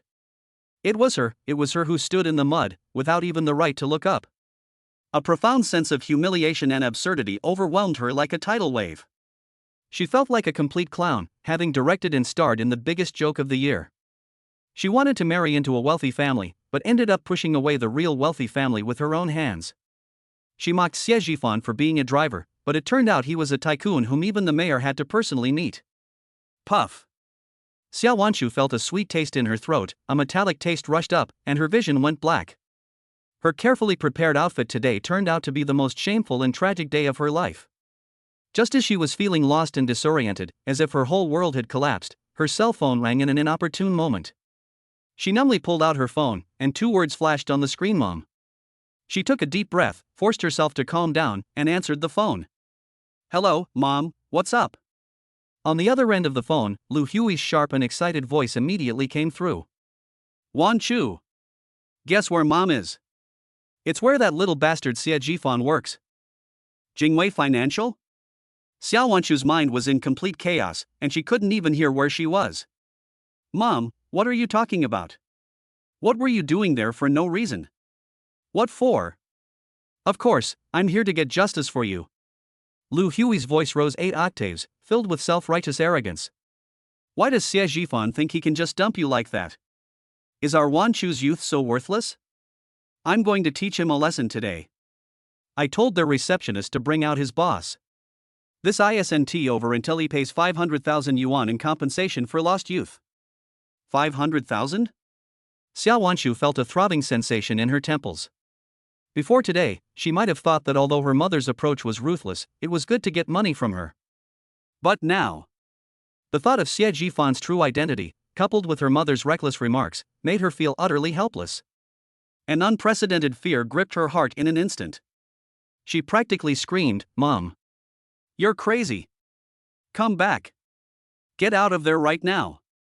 However, Lu Hui didn't take her daughter's panic to heart at all, and instead said triumphantly, "Don't worry about it. Mom knows what she's doing. I'm insisting on giving you this money today." Beep, beep, beep. The call was disconnected. When Xiao Wanshu called back, no one answered. Chapter 55. Tell him to get out here. Meanwhile, it is located within the office area. A middle-aged woman dressed in a flamboyant manner. He plopped down on the company's reception desk, slapped his thigh, and shouted loudly at the dumbfounded employees around him. Where are they? Where's your boss? Where's that Xie Zhifan? Tell him to get out here. They're bullying us, a widow and her orphan. Is there no law anymore? If you don't give me an explanation today, I'm not leaving. The entire office area fell into a deathly silence, which was followed by unprecedented chaos. At this moment, what should have been a busy afternoon filled with the sounds of keyboards clicking and telephones ringing was completely shattered by a sharp and piercing shout. Xie Zhifan! You heartless ingrate! Get out here right now! A middle-aged woman, around 50 years old, was standing on the desk in the reception area like a madwoman. My daughter has been with him for 4 years. 4 years! She gave him the best years of her youth. And what happened? He said he wanted to break up, and he did. Not even a peep. If you don't give me an explanation today, I'm not leaving. I'll let everyone in Beijing see what kind of people Jingwei Financial has hired. Hypocrites. Traitors. This sudden turn of events left everyone in the office area completely bewildered. Everyone stopped what they were doing and stared in disbelief at the woman throwing a tantrum for a moment. No one could react. Xie Jifan? They were very familiar with that name. But wasn't he having a good relationship with his girlfriend Xiao Wanchu? How did a mother-in-law suddenly appear at the company and cause trouble? She even accused him of starting a relationship and then abandoning her? This is quite a lot of information. A young man who looked like a junior manager was the first to react. He frowned, walked over quickly, and tried to soothe the other person's emotions. Auntie, please calm down and let's talk this out. Get off the table first, it's too dangerous. Calm down? How can I calm down?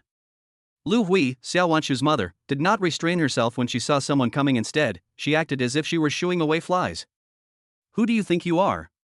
Where's Xie Jifan? Tell him to come out and see me.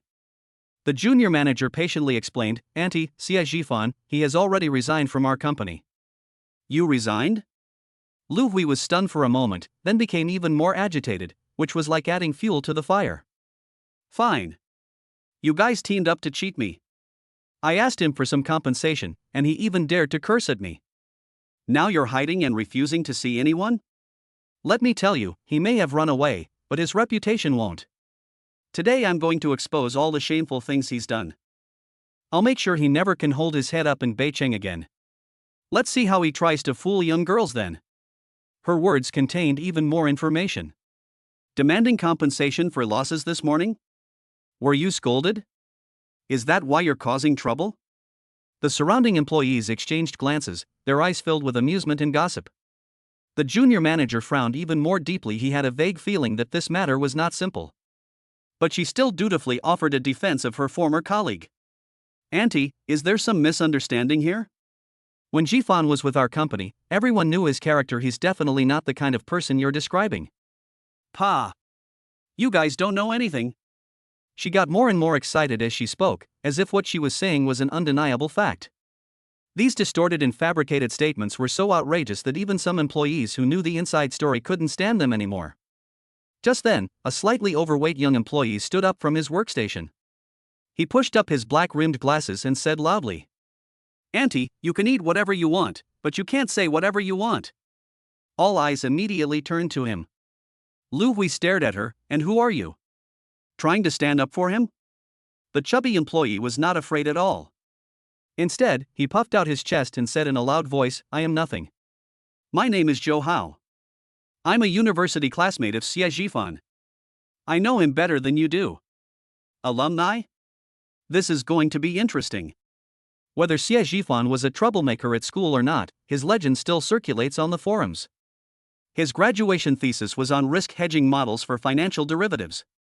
He was directly praised by an academician from Tsinghua University back then, who said his skill level was at the doctoral level.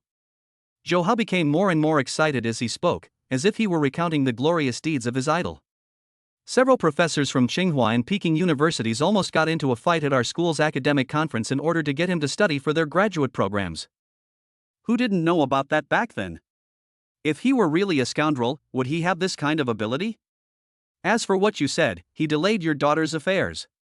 Zhou Hao sneered, his voice filled with disdain. As far as I know, Xie Jifan wasn't the one who gave up his guaranteed admission spot to stay and take the civil service exam back then, was he? He gave up the opportunity to pursue a master's degree at Tsinghua University to be with his girlfriend, and we, his old classmates, still remember that. Whoosh! Zhou Hao's words were like a bombshell, causing an uproar among the crowd. So that's the truth? Did he give up the opportunity to pursue further studies at Tsinghua or Peking University to be with his girlfriend? This sacrifice is too great. The way everyone looked at Lu Hui changed instantly, from initial skepticism to disdain. Besides, Zhou Hao seemed unwilling to stop there and continued to deliver the final blow. Your daughter has been taking the civil service exam for several years, hasn't she? Has she had a job during these years? Does she have an income? Who is renting this place for her, supporting her so she can focus on her exams? It's Xie Jifan. A man gave up his promising future and willingly spent several years with your daughter. So in your mouth, he's become a good-for-nothing, a heartless ingrate, who's ruined your daughter's life. Auntie, you have to have a conscience. These words were forceful, logically clear, and supported by solid evidence. Lu Hui's face instantly turned a deep purplish red. She was speechless after being confronted and pointed at Zhou Hao. He stammered you for a long time, unable to utter a complete sentence. The surrounding chatter grew louder. Wow, really? Xie Jifan is that awesome? What a legend from the University of Finance and Economics. He gave up going to Tsinghua University for his girlfriend. That's incredibly devoted. My God, this woman is so lucky. How dare her mother come and cause trouble? Isn't this just a real-life version of The Farmer and the Snake? It's disgusting. Seeing public opinion rapidly shifting, and her image shifting from a victim's family member to someone who was being unreasonable and a fraudster, Lu Hui panicked. She steeled herself, raised the broom in her hand again, and jumped up and down on the table as if she had gone mad. You're talking nonsense. You're in cahoots with him. You're all bullying us orphans and widows. Do you know how much my daughter suffered with him? I'm a slave to him every day, doing his laundry, cooking for him, and serving this big shot. And the result? They can't even afford a decent piece of clothing. What terrible thing has my daughter done? She began to sob and cry, trying to gain sympathy by playing the victim. However, no sooner had she finished speaking than another weak voice rang out from the crowd. No.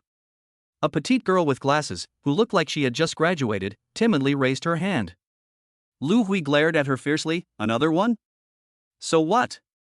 The little girl shrank back in fright, but still mustered up her courage and said, I was in the same project team as Brother Jifan before. He often doesn't order lunch with us, he always goes home to get his food. Once when we were working overtime, I saw him come back carrying a thermos, so I asked him a question. He said, it was a lovingly prepared lunch his girlfriend made for him at home. Chapter 56. Who's being treated like a slave? The little girl paused, then raised her voice slightly. But later, when Brother Jifan got sick, our manager asked me to deliver a document to his house. It turned out that his girlfriend opened the door. I saw it with my own eyes. Their kitchen was a complete mess, like a garbage dump, with takeout boxes piled up all over the floor. Brother Jifan had a fever, but he was still revising the plan on his laptop in bed. His girlfriend was right next to him, eating sunflower seeds and watching a show, and complaining that the sound of him typing on the keyboard was too loud. Moreover, I have seen Brother Jifan carrying groceries home after get off work several times. He told us that his girlfriend was studying hard, and he needed to go back and cook her something delicious to help her brain function.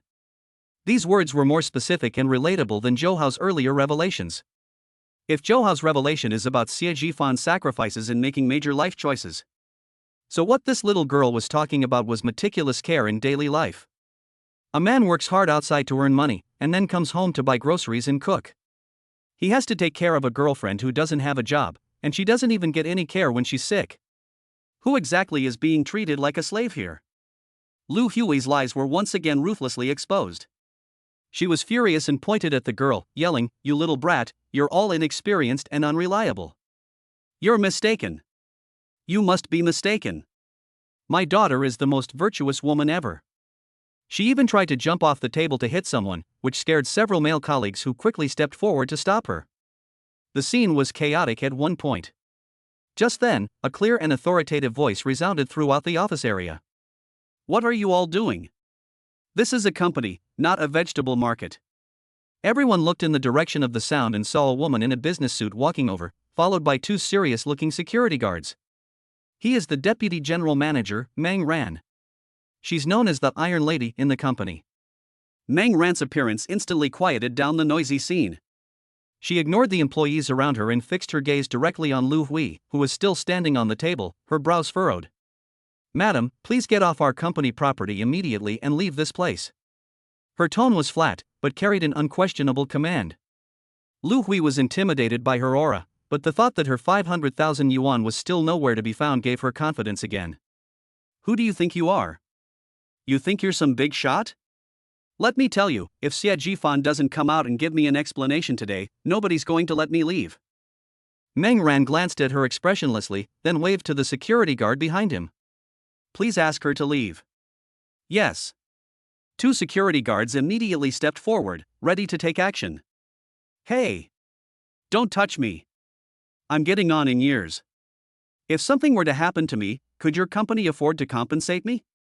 Let me tell you, I have a heart condition. I have high blood pressure. Lu Hui immediately started throwing a tantrum, sitting on the table as if to say, if you dare touch me, I'll lie down.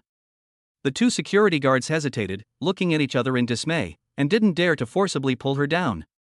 If something really goes wrong, no one can bear the responsibility. Meng Ran frowned even more deeply.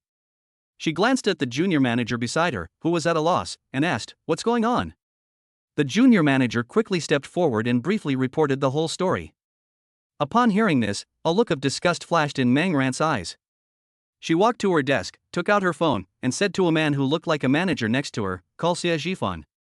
"Mr. Meng, I've tried calling, but no one answered," the manager replied with a troubled expression. Meng Ran's patience had clearly run out. She took a deep breath and decided to cut to the chase. She looked at Lu Hui and said coldly, "Auntie, I don't care what personal grudges you have with our former employees. However, this is an office space, and your behavior has seriously affected the normal operation of our company. I'm asking you one last time, what is your demand?" Upon hearing the word demands, Lu Hui's eyes lit up instantly. She knew it was time to negotiate. She cleared her throat and held out her hand. "I don't want much. My daughter is young and can't just let her life go to waste. 500,000. Give me 500,000 yuan as compensation for my lost youth, and I'll leave immediately and never bother you again." 500,000? Upon hearing this number, those around couldn't help but gasp. This isn't just asking for an exorbitant price, it's outright robbery. Meng Ran was amused by the number. She looked at Lu Hui coldly, as if she were looking at an idiot.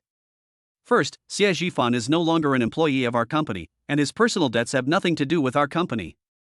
Secondly, the so-called compensation for lost youth has no legal basis. If you want money, you should go find Xie Jifan himself, not come here and cause trouble. After saying that, she got Xie Jifan's private phone number from the manager, wrote it on a sticky note, and handed it to Lu Hui. "This is his phone number. Contact him yourself.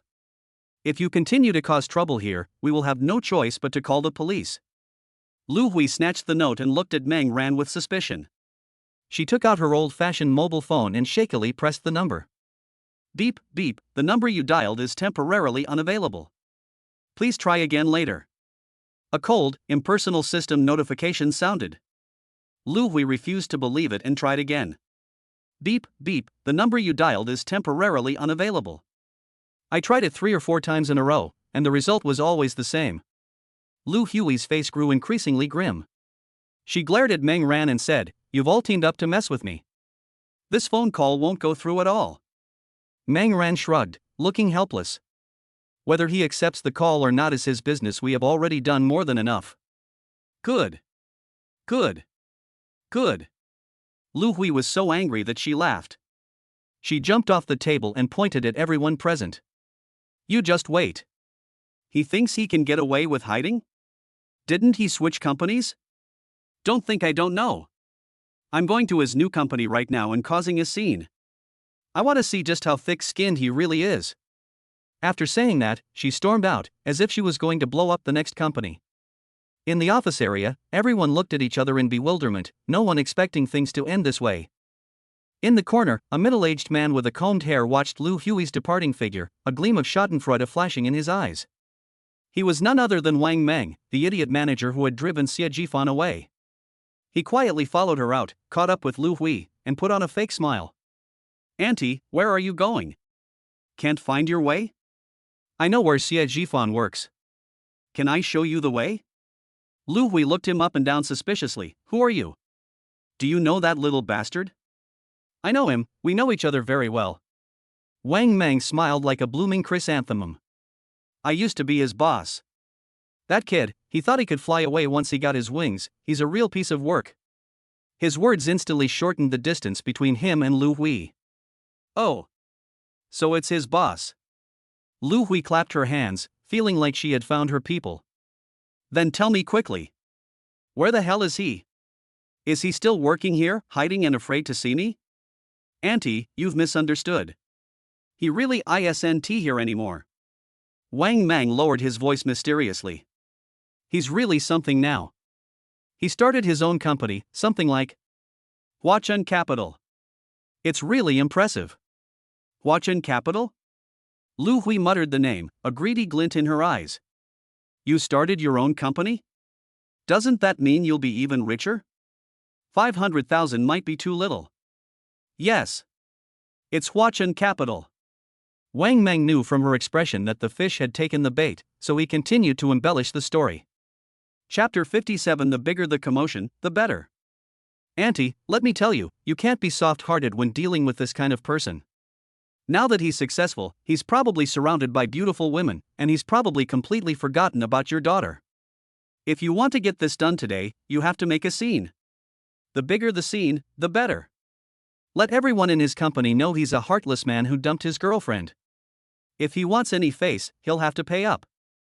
Wang Ming's words struck a chord with Lu Hui.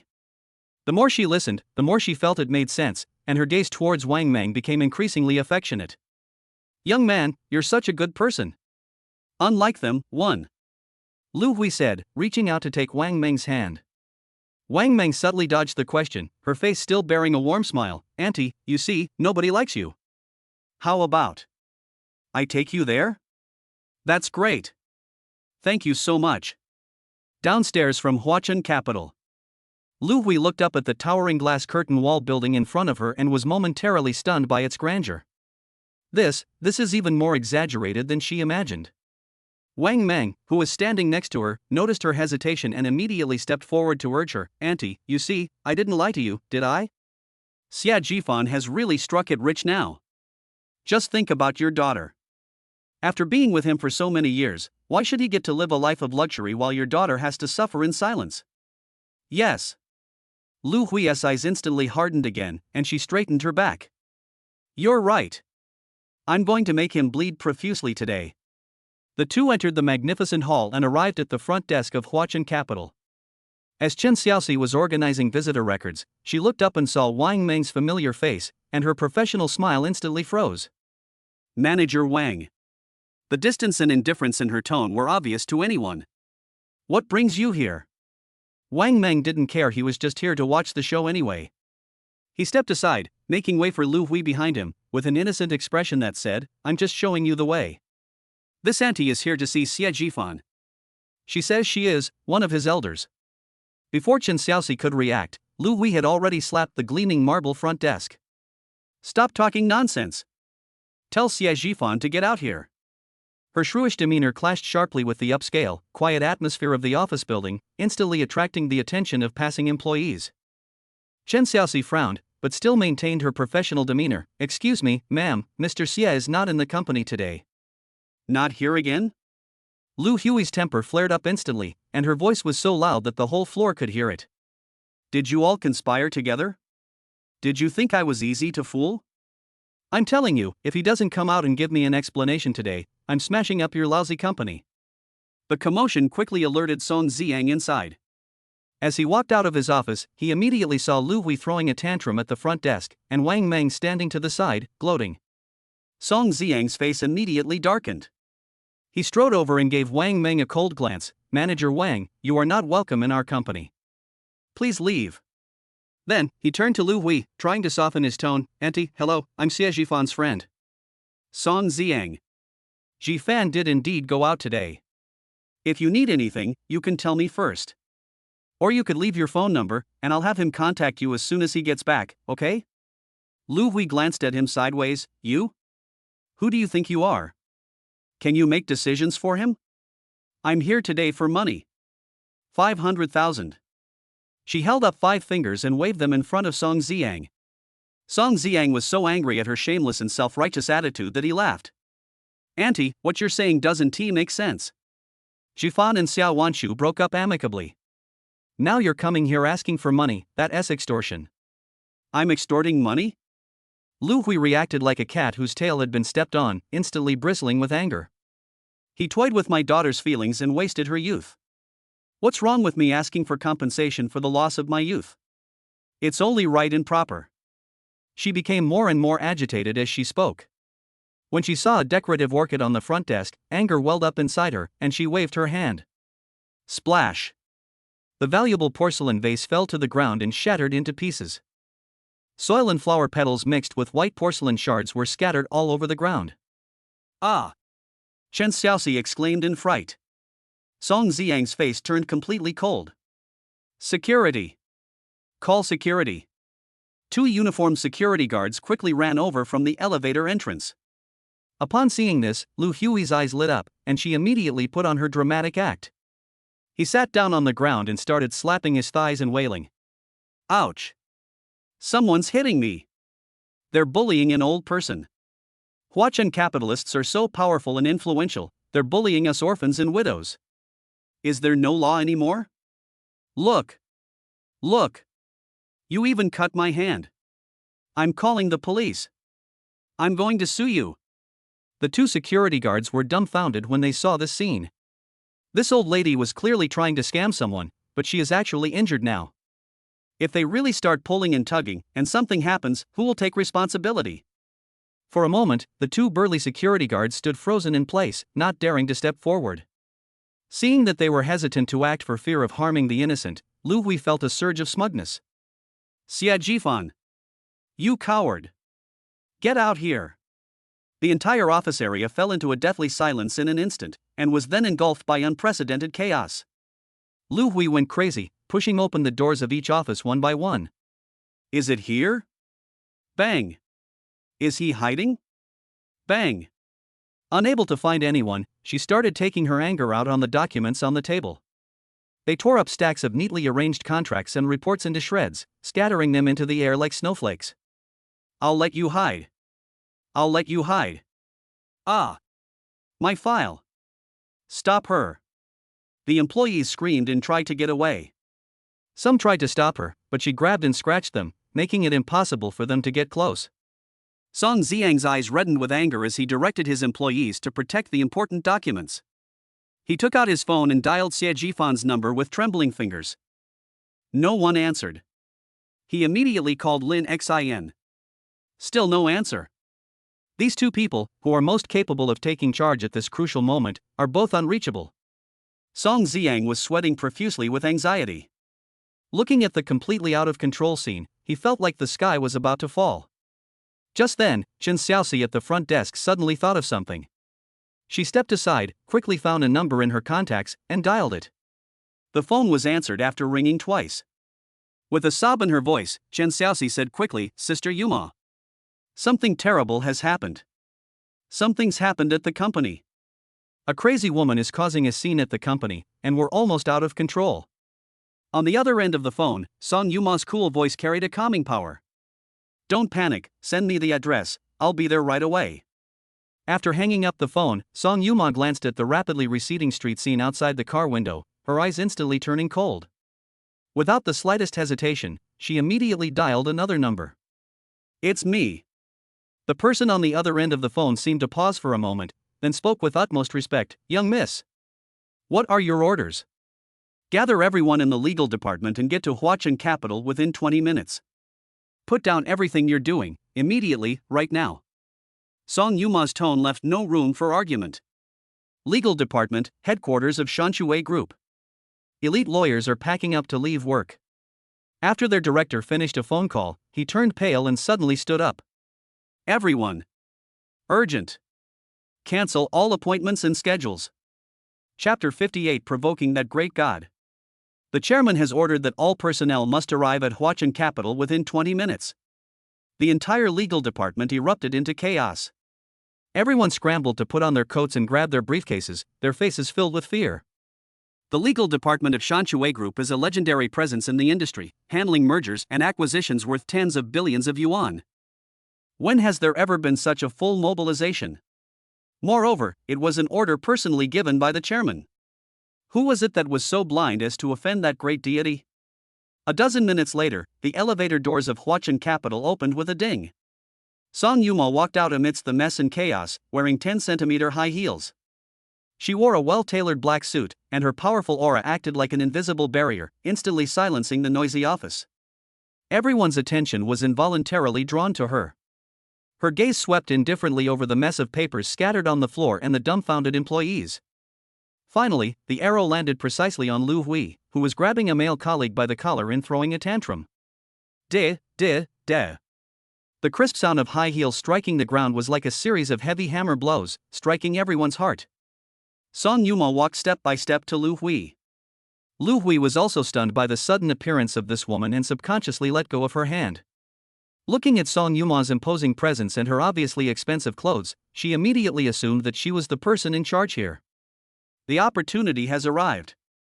Lu Hui cleared her throat and spoke first, adopting a victim-like posture. You're the one in charge here, right? You've come at the perfect time. Let me tell you, there's someone in your company named Xie Jifan.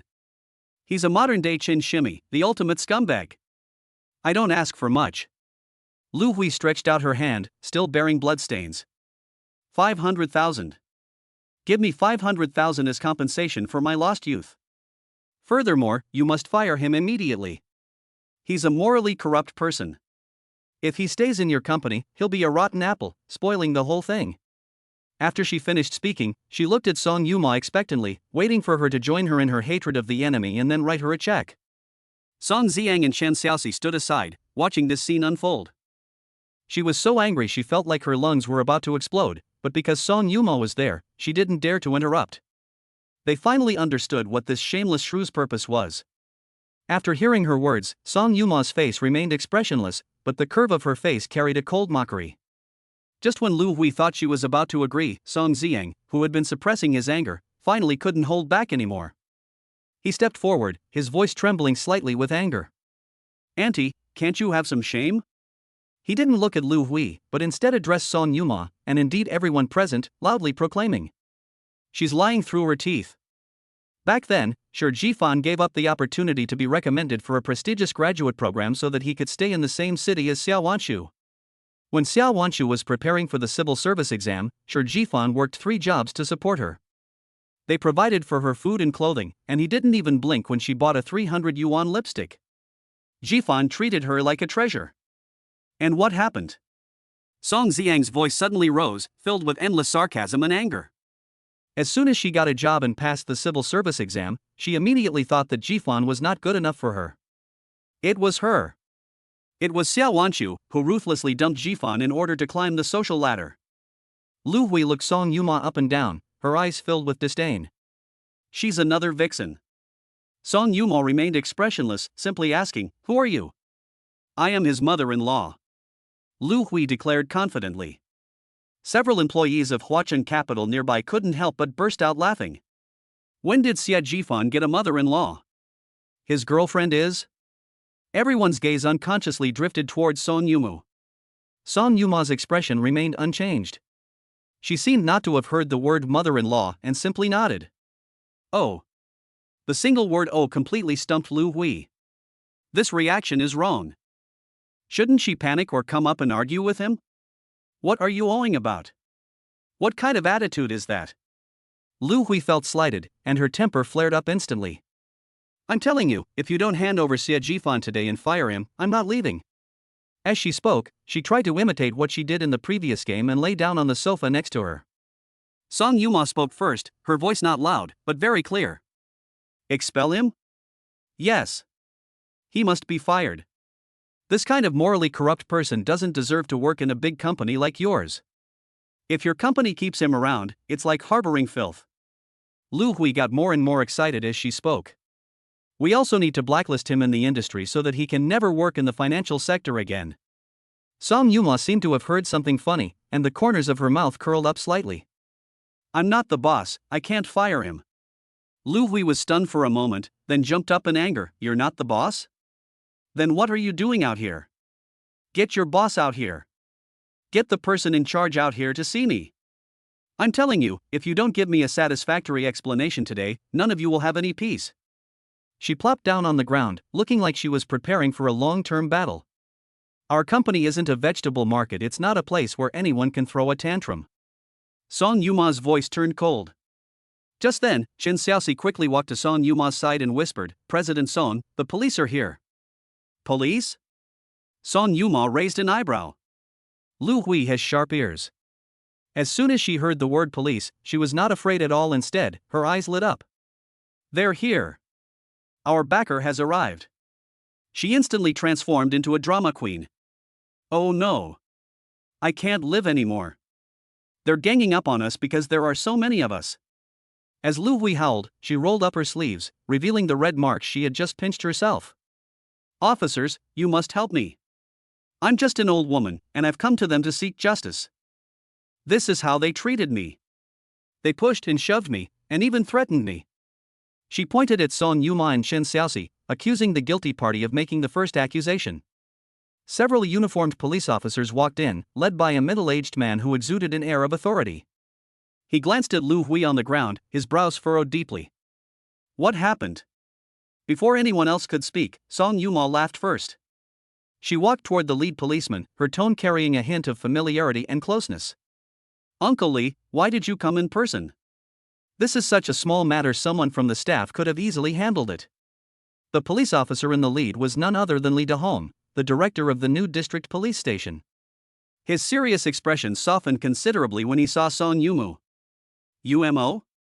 What are you doing here?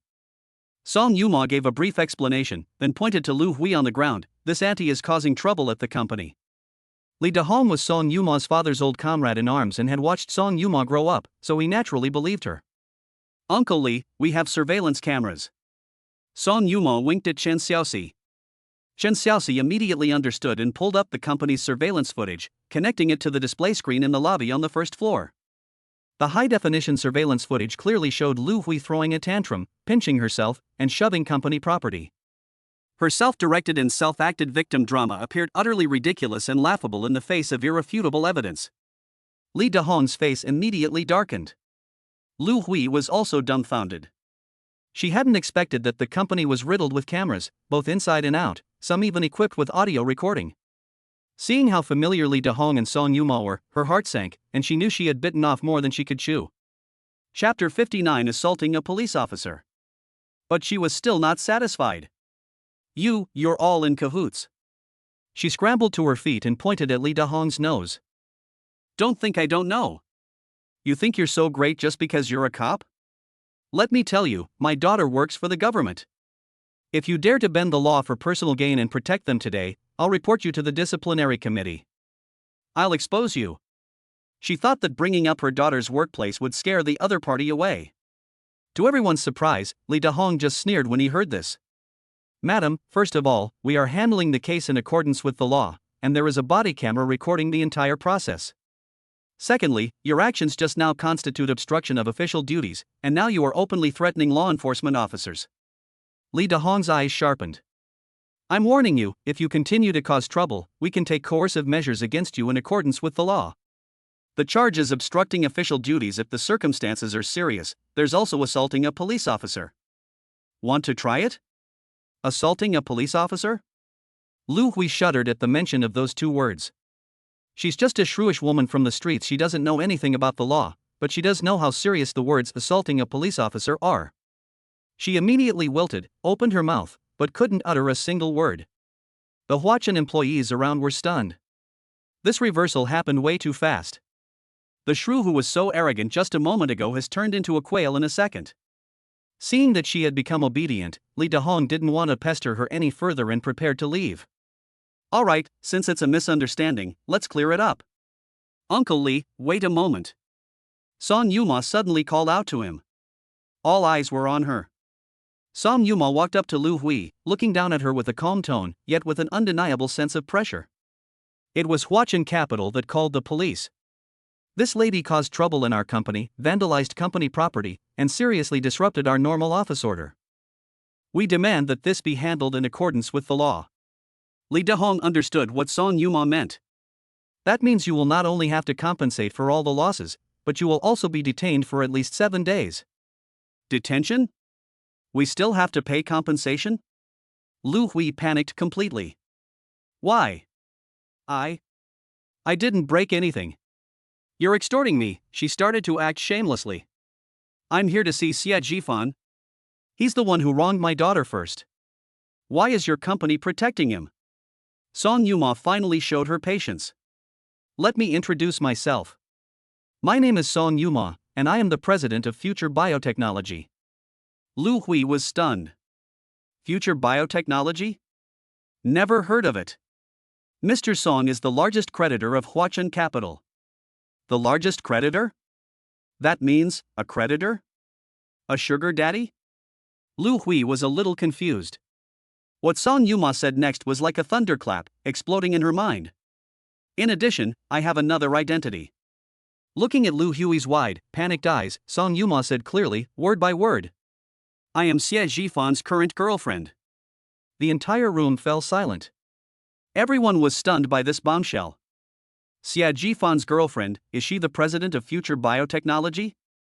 Or the company's major investor? What kind of idle drama plot is this? Lu Hui was struck dumb, her whole body stiffened, and her mouth was agape enough to fit an egg. The person she was just cursing at for so long was Xie Jifan's current girlfriend? And she's such a rich and powerful girlfriend? She refused to believe it, she felt it must be fake. They were all conspiring to deceive her. You're talking nonsense. Xie Jifan, that penniless bastard, how could he possibly? Before she could finish speaking, a series of synchronized footsteps echoed from outside the company gate. Immediately afterwards, rows of elite men and women dressed in black suits, wearing gold-rimmed glasses, and carrying briefcases filed in. The leader was a middle-aged man in his 40s, with a powerful aura and sharp eyes. The convoy was parked in a row downstairs, all of them black Mercedes-Benzes. The spectacle was even more extravagant than any lavish family outing shown on TV. President Song. The leading man quickly walked up to Song Yuma, bowed slightly, and was extremely respectful. Sorry, there was a bit of traffic on the road, we're late. At the company, Xie Jifan's friend Song Xiang's eyes nearly popped out of their sockets when he saw this man.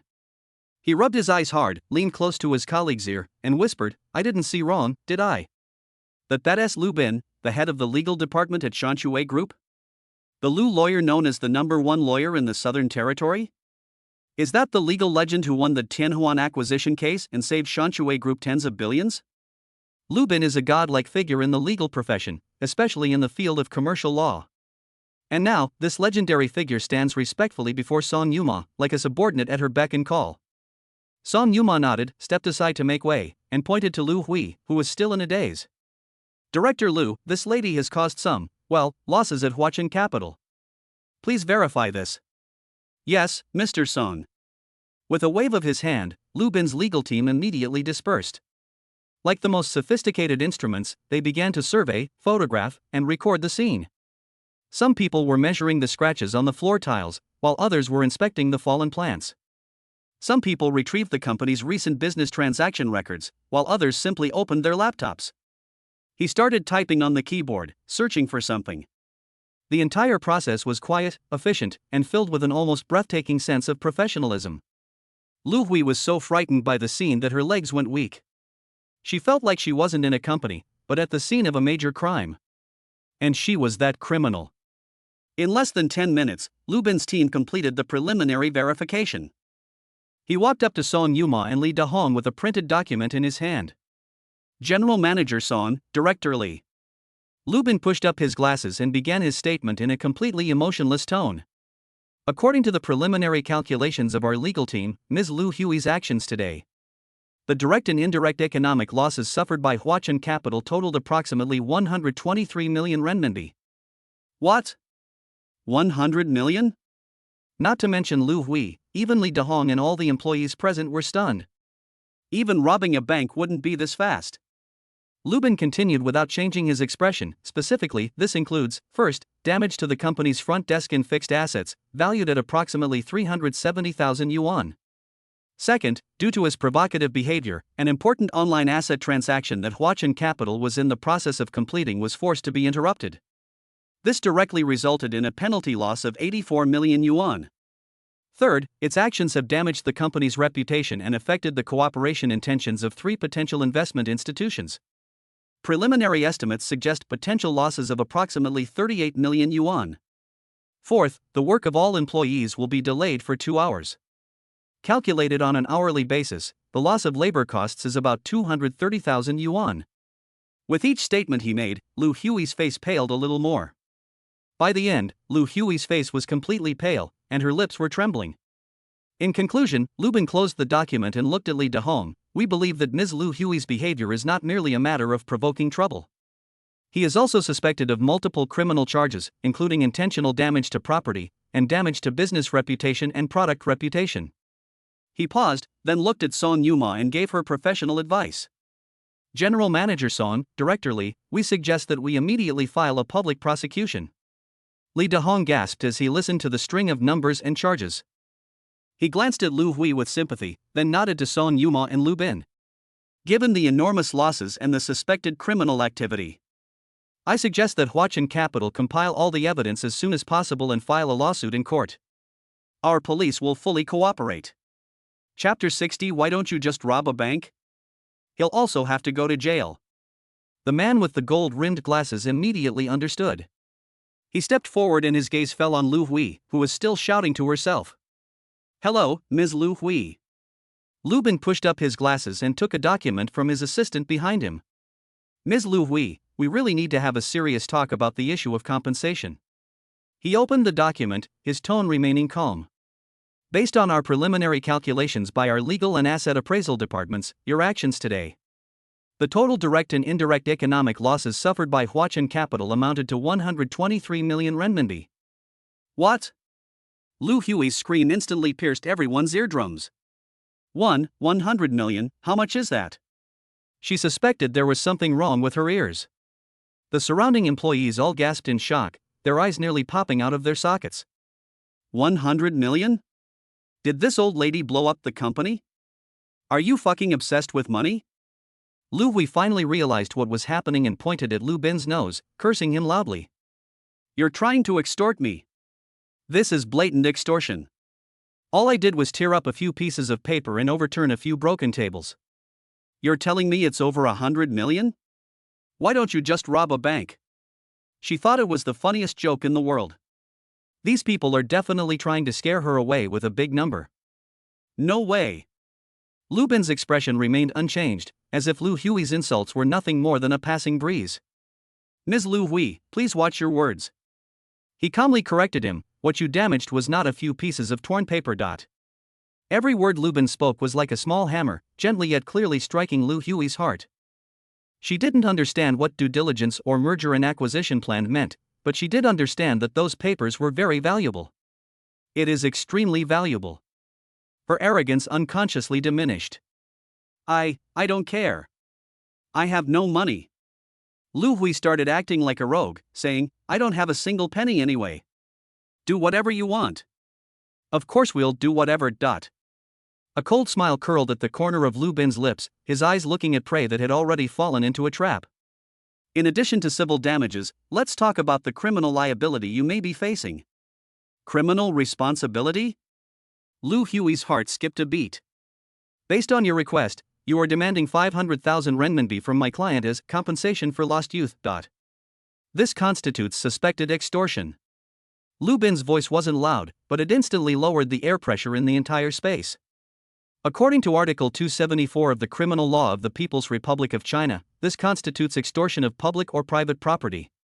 If the amount involved is exceptionally large or there are other particularly serious circumstances, the offender shall be sentenced to imprisonment for not less than 10 years and shall also be fined.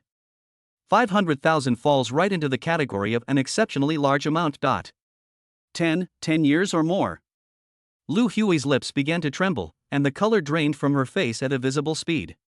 She just wanted to cause a scene and extort some money. How did she end up going to jail? And for 10 years? You're trying to scare me. She forced herself to remain calm, saying, the law is based on evidence. Do you have any evidence? Did I say that? She decided to deny it to the death. Anyway, there are so many people here, it's a mess, who can prove it? Lu Bin seemed to have anticipated that she would say that. He didn't argue, but simply took a small USB drive out of his briefcase and waved it in front of Lu Hui. Our company's office area has achieved full coverage of surveillance without blind spots, and it is equipped with high-definition audio and video recording. From the moment you stepped into the elevator, to every word you said and every action you took.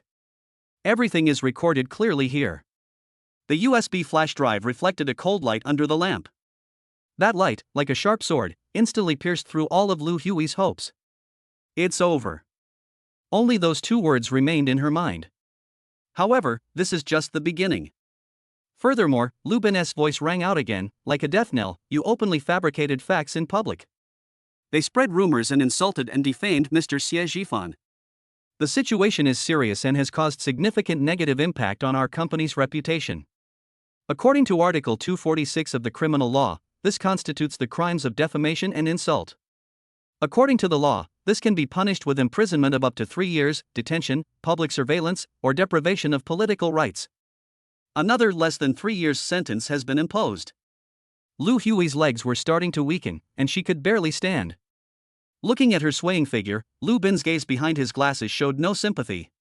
"It's not over yet," he continued. "Your actions today included arbitrarily assaulting others and wantonly damaging public and private property. This has severely disrupted social order and our company's normal business operations. This has caused significant economic losses, and this behavior is suspected of constituting the crime of provoking trouble. According to relevant judicial interpretations, if the economic losses reach a certain amount, it is considered a violation. This constitutes serious offenses and is punishable by imprisonment for not less than 5 years but not more than 10 years. 5 years, or more." Lu Hui's lips were completely bloodless, and she trembled like a leaf in the autumn wind. She felt like she couldn't breathe. These charges, one after another, weighed on her like mountains, making it hard for her to breathe. She had never dealt with the police in her life, but now she was told that she might spend the rest of her life in jail. The last little bit. Lu Bin's voice grew increasingly cold. He stepped forward, lowered his voice, and spoke in a volume that only he and Lu Hui could hear. "Among the destroyed documents we initially inventoried, there was a top-secret document for a core project, but we have only found a few fragments so far. We have reason to suspect that your behavior today is not just a simple act of tantrums." He stared intently into Lu Hui's eyes. "We suspect that you were instructed by a competitor to take this opportunity to steal our company's trade secrets. In other words, we suspect you are a corporate spy." "Corporate espionage?" These 4 words, like a thunderclap from the heavens, exploded in Lu Hui's mind. "This is something you only see in TV dramas." Lu Bin straightened up and resumed his normal voice, as if delivering a final verdict. "Extortion is punishable by a minimum of 10 years, disturbing public order by a minimum of 5 years, and commercial espionage by a minimum of 3 years. Multiple offenses will be punished concurrently." He didn't say anything more. But the fear brought about by those unspoken words was heavier than any words could have conveyed. With a plop, Lu Hui's legs went weak, and she collapsed to the ground.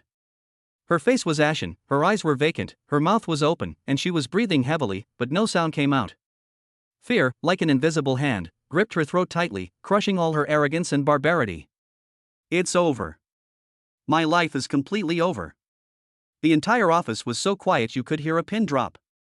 Everyone was stunned by this live teaching session, which was comparable to a legal education drama. Song Ziang and Chen Xiaoxi stood aside, looking at Lu Hui, who was lying on the ground, feeling a surge of pleasure in their hearts. Evil people will be punished by other evil people. No, this isn't called a villain's wrath, this is called legal punishment. Song Yuma stood there the whole time, observing coldly. Only now did she finally make a move. She glanced at her assistant. "Go and check all of Xiao Wanchu's information. I remember, I went into the district government? Contact her." Song Yuma's tone was icy cold. "Tell her that her mother, Ms. Lu Hui, has been criminally detained by the police on suspicion of multiple serious crimes. Let her come and pick her up herself." Chapter 61 is too young. Convention and Exhibition Center, top floor VIP lounge.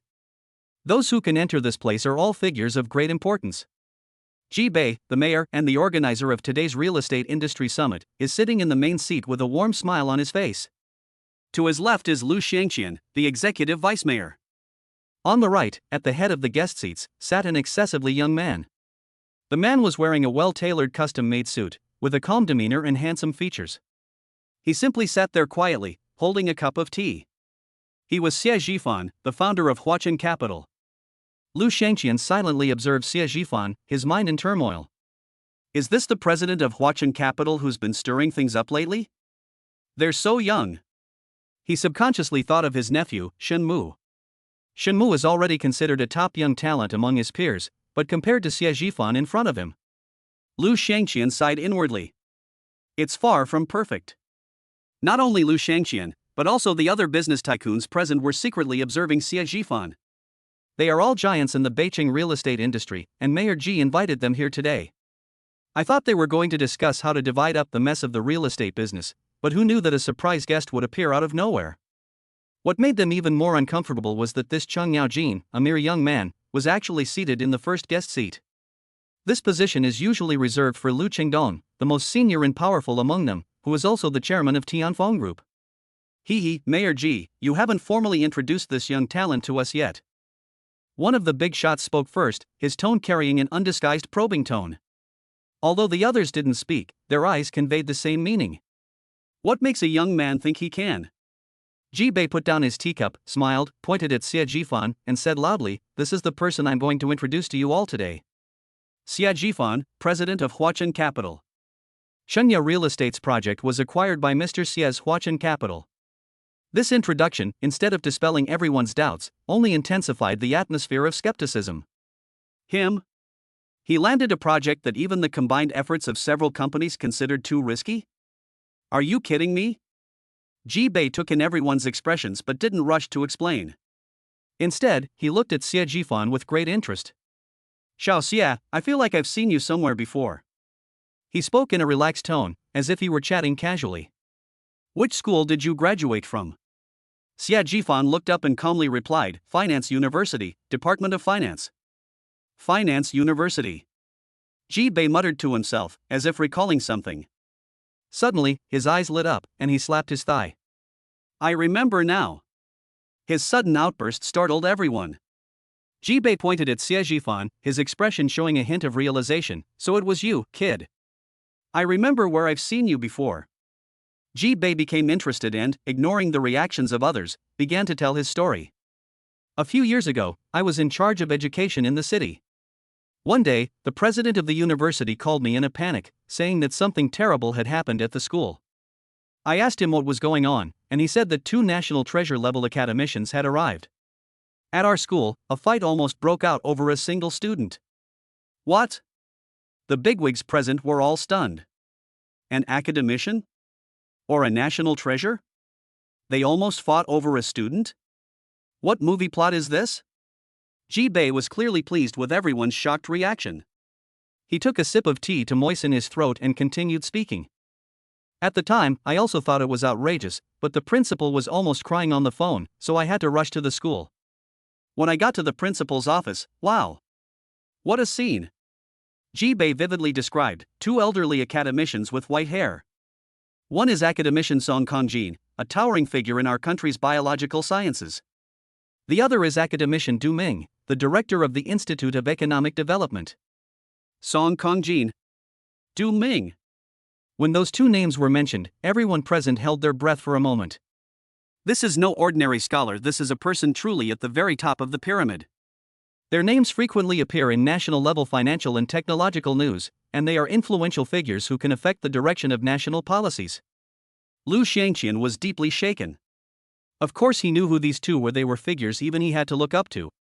The 2 old bastards, whose combined age is almost 150, were just glaring at each other in the office, neither of them willing to give in.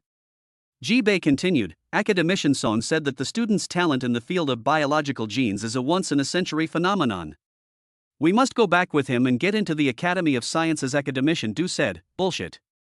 That student clearly published a groundbreaking paper in world economics. He's a born economist, and we must do research with him." World economy. Those present are all business people, so they naturally know the significance of this journal. An undergraduate student? Publishing a paper there? And it's revolutionary? All eyes were now focused on Xie Zhifan, their eyes filled with disbelief. Ji Bei smiled as he looked at everyone's expressions, and then dropped a bombshell. "When I went to mediate, I asked the student, 'What are you really thinking?' And guess what he said?" No one answered. Everyone held their breath, waiting for an answer. Ji Bei's gaze fell on Xie Zhifan, who had remained calm throughout. He said, "I appreciate the teacher's kindness, but I'm not going anywhere." I asked him why, saying that such a good opportunity is something many people would kill for. Ji Bei paused, his tone becoming somewhat subtle and wistful. He said he wanted to stay here and be with his girlfriend. Puff. Lu Qingdong, chairman of Tianfeng Group, couldn't help but spit out his tea, not even bothering to wipe his expensive suit. The entire VIP room fell into an eerie silence. Everyone seemed frozen in place, staring blankly at Xie Zhifan. Only one thought was echoing wildly in my mind. For his girlfriend? Did they refuse the offer from 2 national treasure-level academicians? Did they give up that broad road to success? This is something a human could do? This can no longer be explained by youthful arrogance. This is utterly heretical. A madman. Lu Xianxian's back was already covered in a layer of cold sweat without him even realizing it. He finally understood why his nephew Shenmu was so much worse than Xie Zhifan. They're not even on the same level. The young man in front of me easily gave up what countless people dream of, all for the sake of a girlfriend. What does that mean? This means that worldly fame and fortune cannot bind him at all. His logic in doing things is completely different from that of ordinary people. Such a person is either a complete fool or a peerless tycoon with absolute confidence and assurance. Looking at Huachen Capital's achievements today, the answer is self-evident. The way Lu Chengdong and the other bigwigs, who were originally resentful, looked at Xie Zhifan had completely changed. From initial disdain, to skepticism, and now, awe. Yes, it is reverence. These people have spent half their lives struggling in the business world, thinking they have seen all kinds of storms and considering themselves powerful figures. But if they asked themselves honestly, if they were in Xie Zhifan's position back then, could they have made the same choice? Chapter 62 is still an unknown. The answer is no. They will absolutely seize that opportunity without hesitation, even if it means giving up everything. That's the difference. Lu Chengdong silently put down his teacup, having already made up his mind. This person is someone you can only befriend, never someone you can be an enemy of. The others clearly shared the same thought, and their once sharp eyes now softened and became compliant. Ji Bei watched this scene with satisfaction. His purpose in recounting this past event in public was to make an example of someone and pave the way for future cooperation. A man who dares to refuse even 2 academicians, Song and Do you think you local business owners can put on airs in front of him? Alright, let's not dwell on old stories. Ji Bei waved his hand, bringing the topic back on track. The main reason I invited everyone here today is still about Chengya Real Estate's project. He looked around and slowly said, originally, I meant that the project was too big and the risks were too high. I'd like to ask you all to join forces and take over this project to stabilize the real estate market. But now that Mr. Xie's Huachen Capital has already secured the project. Moreover, they have demonstrated sufficient strength and resolve, so perhaps we should consider a different approach. Ji Bei's gaze finally settled on Xie Zhifan. My suggestion is that Huachen Capital should take the lead and be the main party in this matter. As for the executives present, if you are interested, you can contribute a portion of the funds proportionally to invest in this project. In this way, we can leverage Huachen Capital's professional advantages while also allowing everyone's funds and resources to participate. Share the risks, share the benefits. To put it bluntly, it's about everyone making money together. What do you all think? Ji Bei's proposal sounds like a compromise that satisfies both sides. However, as soon as he finished speaking, the VIP room, which had just been filled with lively conversation, fell silent once again. Lu Chengdong and the other bigwigs all became like gourds with their mouths sawed off, keeping their eyes down and not daring to speak first. Are you suggesting they be used as foils for a young person and participate in the investment? Although I was stunned by Xie Zhifan's past. However, when it comes to real money, the nature of businessmen still makes them cautious.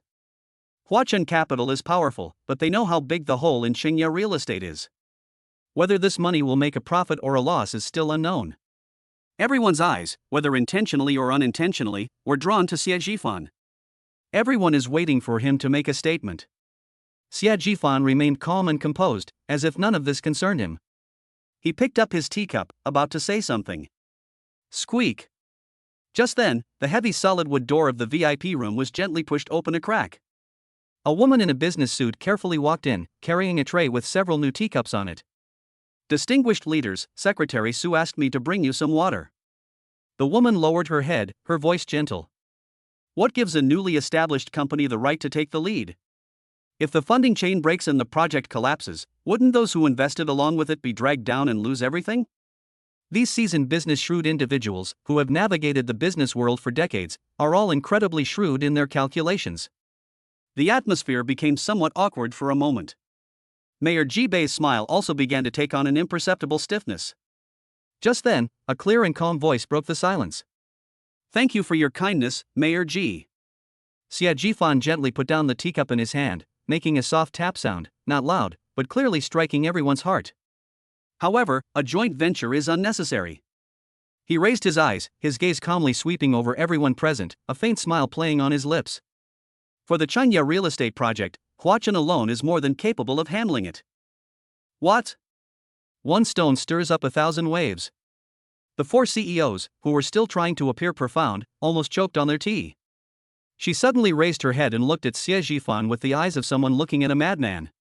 Even Mayor Ji Bei, who had been smiling all along, couldn't help but twitch the muscles on his face. "This young man is far too arrogant." Lu Shangqian, the executive vice mayor standing next to him, frowned directly, his eyes behind his glasses revealing undisguised scrutiny. "Mr. Xia, it's a good thing to be young and have guts." Ji Bei, being the mayor, quickly composed himself and adopted a serious tone.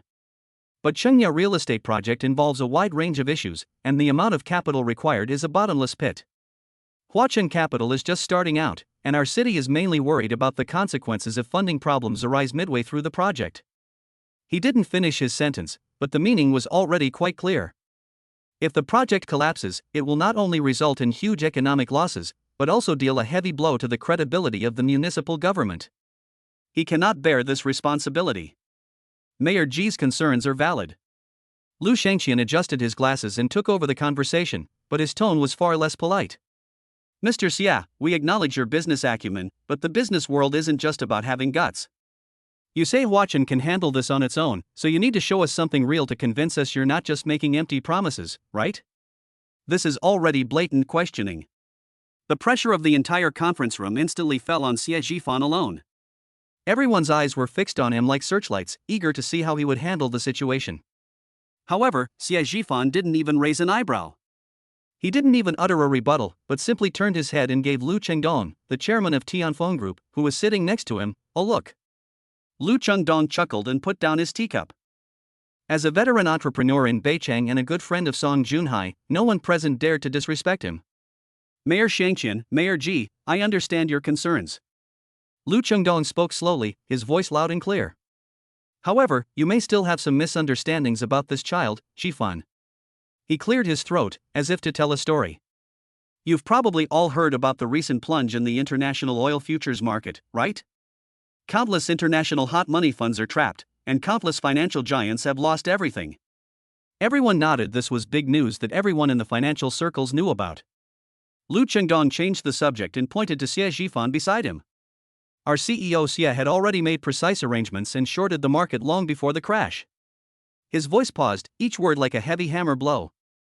In that bloody feast of capital, he alone reaped at least 50% of the exorbitant profits. Hiss. A collective gasp filled the conference room. The eyes of those four big shots instantly widened like saucers. 50%? Those who can get a share of the pie are all ruthless, while those who take 50%. This isn't just a ruthless person, this is a god. What an incredible amount of capital and what extraordinary predictive ability that would require. Lu Xiangqian's pupils suddenly contracted, and his fingers gripping the pen tightened involuntarily. Mayor Ji Bei's smile froze completely, replaced by an unprecedented shock. They knew Xie Jifan was rich, but they never imagined he was this rich. This is completely beyond their understanding of what a startup boss should be. Oh, right, there's something else that you might not know yet. Jifan will soon be engaged to Miss Song Yuma, the daughter of Song Junhai, chairman of Shanshui Group. He said with a smile, in other words, it won't be long before he has to start calling Chairman Song Junhai Dad. Boom. Chapter 63 is about missing out on hundreds of millions. If the first piece of news was like a thunderclap, then the second piece of news was like a nuclear bomb exploding in everyone's minds. Shanshui Group. Song Junhai. That was a real behemoth. Xie Jifan is already a powerful dragon crossing the river, and now, this powerful dragon wants to form a marriage alliance with the local Snake King? How are we supposed to play like this? This is no longer as simple as 1 + 1 = 2. This is practically a move to dominate the entire business world of Beicheng. The way those four big shots looked at Xie Jifan had completely changed. From initial disdain, to later scrutiny, and now, awe. It even carried a hint of flattery. They now regret that they were so tight-lipped and didn't stand up to support Xie Zhifan first. That's a huge mistake. It's like missing out on hundreds of millions. Mayor Ji Bei and Deputy Mayor Lu Shangqian exchanged a glance, both seeing the same emotion in each other's eyes. Shock and ecstasy. Are they still worried about Huachen Capital's funding issues? Are you kidding me? A financial tycoon who can wreak havoc on the international futures market, a man who is about to become the son-in-law of the Shanshui Group, would he be short of money? What he lacks is simply an opportunity to openly and honestly invest money in Beicheng.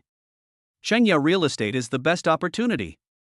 Having figured this out, Mayor Ji's smile instantly became incredibly bright and sincere. Oh dear. Mr. Xia, look at this, it's like the flood washed away the Dragon King's temple. With Chairman Lu saying this, what do we have to worry about? He slapped his thigh, and his attitude completely changed.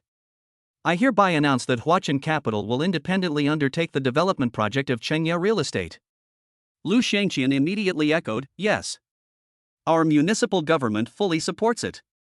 The 4-year tax exemption you just mentioned is too narrow-minded. Ji Bei waved his hand and said with great pride.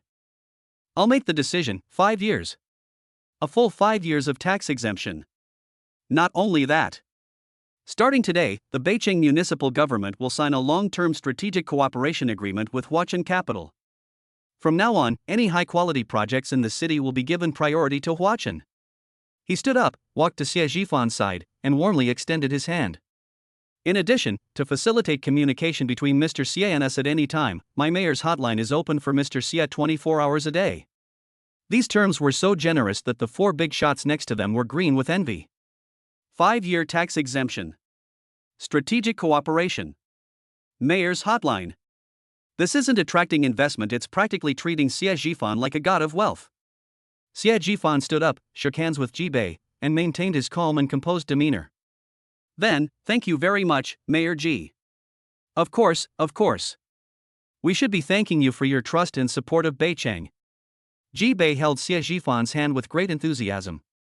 Lu Shangqian, who was standing to the side, also stepped forward with a smile. President Xia, next Wednesday evening. There's a business dinner coming up, with friends from our industry in attendance. I wonder if Mr. Xia would have the time to attend. This is a formal invitation to enter the highest echelons of power and capital. I'll definitely be there. Xie Zhifan nodded in agreement. That would be great. Lu Chengdong laughed heartily from the side, winking mischievously.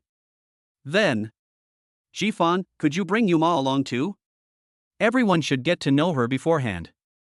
A burst of good-natured laughter filled the conference room, creating an extremely harmonious atmosphere. It was Xiao Wanshu who was refilling the leader's water. When it was Xie Zhifan's turn, her hand trembled slightly. Xie Zhifan seemed to sense something and turned his head to look at her. Their eyes met.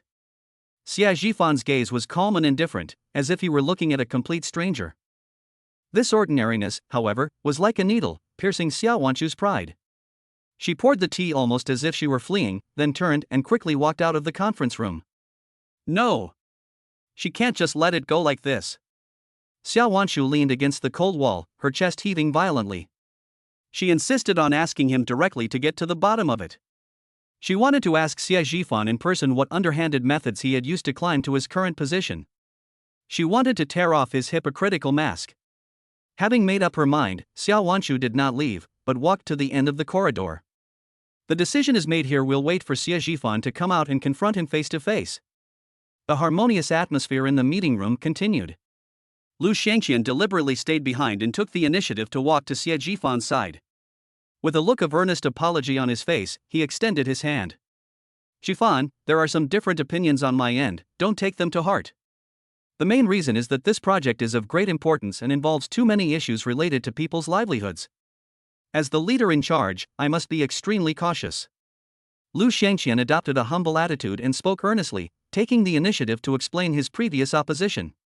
These words were both an apology and a gesture of goodwill. Xie Zhifan shook hands with him, his expression indifferent.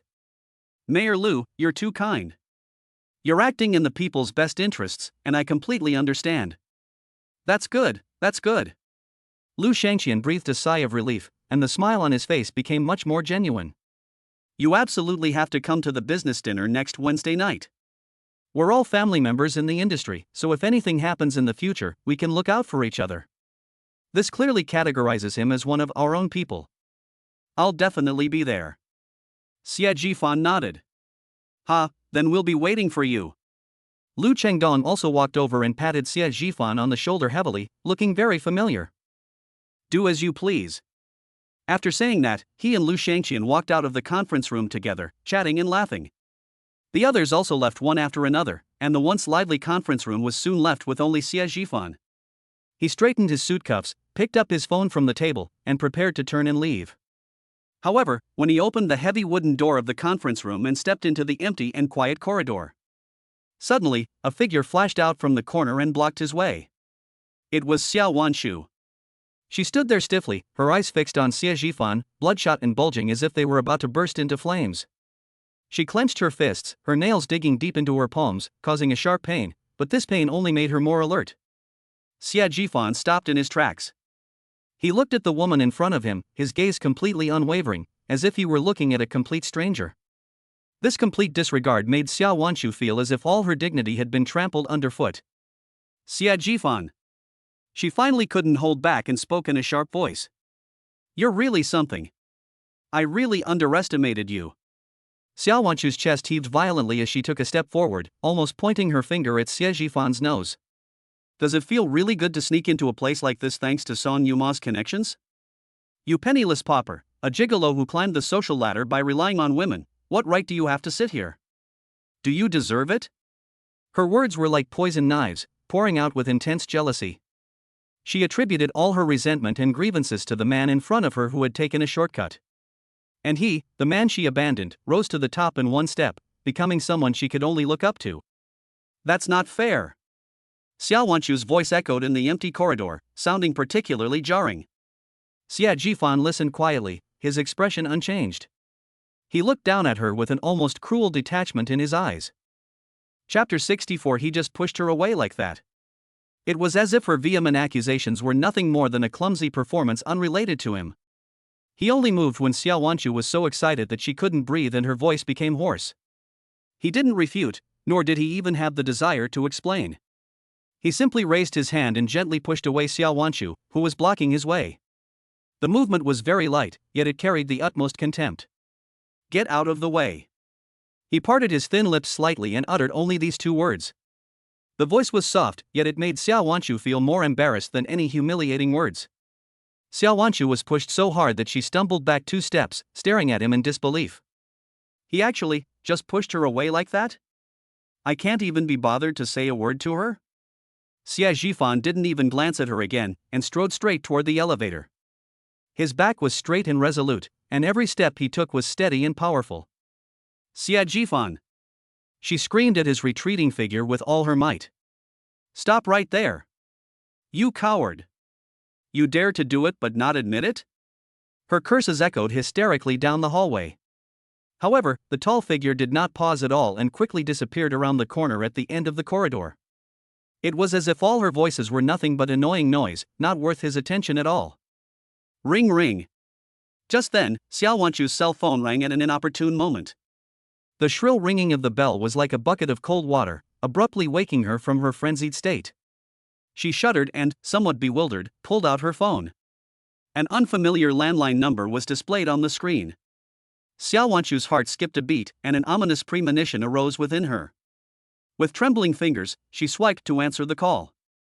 Hello. Hello, are you Ms. Xiao Wanshu, a family member of Ms. Lu Hui? A serious male voice came from the other end of the phone. Yes, that's me. May I ask what's the matter? Xiao Wanshu's heart was pounding. Your mother, Lu Hui, is currently under investigation at our station for suspected provocation. She was very agitated and refused to cooperate with the work, crying and making a scene in the detention cell. According to regulations, a fine of 3,000 yuan is required. Additionally, we need you, as a family member, to come over and comfort her. What? Xiao Wanshu's mind went blank with a buzz. Her mother? Officer, you must have made a mistake? My mother has always been a law-abiding citizen, how could she possibly be causing trouble? Let's discuss the specifics when you come over. The other party's tone left no room for argument. Come over as soon as possible, the address is. After giving the address, the other party hung up the phone immediately. Xiao Wanshu stood there, holding her phone, her back pressed against the cold wall, making her feel cold all over. She couldn't even think about the humiliation Xie Zhifan had brought her. All she could think about was her mother being taken to the police station. She didn't dare to delay for a moment, and practically scrambled towards the elevator, rushing out of the city government building. She flagged down a taxi and rushed to the Huaxia Building Street police station. Her heart was in her throat the whole way. What exactly happened? How did things escalate to the point of ending up at the police station? Half an hour later, the taxi stopped in front of the police station. Xiao Wanshu paid the fare and stumbled inside. At the front desk, a young police officer on duty greeted her. After verifying her identity, the other party issued her a fine. Go to that window and pay the fine first. Xiao Wanshu's heart bled as she looked at the words 3,000 yuan on the ticket. She hasn't received her salary this month, and this 3,000 yuan is almost all of her current working capital. She gritted her teeth, paid the fine with her phone, and then returned to the officer on duty with the payment receipt. Officer, I've paid the fine. Can I see my mother? Come with me. The officers led her through a corridor to an iron gate. There is a small observation window on the door. The officer pointed to that window. She's inside. Take a look first. She's very emotionally unstable. Xiao Wanshu quickly went to the window and looked inside. She almost burst into tears after just one glance. Wanshu! My Wanshu! Lu Hui lunged at the iron gate, pounding on the door with both hands, making loud bang-bang noises. You've finally come. Please save mommy. They're trying to kill me. They're framing me. Seeing her mother like this, Xiao Wanshu felt as if her heart was being torn apart by a knife. Mom! Don't panic, what happened? Tell your daughter. It's Xie Zhifan. It's Xie Zhifan and that little bitch Son Yuma. Lu Hui cried so hard she could barely breathe, her voice shrill and piercing.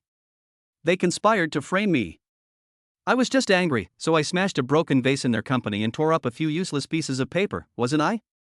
Why did they arrest me? Why are they putting me in jail? Wanshu, please find someone to rescue me. I don't want to stay here. I don't want to go to jail. Lu Hui's tearful account was incoherent and filled with grievances and fear. Xiao Wanshu was completely flustered upon hearing this. Xie Zhifan? Son Yuma? How did I get involved with them again? Just as she was about to ask for more details, a steady footstep came from behind her. A middle-aged man in a police uniform, with a badge slung over his shoulder, walked over. He glanced at Xiao Wanshu, then at Lu Hui, who was crying and making a scene inside the door, and frowned. Director Li. The police officer on duty immediately stood at attention and saluted. The person who arrived was none other than the director, Li Dahong. Li Dahong nodded to the officer on duty, then turned his gaze to Xiao Wanshu. You are Comrade Xiao Wanshu? Yes, Director Li, hello. Xiao Wanshu quickly wiped away the tears from the corners of her eyes and answered somewhat awkwardly. Li Dahong's expression was very serious. Come to my office with me for a moment. After saying that, he turned and walked toward the office at the other end of the corridor. In the office, Li Dahong sat behind his desk and gestured for Xiao Wanshu to sit down. He picked up a document from the table and pushed it in front of Xiao Wanshu. Comrade Xia, the things your mother Lu Hui did this time are probably not as simple as she told you. Xiao Wanshu's heart sank. Li Dahong's tone was very solemn. First, what she broke was not just a broken vase, it has a proper certificate of authenticity and a purchase invoice, and is worth 200,000 yuan. 200,000? Xiao Wanshu's eyes widened instantly, almost unable to believe her ears. Secondly, what she tore up was not a few useless pieces of paper, according to an inventory by Huachen Capital's legal department. There are a total of 74 currently active business documents, most of which relate to upcoming collaborative projects. Chapter 65. Find more. And the most serious thing is, Li Dahong lowered his voice even further. Huachen Capital discovered among the wreckage of documents torn up by Lu Hui.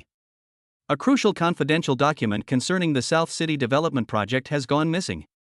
Xiao Wanshu's face turned deathly pale in an instant, completely devoid of color. Because the case is serious and the nature of the offense is egregious, we filed it under the maximum penalty for the crime of provoking trouble. Li Dahong looked at her and said, word by word. Xiao Wanchu's mind had stopped thinking. She simply asked instinctively, in a trembling voice. The maximum penalty? So, then, 10 days of detention, plus a fine, that should be enough, right?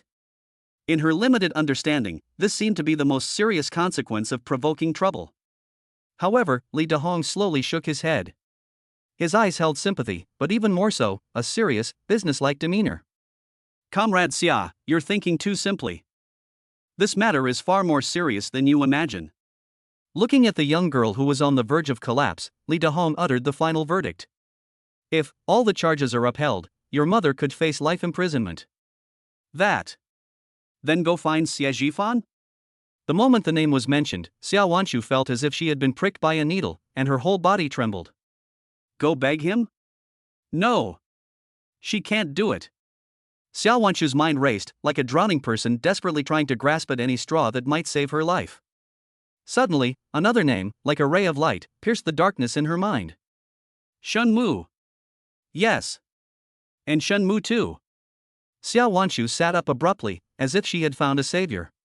She remembered Shen Mu saying that his family had a very powerful background. His uncle is Lu Shengxian, the deputy mayor of Beicheng, and his aunt Xueqin also works in the municipal party committee as a section chief. Things are bound to turn around. Xiao Wanchu grasped at the last straw, her hands trembling as she pulled her phone out of her bag. She dialed the number. Sorry, the number you dialed is currently busy. She immediately redialed. I'm sorry, the number you dialed. Xiao Wanchu refused to give up and pressed the redial button again and again. Meanwhile, in a private room at a high-end club, Shen Mu was drinking with several friends. His phone buzzed on the table. He glanced at the caller ID Xiao Wanchu. A mocking smile curled at the corner of his lips. He simply pressed the mute button and ignored it. This woman is like Zhong Wuyan when she needs something, and like Xia Yingchen when she doesn't. He had been so attentive to her recently, but she ignored him. Now she's calling him in the middle of the night. What good could it be? Has something really happened? He gestured to his friends, then took his phone and walked into the hallway. As soon as the call connected, before he could even speak, a deafening wail came through the receiver. Shen Mu. What? Save me. Please save my mom. That voice was completely different from the aloof Xiao Wanchu he remembered. Shen Mu was startled by the crying, and the effects of the alcohol sobered him up considerably. Hello? Xiao Wanchu? What's wrong? Where are you? Xiao Wanchu couldn't utter a complete sentence. She could only choke back tears as she gave her address, sobbing incoherently. My mom got arrested by the police. They said she has to pay 100 million yuan in compensation, and she'll go to jail. Wah, Shen Mu, what should I do? 100 million? Jail time? Shen Mu's expression instantly turned serious. This is no small matter. Don't move. Just wait there for me. I'm coming right away. He hung up the phone, not even bothering to grab his coat, and rushed out with his car keys in hand. A dozen minutes later, a reckless car came to a stop next to the bench with a screeching sound of brakes. Shen Mu pushed open the car door and immediately saw the figure curled up in the chair, trembling like a leaf in the wind. Wanchu. Xiao Wanchu heard the sound and suddenly looked up. When she saw Shen Mu's familiar face, all her strength and pretense crumbled instantly. She stumbled and rushed over, burying her face in Shen Mu's arms as if she had grasped the whole world. Shen Mu. You have to help me. Please. Please. She was trembling all over, her face covered in tears and snot, looking extremely disheveled. He gently patted her back, soothing her with an unprecedentedly tender tone. Okay, stop crying, I'm here. No matter how big the problem is, I'll take care of it for you. Xiao Wanchu raised her tear-streaked face, her red eyes filled with dependence. Shen Mu, as long as you help me get my mother out, I'll do anything you ask. I'll agree to anything you want. These words were like a key, unlocking the last lock in Shen Mu's heart. That's exactly what he wanted to hear. Shen Mu raised an eyebrow when he heard the names Huachin Capital and Xie Jifan. That's interesting. Don't panic. He grasped Xiao Wanchu's cold hand. 100 million sounds terrifying, but there is room for maneuver in these kinds of business cases. As for criminal liability, as long as the person isn't dead, there's always room for discussion. He pondered for a moment and said, I can't go directly to my uncle about this. I went to see my aunt. She works in the municipal party committee office and knows everyone there. She's also quite persuasive. Let her help inquire and see if she can smooth things over. As Xiao Wanshu listened to his analysis, her chaotic mind calmed down a little, and she could only nod like a chicken pecking at rice. I'll do whatever you say. I'll do whatever you say. Shenmu smiled with satisfaction at her obedient appearance, then changed the subject. By the way, there's a business dinner next Wednesday night. You know, I've asked you out a few times before. He looked into Xiao Wanshu's eyes and said slowly, this time, you'll be my date and come with me, how about it? Go. I'll go.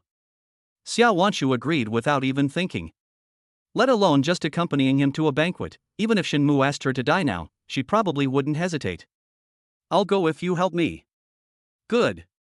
This was exactly the attitude Shenmu wanted from her. In front of Xiao Wanshu, he took out his phone and dialed a number. Hey, Auntie, I hope I haven't disturbed your rest so late? A gentle female voice came from the other end of the phone. What trouble have you gotten into this time, kid? It wasn't me, it was a friend of mine. Shenmu recounted Lu Hui's story in a roundabout way, only emphasizing that Huachin Capital was making exorbitant demands and abusing its power. My friend is almost going crazy with worry. Could you please ask around with your friends in the police or court system? Is there any way to make an exception for this? Xueqin on the other end of the phone was silent for a moment, seemingly somewhat embarrassed. Xiaomu, I'm not familiar with the public security and court systems, and this case you mentioned. The target amount is over 100 million, and it involves a large company like Huachin Capital. This is probably no small matter. As an outsider, it's not appropriate for me to interfere casually. Oh, Auntie, this friend is really important to me. There's definitely something fishy going on in chapter 66. Shenmu started to act coquettishly. Please do me a favor and find out what's going on, see if you can get them to be lenient. Don't go too far. You love me the most, don't you? Xueqin sighed helplessly on the other end of the line. Alright, I'm scared of you. I'll ask around for you. But I'm making it clear, I can't guarantee it will work out. Thank you, Auntie. You're the best. Shenmu hung up the phone with a big smile and gave Xiao Wanshu an okay sign. It's settled. My aunt personally intervened, so this matter will definitely be resolved. Xiao Wanshu looked at him as if he were her savior, and tears of gratitude streamed down her face again. On the other side of the city, Xueqin hung up the phone, her smile gradually fading, her brows furrowing. Huachin Capital, the legal department of Shanshui Group, this is not as simple as her nephew said. She pondered for a moment, but did not contact any friends in the public security or court systems. She found another number in her contacts and dialed it. Hey, Lao Xia, this is Xueqin. Sorry to bother you so late, but I have a small favor to ask you for. Xia Zhifan was in an even better mood. Ding. Congratulations, host, for completing the hidden mission. By signing in, you have obtained 40% of the shares in Shanshui Group, and your net worth has skyrocketed. As the system notification sounded in his mind, Xia Zhifan couldn't help but smile. Shanshui Group is a long-established leading enterprise in Beicheng, with a market value of tens of billions. This 40% stake is like a gold mine falling from the sky. Your net worth skyrocketed overnight. That feeling is just too good to be true. He picked up his phone and sent a message to Song Yuma. Momo, are you free tonight? Let's go eat at that newly opened French restaurant to celebrate. Song Yuma replied instantly, okay, what time? I'll pick you up at 6. Okay.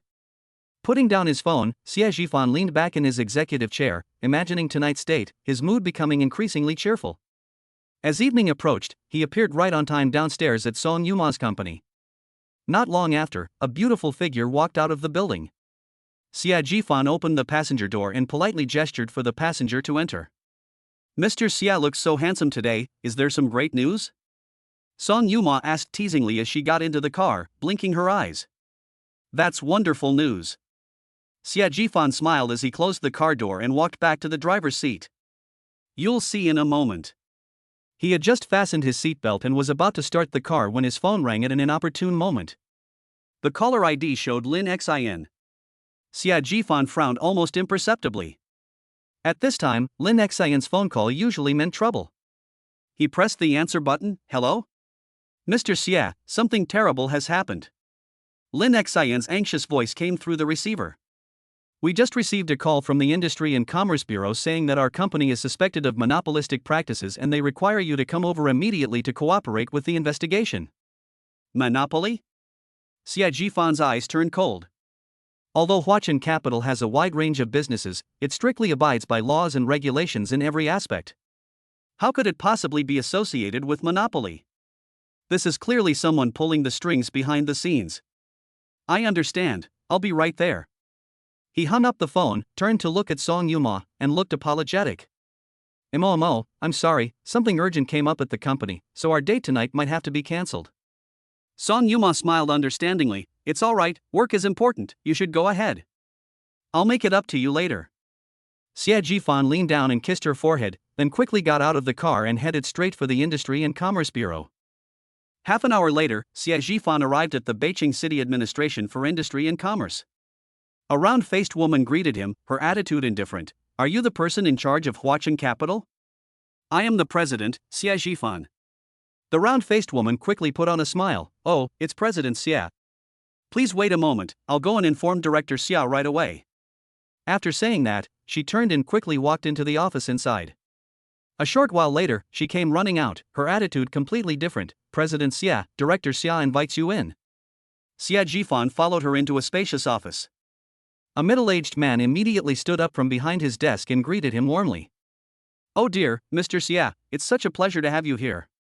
I'm so sorry I didn't greet you properly.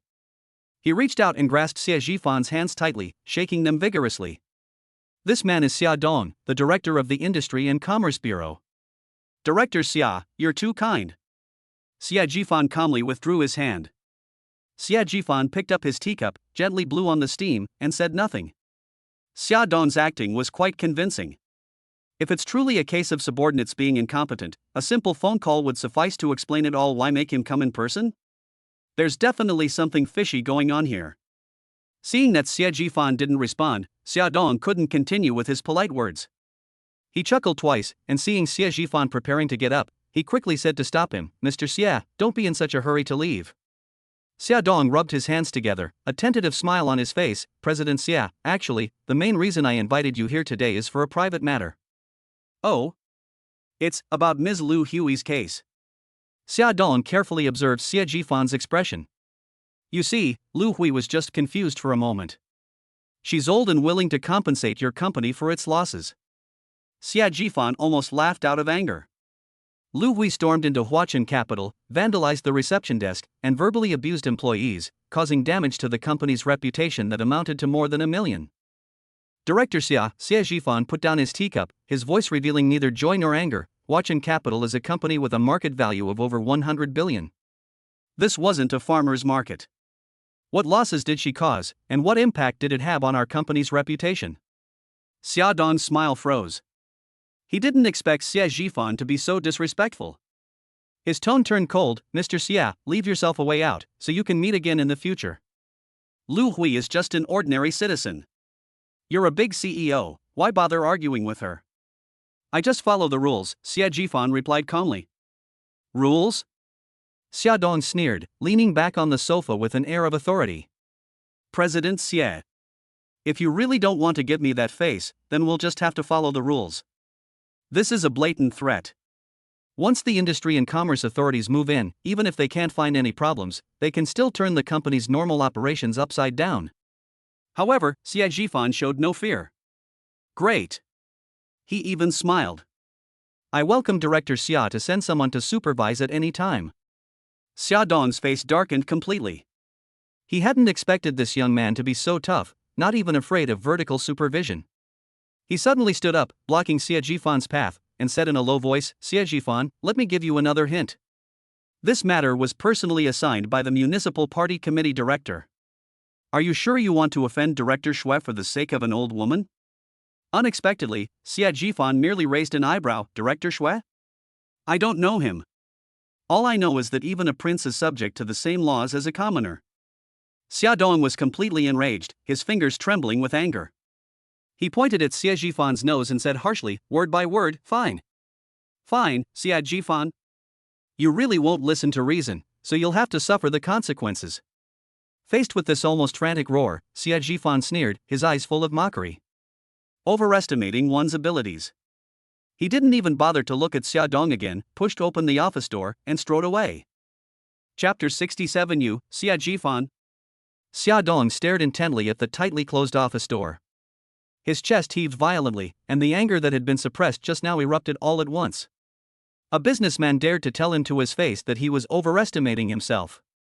Fine, Xia Jifan. Xia Dong was trembling with anger. He grabbed his phone from the table, quickly found a number, and dialed it. The call was answered almost instantly. Old Joe, it's me, Xia Dong. Issue me a document immediately, on the grounds of suspected industry monopoly and unfair competition. Freeze all accounts of Huachan Capital immediately. There seemed to be some hesitation on the other end of the phone, but Xia Dong didn't give the other person a chance to speak. Also, doesn't he own Huachan Capital? Seize it too. Send people over there now. Immediately. Xia Dong's voice was hoarse and fierce, filled with the pleasure of revenge. After hanging up the phone, Xia Dong finally felt half of his anger subside. He sneered, then dialed Xia Jifan's number again, wanting to hear the young man's panicked voice with his own ears. Xia Jifan had just stepped out of the Industry and Commerce Bureau building when his phone rang, displaying the words Xia Dong on the screen. He answered the phone without saying a word. Mr. Xia, how does it feel to walk out of my building? Xia Dong's smug and arrogant laughter came through the phone. I forgot to tell you something. From now on, all of Huachan Capital's bank accounts have been frozen by the Economic Investigation Department. Oh, right, and your medical capital, my people have already gone there to seize it. Suspected of industry monopoly, that charge is enough to get you in serious trouble, isn't it? Xia Dong's voice was full of schadenfreude. President Xia, now, do you still think I overestimated myself? Xia Jifan's eyes turned cold. He truly hadn't expected Xia Dong's retaliation to come so quickly and so without any scruples. Director Xia, impressive skills. Xia Jifan's voice was completely calm. Ha, the real tricks are yet to come. Xia Dong thought he was scared, so he laughed even more unrestrainedly. I advise you to obediently come back now, kneel down, and kowtow to me, and maybe I'll still. Xia Jifan hung up the phone immediately. However, as soon as the phone screen went black, another call came in. Xia Jifan's brow twitched slightly as he looked at the name Ji Bei on the screen. Ji Bei, the youngest deputy mayor of Beichang. He is also the main government official in charge of the Chengye Science and Technology Park project they are currently collaborating on. Why would he call at this time? Xia Jifan answered the phone. Mayor Ji. Jifan, where are you now? Did you get into a conflict with the people from the Industry and Commerce Bureau? Ji Bei's voice sounded somewhat anxious. Just came from the Industry and Commerce Bureau. Something's happened. Ji Bei's tone became more serious. I just received news that our collaborative project has been urgently halted by the Municipal Party Committee. Xia Jifan's gaze sharpened. What's the reason? The reason is that Huachan Capital is suspected of unfair competition and is currently under investigation by the Administration for Industry and Commerce. Ji Bei's voice was filled with anger. This Xia Dong is simply outrageous. The Chengye project is a key project for the city. How dare he do this? Jifan, don't panic, and don't get into any more conflicts with them.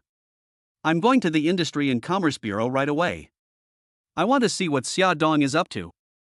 After hanging up the phone, Xia Jifan stared at the gate of the Industry and Commerce Bureau, his eyes becoming deep and unfathomable. So this was Xia Dong's real reliance. By threatening to seize the company, he was forced to compromise his key projects with the municipal government, thus pressuring Ji Bei to step in and exert pressure. This is a well-planned scheme, with each step linked to the next. Unfortunately, he miscalculated one thing. Ji Bei wasn't the type to pressure him, he would directly cause him trouble. Xia Jifan turned around and walked back towards the Industry and Commerce Bureau building. Xia Dong was sitting in his office, leisurely brewing tea, waiting for Xia Jifan to wag his tail and grovel back. When he saw Xia Jifan push the door open and enter, a victor's smile appeared on his face. What, Mr. Xia, have you come to a realization? Xia Jifan ignored him, walked straight to the sofa and sat down, looking calm and composed. Xia Dong was a little annoyed by his appearance, but still put on a magnanimous act. Mr. Xia, if you are willing to humble yourself now, there is still room to salvage the situation. No need, Xia Jifan said calmly. I'm waiting for someone. Waiting for someone? Xia Dong thought he had heard the biggest joke in the world. Waiting for whom? Waiting for that Director Shui you don't even know, or waiting for your legal team to bail you out? Wait for Mayor G. Xia Dong's smile froze instantly, then he burst into even louder laughter. Ha ha ha ha. Xie Jifan, have you lost your mind? Trying to intimidate me by using Mayor G? He stood up, walked up to Xie Jifan, looked down at him with disdain. To tell you the truth, Mayor G flew to Jiangsu province for research early this morning. He won't be back for a week. You still want to wait for him? Dream on. Xie Jifan looked up at him as if he were a clown. Xia Dong was furious at his gaze and was about to explode when the office door was pushed open. Two strong young men walked in. Director Xia, the person has arrived. Xia Dong's disdain deepened, and he waved his hand, pointing at Xie Jifan. Mr. Xia, since you're not willing to leave, then don't leave. From this moment forward, you are required to cooperate with our Bureau of Industry and Commerce's investigation. You are not allowed to go anywhere until the investigation is completed. Two burly men immediately stood on either side of Xie Jifan behind him, forming a pincer movement. This is illegal detention. Xie Jifan's eyes turned cold. He wasn't afraid of those two people, but once he made a move, the situation would change, and he would give them a handle to use against him. Director Xia, you are knowingly breaking the law. Law? Xia Dong scoffed. Here, I'm talking about the law. He smugly watched Xie Jifan trapped, feeling that he had completely turned the tables. Mr. Xia, let's chat and wait patiently in this office. After saying that, he felt it wasn't enough and that he had to report this good news to Director Shui immediately. He took out his phone and winked at the two burly men, keep an eye on him. Then, he turned and walked out of the office, heading all the way to the rooftop. After confirming that no one was around, Xia Dong respectfully dialed the number. Director Shui, it's me, Xia Dong. His waist unconsciously bent down, his voice full of flattery. A woman's voice came from the other end of the phone. How's it going? Don't worry. Xia Dong quickly assured him. That Xie Jifan is like a rock in a latrine, stinking and stubborn. But I've already detained him. I have already instructed the Economic Crime Investigation Department to freeze all of Huachen Capital's funds. He's a toothless tiger now, he won't be able to keep jumping around for long. Shui Qin's voice was devoid of emotion. Well done. This matter is settled, and I will not forget your kindness. Hearing this promise, Xia Dong blushed with excitement. Thank you, Director Shui. Thank you for your guidance, Director Shui. Don't worry, I will handle this matter properly and will not cause you any trouble. After hanging up the phone, Xia Dong felt completely relaxed and his future looked bright. Chapter 68 No, Director. Meanwhile, in an office of the Municipal Party Committee, Shui Qin put down her phone and picked up the coffee in front of her. He said calmly to a young man sitting on the sofa, Shen Mu, the matter is settled. That man named Shen Mu. He was the nephew of Director Shui, who had been severely humiliated by Xie Jifan at Song Yuma's birthday party. Upon hearing this, a cold smile appeared on his face. Thank you, Aunt. I'd like to see how arrogant Xie Jifan will be without money. Xia Dong hummed a little tune and returned to his office floor with a smug look on his face. He imagined Xie Jifan and the others kneeling and begging for mercy, and the smile on his lips grew wider and wider. However, as soon as he reached the corner of the corridor, he saw his round-faced female secretary from his office running towards him in a panic. Chief. Something terrible has happened. Xia Dong frowned. What kind of behavior is this, all flustered and in such a hurry? No, Chief. The round-faced woman was on the verge of tears, speaking breathlessly. Our people who were sent to seize Huachen Capital were stopped. What? Xia Dong's expression changed. Who stopped you? By the police officers at the local police station where Huachen Capital's headquarters are located. They said that our procedures were not in compliance with regulations, and they detained all our people. Xia Dong's brain went blank. How dare a mere police station detain law enforcement officers from the Industry and Commerce Bureau? How is that possible? Unless... A terrible thought flashed through his mind, but he immediately suppressed it. Impossible, absolutely impossible. Ji Baiming is clearly in Jiangsu province.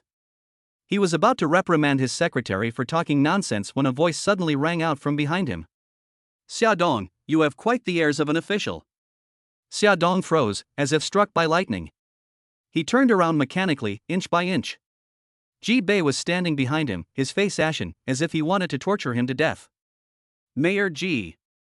Mayor Ji. Xia Don's lips trembled, his mind went blank. Shouldn't he be in Jiangsu province, thousands of kilometers away? Ji Bei didn't even look at him and walked right past him. He walked to the office door and pushed it open. At a glance, I spotted Xie Zhifan, who looked calm and collected, and the two burly men inside. Ji Bei's chest heaved violently, a surge of anger rising to the top of his head. He turned around abruptly, his eyes fixed on Xia Dong, who had followed him in. Xia Dong. Do you know what kind of entity Huachin Capital is?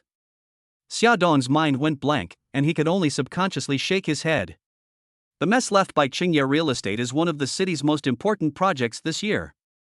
It concerns the well-being and livelihood of tens of thousands of citizens, and it concerns the reputation of the northern part of the city. Ji Bei's voice suddenly rose in pitch. Huachin Capital is the distinguished guest that our municipal party committee invited 3 times to take on this project. You froze the VIP's account? You detained the person in charge of the VIP? Xia Dong, who gave you the authority to interfere in the decisions of the municipal party committee? Xia Dong's mind completely exploded. The municipal party committee, a distinguished guest whom they invited after 3 visits to his humble abode? He always thought that Huachin Capital was just a wealthy outsider, an empty shell that Xie Zhifan used to put on airs. But now, Ji Bei's words have completely shattered all his illusions. No, Mayor Ji. Xia Dong's lips trembled, and cold sweat soaked through the back of his shirt. He desperately wanted to explain himself, to find his last straw. We only started this routine investigation because we received a report alleging that Huachin Capital was involved in industry monopoly. Everything is compliant. Compliance? Ji Bei was so angry at his words that he laughed, his laughter filled with cold sarcasm. Investigating industry monopolies? Xia Dong, I ask you, who authorized you to conduct this investigation? At the Municipal Party Committee's Economic Work Conference, the topic of introducing Huachin Capital to solve the problems of Qingye Real Estate was discussed. You, the director of the Industry and Commerce Bureau, weren't present? Didn't you read the meeting minutes?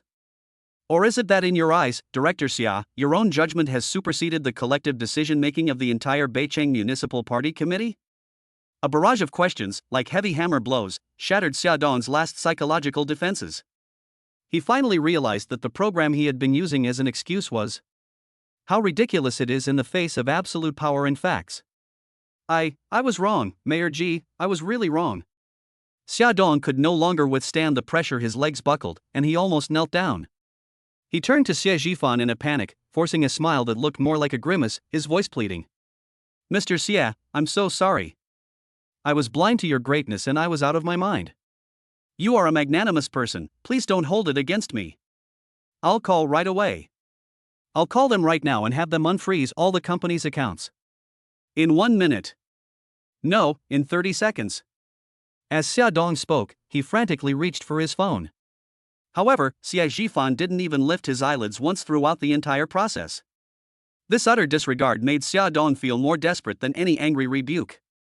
Xie Zhifan's gaze fell lightly on Ji Bei's face. Ji Bei instantly understood Xie Zhifan's meaning, and his heart skipped a beat.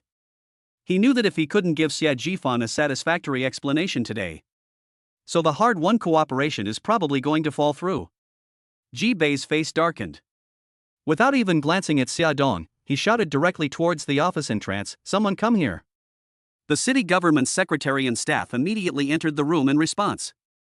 Ji Bei pointed at Xia Dong, whose face was deathly pale, and gave the order. I hereby announce that, effective immediately, the director of the Xia Dong Administration for Industry and Commerce is suspended from all his/her duties. All work of the Industry and Commerce Bureau will be temporarily handled by Deputy Director Wang. Xia Dong himself, stay here and await questioning from the Discipline Inspection Commission. You are not allowed to leave or have any contact with the outside world until the matter is fully investigated. Xia Dong was struck dumb, completely stunned. He thought he would at most receive a severe reprimand and have to write a profound self-criticism, but he never expected that Ji Bei's methods would be so ruthless. However, just when Xia Dong thought this was the maximum penalty possible, the young man finally spoke up. Mayor Ji. Xie Zhifan slowly put down his teacup and stood up. Simply suspending him from his duties is probably not enough. Ji-Bei's heart stirred, and he looked at Xie Jifan. Xie Jifan calmly took out a small voice recorder from his pocket. He gently pressed the play button. The next second, an extremely arrogant voice echoed clearly throughout the entire office. Let me tell you, even if I shut down one Huachin, or even 10 Huachins, I'll still shut them down without hesitation. To tell you the truth, this matter was personally instructed by Director Shui of the Municipal Party Committee. If you offend someone you shouldn't have, you should be prepared to accept it. Either kneel down and apologize to my nephew right now, or wait for the company to go bankrupt. The choice is yours. In the recording, Xia Dong's voice sounded so arrogant. In reality, however, Xia Dong's face turned deathly pale in an instant, devoid of any color. He stared intently at the recording pen in Xie Jifan's hand, his eyes filled with despair. He actually recorded it. The two burly detectives exchanged bewildered glances, trembling with fear. They could hear it clearly. The recording contained more than just the bureau chief's voice. Ji-Bei's face had turned from ashen to a deep purple. What a fine director Shui! What a Xia Dong! He abused his power, used his position to settle personal scores, and now he's even going so far as to deliver evidence of forming cliques and framing important guests of the Municipal Party Committee to his doorstep. Good. Good. Good. Chapter 69 explains everything. Ji-Bei laughed in fury, pointing at Xia Dong and shouting, word by word, Xia Dong, you're really something. He suddenly turned to the staff member at the door. Immediately issue the order. The Municipal Party Committee has decided, after deliberation, to expel Xia Dong from the party and remove him from all public positions.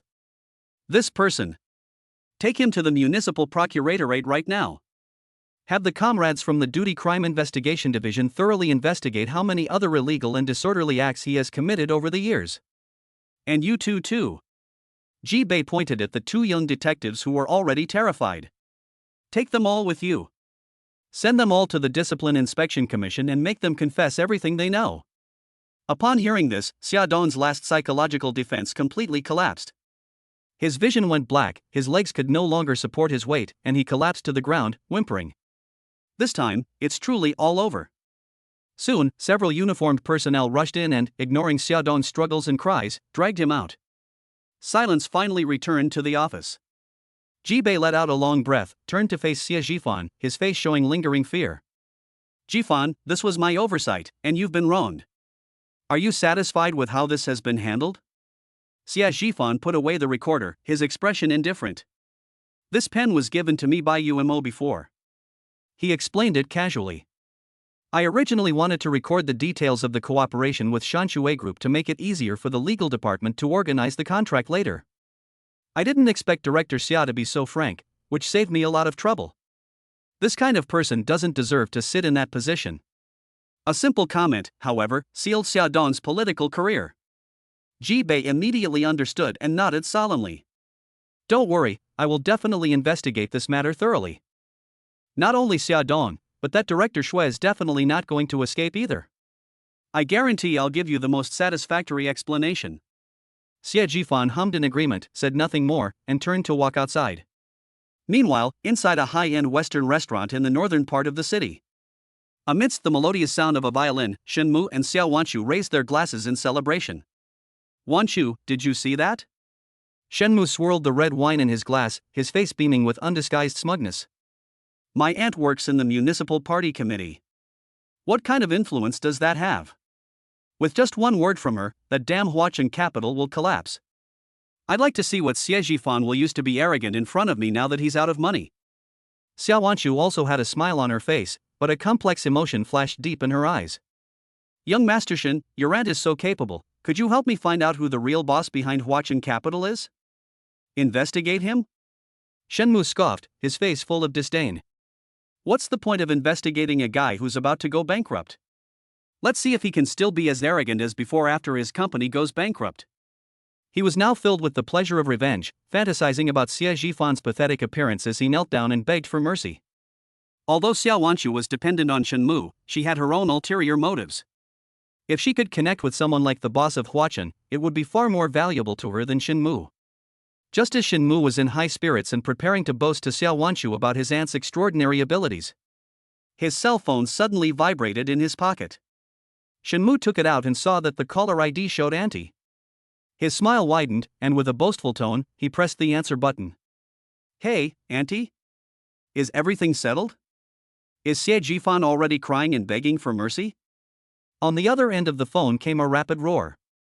The smile on Shen Mu's face froze instantly. Thud. The wineglass he held slipped from his limp fingers and shattered into a pile of glittering fragments. Inside the restaurant, the melodious violin music continued, but the atmosphere had already plummeted to freezing point. Xiao Wanchu's smile froze. Looking at Shen Mu, who was trembling slightly in front of her, an ominous premonition welled up in her heart. Young Master Shen, what's wrong? What did your aunt say? She asked cautiously. Shen Mu seemed not to hear, staring blankly at the pool of red wine and shards of glass on the ground. His lips trembled, and he couldn't utter a single word. The call hadn't ended when his aunt, Director Shue's, shrill and desperate cries came from the other end. Shen Mu! Who have you messed with outside? Do you know you've got me in deep trouble? Xia Dong was taken away on the spot. He recorded it. He recorded it. We're finished, we're all finished. Xiao Wanshu was close by and heard everything on the phone. Director Xia has been taken away? Finished? These words were like heavy hammer blows, striking her heart relentlessly. The color drained from her face instantly. She snatched Shen Mu's phone and shouted urgently into the other end. Director Shui. Where's my mom? Can she come out now? The crying on the other end of the phone stopped abruptly, replaced by angry screams. Your mother? How dare you mention your mother? It's all your fault, you and your mother. Now that Xia Dong is under investigation, who can care about that idiot mother of yours? We can barely protect ourselves. Beep, beep, beep. The phone was abruptly hung up.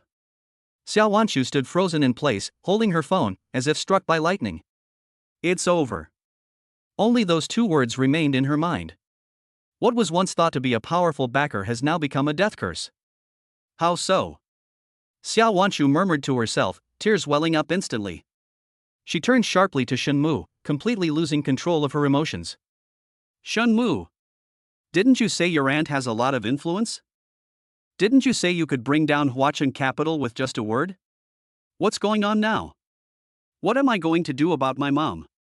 Shen Mu was jolted awake by her shout and finally came to his senses. An unprecedented fear gripped his heart. His aunt was only a section chief in the municipal party committee. But his uncle, Lu Shangxian, is the vice mayor. And Xia Dong is a bureau chief with real power. With such a network of connections, what problem in Beijing can't be solved? But now, Xia Dong has collapsed just like that, and even his aunt is in dire straits. Just how terrifying is the person behind Xie Jifan? How was I supposed to know this would happen? Shen Mu's voice was trembling. Who would have thought that the guy surnamed Xia had such a background? Xia Dong was arrested not because of anything wrong with himself, but because he was targeted for doing favors for us. He's now afraid that it's not just that Xiao Wanshu's mother won't be able to get out. He was even more afraid that this matter would implicate his aunt, or even affect his uncle Lu Shangxian's career. Lu Shangxian has always been cautious in his actions, and what he hates most is his family causing him trouble. If he knew that his aunt had tried to stand up for her nephew, she ended up being caught doing something wrong and getting herself into such a mess. Shen Mu simply couldn't bear to think about the consequences. Seeing Shen Mu's flustered state, Xiao Wanshu's last hope was shattered. She rushed over and grabbed Shen Mu's arm tightly. Young Master Shen, why don't you have your uncle intervene? Vice Mayor Lu. He's the vice mayor. If he intervenes, he can definitely get my mom out. He can definitely suppress this matter. You're insane. Shen Mu flung her hand away. You want my uncle to step in at a time like this? Are you trying to get him killed? He lowered his voice and looked around in alarm, afraid that someone would overhear him. Chapter 70. I'll do anything you ask. My uncle is going through a critical period right now. So many eyes are on him, trying to find fault with him. It's obvious that someone set this up behind the scenes. My uncle is trying to hide as fast as he can. How could he possibly get involved? If he gets involved, it'll play right into their hands. Then forget about saving your mother, even my uncle will be dragged down with him. Shen Mu's words were like a bucket of ice water, extinguishing all of Xiao Wanshu's fantasies from head to toe. She slumped into a chair, her eyes vacant. Yes, even Shen Mu is this afraid. Why would that Vice Mayor Liu risk his political future for a mother who is not related to him? She's finished, and her mother is finished too. Because they offended Xie Zhifan, they fell from grace and into the mire. Why is it that Xie Zhifan, a man she dumped, can transform into someone even the deputy mayor has to be wary of? A surge of jealousy welled up inside Xiao Wanshu, and her eyes gradually turned crazed. If you won't help me, I'll find a way myself. She suddenly stood up and stared intently at Shen Mu. At worst, I'll go find Xie Zhifan. I'll beg him. I'll do anything as long as he lets my mother go. You dare. Shen Mu's face instantly turned a deep liver color. He grabbed Xiao Wanshu's wrist with such force that he almost crushed her bones. You're not allowed to go. Xiao Wanshu winced in pain, but stubbornly raised her head, tears welling up in her eyes. Then you should think of a solution. Shen Mu's chest heaved violently as his brain raced. Go and beg Xie Zhifan? Absolutely not. But a direct confrontation would be a dead end. Now it seems that the only solution is, we'll hire a lawyer. Shen Mu said through gritted teeth. Find the best lawyer in the entire North City and sue them. I refuse to believe that they can act with impunity in broad daylight. He himself didn't have the confidence to say that. Xiao Wanshu gave a bitter laugh, her eyes filled with despair. A lawyer? Too late. Huachen Capital has entrusted the legal department of Shanshui Group. What? Shen Mu's pupils suddenly contracted. That behemoth of the North City business world. The legal department of Shanshui Group is known throughout the entire Dragon Kingdom as an undefeated legend. They've never lost a case they've handled. The glimmer of hope that Shen Mu had just begun to have was instantly and mercilessly crushed. He let go of his hand dejectedly, feeling as if all the strength had been drained from his body.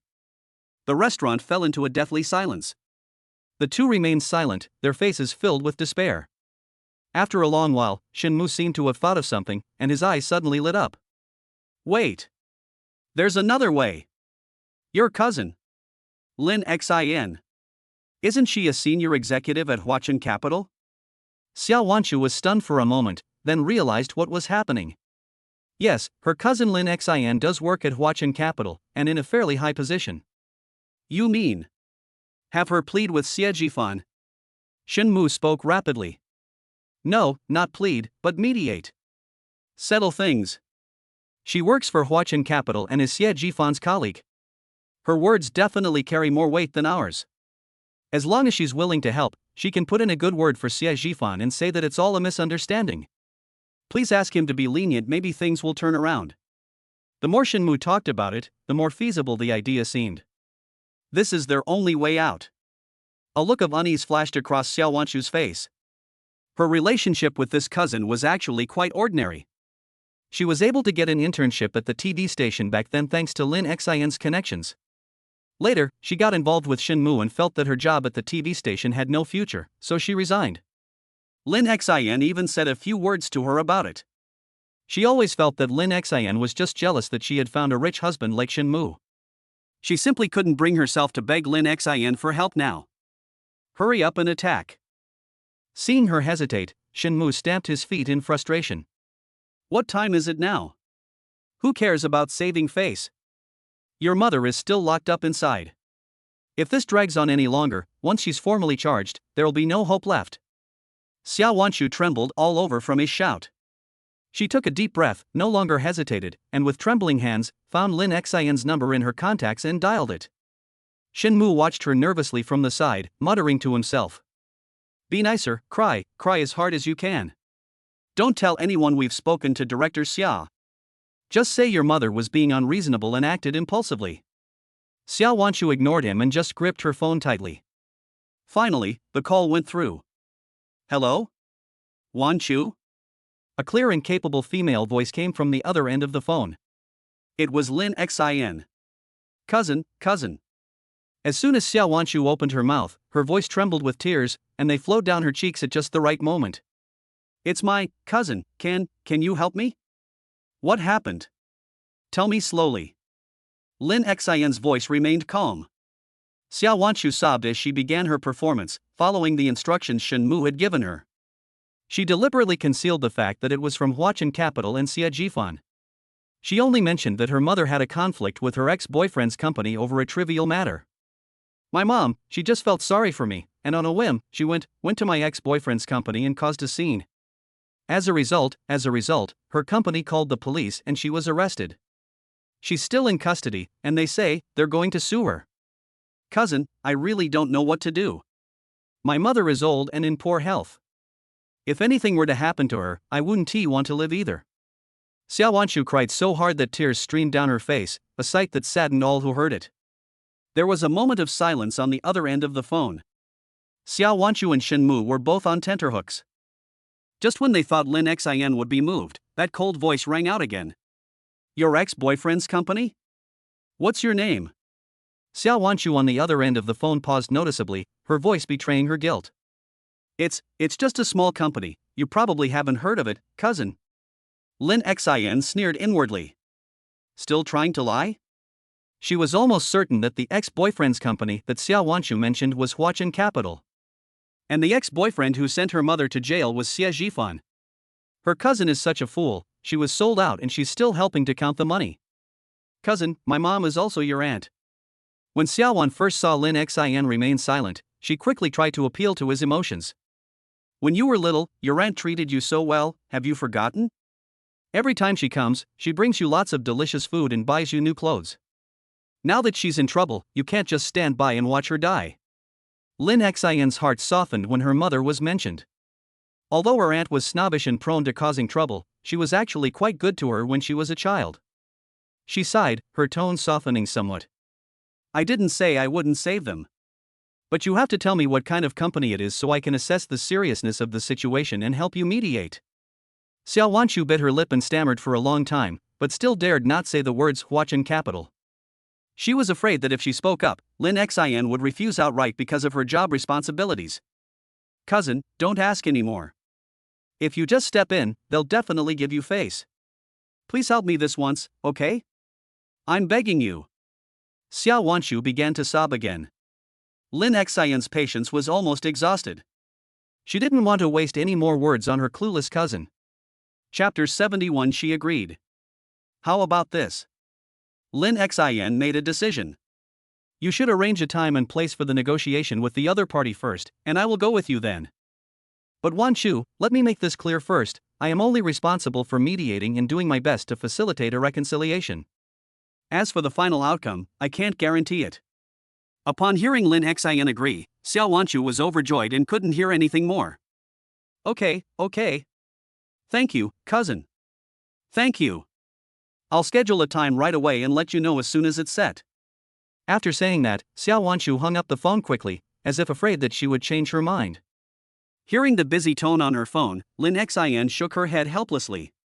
On the other end of the phone, Xiao Wanshu hung up, and color finally returned to her pale face. So? Did she agree? Shen Mu asked eagerly. Xiao Wanshu breathed a sigh of relief and nodded. Yes, my cousin agreed. She said we should arrange a time and place, and she will accompany me to the mediation. Very good. Shen Mu slapped his thigh excitedly. I knew she would help. Xie Zhifan couldn't possibly refuse a senior executive at Huachin Capital. The worry on his face vanished instantly, as if he could already see his mother-in-law being acquitted. Quick! Strike while the iron is hot. Shen Mu urged. Call Xie Zhifan right now. Make sure your tone is soft. Just tell him you've come to your senses, that everything was a misunderstanding before, and that you want to apologize to him in person and arrange a time to talk things over. Upon hearing that she had to call Xie Zhifan, Xiao Wanshu's face showed reluctance again. Making her beg the man she dumped would be worse than killing her. What are you waiting for? Shen Mu was furious at her dawdling. Your cousin has already agreed to step in, this is our last chance. Do you really want your mother to go to jail?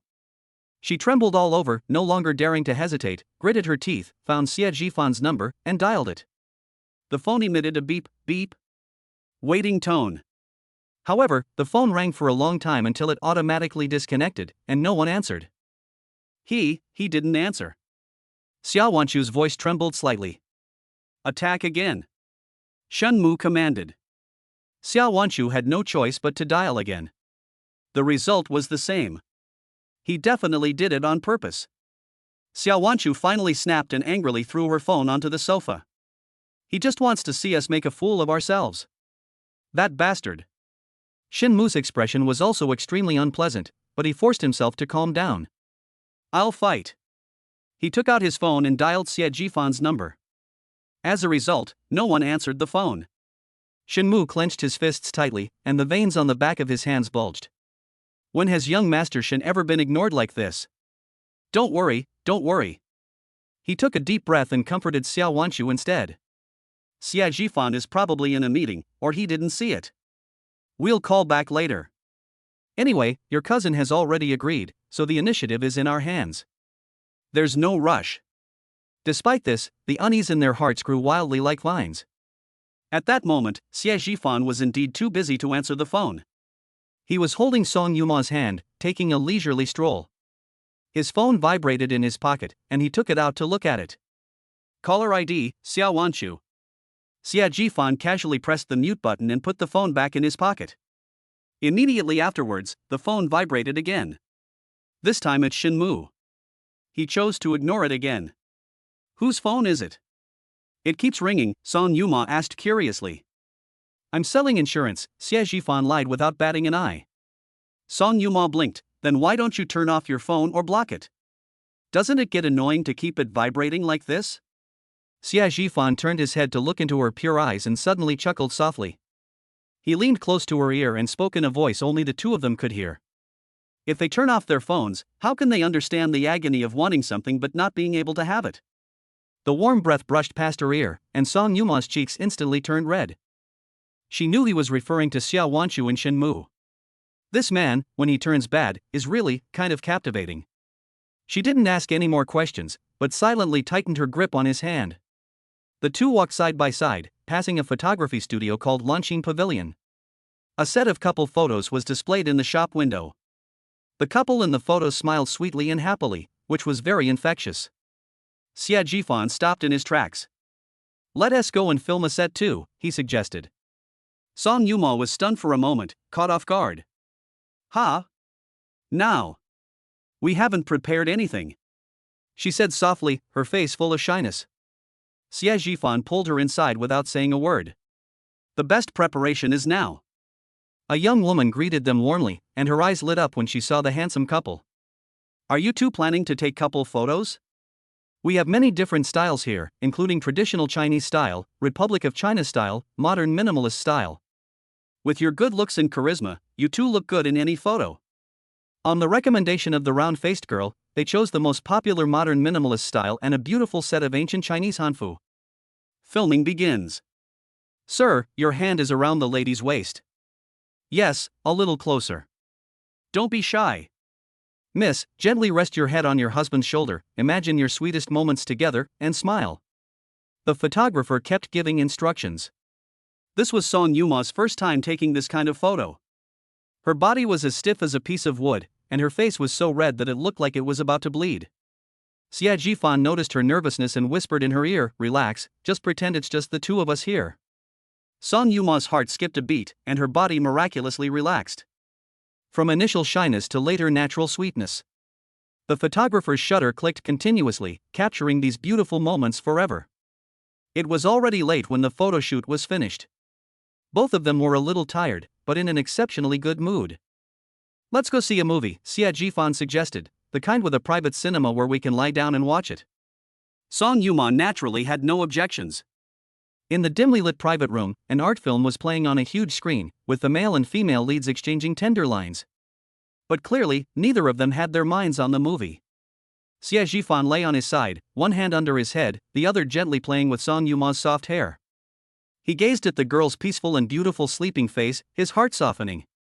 Every minute he spent with her made him feel that life was peaceful and serene. M.O. He suddenly spoke, his voice low and hoarse. Song Yuma mumbled it confused him. Xie Jifan looked at her seriously and said, word by word, after this matter is settled, I want to go see my uncle. He wanted to formally visit her father, as her boyfriend. The warm and intimate atmosphere in the private room seemed to freeze at that moment. The smile on Song Yuma's face slowly disappeared. She lowered her eyes and spoke in a voice as soft as a mosquito's hum. My dad, he might not be able to see me for the time being. Xie Jifan was stunned and didn't react. What's wrong? Is uncle away on a business trip? Song Yuma remained silent for a moment, and when she raised her head again, her eyes were already slightly red. It's not a business trip. He's in trouble. Xia Jifan's brows furrowed instantly. He sat up straight, reached out and pulled the girl into his arms, gently patting her back. Don't cry, tell me slowly, what happened? Song Yuma leaned against him, feeling the steady heartbeat coming from his chest. My previously panicked mind finally found a place to rest. She sobbed as she recounted the whole story in fits and starts. Chapter 72 ended just like that. Our family Shanshui group, on the surface it looks glamorous, but actually it has always been very tight on working capital. My dad wanted to make a big investment to solve this problem and revitalize the entire group's funds. Xia Jifan listened quietly without interrupting. Although he didn't have much experience in business, he understood the basic logic. He joined forces with Yuanfeng Group, which is Lu Qingdong's family. There are 3 other companies that have raised a total of 30 billion yuan and invested it all in the international oil futures market. 300 billion. Even Xie Jifan's heart skipped a beat when he heard this number. Everything was going very well, and we were about to make a fortune. Song Yuma's voice was filled with pain. But no one expected that the international situation would suddenly change and oil prices would plummet overnight. All the money was tied up. 300 billion, just like that, gone? Xia Jifan's voice was somewhat heavy. Most of it is stuck in there. Our family invested 10 billion yuan, and now we can't get a single penny back. The company is currently relying entirely on bank loans and some short-term loans to stay afloat, and the cash flow could be cut off at any time. At this point, Song Yuma could no longer hold back and buried her face in Xie Jifan's arms, bursting into tears. It turns out that beneath her seemingly calm exterior, such a huge storm was brewing. No wonder she looked so tired and haggard. Xie Jifan gently stroked her long hair, his heart filled with mixed emotions. He finally understood why Song Junhai was in such a hurry to go to the capital. The giant ship that is Shanshui Group has hit an iceberg, and if no external rescue can be found, it is in danger of sinking at any time. So, Uncle went to the capital to look for investment? Song Yuma nodded, then shook her head. It's not just about finding investment, it's about finding a way to survive. My dad found out that there is a project at the Capital Institute of Biological Sciences. A brand new biotechnology has been developed, with very broad prospects. He wants to collaborate with the Academy of Sciences to obtain a production license for this technology. This will not only attract new investment, but also restore market confidence in Shanshui Group and stabilize the stock price. That's a good way to cut off the source of the problem. Securing a national-level research project would undoubtedly be a major boost for Shanshui Group. But he went several times, but he couldn't even meet the person in charge. He was rejected every time. Song Yuma's voice was filled with helplessness. My dad he has pinned all his hopes on this. Xia Jifan's mind raced. Capital Academy of Biological Sciences. Who is the academician in charge of this academy? He suddenly asked. It seems, his surname is Song, and his name is Song Kongjin.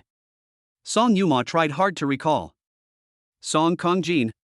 It was him.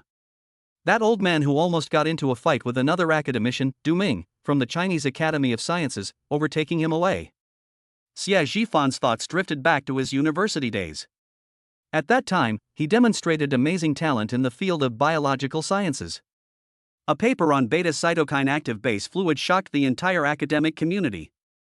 2 leading academicians, Song Kongjin and Du Ming, extended olive branches to him at the same time. They offered him outrageously generous terms, all in an effort to recruit him into their ranks. But at that time, he was completely focused on his ex-girlfriend, Xiao Wanshu. For the sake of so-called love, he rejected the invitations from the 2 academicians without hesitation and chose to start his own business after graduation. Looking back now, it was incredibly stupid. If he had chosen any of the academicians back then, everything today might be completely different. Jifan? What are you thinking about? Song Yuma asked softly, noticing that he seemed lost in thought. Xia Jifan snapped out of his daze, looked at her worried eyes, and gently comforted her, it's nothing. Do you know what specific technology they are researching? Song Yuma shook her head, I'm not sure, it seems to be related to cytokines. That's enough. These 2 keywords were enough for Xie Jifan to be certain of everything. Song Kongjin's research is a follow-up topic based on his original paper. Unexpectedly, after so many years, he actually turned his theory into reality. Looking at the girl in his arms, Xie Jifan suddenly felt a surge of powerful energy. He couldn't let her continue to be so helpless. "Don't be afraid, I'm here." He cupped Song Yuma's face in his hands, looked intently into her eyes, and said, "I'll figure out a way to handle this." Song Yuma stared at him blankly, her eyes brimming with tears. What can you do?" In her view, this was a catastrophe, a desperate situation that even her father, a business tycoon, was powerless to handle. What can Xie Jifan do? Xie Jifan simply took out his phone and quickly tapped the screen a few times. Soon, a search result popped up. Key research project of the Capital Academy of Biological Sciences, clinical application and industrialization research of beta cytokine active base solution. Person in charge, Song Kongjin. Just as I expected. Xie Jifan's lips curled into a smile. He exited the browser and opened the contact list of someone he almost never contacted. At the very bottom, I found a name that had been forgotten for a long time. Song Kongjin. He pressed the dial button directly. Song Yuma looked at him nervously, even holding her breath. The phone rang for a long time before it was finally answered. A voice came through the receiver, sounding impatient. "Hello? Who is this?" "Academician Song, hello, I am Xie Jifan." Xie Jifan's voice was calm and steady. There was a moment of silence on the other end of the phone, as if they were searching for the name. "Xie Jifan? Which Xie Jifan? I don't know him, you must have typed the wrong person."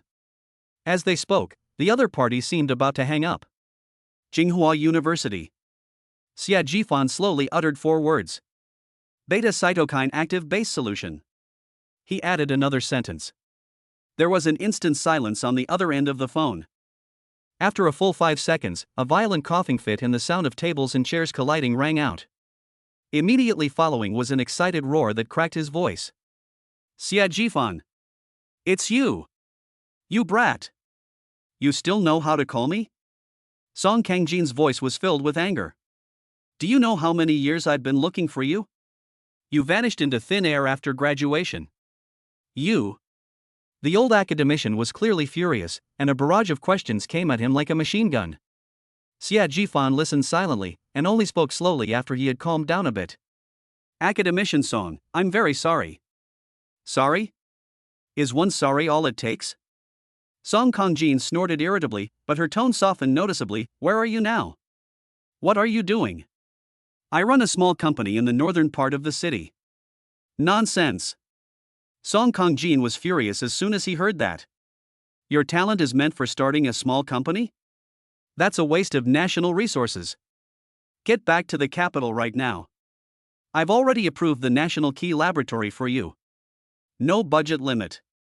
You can choose any team you want. If you come, you'll be the overall person in charge of this project. I'm telling you, we've made a breakthrough. Once the last few key issues are resolved, this technology can transform the entire pharmaceutical industry." You. Listening to the endless promises on the other end of the phone, Song Yuma was completely stunned. Chapter 73. They had no chance. Her mouth dropped open, completely unable to comprehend the excited, incoherent top academician on the phone. Connecting this with the calm man before me.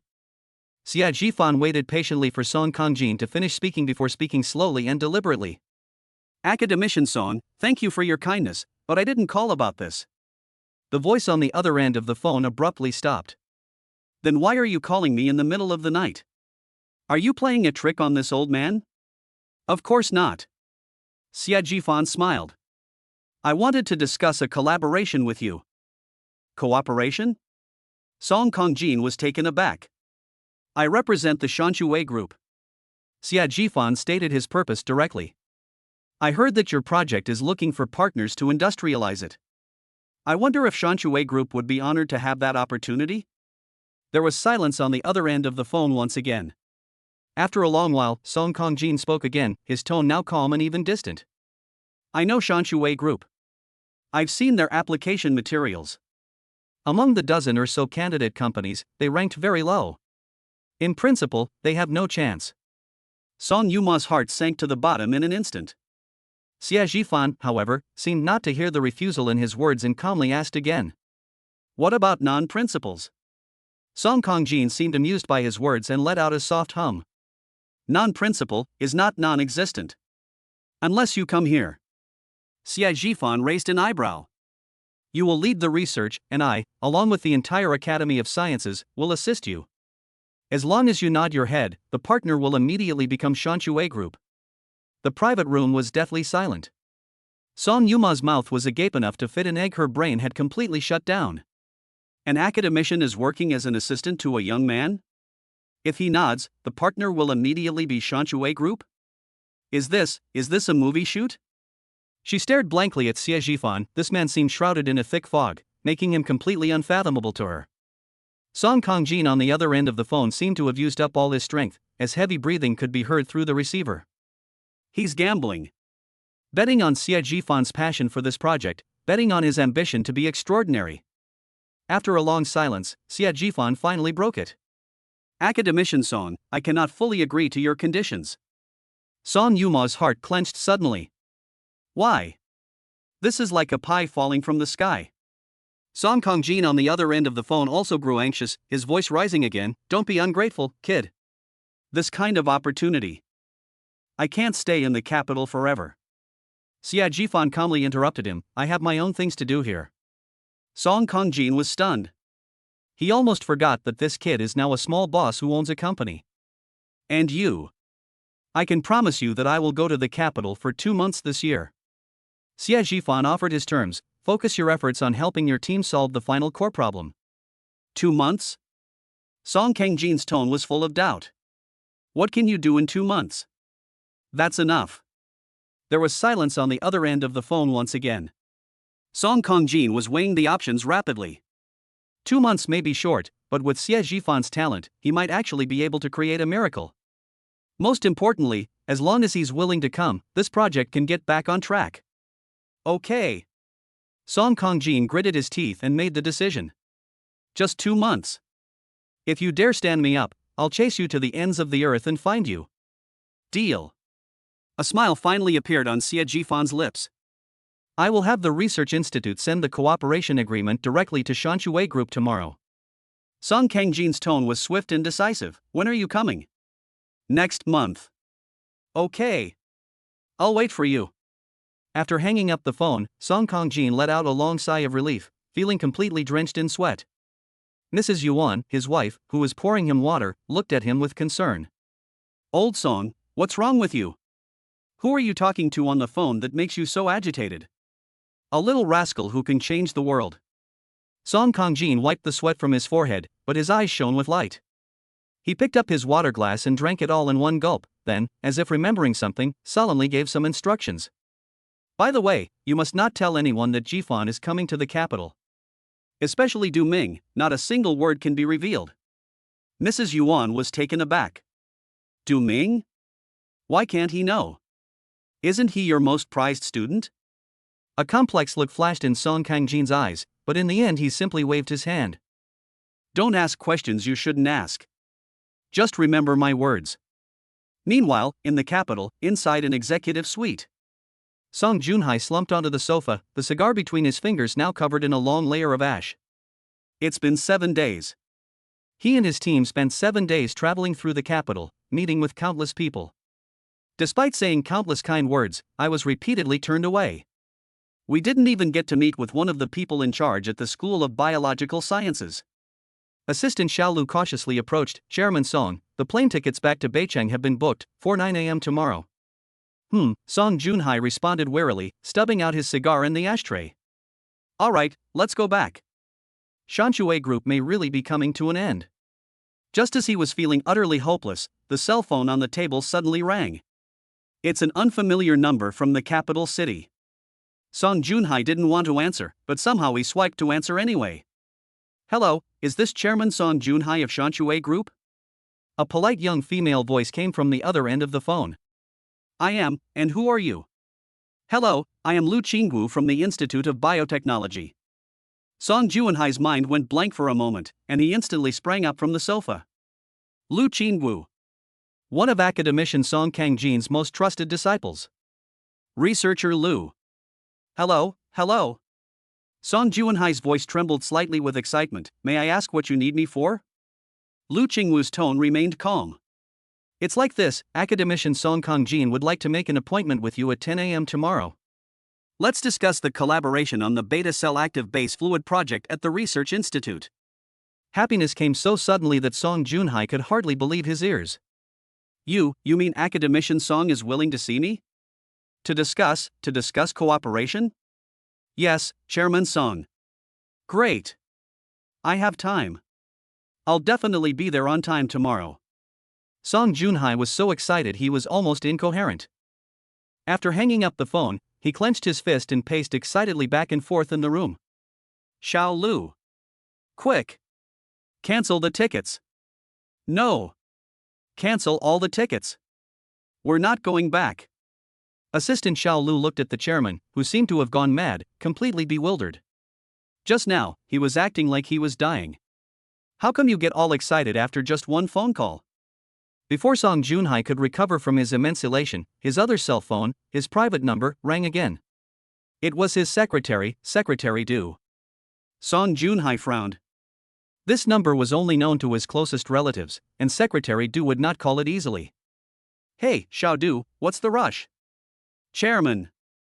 Secretary Du's voice was even more agitated than his, and even tinged with fear. The company account. The company account has just received an injection of 10 billion. What? Song Junhai's eyes nearly popped out of their sockets. 10 billion? Who made that payment? Did the bank make a mistake? No. I checked. It was called from a company called Shangshui Group. The note says, it's a strategic investment. Chapter 74 has been credited to your account. Shangshui Group? Song Junhai frantically searched his mind for the name. Never heard of it before. When did a Shangshui Group emerge in China that could casually throw away 10 billion yuan? Chairman, the other party's chairman also seems to be surnamed Song. Secretary Du's voice was uncertain. Also surnamed Song? Song Junhai was completely confused. Could it be a distant relative? Wait a minute, doesn't he know his own family's capabilities? Let alone 10 billion, they'd be lucky to even reach 1 million. Immediately. Investigate this Shangshui Group. And that Chairman Song. I need to know everything about him. Song Junhai made a decisive decision. Also, try to arrange a meeting with this Chairman Song. I must thank him in person no matter what. Xia Jifan hung up the phone with Song Kongjin and dialed another number. Boss. A capable female voice came from the other end of the phone. She is the head of the Shangshui Group and also his full-time secretary. Has the funding for Shangshui Group arrived? It's in the account, boss. 10 billion, not a penny less. Xia Jifan responded indifferently. Also, boss, we just received a message from the Nanchur Investment Promotion Bureau. They will send a high-level delegation over tomorrow. I would like to discuss with you the matter of investing in and building a factory in Nanchur. I specifically asked to see you by name. Nanchur? Xia Jifan raised an eyebrow slightly. Tell them I'm free tomorrow. Okay, boss. Just after I hung up the phone, my mother, Yan's mother, called. Jifan, what exactly happened between you and Wanshu? Yan's mother's tone was full of anxiety. She just called me, crying her eyes out, saying you weren't answering your calls or replying to your messages, and she was so worried. Xia Jifan's eyes turned cold. She's really good at acting. He actually called his own mother. Mom, don't interfere in my affairs. How could I not care? Wanshu is such a wonderful girl, and you two have been together for so many years. We've already broken up, Xia Jifan interrupted her directly. From now on, don't answer her calls. Just block her. What? Break up? Yan's mother was shocked. Xia Jifan took a deep breath and briefly recounted the story of Xia Wanshu and Shinmu to his mother. On the other end of the phone, Yan's mother remained silent for a long time, finally letting out a sigh. Okay, Mom knows. Just handle it yourself. After hanging up the phone, Xia Jifan stared at Xia Wanshu's missed call on his phone screen, his eyes flickering. It's time to put an end to some things. He tapped his finger lightly and dialed back directly. The call was answered almost instantly. Jifan. You finally answered my call. Xia Wanshu's voice came through, trembling with sobs and filled with grievance. Shen Mu, who was standing to the side, winked at her, his face full of smug smile. See? This kid still cares about you. What is it? Xia Jifan's voice was devoid of any emotion, as cold as ice. Xiao Wanchu's crying paused for a moment, but she quickly composed herself. Jifan, let's meet, okay? Let me explain, it's not what you think. Tomorrow at 3 p.m. at the Cloud Top Cafe in the west of the city. Before she could finish speaking, Xia Jifan directly announced the time and place. Xiao Wanchu and Shen Mu were both stunned. They all thought Xia Jifan would refuse, or at least question them, but they didn't expect him to agree so readily. Okay. I'll definitely be there. Xiao Wanchu quickly agreed. The call was abruptly ended. Xiao Wanchu stared at her phone, still somewhat bewildered. Shen Mu, on the other hand, wore a sneer of certainty. He still can't let you go. I'll go with you tomorrow. Shen Mu patted Xiao Wanchu on the shoulder, his eyes flashing with calculation. I've already decided. I can offer him the position of vice president of the group, with an annual salary of 5 million. If he knew what was good for him, he would know which option to choose. A sinister smile curled at the corner of Shen Mu's mouth. What if he doesn't know what's good for him? Isn't your cousin Lin Xin also a manager at Huachin Group? Xiao Wanchu hung up the phone, her face still bearing traces of tears, but the corners of her mouth couldn't help but turn up in a smile. She looked at Shen Mu beside her, her eyes brimming with undisguised delight. He agreed. He actually agreed. Shen Mu snorted coldly, as if everything was under his control. I've said it before, he still has feelings for you. How could a poor guy who has only graduated a few years ago break up with you after so many years of relationship? Xiao Wanchu nodded vigorously, but then frowned and asked with some concern. But Shen Mu, how can you be so sure that Xie Jifan is just an ordinary employee under my cousin Lin Xin? What if he holds a very high position? Upon hearing this, Shen Mu laughed out loud as if he had heard the biggest joke in the world. He reached out and pinched Xiao Wanchu's cheek, his tone soothing. Wanchu, you're overthinking it. Who is your cousin Lin Xin? Those are elites who are well known throughout the entire financial industry. If Huachin Group can poach her, they must entrust her with important responsibilities, and the position they offer will definitely not be low. Where's Xie Jifan? Shen Mu's tone was full of disdain. A fresh graduate with no experience or connections. Being able to become a department head under Lin Xin is already a stroke of good luck for him. As Xiao Wanchu listened to Shen Mu's analysis, her last doubts vanished. Yes, Shen Mu is right. Lin Xin is so amazing, what does Xie Jifan have to compare with her? What you need to do now is to keep your cousin calm. Shen Mu gave instructions.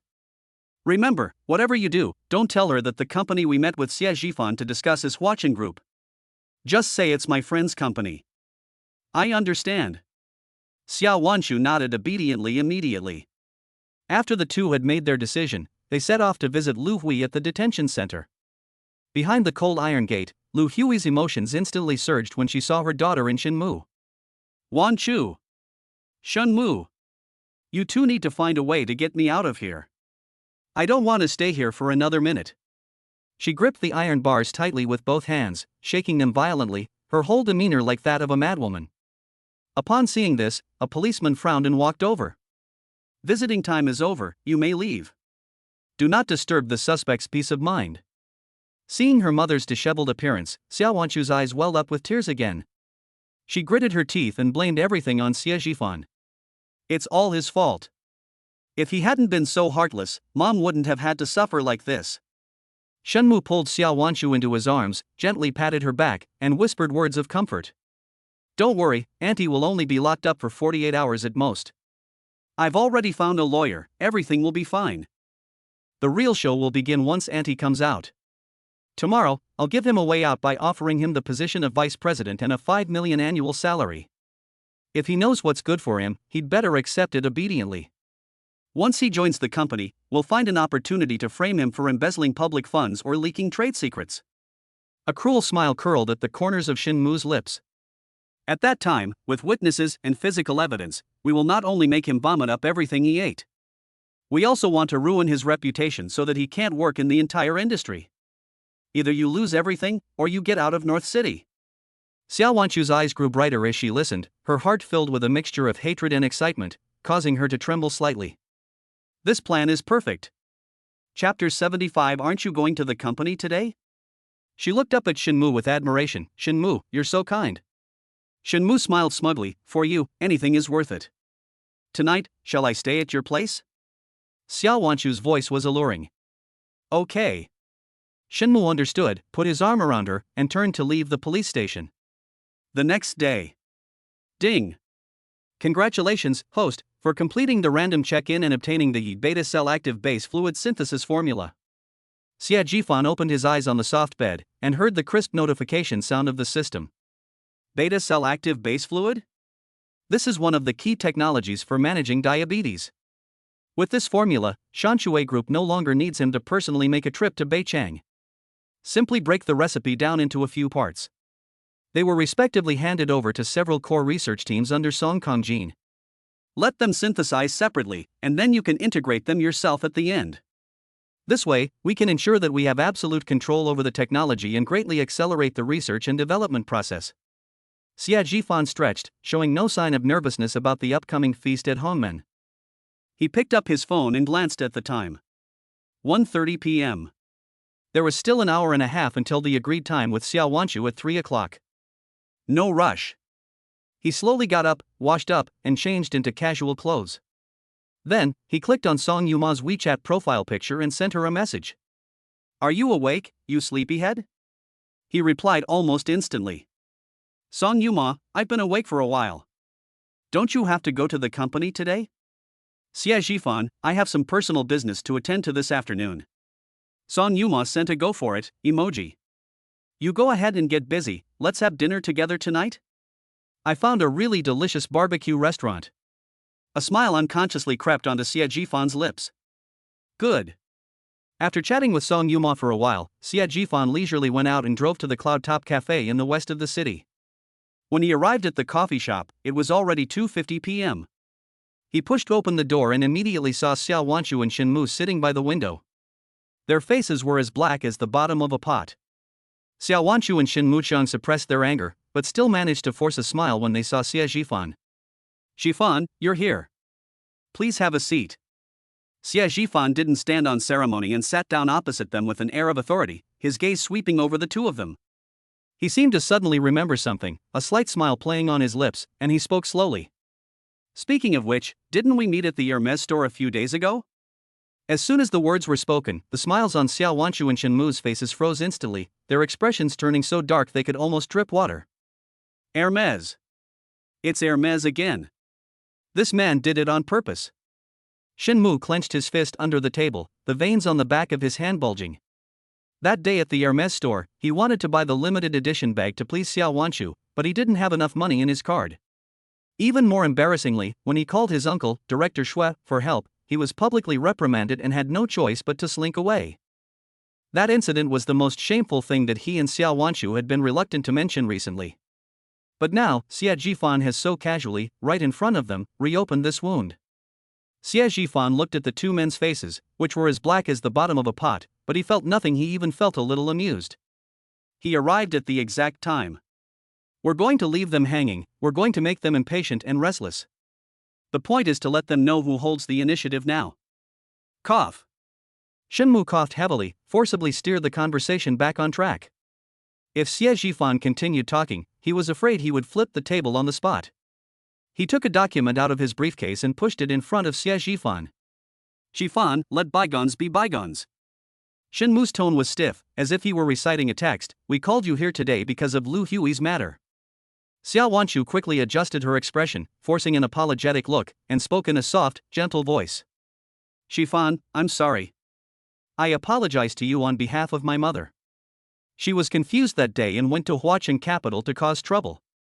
She paused, then changed the subject, a hint of resentment flashing in her eyes. But in the end, this is also your fault. If only you had given me that house back then. We broke up peacefully, so how could all these things have happened?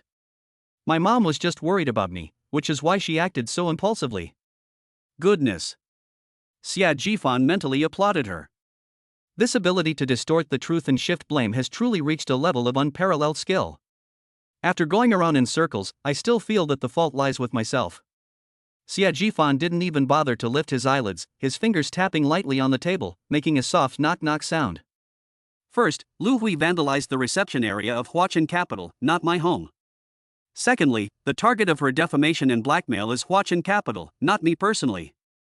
Third, the lawsuit against her was filed by the legal department of Huachin Capital and has nothing to do with me. He finally raised his eyes, looking calmly at Xiao Wanshu, a mocking smile on his lips. You've come to the wrong person.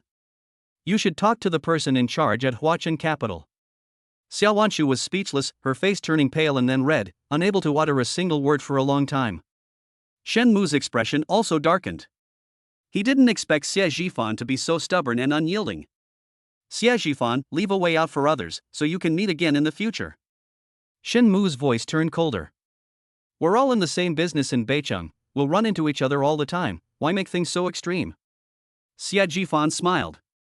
Are you trying to persuade me, or are you threatening me? You can interpret this as a piece of advice. However, Xie Jifan simply picked up the now cold cup of coffee in front of him and took a small sip. Oh. A single word, light and airy, yet brimming with disregard. Shen Mu's chest heaved violently. Suppressing his anger, he decided to unleash his final trump card. He pushed the document forward again, his tone arrogant. This is an employment contract from one of my companies. The position of Deputy General Manager has an annual salary of 5 million. If you call Huachin Capital now and ask them to drop the lawsuit against Lu Hui, this contract will take effect immediately. A confident smile appeared on Shen Mu's lips as he leaned back in his chair, exuding an air of superiority.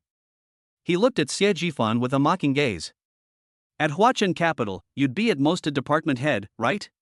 It's hard to say whether I'll ever have a chance to climb to the position of vice president in this lifetime. A 5 million annual salary is a figure you wouldn't even dare to dream of. Xie Jifan, I'm giving you a chance to rise to the top in one step, so you'd better seize it. Xiao Wanshu straightened her back, and a smug look returned to her face. A vice president with an annual salary of 5 million. These were conditions she never even dared to dream of. She refused to believe that Xie Jifan could resist such a temptation. Back then, he would work himself to the bone for a few tens of thousands of yuan in internship wages, and now it's 5 million. He'll definitely agree obediently, like a dog. Then. Put. A sneer shattered all of Xiao Wanshu's fantasies. Xie Jifan smiled. He looked at the so-called employment contract on the table as if it were a huge joke. A vice president with an annual salary of 5 million? That does sound very tempting. Unfortunately, he is now the second largest shareholder of Shanshui Group. The technology alone, specifically the beta cell active base fluid synthesis formula, could generate hundreds of billions in revenue in the future. Not to mention, he is also the actual controlling shareholder of Huachin Capital. Are these two acting out some kind of dark comedy? Chapter 76 Stop Dreaming. Xie Jifan laughed so hard his shoulders were shaking. He raised his head, looked at the two angry-looking people opposite him, and slowly began to speak. I think I understand now. He pushed the contract back, his gesture utterly contemptuous. You guys have become addicted to kneeling at Hermes, and you think everyone is like you, enjoying kneeling before others, right? Boom. These words were like a resounding slap in the face to Shen Mu and Xiao Wanshu. Xie Jifan. Don't be so ungrateful. Xiao Wanshu stood up abruptly, pointed at Xie Jifan's nose, and shouted shrilly. She was so angry that she was trembling all over, and her exquisitely made-up face was contorted with rage. We're only willing to sit down and talk to you properly because of Huachin Capital. Do you really think you're someone important? 5 million a year. Do you even deserve that? Let me tell you, if you don't agree today, I have plenty of ways to make sure you can't stay in Beicheng. Xiao Wanshu's chest heaved violently. She took a deep breath and a cold smile appeared on her face. You think Huachin Capital can protect you forever? Don't dream. To tell you the truth, I've already invited a very important person from Huachin over here. With just one word from her, she can get you fired immediately. Oh? A big shot? Xie Jifan raised an eyebrow slightly, his interest growing even stronger. He was very interested to see who else at Huachin Capital, besides himself, could be considered a big shot. Yeah? Xie Jifan leaned back in his chair with a relaxed and leisurely posture. Then I'd like to see who this important person is. You'll find out soon enough. Xiao Wan was furious when she saw his nonchalant attitude. But the thought that his trump card would arrive soon made him feel smug. The person is already on their way. Xie Jifan, I'm giving you one last chance. Kneel down and beg us now, it might not be too late. Xie Jifan turned to look out the window, admiring the street scene. That complete disregard drove Xiao Wanchu more insane than any vicious words. Just then, jingle. The door to the coffee shop was pushed open, and the wind chimes on the door made a crisp sound. A woman walked in quickly. When Xiao Wanchu saw her, her eyes lit up immediately, as if she had seen a savior. Cousin! You finally arrived. Here I am. She waved excitedly toward the door, her face beaming with undisguised pride. The person who arrived was Lin Xin. Lin Xin spotted Xiao Wanchu at a glance and quickly walked over. Because Xie Jifan was sitting with his back to the door, she didn't see Xie Jifan's face. Wanchu, what's wrong? You sounded very anxious on the phone, Lin Xin asked, frowning. That's him. Xiao Wanchu grabbed Lin Xin's arm and pointed at the back of Xie Jifan's head. She started playing the emotional card, her voice even sounding like she was about to cry. Cousin, it's this man. My ex-boyfriend, Xie Jifan. He not only broke up with me, but now he's colluding with the company to sue my mother. He wants to send my mom to prison. My mom watched us grow up, how can he be so heartless? Lin Xin's gaze followed Xiao Wanchu's finger. When she heard the name Xie Jifan, her body stiffened abruptly and her pupils contracted sharply. This name. How could it be him? Xiao Wanchu was completely oblivious to her cousin's strange behavior. She was still immersed in the thrill of her impending victory. She turned her head and spoke in a tone that sounded like a death sentence. Xie Jifan, can you see this now? This is my cousin, Lin Xin. She's the manager of the financial investment department at Huachen Capital. My cousin can decide your life or death at Huachen with just one word. Do you still dare to be arrogant now? After saying that, she looked at Lin Xin with anticipation, waiting for her cousin to stand up for her. We must crush this arrogant and ignorant man under our feet. However, what happened next made the air in the entire coffee shop freeze. Lin Xin did not fly into a rage as Xiao Wanchu had expected, nor did she reprimand Xie Jifan harshly. She just stood there blankly, her lips trembling slightly, her face deathly pale. Then, to Xiao Wanchu and Shenmu's disbelief, Lin Xin walked around the table and stood to Xie Jifan's side. She took a deep breath and looked at the man whose face she hadn't even fully seen. He bowed respectfully, almost at a 90-degree angle. Thank you, Mr. Xie. Xiao Wanchu's smile froze instantly. This address was like a bomb dropped into a calm lake, instantly creating a huge uproar in the coffee shop. She stiffly turned her neck, looked at her bowing cousin, then at that figure, her mind blank. Which Mr. Xie? Did my cousin mistake me for someone else? Shenmu reacted much faster than her. The moment he heard the words President Xie, the color drained from his face instantly. Huachen Capital. Financial Investment Department Manager. Mr. Xie. A guess began to take shape rapidly in his mind. General Manager Xie could scare a department manager like this. In Huachen Capital, besides that legendary vice president, who else could it be? No, it could even be higher. He recalled the things he had just said, such as Director Shui's nephew and I'll make sure you can't make it in Beijing. In front of the real senior management of Huachen Capital, a section chief's nephew is nothing.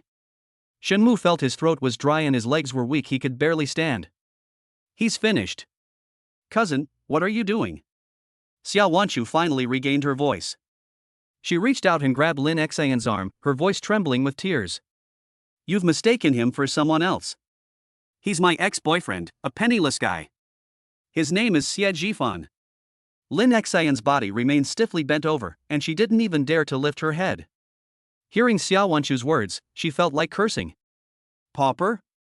You call the big boss behind Huachen Capital a penniless pauper? Are you crazy? Manager Lin. Just then, a voice rang out. Xie Jifan finally put down his coffee cup and slowly turned around. His gaze simply fell indifferently on the top of Lin Xin's head. Raise your head. Lin Xin trembled, as if she had received a pardon, yet also as if she had received a death warrant. She slowly straightened up, but her head remained lowered, and she didn't dare to look Xie Jifan in the eye. Mr. Xie. I didn't know you were here. Her voice was trembling uncontrollably. At this moment, Lin Xian's mind was a complete mess. Why would the big boss sit with his brainless cousin? And judging from the atmosphere, something seems off. Suddenly, she remembered what Xiao Wanchu had said urgently on the phone. My ex-boyfriend, Xie Jifan. They're colluding with the company to sue my mom. They want to send my mother to prison. Lin Xian's pupils suddenly contracted, and a chill ran from the soles of her feet straight to the top of her head. She turned her head sharply, staring intently at Xiao Wanchu, her voice sharp and urgent. Xiao Wanchu. Tell me the truth.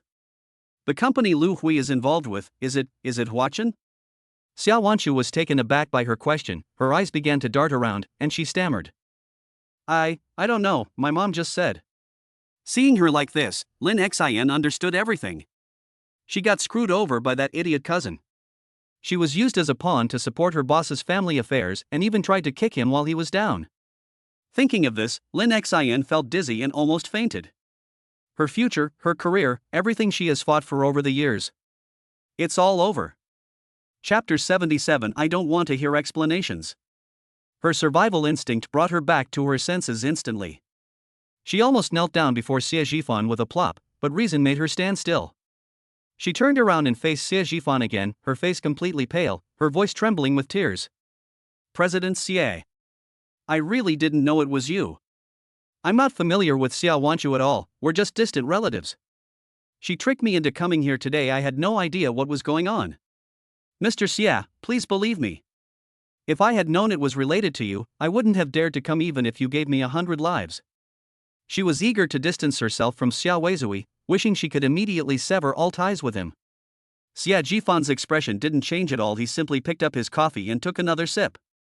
He slowly opened his mouth after the warm liquid slid down his throat. I don't want to hear any explanations. Prove it to me with your actions. Lin Xian was startled. This is the last chance.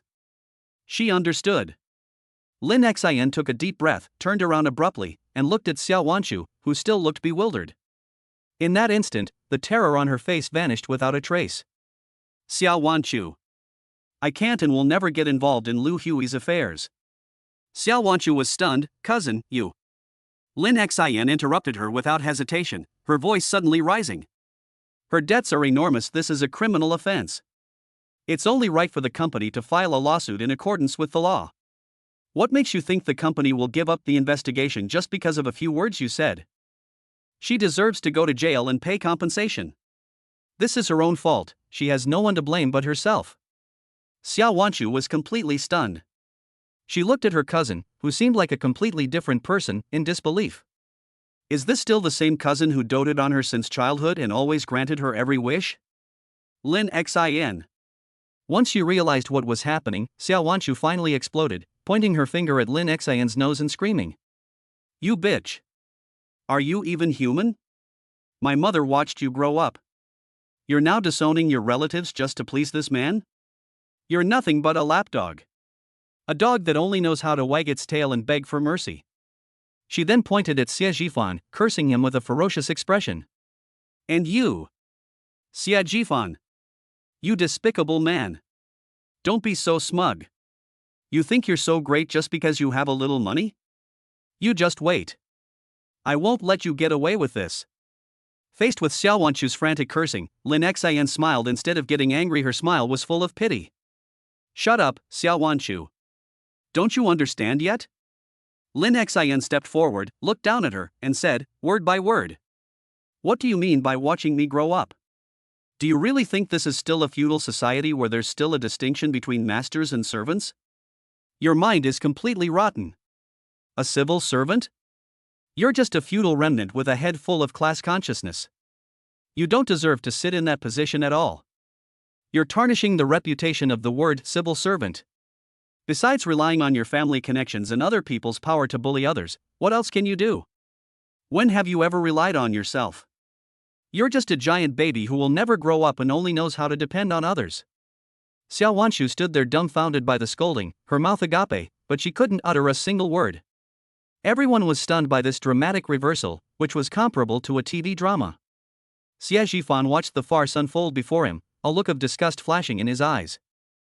He pulled a few bills from his wallet, tossed them casually on the table, and stood up. He couldn't be bothered to watch the rest of the show.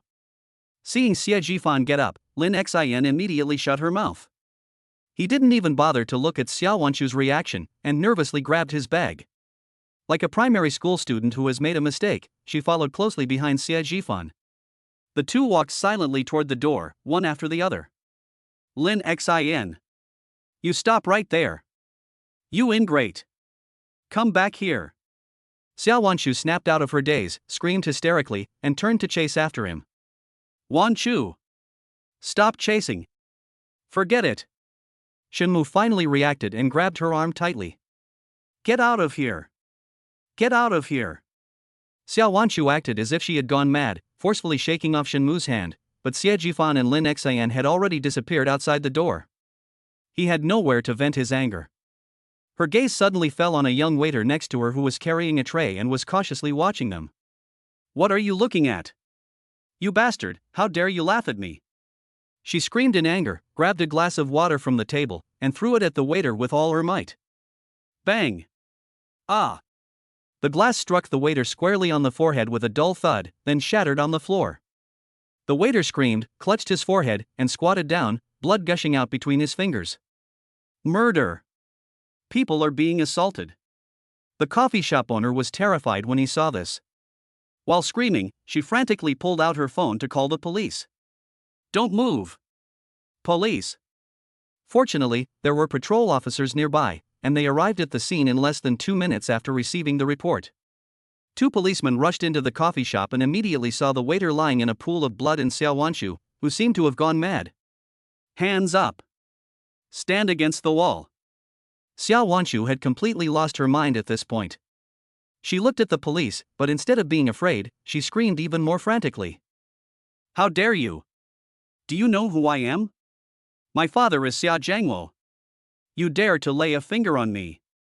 She screamed and punched and kicked the police officers who came forward to restrain her. A policeman's face was scratched by her sharp nails. When another policeman grabbed her arm, she bit his hand hard. His attack on a police officer. The bitten policeman gasped in pain and roared.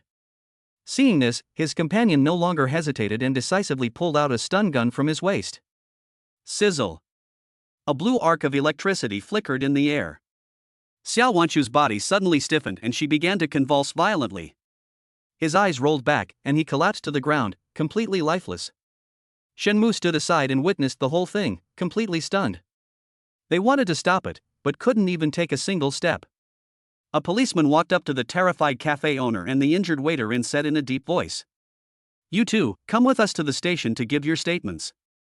After saying that, he and his colleagues lifted the unconscious Xiao Wanchu up from both sides. They dragged her out of the coffee shop. Seeing Xiao Wanchu being dragged away, Shenmu, his face pale, finally snapped out of his petrified state. He staggered a couple of steps after them, yelling at their retreating backs, "This is police brutality. I'm going to file a complaint against you." A policeman walking behind stopped when he heard the noise and turned around coldly. A tooth mark on the back of his hand was a shocking sight. Assaulting a police officer, plus intentional injury, her life is over. The police officer's voice was flat and even, as if stating a given fact. Shenmu felt as if an invisible hand was tightly gripping his throat, and he couldn't utter a single word. He knew Xiao Wanchu's temper, of course, but he never expected that she would be so stupid as to bite a policeman. No, she was just confused for a moment. You can't treat her like this. Shenmu's voice trembled. The policeman sneered, his eyes full of disdain, "Go talk to our station chief." After saying that, he ignored Shenmu, turned around and followed his colleague, putting the still unconscious Xiao Wanchu into the police car. The sirens wailed and faded into the distance. Shenmu stood there, his whole body ice cold. He knew this was a serious matter. Chapter 78. Sooner or later, a catastrophe will befall them. He frantically pulled out his phone, his fingers trembling, and dialed a number he knew by heart. "Uncle! Help! Wanchu has been arrested by the police." There was a moment of silence on the other end of the phone before a calm and authoritative middle-aged male voice came through. "Shenmu? What happened? Tell me slowly, don't panic." The voice seemed to have a calming power, which calmed Shenmu down a little. He recounted what had happened at the coffee shop incoherently. Of course, he deliberately concealed the part about Xiao Wanchu insulting Xie Jifan and Lin Xian. It only emphasized that she had an argument with someone and accidentally injured the waiter. Finally, due to emotional distress, he clashed with the police.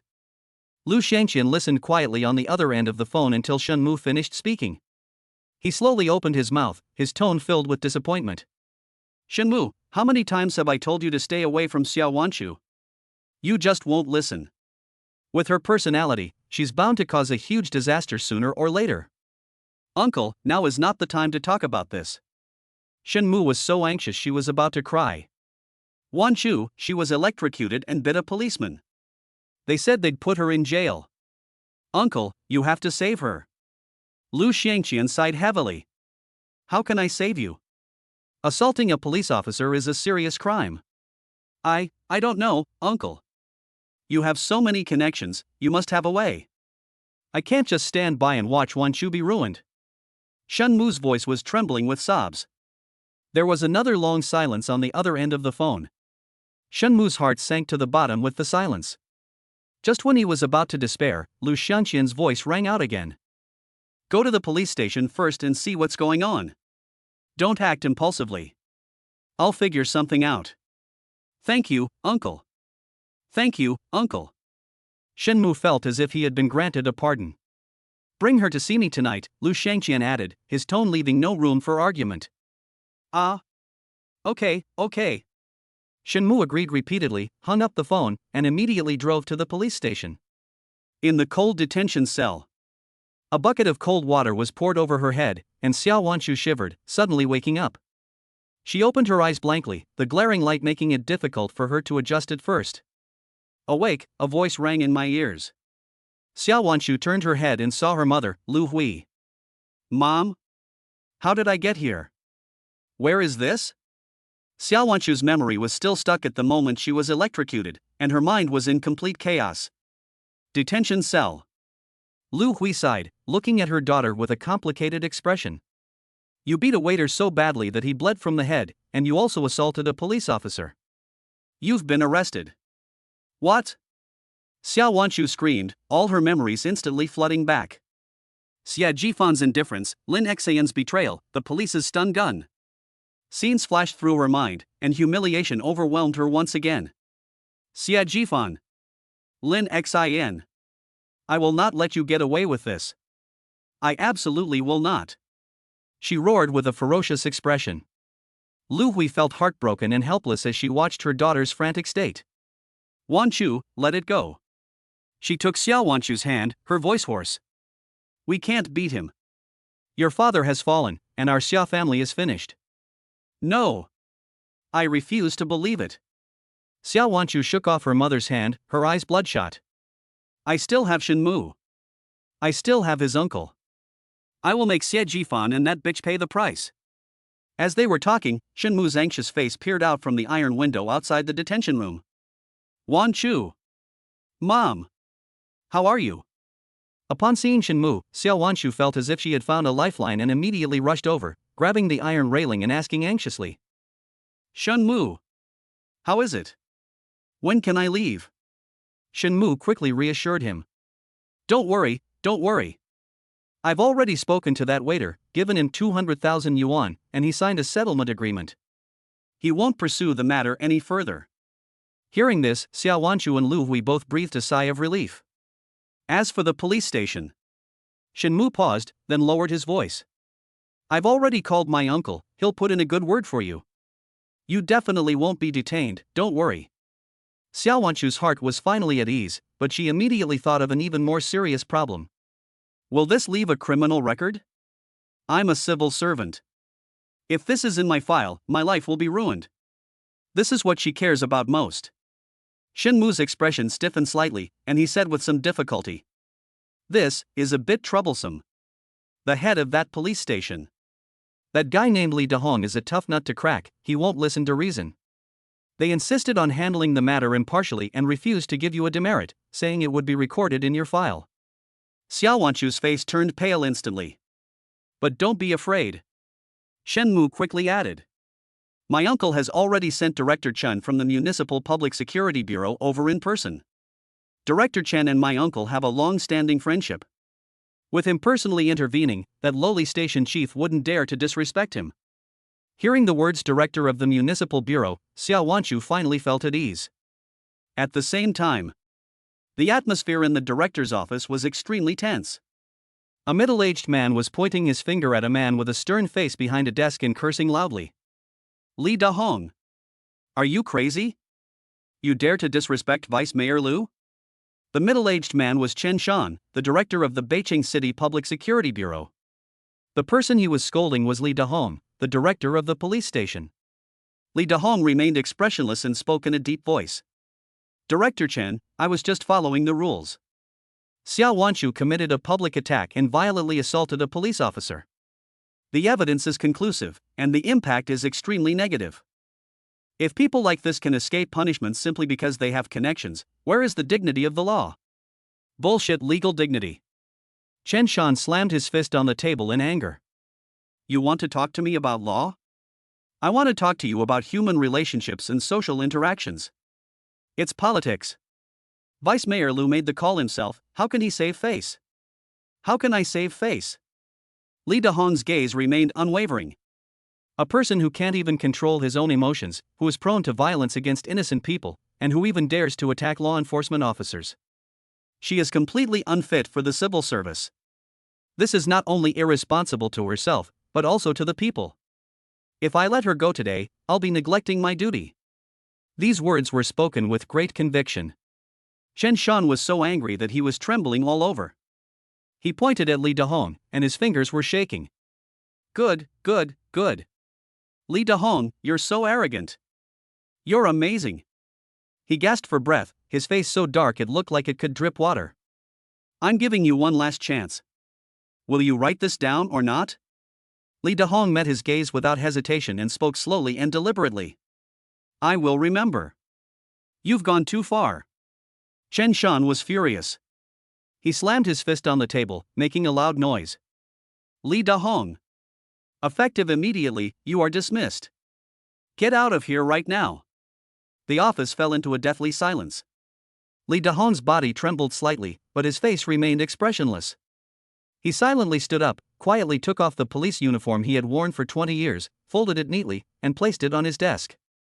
Then, he picked up the police cap, took a deep look at the badge on it, and finally placed it neatly on his police uniform. He said nothing, turned around and walked out of the office. Chapter 79. I can't hold on anymore. 20 minutes later. Li Dahong, dressed in plain clothes, walked down the bustling street. He looked gloomy and walked with heavy steps. He stood by the roadside for a very long time until his phone vibrated in his pocket, pulling him back from his reverie. He didn't answer. He let his phone ring again and again. In the end, it seemed he had made up his mind. He took his phone out of his pocket, found a number, hesitated for a long time, and finally pressed the call button. The call was answered quickly. Li Dahong took a deep breath, and spoke slowly into the receiver in a hoarse voice. President Song, it's me, Li Dahong. Inside an elegant private room in a tea house. Song Yuma sat upright, looking at the man in front of her.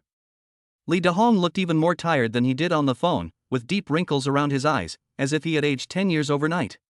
He carefully took something out of his pocket and pushed it in front of Song Yuma with his rough fingers. It was a bullet casing that had oxidized and turned black. President Song, this is what I owe your father. Li Dahong's voice was hoarse, carrying a heavy sense of repression. Song Yuma didn't speak, but just stared quietly at the bullet casing. 27 years ago, your father and I were partners, both criminal police officers. Li Dahong's thoughts seemed to drift back to a long time ago. During a hostage rescue mission, the criminal lost control and was about to detonate a bomb. I had no choice but to shoot. The bullet pierced the assailant's shoulder, but as he fell, he also took the hostage with him and plummeted from the high-rise building. One shot, 2 lives. Li Dahong's fist clenched silently under the table. Everyone thinks I made a mistake. It was me, and it really was me who fired the shot. It was your father, Old Song, who stepped forward. He told his superiors that he had given the order to fire, that he had misjudged the timing, and that he would take all the responsibility. He told me that my marksmanship was better than his and that the team couldn't do without me. Then, he took off his police uniform and resigned voluntarily. Before he resigned, he gave me this bullet casing. He said, "Let me look at it and remember why we wear this uniform." Lee Da-hong chuckled self-deprecatingly. And what happened? He went into the business world and became the famous Chairman Song. No matter how accurate my marksmanship is, because of that stain, I was assigned to a grassroots police station, where I have been working for 27 years. Until today, he was dismissed from his post with just a single sentence from a mere deputy mayor. He picked up the teacup and drank the already cooled tea in one gulp. I've guarded this bullet casing in his words for 27 years. Now, I can't guard it anymore. So, I'm planning to retire early. This thing should be returned to its rightful owner. Song Yuma finally reached out and grasped the cold bullet casing in her palm. She could feel the heavy weight on it. It turns out that my father had such a past. No wonder Lee Da-hong would rather lose his job than compromise his principles. "Uncle Lee," Song Yuma's voice was soft but firm, "you should keep this. My father never intended to take it back after giving it to you." "As for your work..." Lee Da-hong waved his hand, interrupting her. "President Song, I'm not calling you to ask you to reinstate me." He looked at Song Yuma with pleading in his eyes. I just feel sorry for Lao Song. I'm afraid he'll think I've let him down." Song Yuma remained silent for a moment before slowly speaking. "My father wouldn't do that." It was already late at night when the two left the tea house. Right in front of the tea house, a police car with its lights flashing was parked on the side of the road. An old policeman, all smiles, opened the car door and bowed and scraped to the people inside. "Young Master Shin, Miss Xia, please take care. We're sorry to have troubled you today." Lee Da-hong suddenly stopped in his tracks. He recognized the old policeman. He was a notorious old hand in the station, a master at judging people by their appearance. The people who got out of the car were Shin Mu and Xiao Wanshu. "What is that?" Lee Da-hong squeezed out a few words through gritted teeth, his face full of disdain. Song Yuma's gaze instantly turned cold. She turned her head to look at Lee Da-hong. "Uncle Lee, is that Xiao Wanshu?" "Yes." Lee Da-hong looked away in disgust. It was her. She hit someone and even dared to assault a police officer. Song Yuma's fingernails dug a shallow mark into her palm. What are the consequences for a serving civil servant if their personnel file contains a record of assaulting a police officer? Without hesitation, Lee Da-hong replied, "This criminal record will stay with her for life. It can never be erased." "It can never be erased." A cold smile curved at the corners of Song Yuma's lips. It turns out that this was the best gift for Xiao Wanshu. On the other side, a black Mercedes-Benz was driving smoothly on the road to the Municipal Party Committee's residential compound.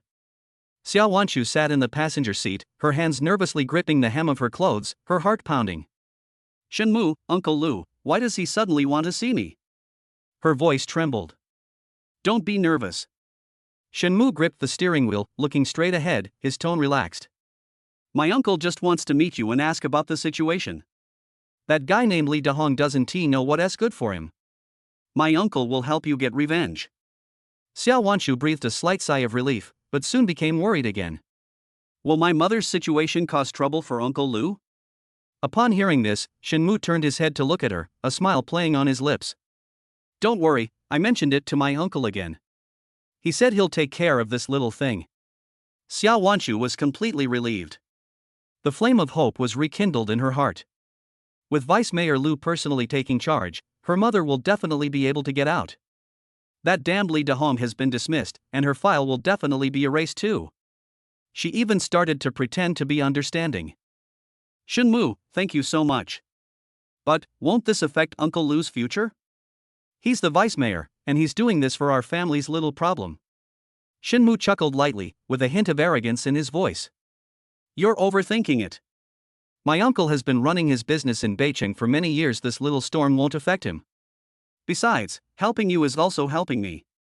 If something really happens to your mother, wouldn't you be devastated? I don't want to see you crying every day." These words moved Xiao Wanshu to tears. She felt that Shen Mu was the man who could truly give her a future. The car slowly drove into the heavily guarded Municipal Party Committee compound and stopped in front of a 3-story building. Xiao Wanshu took a deep breath, straightened her clothes, and followed Shen Mu out of the car. The person who opened the door was a middle-aged woman, Xue Qin, Shen Mu's aunt. "Xiao Mu is back. This must be Wanshu, right?" Come in and sit down. Shui Qin was exceptionally warm, taking Xiao Wanchu's hand and asking her how she was doing. This eased Xiao Wanchu's tension considerably. A middle-aged man was sitting on the sofa in the living room. It was Lu Shangqian, the deputy mayor of Beicheng. Uncle, Shenmu called out respectfully. Hello, Uncle Lu, Xiao Wanchu greeted him timidly. Lu Shangqian put down his newspaper, glanced at them, and his expression remained unchanged. Please sit down. He pointed to the sofa opposite him. Did Shin Shan give you any trouble at the police station? Shenmu immediately complained. Director Chen is too kind. He is the director named Li Dahong. He's completely unyielding, insisting on putting Wanchu in his file, and even saying that no one, not even the emperor himself, could change his mind. Lu Shangqian picked up the teacup, blew on it gently, and said calmly. I know Li Dahong, he is a stubborn mule. Shan Shan can't do anything with him. He didn't say much on the matter, but turned his gaze to Xiao Wanchu, his tone suddenly becoming stern. Chapter 80. You scared the child. You're Xiao Wanchu? Xiao Wanchu stiffened and nodded. Young man, don't act so impulsively. Lu Shangqian's voice wasn't loud, but it carried a sense of pressure. You dare to resort to violence in public? Do you know how bad the consequences will be? Where do you expect Shen Mu to put his face? Where do you expect me to put my face? Xiao Wanchu's face turned deathly pale instantly, and she didn't even dare to breathe. Old Lu, you've scared the child. Shui Qin quickly smoothed things over and handed Xiao Wanchu a glass of water. Lu Shangqian snorted and stopped scolding him. He put down his teacup and leaned back on the sofa. I already know about your mother, Lu Hui. Xiao Wanchu and Shen Mu were both instantly invigorated. Lu Shangqian slowly said, I can ask someone to speak to her so she can come out early. However, I will not personally intervene. Lu Shangqian's voice wasn't loud, but it was like a boulder, crashing heavily into Xiao Wanchu and Shen Mu's hearts. The hope that had just been ignited was instantly doused with cold water. Not going to personally intervene? How can we greet them then? Shen Mu's expression also turned somewhat unpleasant, and he couldn't help but speak up. Uncle, if you don't show up and just give a heads up, what if the people below only pay lip service? Li Dahong is a prime example. Xiao Wanchu's heart was in her throat as she nervously watched Lu Shangqian. However, Lu Shangqian only glanced at Shen Mu, his eyes filled with disappointment. On the contrary, after the initial shock, Xiao Wanchu's mind raced and a thought suddenly flashed through her mind. She suddenly understood. I see. Xiao Wanchu's eyes lit up instantly, and she looked at Lu Shangqian with admiration. Uncle Lu, you're teaching me what leveraging influence means. Approval flashed in Lu Shangqian's cloudy eyes. At least he was someone who could see things clearly. Leveraging existing momentum? Shen Mu was still completely confused. My uncle is of noble status. If he personally intervenes in such a trivial matter, it would be beneath him and leave him vulnerable to criticism. Xiao Wanchu offered an explanation. But if someone of sufficient influence, who has no direct interest in this matter, were to step forward, the effect would be even better. Lu Shangqian finally smiled and nodded. Good. He picked up his teacup and spoke slowly and deliberately. Countless eyes are watching my position. It's not worth getting involved in your family's affairs. If this gets brought up in the future, it will be a stain on my resume. So, let me introduce someone to you. Lu Shangqian paused, as if he were dropping a bombshell. You know Huachen Capital, right? Xiao Wanchu and Shen Mu's hearts skipped a beat at the same time. Huachen Capital. That Huachen Capital that sued my mother's company? Xiao Wanchu asked for confirmation. Yes. Lu Shangqian put down his teacup. The person I'm going to introduce to you is the real behind-the-scenes boss of Huachen Capital. Boom. Xiao Wanchu felt her mind go completely blank. The mastermind behind Huachen Capital? What level of important person is that? Rumor has it that Huachen Capital wields immense power, even commanding respect from many established families in Beicheng. Shen Mu was so shocked that he couldn't close his mouth and stammered a question. Uncle, how could such an important person, how could he help us with such a small matter? In his view, this was simply a fantasy. Lu Shangqian smiled faintly, as if everything was under control. Next Friday, the North City Chamber of Commerce is hosting a business dinner. I'll take you all there. The boss of Huachen will also be attending. Xiao Wanchu's breathing quickened instantly. She immediately understood the source of Lu Xianqian's confidence. I understand. She spoke up quickly. No matter how powerful that boss is, he still has to give you, the deputy mayor, some face. Since you personally led us there, he couldn't possibly refuse to give us face. This young man is teachable. Lu Xianqian nodded in satisfaction. However, one should always be prepared for both possibilities. Lu Xianqian then changed the subject and dropped an even more shocking piece of news. If Huachen's boss doesn't give us face, or makes excuses, I'll also introduce you to someone else. Shangshui Group, the largest shareholder. If the boss of Huachen Capital was a bomb. The words "the largest shareholder of Shangshui Group" are like a nuclear bomb. Shangshui Group. It's a nationwide commercial empire. Assets worth trillions. Its largest shareholder, what does that mean? It's someone whose mere presence shakes the entire Chinese business world. Shen Mu was completely dumbfounded. He couldn't even imagine what kind of person that was. Xiao Wanchu was so excited that she trembled all over. She felt as if she was pushing open a door to a new world. Lu Xianqian slowly explained. The largest shareholder of Shangshui Group has some connection with the actual controller of Huachen Capital. As long as he's willing to speak, Huachen Capital can resolve the issue with just a word. First, we'll use diplomacy, then, we'll use force. Do you understand now? Shen Mu was deeply moved and looked at his uncle with admiration. Uncle, your plan is brilliant. It's absolutely flawless. Xiao Wanchu was so excited that her pretty face turned red, and she stood up.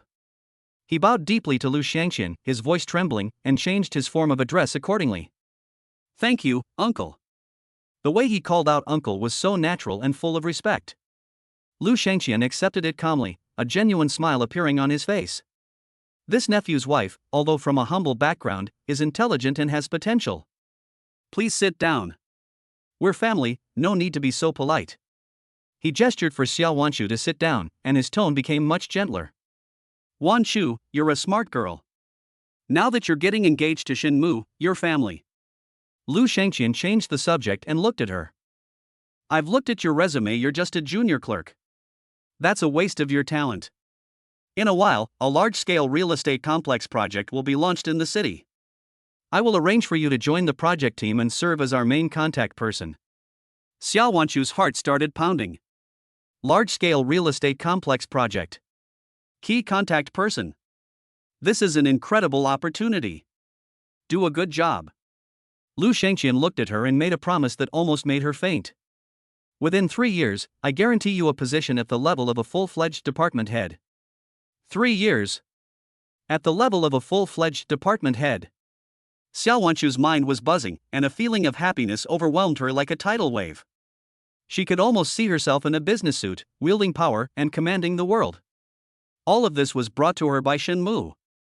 By following Shen Mu, she can not only solve her current troubles, but also have a bright future. Xie Jifan? What is that poor kid doing now? Is he still struggling to make ends meet with his meager salary? A cold smile curved at the corners of Xiao Wanchu's lips. She had made up her mind. Next Friday at the business dinner, in front of everyone. Watching the behind-the-scenes boss of Huachen Capital personally order the withdrawal of the lawsuit against the parent company. She absolutely must find Xie Jifan. She wanted him to see with his own eyes everything he had schemed so hard to get. For me, it's just a matter of a word from my uncle. Chapter 81, An Appointment with Researcher Lu Qingwu. At the same time, the capital city, the Institute of Biological Sciences. A black Maybach slowly pulled up in front of the research institute. Song Junhai straightened his suit and glanced at the Patek Philippe on his wrist. He was a full 40 minutes earlier than the agreed time. He and his secretary, Xiao Lu, quickly walked into the hall. The receptionist didn't even look up, but pointed to the long queue of visitors at the registration desk next to her. Take a number over there and queue up to register. Just as Xiao Lu was about to step forward and identify himself, Song Junhai stopped him with a look. He walked to the front desk himself, with a polite and humble smile on his face. Hello, my name is Song Junhai, and I have arranged to meet with researcher Lu Qingwu. In the waiting area nearby, a blonde, blue-eyed foreigner scoffed. You made an appointment with researcher Lu Qingwu? The foreigner spoke in broken Chinese, his tone full of undisguised sarcasm. Friend, I advise you not to waste your energy. He crossed his legs, looking like he was well informed. I have inside information. Researcher Lu is working on overcoming the challenge of beta cell-directed differentiation technology. I've been locked in the P3 lab for a full 15 days. 15 days? Without any communication devices. And you're saying you made plans with her? A slick-haired, Korean businessman next to him echoed the sentiment in a sarcastic tone. That's right, you Yin people love to brag, don't you even know where you are? This is Asia's top biological research institute, not your backyard. Song Juinhai's face darkened. He had been a prominent figure in the business world for decades and had never been so humiliated to his face. He suppressed his anger and spoke to the receptionist again, his voice now carrying an air of authority. Could you please make an internal call to researcher Lu's lab? The receptionist didn't even lift her eyelids. I'm sorry, but rules are rules. Researchers in closed experimental conditions cannot be disturbed under any circumstances. Oh. The foreign businessman laughed even more unrestrainedly. Without further ado, Song Junhai took out his phone, found a number, and dialed it. This is Lu Qingwu's private phone number. He didn't believe she wouldn't answer. The call was connected. Beep, beep. Hearing the waiting tone coming from his phone, Song Junhai's expression softened slightly. However, the next second. Clatter. The call was abruptly disconnected. The air fell silent instantly. Ha ha ha ha. The foreign businessman and the Korean businessman exchanged a glance and burst into shrill laughter. See that? That's the result. You've brought shame upon yourself. Secretary Lu's face had turned a deep purplish red, and her fists were clenched so tightly they were cracking. Song Junhai's chest heaved violently, a surge of anger rising to the top of his head. Just then. Woo woo woo woo. A sharp, piercing alarm suddenly blared throughout the entire research institute's lobby. The red warning lights on the wall flashed wildly, and the atmosphere instantly became extremely tense. What happened? Is there a fire? What happens? The foreign and Korean businessmen were startled by this sudden turn of events and stood up in a panic. The front desk staff were also bewildered, staring helplessly at the flashing alarm. Bang! Bang! Bang! Deep in the corridor, laboratory doors were suddenly pushed open. One by one, figures dressed in white lab coats rushed out. Their faces showed anxiety, and they had only one destination: the research institute's lobby. The two merchants were completely dumbfounded. This commotion, are they here to arrest someone? But they only exchanged a few words in the waiting area. A figure pushed through the crowd and strode out. It was Lu Qingwu. She actually came out of the lab. The foreign businessman was taken aback at first, then a gloating expression appeared on his face. He lowered his voice and spoke to the South Korean businessman. Just watch, this is going to be interesting. It's definitely that old guy making those harassing phone calls. He angered researcher Lu, and now he's come out to settle scores with him. Song Junhai was also somewhat flustered. Did I really interrupt a crucial experimental step? If he caused the entire project to fail because of a single phone call, he would become a huge sinner. However, what happened next left everyone wide-eyed. Lu Qingwu walked straight up to Song Junhai and bowed deeply to him. Chairman Song. I'm so sorry. Her voice was full of apology. The experiment has reached its final, crucial stage, and I'm completely absorbed in it, so I forgot about our promise. Hanging up on you just now was an instinctive reaction. I'm so sorry. What? The smiles on the faces of the foreign and Korean businessmen froze instantly. Apologize? Lu Qingwu was actually apologizing to this man? Before they could react, the group of researchers who rushed out had already surrounded Song Junhai. You must be Chairman Song, Miss Song Yuma's father? My God. I've finally seen you in person. You're even more majestic than in the photos. A researcher who looked very young squeezed to the front, his face full of admiration. Uncle Song. My name is Sun Hu. I'm a huge fan of Xieshen. Could you please get me Xieshen's autograph? Another square-faced researcher, Yenfeng, also spoke up eagerly. Uncle Song, when is Xieshen coming to the Research Institute? Our whole team is practically going crazy over that idea he gave us last time about the neuronal regeneration model. Yeah, when is Xieshen coming? Uncle Song, do you have Xieshen's private contact information? The repeated cries of Uncle Song and thank you, God left Song Junhai completely bewildered. Uncle Song? Thank the gods? What is all this about? He's just Song Junhai, the chairman of Shanshui Group, who's here to discuss cooperation on the Beta Cell project. How did I become the uncle of this group of top scientists? And who is this thank God? The foreign businessman's eyes darted around, and he immediately put on a fawning smile and moved closer. Ah, esteemed Mr. Song, and beautiful researcher Lu. It seems there's been some misunderstanding between us. I'm a representative from Pfizer, and we have something to say about the Beta Cell project. Before he could finish speaking, Sun Hu impatiently interrupted him. Who are you? Can't you see we're talking to Uncle Song? Get in line. The foreign businessman's smile froze on his face. He was so embarrassed he wanted to disappear. Just then, a commotion broke out at the entrance of the research institute. An elderly man with white hair walked in hurriedly, surrounded by a group of people. It's academician Song Kongjin. My God! Even old Master Song has come out in person. The eyes of the businessmen present, including the foreigner and the Korean businessman, lit up instantly. This is a truly great man. The founder of the Capital Institute of Biological Sciences, a titan in the biological field of Yin Kingdom. They immediately swarmed forward like sharks smelling blood. Academician Song. I'm from Pfizer. Hello Academician Song, I'm from Samsung Bio. However, Academician Song Kongjin ignored them. He walked straight through the crowd, heading directly toward Song Junhai, who was surrounded by researchers. Amidst everyone's astonished gazes, Academician Song Kongjin grabbed Song Junhai's hand, his face full of enthusiasm. Brother Song. Oh dear, I'm so sorry to have kept you waiting. It's all my fault. Boom. The entire hall seemed to have been hit by a bombshell. Song, brother? How could Academician Song Kongjin, a man of such high standing, address this man as brother? Chapter 82. He was completely numb. The receptionist's mouth was agape, wide enough to fit an egg. The two merchants, who had been so arrogant just moments before, were struck dumb, frozen in place as if by lightning. Academician Song Kongjin paid no attention to the stares of others and patted Song Junhai's hand affectionately. I only heard Xie Zhifan mention it on the phone last night. I told you you've been in the capital for 10 days because of the project. That kid, really? He didn't tell me about something this important sooner. Look at my mess. I've neglected our honored guest. He turned to his assistant behind him and gave the instructions. Xiao Wang, what are you standing there for? Arrange it immediately. Have Brother Song move to the state guest reception area in our compound. Treat him with the highest level of hospitality. At this moment, the previously arrogant foreign businessman. His face had turned ashen.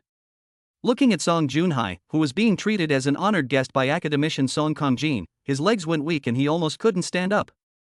Brother Song? These three words struck Song Junhai like a thunderbolt. He was completely numb.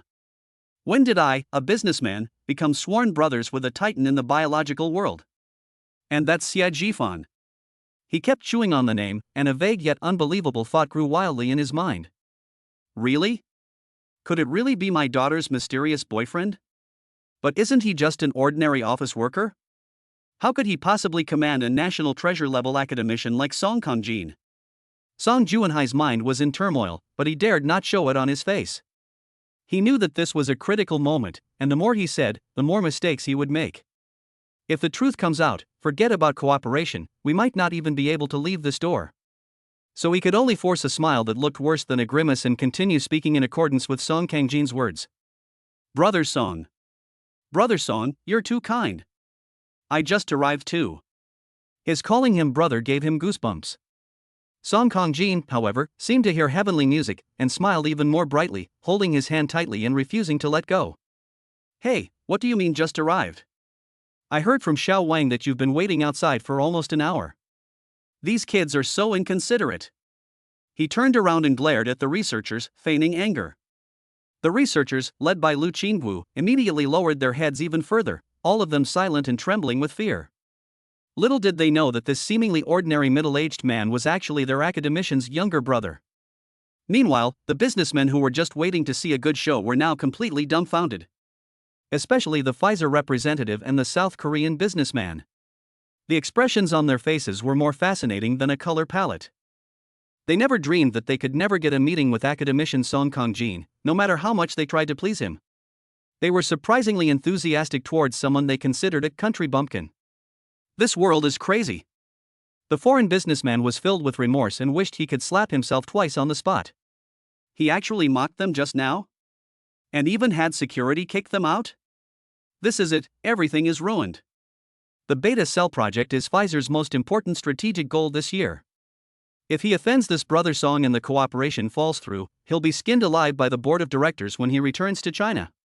He was covered in cold sweat and trembling as he tried to step forward to explain, but his legs felt like they were made of lead and he couldn't move them at all.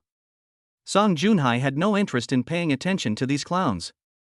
He suppressed the turmoil in his heart, tried his best to appear calm and collected, and pressed on while the iron was hot. Brother Song, how about we talk about the beta cell project? No hurry. No rush. Song Kongjin waved his hand, his face beaming. Xia has already spoken to me about the collaboration, how could he possibly back out now? Come on. Brother, let me show you around our lab first. That's the most advanced biological laboratory in our yin country. Many of its facilities are things that even the United States doesn't have. Song Kongjin's tone was full of pride. Visiting the laboratory? Song Junhai was taken aback. The surrounding merchants instantly erupted in uproar. What? A tour of the lab? Impossible. The core laboratories of the Capital Institute of Biological Sciences are never open to the public. Yes, it's said that even internal staff need the highest level of access to get in. Upon hearing this, the foreign businessman from Pfizer, forgetting his embarrassment, quickly squeezed forward. Academician Song. Academician Song. I'd like to visit too. Pfizer also has extensive experience in laboratory construction, and we can have academic exchanges. He looked eager, trying to demonstrate his professionalism. Upon hearing this, Song Kongjin's smile vanished instantly, and she gave him a faint glance. You? Our research institute's core laboratory is closed to all foreign visitors. The foreign businessman's face stiffened, and he hurriedly offered an explanation. Why? Science knows no borders. We should share the results and make progress together. His words sounded very high-sounding. Science knows no borders? Song Kongjin sneered as if he had heard the biggest joke in the world. More than a decade ago, when your United States imposed a technology blockade on our country of chips and lithography machines. Why not say technology knows no borders? A few years ago, Pfizer relied on having patents for effective drugs. When you drive prices up to the sky and reap the profits here, why don't you say humanity knows no borders? Now you're suddenly telling us science knows no borders? Let me tell you. Science may have no borders, but scientists have their own homeland. Why should we share the fruits of our hard work with you former robbers? Song Kongjin's series of questions came like a barrage of bullets, each word piercing the heart. Every word was like a resounding slap across the foreign businessman's face. He was speechless, his face flushed, and he wished he could disappear into the ground. The Yen Kingdom merchants around were all thrilled upon hearing these words. A strong sense of national pride welled up in my heart. Well said. That was so satisfying. The CEO of a domestic pharmaceutical company couldn't help but lead the applause. Academician Song is right. That's how it should be. We can't let these foreigners take advantage of us anymore. Thunderous applause erupted. The foreign businessman became the target of everyone's scorn and slunk away to the side amidst a sea of disdainful gazes. At this moment, a domestic businessman, his eyes darting around, approached with a broad smile. Academician Song, since foreigners can't visit, aren't we all one of us? We sincerely want to contribute to the country's biotechnology industry. Could you please let us broaden our horizons as well? Yes, Academician Song, we promise to just watch and not say anything, and we will never cause any trouble. Other domestic businessmen immediately echoed this sentiment, their faces filled with anticipation. Song Kongjin didn't even lift his eyelids. Neither can you. The smiles on everyone's faces froze instantly. Why? The leading merchant asked unwillingly. We are all people of Yen, so why can Song Junhai enter, but we can't? This question also reflected the sentiments of all the businessmen present. Yeah, why should we? Why is Song Junhai the only exception? All eyes were fixed on Song Junhai, filled with jealousy. Song Junhai felt his scalp tingle under their gaze and inwardly groaned. Chapter 83. There must be something fishy going on here. Just then, Song Kong-jin finally spoke. Because they are the only designated partners for our beta cell project. Another bombshell. The entire hall fell into a deathly silence in an instant. The only designation? Is that it? They didn't even hold a bidding process or have any interviews, they just decided on the outcome beforehand? All the merchants were dumbfounded. They have poured countless efforts into this project. Despite pulling countless strings, in the end, I didn't even get a chance to sit at the poker table? After a brief silence, the crowd erupted. There's something fishy going on here. There must be something fishy going on. The Pfizer representative, who was thoroughly criticized. At this moment, he seemed to have gone mad, and was the first to jump out, pointing at Song Kong-jin and shouting loudly. I understand. It must be him. He gave you money. There's a dirty deal between you two. His words immediately triggered a chain reaction. Yes. There's definitely something fishy going on. Academician Song, you are a pillar of the nation, you cannot tarnish your reputation in your later years. We demand fair competition. We demand open bidding for the project. The crowd was agitated, and the situation briefly spiraled out of control. They dared not attack Song Kong-jin directly, so they turned their attention to Song Junhai. It's him. He's a businessman. What does he know about biotechnology? Why should we give him the project? Investigate him. We must thoroughly investigate him. Faced with widespread condemnation, Song Junhai's expression also turned grim. He has always conducted business with integrity and honesty throughout his life, and has never been slandered like this before. You. He was about to retort when Lu Qinggu, standing to the side, spoke up faster than him. Shut up, all of you. The young female researcher blushed and angrily stood in front of Song Kong-jin. How dare you slander my teacher? My teacher dedicated his entire life to scientific researching yen, remaining incorruptible. How dare you profit-driven businessmen defile this place? Xiao Wang. Call security. Throw all these people who are talking nonsense out of here. Etc. Song Kong-jin stopped the excited Lu Qingwu, a sharp glint flashing in his cloudy eyes. He slowly scanned the crowd, finally fixing his gaze on the Pfizer representative. You're saying I took the money? I'm just making a reasonable guess. The foreign businessman felt uneasy under his gaze, but remained stubborn. Good. Song Kong-jin nodded, smiling instead of getting angry.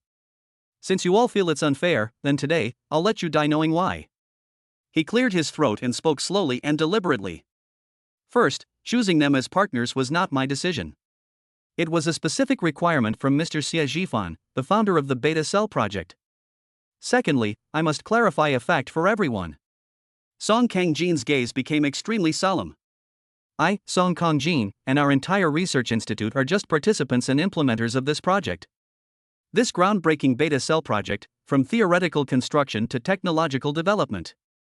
And in the end, there is only one true founder. He is Mr. Xie Zhifan. After he finished speaking, the entire room fell silent. Everyone was stunned by this earth-shattering revelation. Academician Song Kong-jin wasn't the founder of the project? He's just a temporary worker? So, what kind of deity is this Xie Zhifan? How could someone as influential as Song Kong-jin be willing to work for him? The anger on the faces of those businessmen was instantly replaced by bewilderment. They realized that from the very beginning, they had chosen the wrong side and the wrong people.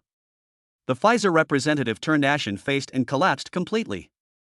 He knew that he had not only lost the project, but also offended a terrifying figure that even academician Song Kong-jin had to look up to. It's all over. The crowd gradually dispersed amidst the silent shock. The once bustling hall was now completely empty. Only Song Kong-jin and Song Junhai, who was still in a daze, remained. Brother Song, I'm sorry you had to see this. Song Kong-jin smiled warmly again and patted him on the shoulder. Song Junhai shook his head mechanically, his mind still a complete mess. All the clues finally converged at this moment, forming a name that made his heart pound. He was finally 100% certain.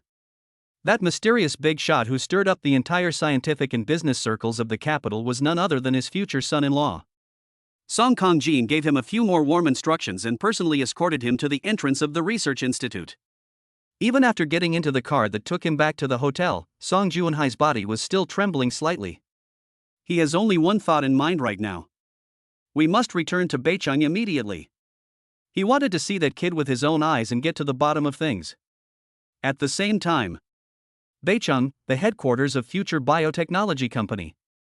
After finishing his business with Huachen Capital and Xingshui Group, Xie Zhifan looked up at the wall clock. 3 p.m. This is precisely when people are most likely to feel sleepy. A smile appeared on his lips. I wonder if his workaholic wife is in the meeting room right now, yelling and glaring at her subordinates. Thinking of Song Yuma's appearance, Xie Zhifan's heart melted completely. He stood up, picked up a large bouquet of champagne roses that had been prepared beforehand, and walked out of the office. Half an hour later, downstairs at the Future Biotechnology Company, Xie Zhifan, holding the flowers, walked straight to the front desk. Hello, do you have an appointment? The receptionist gave a professional smile, but her gaze was drawn to the bouquet of vibrant roses in his arms. I'm looking for Song Yuma, Xie Zhifan said gently. Which company are you from? Do you have an appointment number? I'm not here on business, Xie Zhifan smiled. I'm her boyfriend. The receptionist's smile froze on her face instantly. Miss Song's boyfriend? That legendary, mysterious figure? She sized up Xie Zhifan. He was dressed casually, and although he had an outstanding temperament, he didn't look like a rich young master. The number of rich second-generation men in the company who wanted to pursue President Song could stretch from the lobby to the other side of the street, but President Song had never been seen to give any of them a second glance. Could this person be a scammer? But her professional ethics kept her polite. Sir, I'm sorry, our general manager Song is in a meeting right now. He needs to make an appointment in advance to see guests. I can't let you up without an appointment. Then can you call her for me and ask her? Xie Zhifan was very patient. Okay, please wait a moment. The receptionist dialed the internal phone number of Wu Ting, the president's assistant. Hello, Assistant Wu, there's a Mr. Xie downstairs looking for Ms. Song. He says he's her boyfriend and doesn't have an appointment.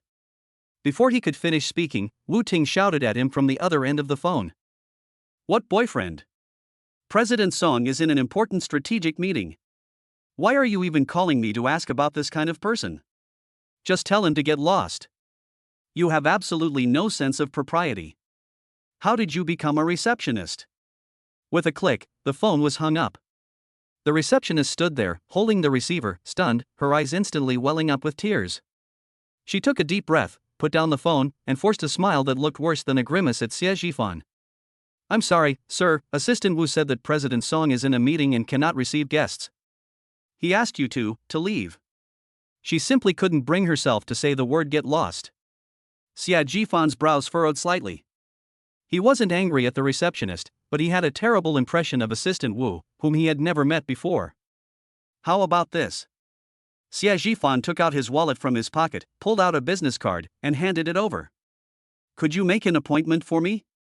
Just schedule it for any time that's convenient for her this afternoon. The receptionist instinctively took the business card. Huachen Capital. President Xie Zhifan. Is Chapter 84 ever going to end? The receptionist's mind was struck as if by a thunderbolt. Huachen Capital. That top investment bank that controls trillions of dollars and can make the entire financial sector of China tremble with a stomp of its foot. President. Xie Zhifan? Her hands began to tremble. The thin card felt incredibly heavy in her hand. She suddenly looked up and stared at the man in front of her again. The nonchalant and serene demeanor he exudes is something that ordinary people cannot fake. Could it be that he really is? Thank you for your help. Xie Zhifan's voice pulled her back from her shock. No. No trouble at all. The receptionist's voice was trembling as she frantically picked up the phone again and dialed Wu Ting. Assistant Wu, I'm sorry to bother you, but Mr. Xie gave me a business card. Is this ever going to end? Wu Ting's temper flared even more. What business card? These days, any Tom, Dick, or Harry can print a business card and pretend to be an important person? Let me tell you, if you dare call me again over such a trivial matter, you don't need to come to work tomorrow. No. No. The receptionist was almost in tears. He said he's the president of Huachen Capital. There was silence on the other end of the phone.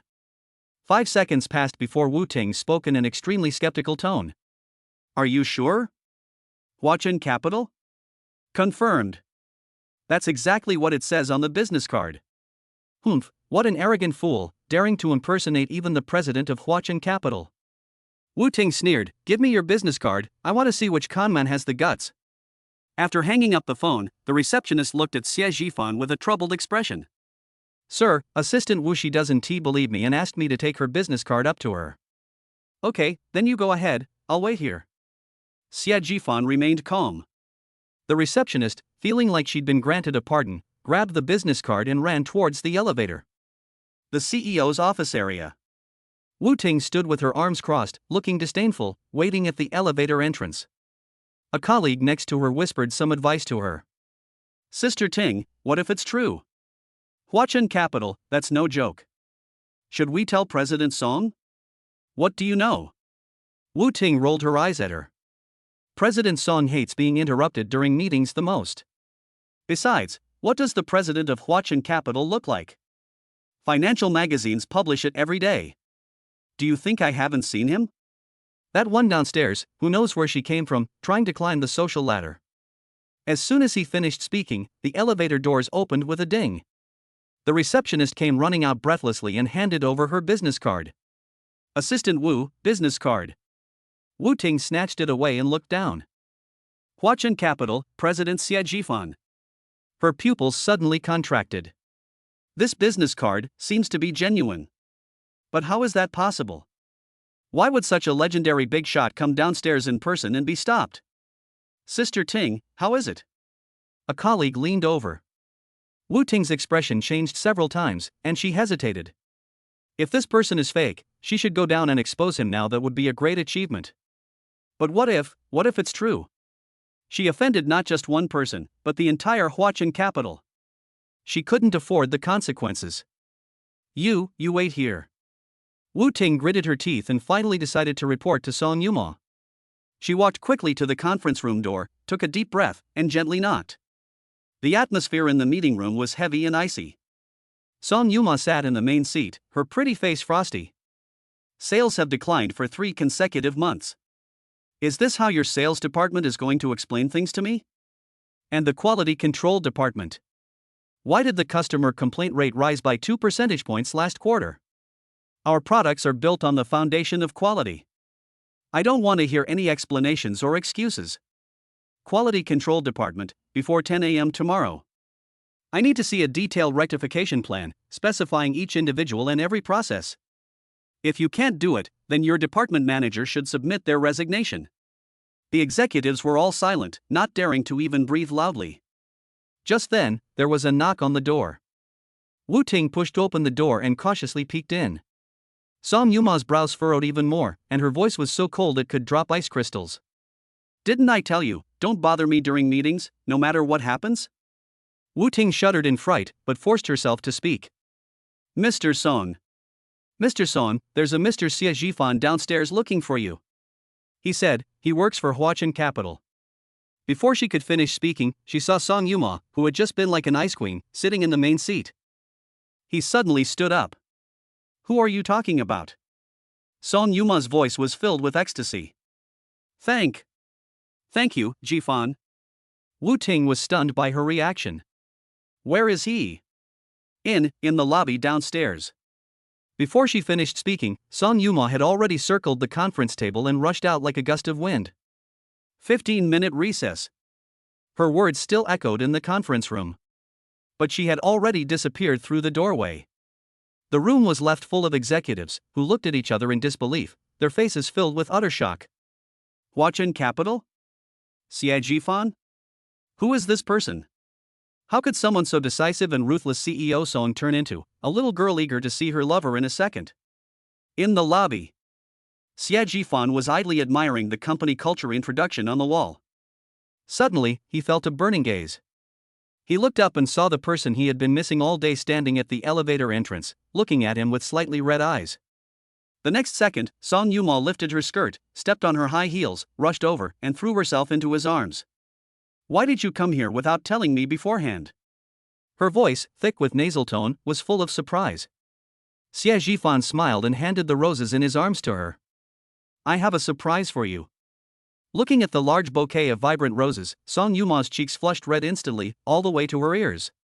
She took the flowers, lowered her head, and was too shy to look at him. This scene left all the staff in the lobby, including the receptionist, completely stunned. Is this still their aloof, domineering, and uncompromising Ice Queen CEO? Go up and talk. Song Yuma dared not stay any longer, so she took Xie Zhifan's hand and headed towards the VIP elevator. Only after the elevator doors slowly closed, cutting off all outside gazes, did a deafening murmur of discussion erupt in the lobby. Holy crap! Am I seeing things? Was that President Song just now? That man is President Song's mysterious boyfriend? He's so handsome. Standing next to President Song, they look like a match made in heaven. That bouquet of roses is so beautiful. I'm so jealous, so incredibly jealous. The receptionist looked at the empty elevator entrance and let out a long sigh of relief. Thank goodness I was careful earlier. Otherwise, her career might really be over today. The CEO's office. As soon as the door closed, Song Yuma jerked her hand away from Xie Zhifan as if she had been electrocuted. Oh dear, let go quickly, what if my assistant sees us? Her cheeks flushed, and her heart was pounding. Xie Zhifan looked at her adorable, contradictory expression. He couldn't help but chuckle softly, took a step forward, pulled her into his arms, and pinned her against the door. So what if I see? I'm your boyfriend, not some shameful person. Or is it that our CEO Song has something else going on at the company? Chapter 85. Let's go to my house. Song Yuma felt weak all over from his teasing, and pushed him away in a mix of embarrassment and anger. What nonsense are you talking about? She raised her watery eyes and glared at him. But there was no intimidation in his eyes, only an overwhelming tenderness. She tiptoed and quickly kissed him on the lips. Then, in a voice barely audible, she whispered something in his ear. Come to my place tonight? Xie Zhifan's deep laughter resonated in her ears. Instead of letting go, he hugged her even tighter, resting his chin on the top of her head, his voice full of teasing. You want me to move in so soon? Isn't our CEO Song being a little too hasty? Song Yuma's cheeks instantly became so hot they could fry an egg on them.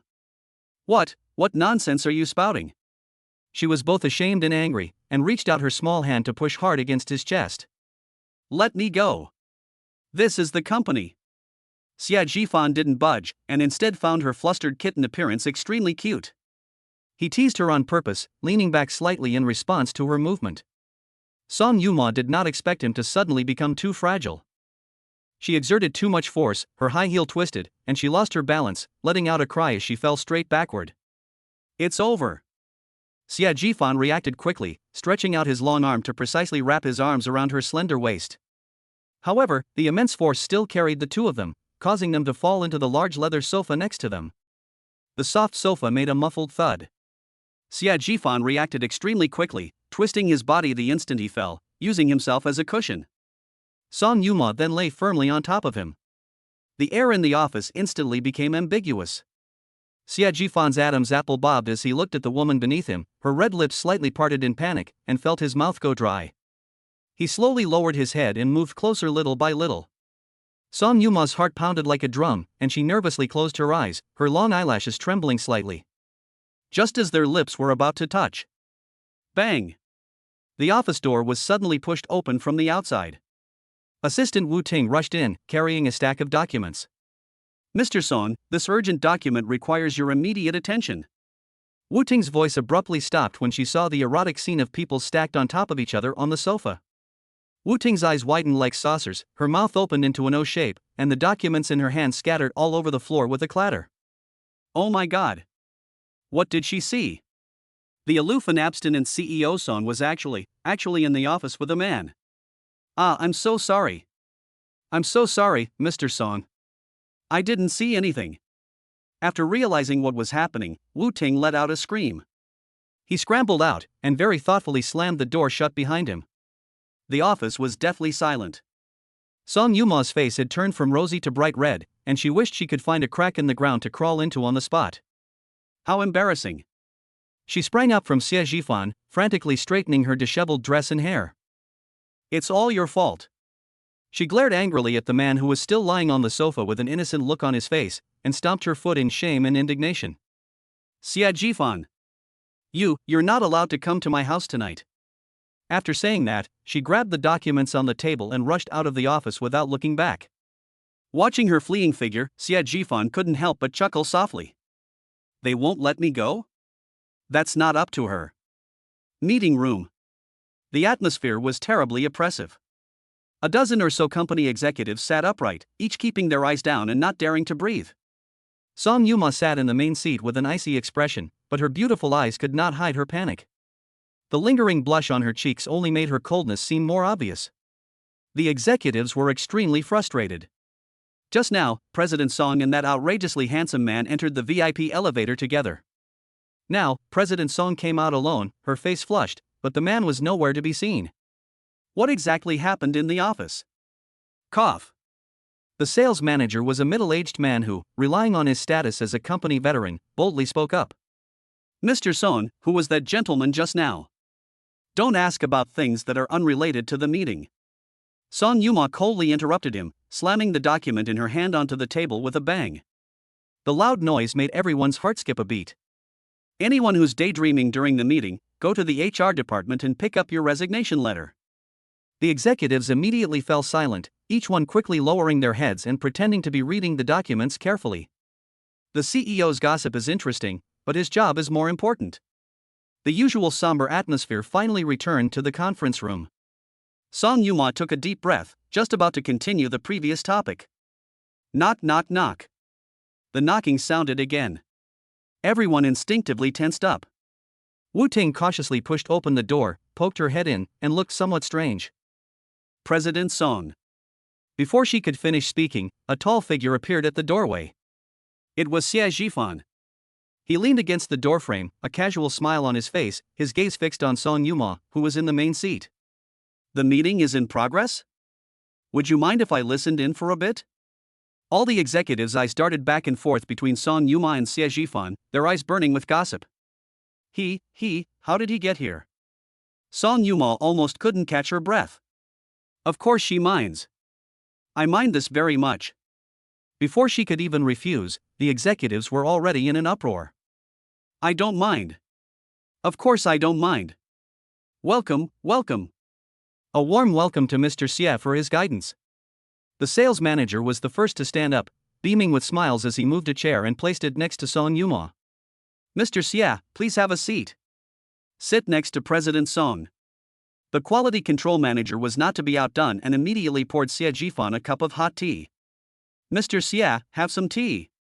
In an instant, the focus of the entire conference room shifted from Song Yuma to Xia Jifan, a group of executives who usually have the final say in the company.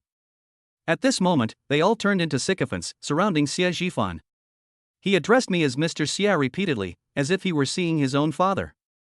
Mr. Xia, I am the sales manager of Future Biotech. This is my business card. Mr. Xia, are you from Huachen Capital? I've heard so much about you. Could I add you on WeChat so I can ask you for advice on investment in the future? Mr. Xia. Song Yuma sat in the main seat, watching this magical scene, completely left out. She became an outsider. Is this still her company? Is this still her meeting?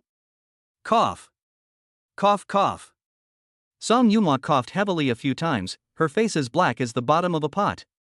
The noisy conference room finally quieted down. The executives awkwardly sat back down, but their eyes couldn't help but dart towards Xia Jifan. Xia Jifan, seemingly unaffected, gave Song Yuma a meaningful smile. Song Yuma took a deep breath, forcing herself to ignore him and continue the meeting. Regarding product planning for the second half of the year, the quality control department's data. She tried to pull her thoughts back to work, but the intense gaze from beside her made her feel like she was being pricked by needles. Xia Jifan just rested his chin on his hand, staring at her intently. His gaze was focused and gentle, as if she were the only person left in the whole world. Under such gazes, Song Yuma's mind went completely blank. Our R&D investment next quarter will increase. She got stuck. She, who usually knows data by heart, was now completely blank. Chapter 86. You're talking nonsense again. 10 minutes later. After giving 3 incorrect figures and confusing the names of 2 departments, Song Yuma finally broke down. Meeting adjourned. She slammed the file shut, uttering those 2 words almost through gritted teeth. The executives felt as if they had been granted a pardon, but none of them dared to leave immediately. Instead, they turned their attention back to Xie Zhifan. This giant Buddha statue was far more important than any meeting. Xie Zhifan ignored the restless executives, stood up, and walked straight to Song Yuma's side. He casually picked up a document from the table, flipped through it, and began to speak in a seemingly casual manner. "There's a business dinner in the city tomorrow. Come with me." Song Yuma was in a bad mood and replied irritably. "I also received an invitation and was going to go anyway." She paused, then added, "My dad asked me to go so he could thank the newly appointed major shareholder of Shanshui Group on his behalf." At this point, a look of confusion appeared on her face. "It's strange, our Shanshui Group and Shanshui Group have never had any interaction. Why did they suddenly step in to help us this time?" Xie Zhifan's lips curled into a playful smile. He leaned close to her ear and lowered his voice. "Maybe it's that major shareholder from Shanshui who has taken a liking to you?" The warm breath sprayed against her ear, and Song Yuma's cheeks began to burn again. "You're talking nonsense again." She pushed him away in embarrassment and annoyance, but he grabbed her hand in the process. Xie Zhifan's smile faded slightly, and he changed the subject. "By the way, what were you doing at the police station this afternoon?" The blush on Song Yuma's face faded instantly, her eyes flickered, and she withdrew her hand. "It's nothing, just a small matter." She lowered her eyes, avoiding his questioning, but Xiao Wanshu's smug face appeared in her mind. She didn't plan to tell Xie Zhifan about this. There are some accounts she wants to settle herself. Baolu District Committee Office. Xiao Wanshu held the red-headed document, still smelling of ink, in her hand, her fingertips trembling slightly with excitement. Appointment document. Xiao Wanshu, head of the Investment Promotion Project Department of Baolu District. Xia, congratulations. Secretary Lu Yong, with his pregnant belly, wore a gentle, official smile. This was personally selected by Secretary Lu Shangqian, so you'd better do a good job and not let the leader down. Xiao Wanshu nodded quickly, her voice filled with flattery. "Thank you, Secretary Lu. I will definitely work hard and contribute to attracting investment to our Baolu district." Lu Yong nodded in satisfaction and then pointed to the next room. "Your office has been arranged, right next to mine. We can communicate anytime if there's anything." He glanced at his watch and added, "Don't go to work this afternoon. Go back and prepare properly. The business dinner tonight is very important, so don't be late." Xiao Wanshu was flattered and thanked him repeatedly. Only after Lu Yong's figure disappeared through the doorway did she dare to fully unleash her ecstasy. She was no longer that lowly clerk who could be bossed around. This is the beginning of a meteoric rise to success. Involuntarily, Xie Zhifan's cold face appeared in Xiao Wanshu's mind. Nouveau riche. She gritted her teeth in resentment. "The humiliation I felt when we broke up is still vivid in my mind. But it doesn't matter, tonight's banquet is her stage to redeem herself." She wanted to show Xie Zhifan that she should leave him. Xiao Wanshu can still rise to prominence, even reaching heights that he can only look up to. Oh, and there's also that mysterious boss from Huachen Capital. I heard they will also be attending tonight's dinner. If only we could get in touch with that person. Xiao Wanshu's eyes gleamed with ambition. She could almost see Xie Zhifan kneeling before her, filled with regret. Just then, the office internal phone rang. It was a call from Shin Feng, the director of the district party committee office. "Xia, the gatekeeper says someone is looking for you." Xiao Wanshu straightened her collar and walked out with her head held high. People came to pay their respects as soon as he took office? She thought about it happily, and her steps became lighter. However, when she reached the entrance of the district committee compound and saw who it was, the smile on her face instantly froze. Song Yuma. What is she doing here? Xiao Wanshu instinctively turned around to leave, pretending not to see anything. "Miss Xia, why are you in such a hurry to leave?" A clear, cold female voice came from behind, carrying an irresistible force. Xiao Wanshu froze in her tracks. She took a deep breath, slowly turned around, and put on a fake smile. "Oh, isn't this President Song? What brings you here?"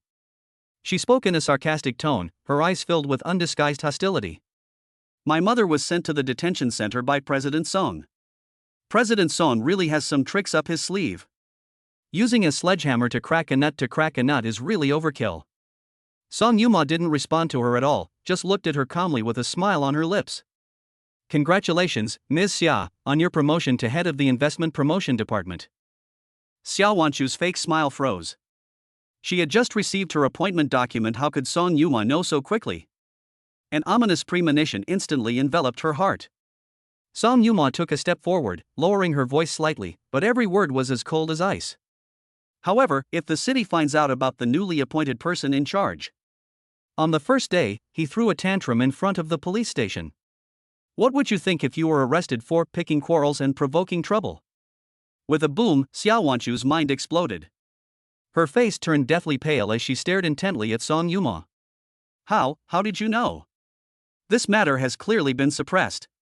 Seeing her panicked expression, Song Yuma's smile widened. Not only do I know, I also know that someone helped you get your criminal record cleared. She tilted her head slightly, her smile innocent, but her words sent a chill down Xiao Wanchu's spine. You said, what if I write a letter of complaint with my real name? Attach the CCTV footage from the police station entrance and send it directly to the mayor's hotline mailbox. You dare! Xiao Wanchu screamed, her voice distorted. If this gets out, her future will be completely ruined. The smile on Song Yuma's face vanished instantly. You try and see if I dare. Looking into her cold, emotionless eyes, Xiao Wanchu felt a chill creeping into her heart. She was scared. What exactly do you want? Xiao Wanchu's voice trembled. Song Yuma turned around and left a sentence behind. Come with me. Xiao Wanchu stood there, her fists clenched so tightly that her nails dug deep into her palms. But she had no other choice. In the end, she gritted her teeth and followed in Song Yuma's footsteps. Gingan Tea House, second floor private room. Song Yuma sat down gracefully and poured herself a cup of tea. As soon as Xiao Wanchu entered the door, she could no longer hold back. Song Yuma. What exactly do you want to do? She demanded sharply. Song Yuma raised her eyelids and slowly blew on the tea leaves at the rim of her cup. Nothing. She put down her teacup with a soft sound. It's just to collect a debt on behalf of Xie Jifan. Collecting debts? Xiao Wanchu laughed shrilly as if she had heard the funniest joke in the world. I'm spending his money, that's what he is supposed to give me. We've been together for so many years, he owes me. She stared intently at Song Yuma, her eyes filled with resentment. Who do you think you are? Do you really think he loves you? Don't be naive. We're not from the same social class, and neither are you. In his eyes, you're just like me, nothing more than a plaything.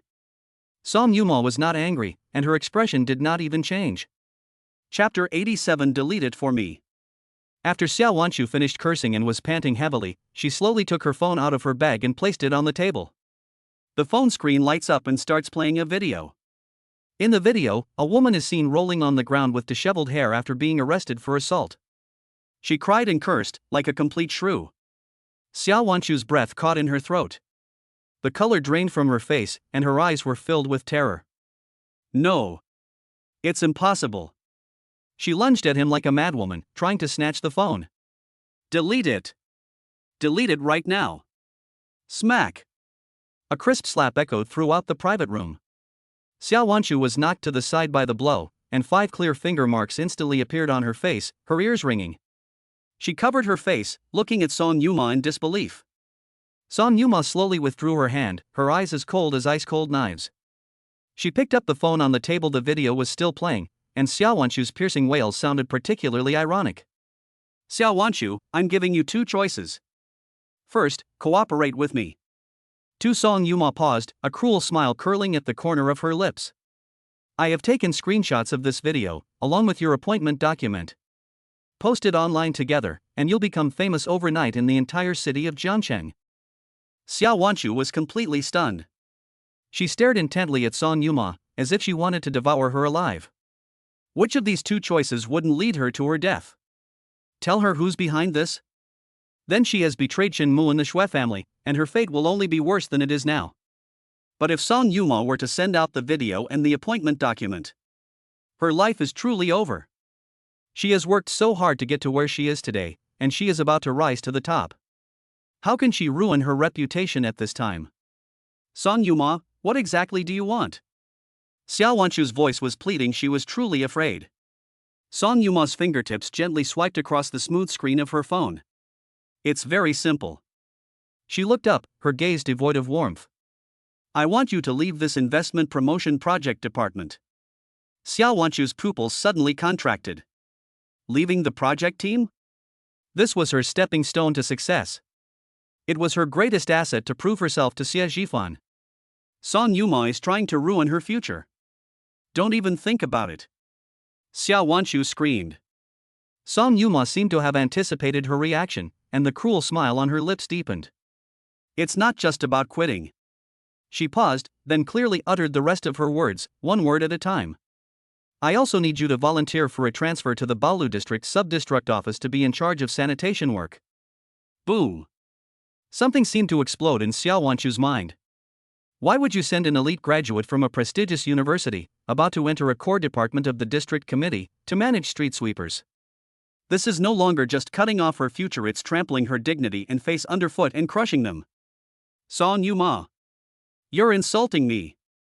Xiao Wanchu screamed hysterically, her eyes bloodshot. I will not agree. I would rather die than agree. Song Yuma seemed not to hear her roar and slowly put her phone back into her bag. Miss Xia, you seem to have forgotten that you have no right to bargain. She stood up and looked down at Xiao Wanchu, who was on the verge of collapse. I have prepared the whistleblower letter and video. If you don't do as I say, these things will be on Mayor G's desk first thing tomorrow morning. Mayor G. These 3 words were like a bucket of ice water poured over Xiao Wanchu's head, instantly calming her down and leaving her feeling cold all over. Jiangcheng Mayor Ji Bei is known for his incorruptibility and indifference, and he cannot tolerate the slightest injustice. If these things actually end up in his hands, not to mention her future, it will be questionable whether she can even keep her job. Xiao Wanchu swayed, her face ashen. She knew that what Song Yuma said was true. This woman really dares to do this. She lost miserably. As if all her last bit of strength had been drained, Xiao Wanchu slumped into a chair, her eyes vacant. I'm leaving the project team. She spoke with difficulty, each word feeling like it was cutting into her flesh. But she still clung to her last hope. But I won't go to the neighborhood committee. Xiao Wanchu. Song Yuma interrupted her, her voice cold and devoid of emotion. You only have 2 choices, resign or be transferred to another position. If you couldn't bear to give up the secure job of a civil servant, which one would you choose? One sentence shattered all of Xiao Wanchu's illusions.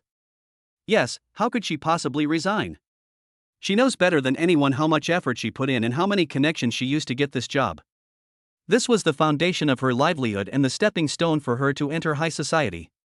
She couldn't bear to part with it, and she would never give it up. Therefore, she had no other choice. Tears of humiliation streamed down her cheeks, mingling with the burning pain of the beating she had just received. Xiao Wanchu bit her lower lip hard until she tasted blood. After a long silence, she managed to squeeze out a few words through gritted teeth. Okay, I promise you.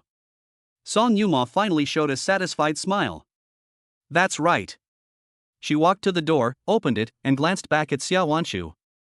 That look in his eyes was as if he were looking at an ant that he could crush at any moment. Remember, this is just the beginning. If I wanted to, this secret could hold you captive for a lifetime. After saying that, she turned and left. Bang! The door to the private room was closed. Ah! Xiao Wanchu could no longer control herself and let out a scream. She went berserk, sweeping everything on the table, the teacups, the teapot, the tableware, all the things she could see, onto the floor. Crackling and popping. The sound of porcelain shattering filled the air. Still not satisfied, she rushed over and overturned the table and kicked over the chairs, smashing things up in the private room like a madwoman.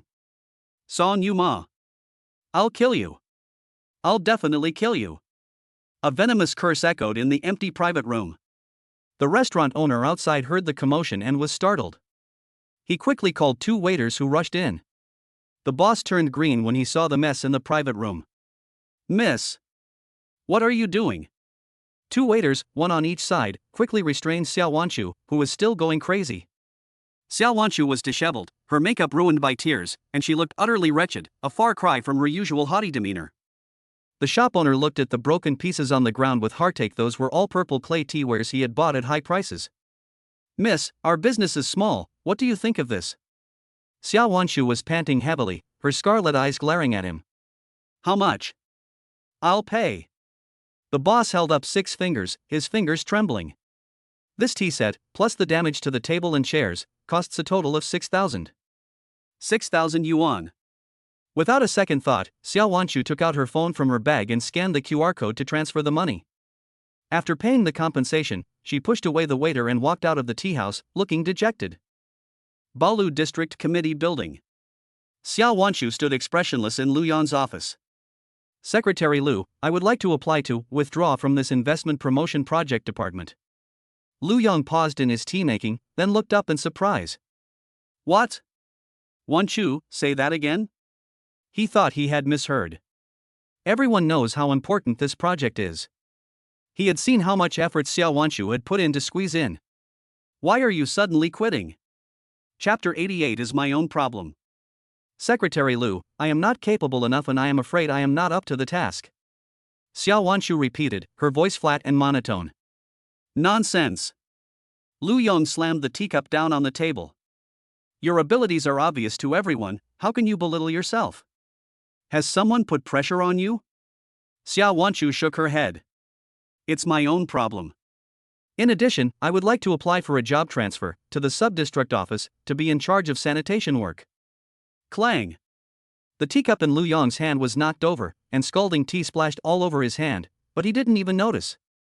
He stared at Xiao Wanshu in shock, as if she were an alien. You, what did you say? Go to the neighborhood committee to manage sanitation? Wanshu, are you running a fever? This is simply a fantasy. Did someone from the district committee's core project team voluntarily apply to work in the sub-district office managing street sweeping? If this gets out, the entire officialdom of Jiangcheng will be shaken. Wanshu, calm down. Did something happen? Tell me, and I'll stand up for you. Lu Yong was anxious. He thought highly of Xiao Wanshu and was grooming her to be his right-hand woman. I'll give you 3 days off. Go back and get some rest. Think it through and then come back to me. No need, Secretary Lu. Xiao Wanshu, however, was unusually persistent. I have thought it through. I will go directly to the neighborhood office to report in 3 days. Seeing her stubborn and unyielding attitude, Lu Yong's heart skipped a beat. He realized that things were definitely not simple. Behind this, there must be a powerful force he can't afford to offend at play. Left with no other choice, he could only sigh. Okay, I understand. After Xiao Wanshu left, Lu Yong immediately picked up the red phone on his desk and dialed a number. A calm voice quickly came from the other end of the phone. Hello? Secretary Shangqian, it's me, Lu Yong. As Xiao Wanshu walked out of the district committee building, the sunlight outside stung her eyes. She felt like someone abandoned by the whole world, standing blankly on the street, not knowing where to go. Just then, my phone rang. It's Shen Mu. Xiao Wanshu hesitated for a moment, but still answered the phone. Wanshu. Where are you now? I heard, you left the project team? He's being transferred to the sub-district office? What's going on? On the other end of the phone, Shen Mu's voice was filled with anxiety. Hearing his concerned voice, Xiao Wanshu's carefully constructed defenses crumbled instantly. She had barely uttered a single word when she could no longer hold back, and tears streamed down her face. Don't move, wait there for me. I'm coming right away. Shen Mu hung up the phone. Less than 10 minutes later, a black Mercedes pulled up in front of Xiao Wanshu. Shen Mu pushed open the car door and quickly walked to her side. Seeing her swollen cheeks and distraught appearance, I felt an overwhelming pang of heartache. Wanshu, who did this? Tell me. Xiao Wanshu could no longer hold back and threw herself into his arms, bursting into tears. It's Song Yuma. Xia Jifan's girlfriend. She told Shen Mu, in fits and starts, everything that had happened in the tea house. She threatened me with the video, she hit me, she made me sweep the streets. Shen Mu, what should I do? Everything I have is ruined. Listening to the woman's sobs in his arms, Shen Mu's face grew increasingly gloomy, and the anger in his eyes was almost bursting out. What a remarkable Song Yuma. He reached out and gently stroked the clear 5-finger mark on Xiao Wanshu's face, his voice as cold as if he had been pulled out of an ice cellar. She dares to touch my woman? She's asking for death. Shen Mu's face was so gloomy it could drip water. He took out his phone and dialed Lu Xiangqian's number directly.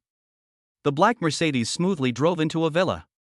Shen Mu helped the distraught Xiao Wanchu out of the car and solemnly rang the doorbell.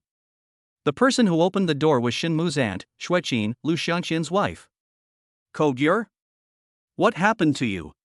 Before Xueqin could finish speaking, she saw Xiao Wanchu behind Shen Mu. Especially the slap mark on her face that hasn't completely faded.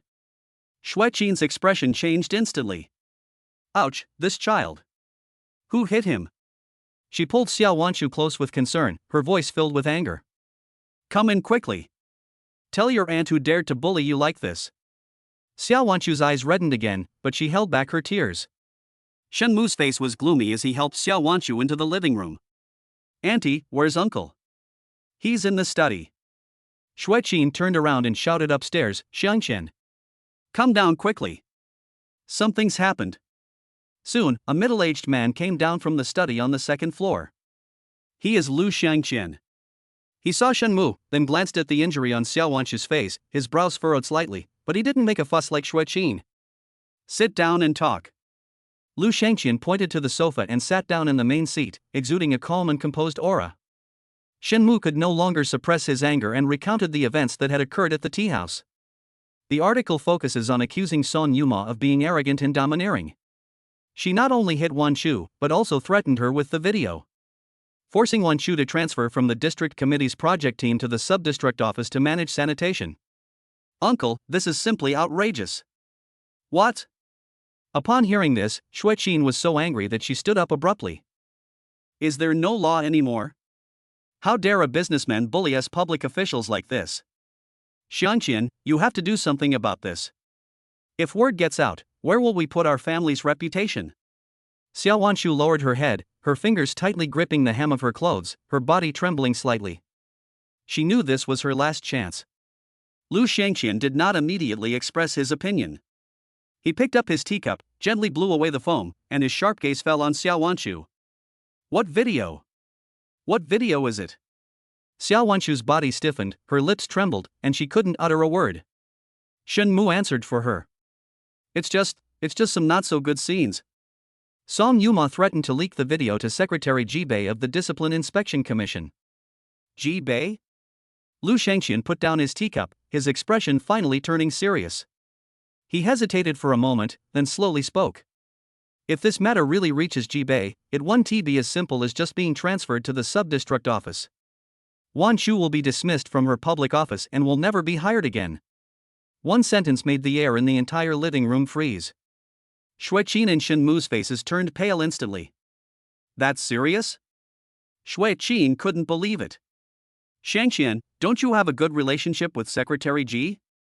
Why don't you just put in a good word with him and ask him to make an exception? Foolish. Lu Xiangqian scolded in a low voice. Who is Ji Bei? He's known for being incorruptible and impartial. If I go to him now, not only will I not be able to help Wanchu, but I'll also get myself into trouble. Why do you think Song Yuma dared to mention his name? It's because she knew exactly that. Shen Mu panicked. What should we do? Uncle, we can't just stand by and watch Wanchu be ruined. Lu Xiangqian tapped his fingers lightly on the mahogany coffee table, making a rhythmic tap-tap sound. The study was deathly silent. After a long while, he spoke again, his gaze turning to the silent Xiao Wanchu. Why is Song Yuma targeting you like this? Because of Xie Zhifan. Xiao Wanchu's voice was filled with hatred. Xie Zhifan? Lu Xiangqian repeated the name. She did this to avenge Xie Zhifan? Lu Xiangqian nodded knowingly. Having been in officialdom for many years, he instantly saw through the essence of the matter. That's right. The one who tied the knot must untie it. Song Yuma is just an executor, the key behind her is Xie Zhifan. As long as we can win over Xie Zhifan and get him to agree, Song Yuma will naturally be fine. Upon hearing this name, Xiao Wanchu's eyes filled with resentment and malice. Chapter 89. This is truly a glimmer of hope after a period of despair. How to win over Xie Zhifan? She wanted it more than anyone else. But that man was completely unmoved. She was utterly helpless. Lu Xiangqian noticed her helplessness and turned to ask Shen Mu, have you ever dealt with this Xie Zhifan? Shen Mu's eyes darted around, and he said vaguely, there was a little business friction. He didn't dare tell his uncle how Xiao Wanshu had plotted to frame Xie Zhifan in order to climb the social ladder, only to be outmaneuvered herself. Lu Shangqian was extremely shrewd. One look at Shen Mu's expression told him that things were not simple. But he didn't ask any further questions. Since you can't handle Xie Zhifan, then find someone who can. Lu Shangqian's tone was confident.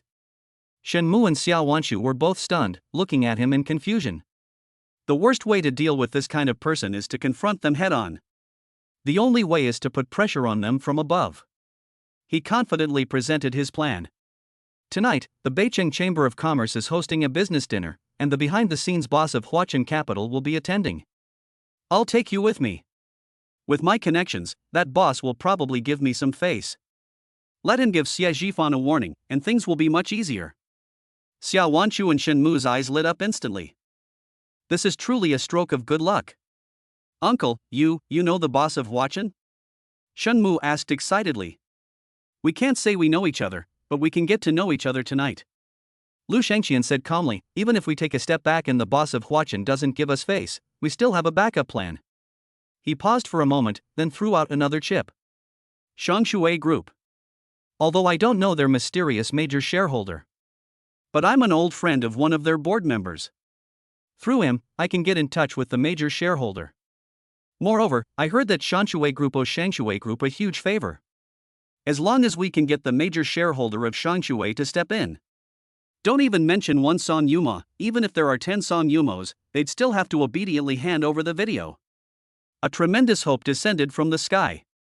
Xiao Wanshu was so excited that she trembled all over. She stood up and bowed deeply to Lu Shangqian. Thank you, Secretary Lu. I will never forget your kindness. Lu Shangqian accepted the bow without hesitation, waved his hand, and then looked at Shen Mu. Xiao Mu, you should learn more from her. The Huachen boss I'm meeting tonight is said to be young, but incredibly powerful and a true dragon among men.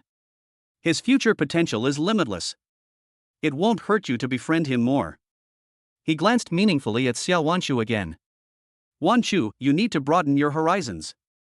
Revenge is a minor matter. Turning these top figures into our own political resources is the real issue. Xiao Wanshu immediately understood and respectfully replied, I understand, thank you for your guidance, Secretary Lu. She appeared humble and submissive, but a burning ambition had already taken root in her heart. Political resources?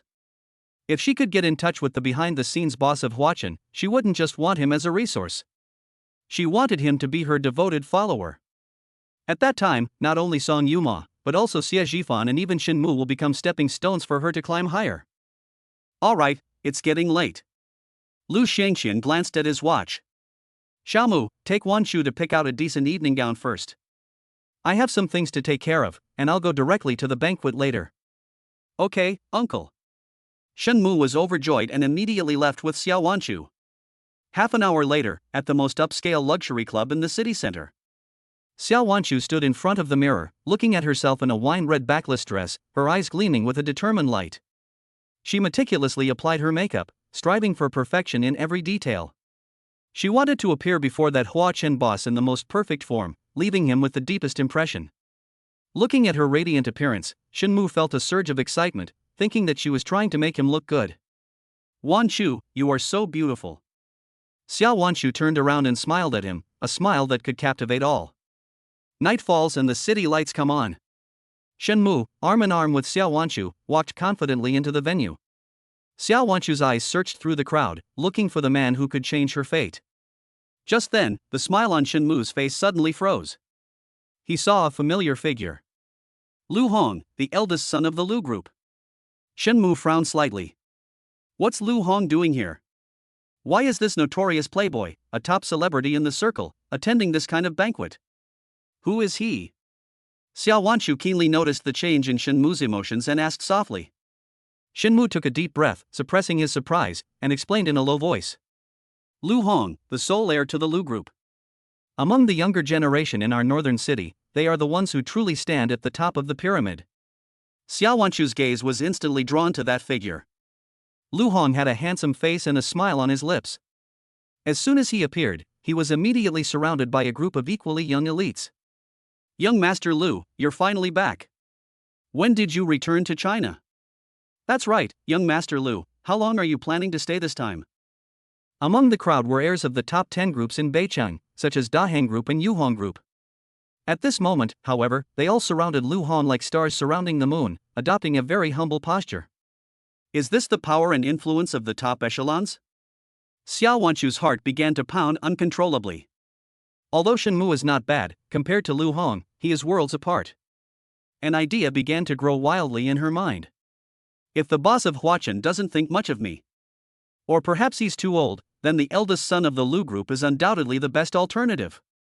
She took a deep breath and temporarily suppressed the tempting thought. The primary target right now is still that mysterious boss of Huachen. Lu Hong, surrounded by people in the crowd, seemed somewhat impatient.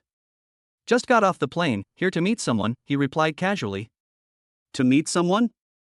Who could possibly warrant your esteemed presence and personal trip? A young man asked curiously. Lu Hong's lips curled into a smile as he uttered two words. Huachen. The owner of Huachen Capital? These words caused an uproar in the audience. Everyone's face was filled with shock. Damn. Young Master Lu, you're here to see that elusive boss of Huachen too? I'd heard that boss Huachen had connections everywhere, but I never imagined even young Master Lu would give him face. The discussion immediately erupted. Shen Mu leaned close to Xiao Wanchu's ear and whispered excitedly. Wanchu, did you hear that? Even Lu Hong came here because of boss Huachen. Uncle's connections this time are simply incredible. Xiao Wanchu's heart started beating even faster. A young man spoke with a face full of admiration. Speaking of this boss of Huachen, he's truly a legend. Do you remember the Rubik's Cube group from last year? The stock price was driven sky high, and everyone thought they could make a fortune, but it crashed overnight. I heard that this boss was behind the short selling and embezzled billions. More than that. Another insider immediately chimed in. I heard from my dad about the big upheaval in the international oil futures market last year. So many people have lost everything. But this guy precisely sold off his entire portfolio the day before the peak and escaped unscathed. That eye for talent is inhuman. Chapter 90. When will he arrive? That's incredible. What kind of business acumen does that require? My grandfather said that this Huachen boss's grasp of market trends is even more accurate and ruthless than that of his father's generation. Not just your grandfather. I heard that even old Master Jibei praised him highly. Given time, he might even become the next leader of the Shanshui group. Commercial water tap. These four words were like a thunderclap, exploding in Xiao Wanchu's mind. She was completely stunned. This is no longer a political resource. This is simply an inexhaustible gold mine. It's a ladder to heaven. Xiao Wanchu's breathing became extremely rapid, and her eyes burned with an unprecedented ambition. She's determined to win this man over. At all costs. When will he arrive? She asked anxiously, grabbing Shen Mu's arm. It should be soon, don't worry, Shen Mu reassured her, his gaze frequently drifting towards the entrance, filled with anticipation. Xiao Wanchu could no longer calm down. Her gaze was fixed on the entrance to the banquet hall, as if she wanted to stare through the door. At the same time, a river-view apartment in the city center. Xie Jifan was lounging lazily on the sofa in the living room, his long legs crossed, in a relaxed posture. Song Yuma, wearing a silk bathrobe, jogged out of the room, her face showing anxiety. Jifan, we're going to be late. The banquet starts at 8 o'clock. Xie Jifan looked up at her, slowly reached out, pulled her into his arms, and made her sit on his lap. What's the rush? He lowered his head, his nose brushing against her delicate neck. The main character always makes a grand entrance last. You stop messing around. Song Yuma felt weak all over from his touch, her cheeks instantly turning bright red. I haven't changed my clothes yet, and I haven't put on my makeup. Shall I help you? Xie Jifan's thin lips pressed against her earlobe, his voice low and ambiguous. We can wash together and save time. Boom! Song Yuma's head felt like it was about to explode, and heat shot from the soles of her feet straight to the top of her head. Rogue! She gasped in surprise, hurriedly broke free from his embrace, and fled back to the bedroom. The door slammed shut with a bang. Leaning against the cold door, Song Yuma's heart was still pounding wildly. That bastard! Why are you getting more and more indecent? She stood at the door for a while, listening intently to the sounds outside. It's very quiet. He didn't come along? For some reason, Song Yuma felt both relieved and inexplicably lost. She shook her head, banishing these chaotic thoughts from her mind, and turned to walk into the bathroom. The sound of rushing water filled the air. 15 minutes later. The bathroom door was opened a crack, and Song Yuma poked her wet little head out, her face full of embarrassment. Ah! Ji-fan. Xia Ji-fan, who was watching financial news in the living room, turned around upon hearing the sound. What's wrong? I forgot to bring a change of clothes. Her voice was barely audible. Could you get it for me? It's in the changing room. Xia Ji-fan's lips curled into a playful smile. Yes, Your Majesty. He got up and walked leisurely towards the separate dressing room next to the master bedroom.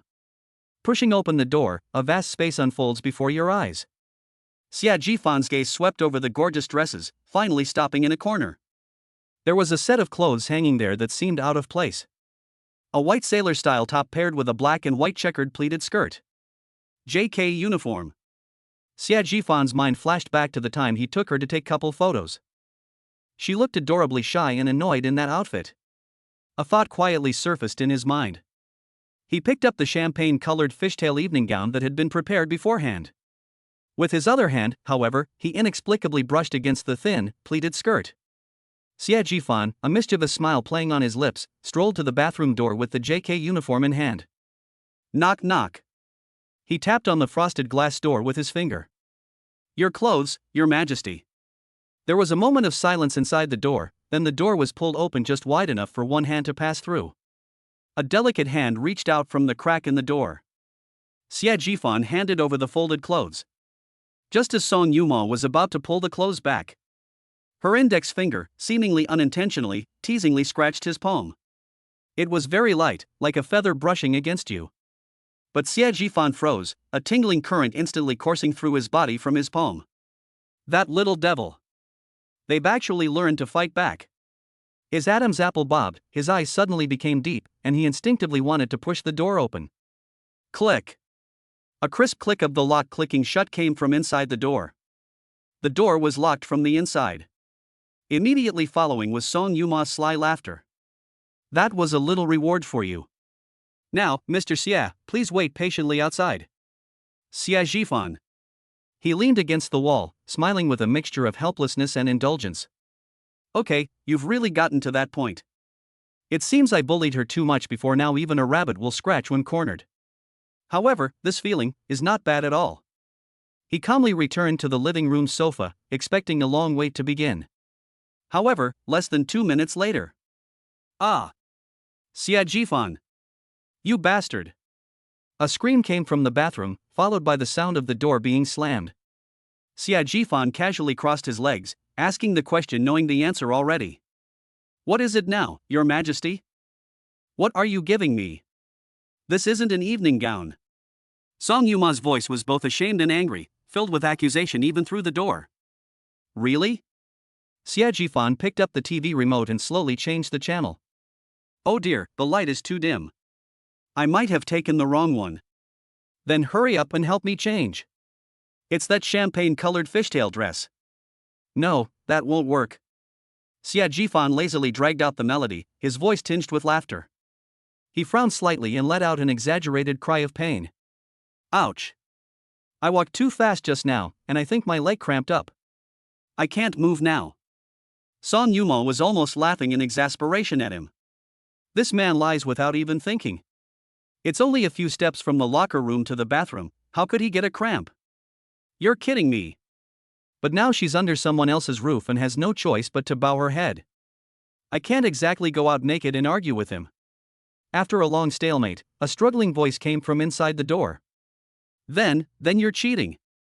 I have nothing underneath me. Xia Ji-fan was waiting for these words. He turned off the TV, and the entire living room instantly fell silent. He teased her on purpose, his voice low and seductive. Oh? You haven't prepared anything? So, what were you originally planning to wear under your evening gown tonight? Boom! Song Yuma's cheeks turned so red they looked like they could bleed. How do I answer this question? She couldn't very well say that because she knew she had to wear that form-fitting fishtail dress, and in order to look good, she never intended to wear it at all. That scoundrel. That scoundrel. Seeing that the people outside had fallen silent, clearly wanting to see her make a fool of herself, Song Yuma bit her lip, steeled her resolve, and threw all her shame to the back of her mind. She softened her voice and used a tone that even she herself found unfamiliar. With a slightly soft, Wu dialect accent, she called out in a sticky, murmuring tone. Husband. Please help me, okay? Xia Jifan's hand holding the remote control suddenly tightened. Damn it! This woman, she definitely did it on purpose. Does she even realize how devastating it is when she uses that kind of voice to act cute? Those playful thoughts that had just arisen were instantly shattered by those two words. Chapter 91. What are you looking at? He cleared his throat, trying to hide the hoarseness in his voice. Cough. All right, I'm scared of you. Wait. He got up and almost fled back to the locker room. But I've already made my decision. He stood at the door of the changing room and called out towards the bathroom. This time, you owe me a favor. Whatever I ask, you have to agree to it. Okay. I promise you. Go now. Son Yumu just wanted to end this embarrassing conversation as soon as possible. Upon receiving an affirmative reply, Xia Jifan's smile widened even further.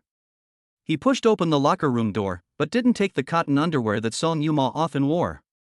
His gaze landed precisely on the deepest part of the drawer. There lay a black lace suit that he had bought before, but Song Yuma had always been too shy to wear. Next to it, there was an unopened box of ultra-thin black stockings. His queen deserves the finest equipment. He took his things back to the bedroom and sat down directly on Song Yuma's bedside, waiting patiently. This was the first time he had looked at her room so carefully. The whole room was in warm colors, a stark contrast to his cold, hard black, white and gray master bedroom. It's very cozy and feels like home. His gaze fell on the pillow. A cartoon dog doll is leaning there in a cute and endearing way. It's a cinnamon dog. A crack appeared in Xia Jifan's expression. That ruthless and decisive CEO Song, who can revive future biotechnology. He actually sleeps with a cartoon doll in private? This contrast. That's just too cute. He couldn't resist reaching out and poking the doll's soft cheeks. An idea popped into his mind. It seems he never truly understood his seemingly aloof girlfriend. Curiosity led him to look at the bedside table. There was an exquisite picture frame there, but its back was facing outwards. As if possessed, he picked it up. When I turned it over, it wasn't a photo of him and her. Instead, it was a small, somewhat old-looking photo album. He casually flipped it open. Inside are photos of Song Yuma from childhood to adulthood. Some children were laughing in the park while wearing little dresses, while others were traveling hand in hand with their parents. Everyone in the photos was beaming with joy. His fingertips gently traced the photograph, and his gaze softened accordingly. He stopped when he turned to the last page. That was an award-winning photo. The girl in the photo is about 10 years old. She was wearing a pure white ballet dress, pink ballet shoes, and a small crown on her head. She stood at the highest point of the podium, holding a golden trophy in her hands, a confident smile on her face. Although she was still quite young, her delicate face has hardly changed since then. It's Song Yuma. She can dance? Moreover, it seems that he jumped very well. A brilliant plan instantly took shape in Xia Jifan's mind. The condition he just won. Now, it has a perfect use. Just imagining that scene made Xia Jifan's throat go dry and his body heat rise again. Just then, there was a click. The bathroom door opened. He looked up. Song Yuma walked out of the bathroom with her head down and her face flushed. The white sailor uniform top, with a red bow at the collar, gives off an innocent yet aloof vibe. Her lower body was clad in a black and white checkered pleated skirt that was just the right length, the hem swaying slightly as she walked. She saw Xie Jifan sitting on her bed, holding the box of black stockings in his hand, and her face flushed even more. What are you looking at? She stood there helplessly, her hands nervously gripping the hem of her skirt. Why are you giving me this? Xie Jifan did not answer, but simply waved the photo album in his hand and slowly stood up. His gaze was fixed on her. You just agreed to one of my conditions. Song Yuma's heart immediately went into overdrive, and she had a bad feeling. What conditions? He walked towards her step by step, his tall figure exuding a strong sense of oppression. I saw the photos. What photos? She was still playing dumb. The one on the bedside table where you won the dance award. Song Yuma's eyes widened instantly, filled with panic. He knows. That was a long time ago. I haven't been able to dance for a long time. She hurriedly waved her hand and explained incoherently. It doesn't matter. Xia Jifan had already walked up to her, exuding a fatal allure. If you can't jump, I can teach you slowly. He reached out and stopped at her waist. Wear this and dance for me. Sri Lanka Grand Hotel, Rooftop Banquet Hall. Tonight, this is the heart of the entire northern city. At the entrance, a group of well-dressed young people crowded together, holding photocopies of invitations with gold lettering in their hands. Or they tried every means to get close to the security guards, but without exception, they were stopped at the door. Excuse me, sir, please show me the original invitation letter. No entry without an invitation. The cold and ruthless voice shattered countless dreams of instant success. Inside the banquet hall, however, the scene was quite different. Those present were all top figures in Beijing. A high-ranking municipal official in the political arena, a veteran business tycoon, and a newly emerging capital elite. It can be said that more than 90% of the top resources in the northern part of the city have gathered here tonight. People gathered in small groups, talking quietly and exchanging information and resources. But all the topics eventually point to the same name. Huachun Capital. And its mysterious and unpredictable leader. I heard this banquet is to welcome Huachun Capital? That's right, even President Hai, who has been retired for many years, has personally come out of retirement. Huachun really has a lot of influence. It's not just about having a lot of face, it's about having a tough hand. You haven't seen it, but lately, he's practically turned the whole North City upside down. The rest area in the southeast corner of the banquet hall. Director MO of the Municipal Transportation Bureau, holding a wineglass, approached a sprightly old man, adopting a very humble posture. Mr. Hai, can you tell us about this Huachun boss? Is he really as amazing as the rumors say? The old man, known as Boss Hai, is a true living fossil of the Beijing business community, having witnessed the rise and fall of countless business empires. Upon hearing this, he simply smiled faintly and took a sip of the red wine in his glass. Whether it's divine or not, I dare not say. But this young man is indeed the most outstanding one I have seen in all these decades. Beside him, Xiao Wanshu and Shinmu listened quietly, both with a hint of inquiry on their faces. Especially Xiao Wanshu, whose fingers gripping the wineglass were slightly white. Xia Jifan. Has he really come to this? What do you mean by that, General Hai? Another official asked curiously. Hai put down his wineglass, a glint of shrewdness flashing in his cloudy eyes. The younger generation surpasses the older generation. We old folks can't deny that we're getting old. This boss of Huachun made 4 moves in total. Every time, it happened when no one believed in it. They turned the tide and turned a hopeless situation into a winning one. This vision, this courage, you guys can't even compare.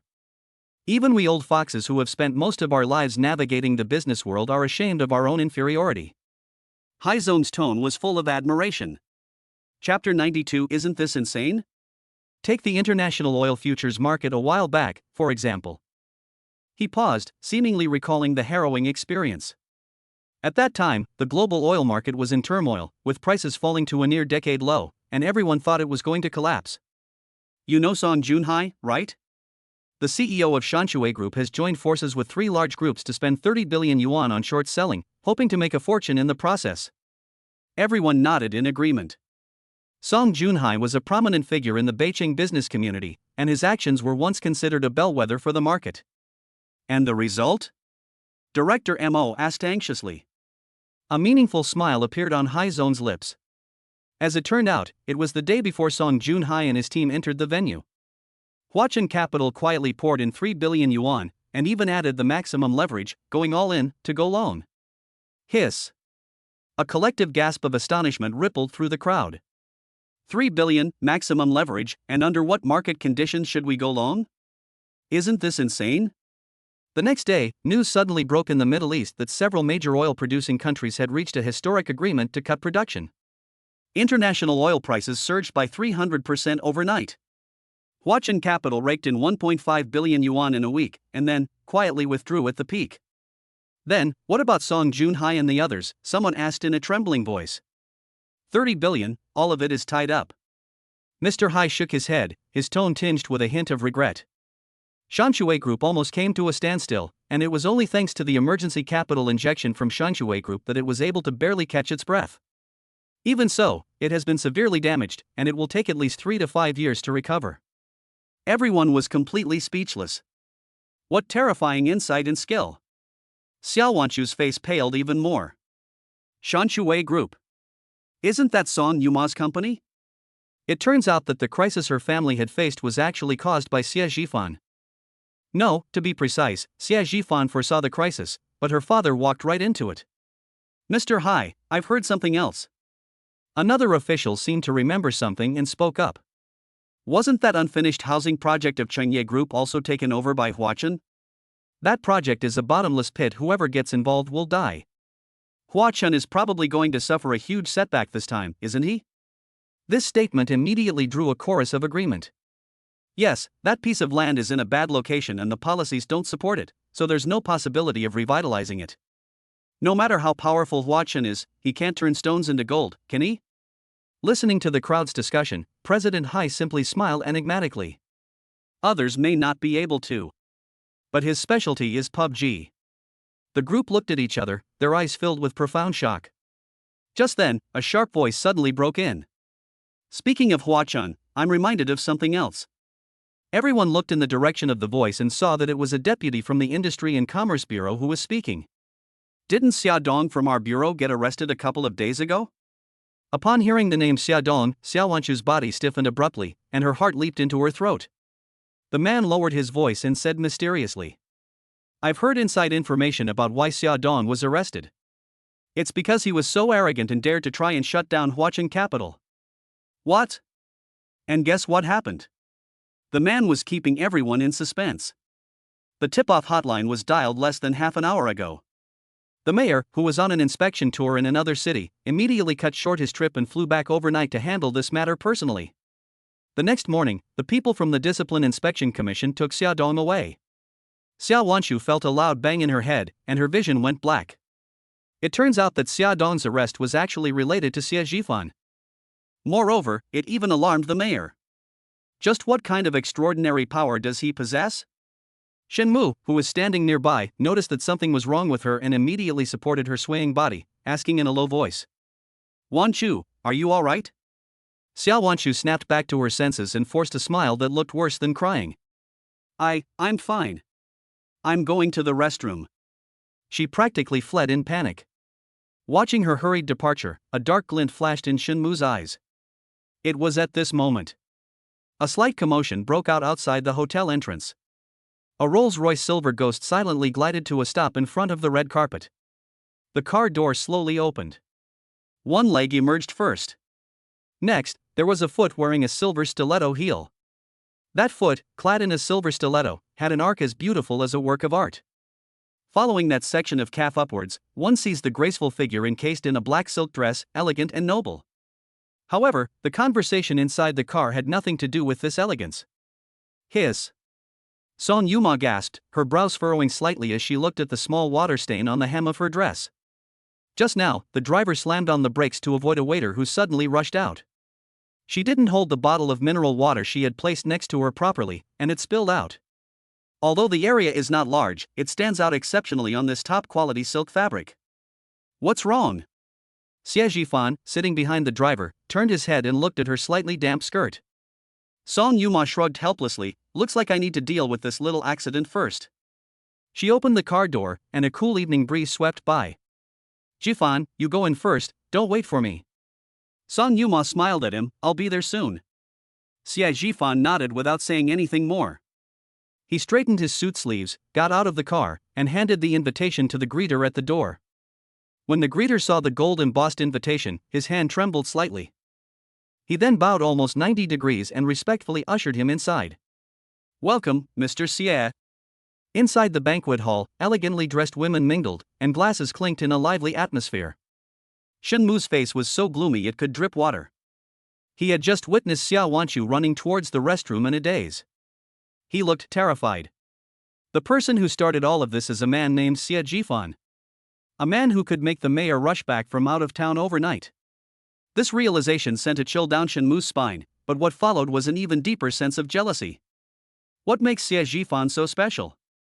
Just then, out of the corner of his eye, he caught a glimpse of a familiar figure. Xie Zhifan. He actually came in all by himself. Shen Mu's eyes lit up instantly. And Song Yuma? She's the heiress of Shanshui Group and the president of Future Biotechnology. Why wasn't that privileged young woman with him? A guess instantly occupied Shen Mu's mind. They must have broken up. He heard what those big shots said earlier. Xie Zhifan had foreseen the crisis facing Shanshui Group. However, it was later reported that Shanshui Group injected capital to save Shanshui. Shanshui Group, that's the parent company of Huachen Capital. In Shen Mu's view, this logic makes sense. It must have been Xie Zhifan who used his position to learn about the crisis at Shanshui. Then he told Song Yuma. The Song family allowed him to stay by Song Yuma's side as a way of thanking him. Now that the crisis is over, Song Yuma naturally kicks him to the curb. After all, their social statuses were worlds apart. Chapter 93. Isn't this Vice President Xie? One is the president of a technology company whose market value is about to exceed 100 million, and the sole heir of Shanshui Group, a top-tier wealthy family in Beicheng. What about the other one? He's just an employee of Huachen Capital. Thinking of this, Shen Mu's jealousy was immediately replaced by a morbid pleasure. He straightened his tie, picked up a glass of champagne, and walked straight towards Xie Zhifan. Oh, isn't this Vice President Xie? Shen Mu's tone was full of superiority. Why did you come alone? Did Yuma dump you? Upon hearing this, Xie Zhifan glanced at him indifferently. He didn't even bother to speak, and turned around to get something from the side. This feeling of being ignored instantly ignited Shen Mu's anger. Stop! Shen Mu took a step forward and reached out to grab Xie Zhifan's arm, but Xie Zhifan nimbly dodged to the side. He missed his target, making him look even more embarrassed. Xie Zhifan, what are you pretending to be so high and mighty for? Shen Mu's voice suddenly rose, attracting the attention of many people around him. Don't think I don't know. You only managed to become a vice president at Huachen because of UMO, didn't you? Now that you've been kicked out, are you feeling really bad? Let me tell you, a toad shouldn't dream of eating swan meat. You and UMO are from completely different worlds. She runs Future Biotechnology, and its market value is about to exceed 100 million. Her family owns Shanshui Group, one of the most prestigious families in Beicheng. And you? Who do you think you are? Someone who works for someone else and earns millions a year? Shen Mu became more and more agitated as he spoke, spitting as he spoke, and even using profanity. You fucking dared to say that? The surrounding crowd began to whisper among themselves, and their gazes towards Xie Zhifan took on a playful quality. After all, Shen Mu's status was not low, he was Director Shue's nephew, so what he said seemed to make some sense. Could it be that this person really is a gigolo? Xie Zhifan's brows finally furrowed slightly. Just as he was about to shut this reckless guy up, a clear female voice interrupted. Mr. Xie. When did you arrive? Why didn't you say anything? Everyone looked in the direction of the sound and saw a woman walking quickly towards them. With a warm smile on her face, she walked straight towards Xie Zhifan. Shen Mu's pupils contracted when he saw the person who had arrived. Shen Yu, the boss of Zhuoyue Technology. This is an important partner of the Su family, and their status in the industry is very important. He immediately put on a fawning smile and extended his hand. Mr. Chen, hello, I'm Shen Mu, my uncle is... However, Chen Yu didn't even glance at him, walked right past him, and stood in front of Xie Zhifan. Mr. Xie, about that chip project you mentioned last time. Our company has already come up with a preliminary plan. When would you be free so I can report it to you? Shen Yu's attitude was respectful and friendly. Xie Zhifan simply nodded, sparing with his words. One word. Just one word. Shen Yu, however, seemed to have received a great honor, and her smile became even brighter. Okay, then I won't bother you anymore. Please feel free to contact me anytime. Shen Mu's hand, which was outstretched in mid-air, froze. The expressions on their faces were incredibly varied. What's going on? Why was Chen Yu so polite to Xie Zhifan? Before he could react, even more people surrounded him. Oh, Mr. Xie. It's a pleasure to meet you. I am Lu Dake from Shin & Company of Yuanfeng Group. I saw you from afar at the summit last time, but I haven't had the chance to visit you since. A middle-aged man with a protruding belly handed over his business card with a broad smile. Mr. Xie, I am Chang Baishan from Dongning Electric Appliances. I've long admired your name. Here, let me toast you. Mr. Xie. Mr. Xie. In the blink of an eye, Xie Jifan was surrounded by a group of prominent figures in the Beijing business community. Each of them gave Xie Jifan an almost fawning smile. They rushed to offer toasts and hand out business cards, as if Xie Jifan were some kind of god descended from heaven. Xie Jifan was surrounded by them like a star. He always maintained a nonchalant demeanor, occasionally nodding or giving a soft as a response. That composure stood in stark contrast to the enthusiasm of those around him. Shen Mu was completely dumbfounded. He stood outside the crowd, his body ice cold. How is this possible? Lu Dake. Chang Baishan, which of these people isn't a big shot who can make the industry tremble with a stomp of his foot? How could they be so respectful to Xie Jifan, a mere vice president? No. Wrong. Shen Mushan tried to find excuses for himself, his eyes almost overflowing with madness. That must be it. They weren't in awe of Xie Jifan, they were in awe of Huachen Capital. Right. Xie Jifan was just a representative put forward by Huachen, he himself was nothing special. These people are attracted by Huachen's platform and resources. He's nobody. Thinking about this, Shen Mu felt a little better. He looked at Xie Jifan, who was surrounded by the crowd, and once again forced a distorted smile, shouting loudly. Don't be fooled by him. He's just a vice president at Huachen. What's the point of you currying favor with him? The real decision makers are the higher-ups at Huachen. He's just a messenger. He was trying to salvage the face he had just lost in this way. However, no sooner had he finished speaking than a voice rang out from the periphery of the crowd. Oh? Do you need to judge who was unworthy of whom? The sound wasn't loud, but it had a penetrating quality, instantly silencing the noisy scene. Everyone turned around.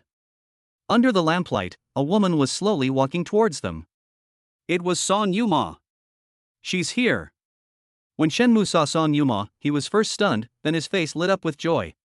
She must have come to back me up. They must be here to expose Xie Jifan, this liar. UMO. You've come at the perfect time.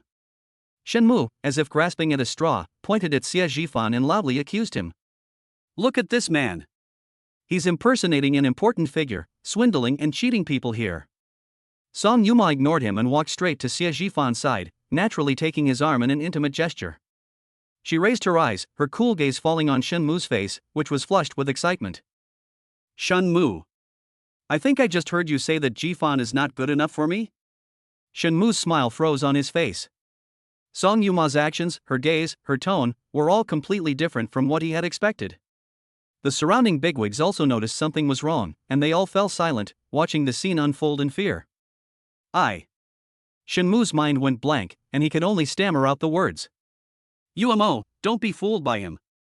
He is just a laborer, you. Shut up. Son Yuma coldly interrupted him. She looked around, her gaze sweeping across the faces of everyone present, and then announced clearly. I'm here to tell you all something. Also, I'd like to let you know as well. Song Yuma's gaze finally settled on Shen Mu's stunned face, and she spoke each word clearly. Half a month later, Jifan and I got married. Remember to come to the wedding banquet. Boom. Everyone stared wide-eyed, looking incredulously at the perfect couple in the room. Song Yuma's words stirred up a huge wave in the banquet hall, and then instantly silenced everyone else. Everyone's expression seemed to have been paused. Chapter 94. We will definitely arrive. Marry? And Xie Jifan? The man who was just called unworthy by Shen Mu? This reversal is more exciting than any twist in a business negotiation. All the expressions on Shen Mu's face shattered, leaving only bewilderment. He stood frozen in place, his mind completely blank. Son Yuma, what did she say? Is she going to marry this conman? No. Impossible. This must be a hallucination. However, Song Yuma's next move completely shattered his last illusions. She turned her head slightly, stood on tiptoe, and whispered something in Xie Jifan's ear in a voice that only the two of them could hear. Then, she gently straightened Xie Jifan's tie, which had been slightly disheveled by the crowd, with her slender fingers. Their movements were natural, intimate, and full of affection that made them oblivious to others. Xie Zhifan maintained a faint smile throughout, letting her do as she pleased, his eyes full of doting affection. This scene was like a poisoned dagger, piercing Shenmu's heart with pinpoint accuracy. Puff! He seemed to hear the sound of his own heart breaking. The bigwigs around them finally snapped out of their shock. Their eyes changed instantly. If their earlier actions of flattering Xie Zhifan were motivated by his status as vice president of Huachan and the platform he offered, then their actions were motivated by a desire to curry favor with him. So now, it's about reverence. This is the Song family's future son-in-law. Who is Song Yuma? She is the president of Future Biotechnology. Grandpa Song's most beloved granddaughter, the apple of the eye of the entire Song family. For Xie Zhifan to be able to announce his marriage in public, his influence is definitely more than just that of a vice president of Huachan. Congratulations, Mr. Song. Congratulations, Mr. Xie. Chen Yu, the owner of Zhuoyue Technology, was the first to react, her face beaming with the warmest smile. What a perfect match. We'll definitely be there for their wedding in 2 weeks.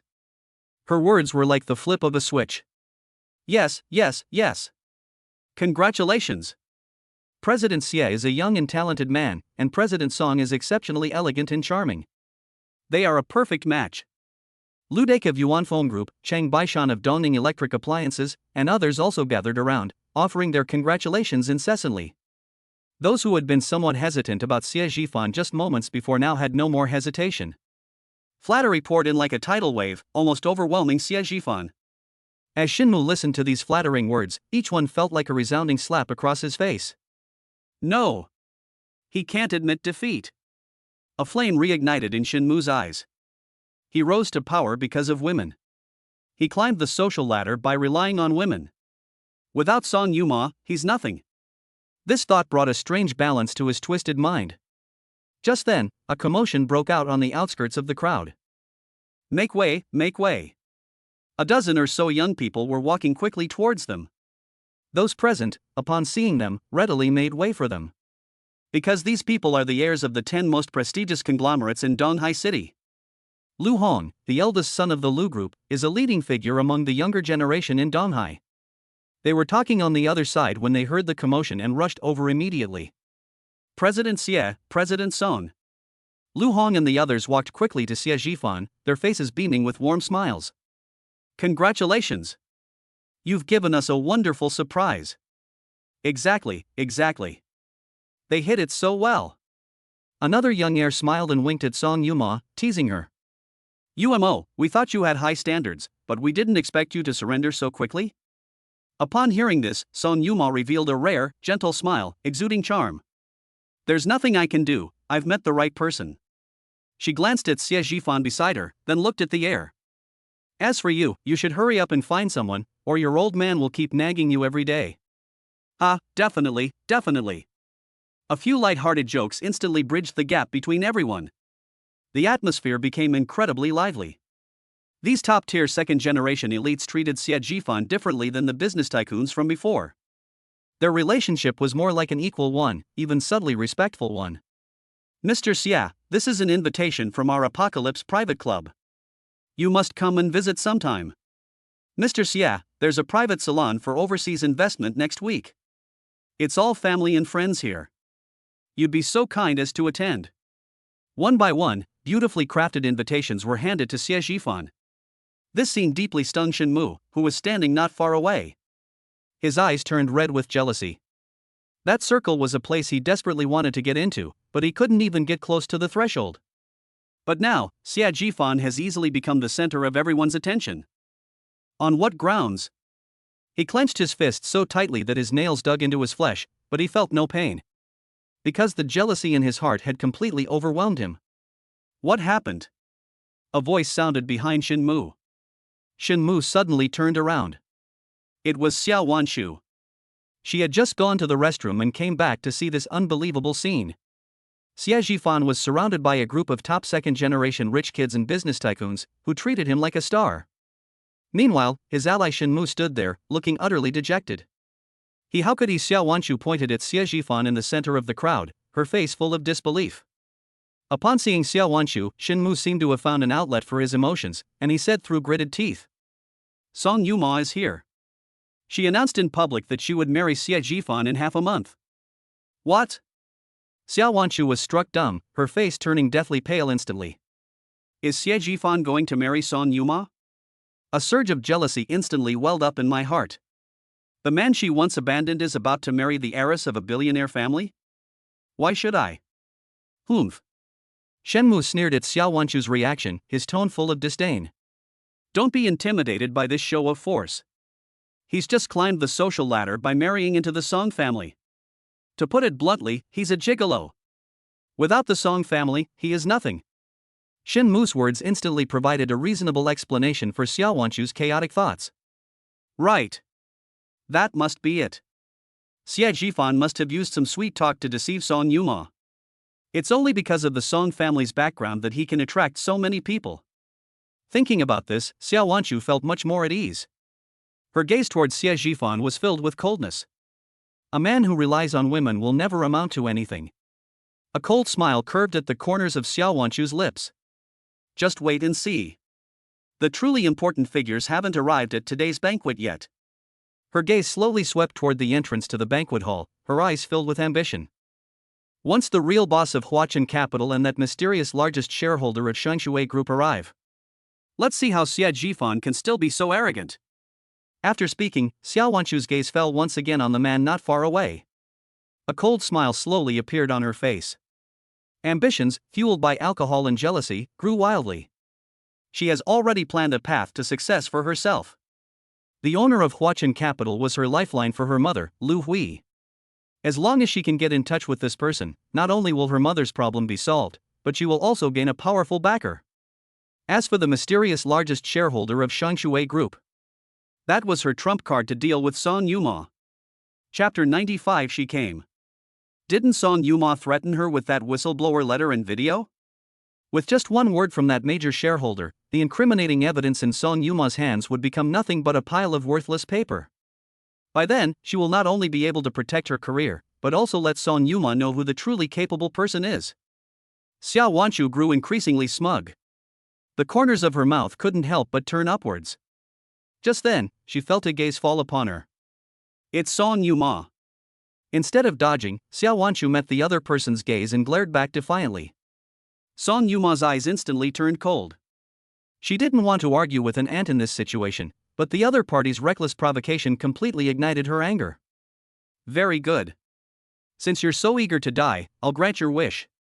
Son Yuma released Xie Jifan's arm, took long strides, and walked straight towards Xiao Wanchu. With each step she took, the sound of her high heels clicking on the ground felt like stepping on Shenmu's heart. She's here.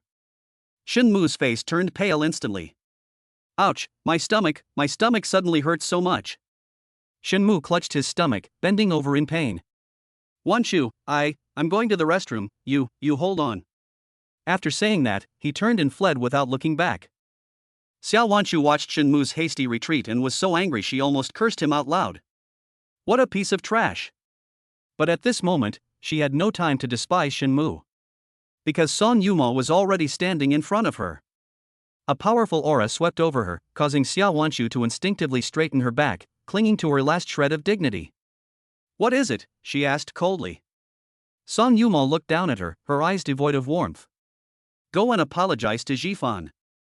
Xiao Wanchu felt as if she had heard the biggest joke in the world. Make me apologize to him? Son Yuma, are you crazy?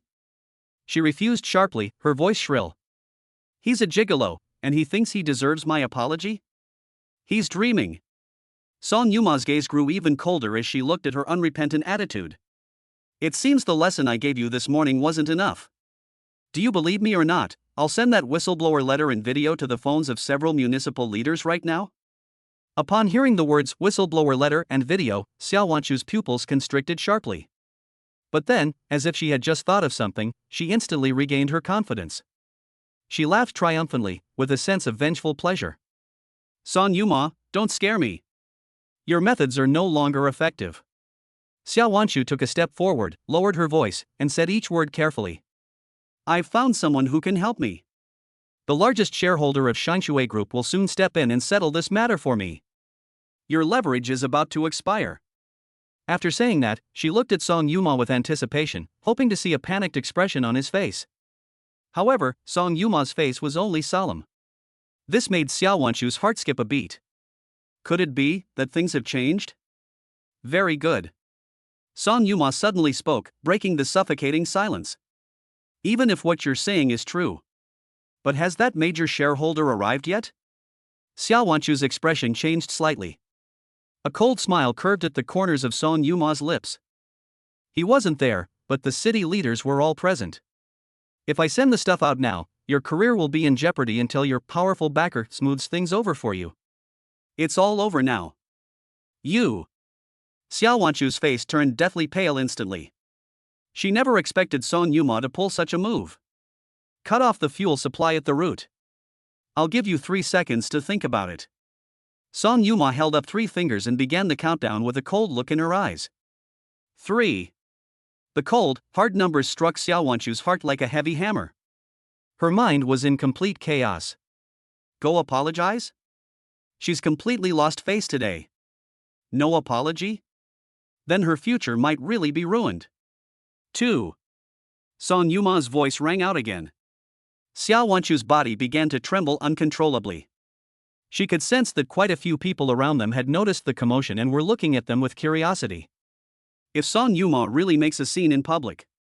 She dared not think any further. Between self-respect and future prospects, she ultimately chose the latter. I apologize. Xiao Wanshu practically spat out those 3 words through gritted teeth. She clenched her fist so tightly that her nails dug deep into her flesh. He used all his strength to take the first step towards Xie Zhifan.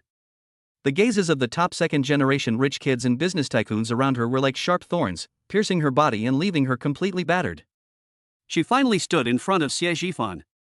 The man she once discarded like trash is now surrounded by people, radiating brilliance. But she was like a clown, having to lower her proud head before him. Endless humiliation overwhelmed her in an instant. She bit her lip so hard it almost bled. Sorry. I was wrong. She spoke quickly in a voice that only the 2 of them could hear. After saying that, she didn't even dare to look at Xie Zhifan's expression, her face remaining deathly pale. She turned and quickly left the suffocating place. Song Yuma watched her disheveled figure, snorted coldly, and then walked back to Xie Zhifan's side. What's wrong? Xie Zhifan asked, looking at her. It's nothing, just taught that blind fool a lesson. Song Yuma said it casually. Then she recounted how she had used a video to threaten Xiao Wanshu at the project site that morning. They forced her to voluntarily leave the project department and transfer to the street office. He briefly recounted how he had forced her to come over and apologize. Xie Zhifan listened quietly, a warm feeling welling up in his heart. This woman always protected him quietly and subtly in her own way. But worry appeared on Song Yuma's face. Judging from Xiao Wanshu's tone, it seems that she has really gotten in touch with that major shareholder of Shangshui Group. If that major shareholder really pleads for her, it might cause some trouble. Xie Zhifan simply smiled faintly upon hearing this. His eyes were deep and held a playful, enigmatic quality. That depends. He has to be willing to ask. Song Yuma's concerns were not unfounded. Xiao Wanshu, although not very bright. However, her relentless nature might indeed allow her to see some unexpected opportunities. The major shareholder of Shangshui Group. If I really get involved with her, it will definitely be a big problem in the future. After all, the Song family's influence within the Shangshui Group is not absolute. Seeing Song Yuma's furrowed brows, Xie Zhifan found it amusing, but more than that, he felt a warmth of being cherished. He reached out and gently smoothed the wrinkles between her brows. Don't worry, she can't get close to him. Why? Song Yuma asked, puzzled. Because I am the largest shareholder of Shangshui Group. Of course, he only said this to himself. Some cards are not yet fully revealed.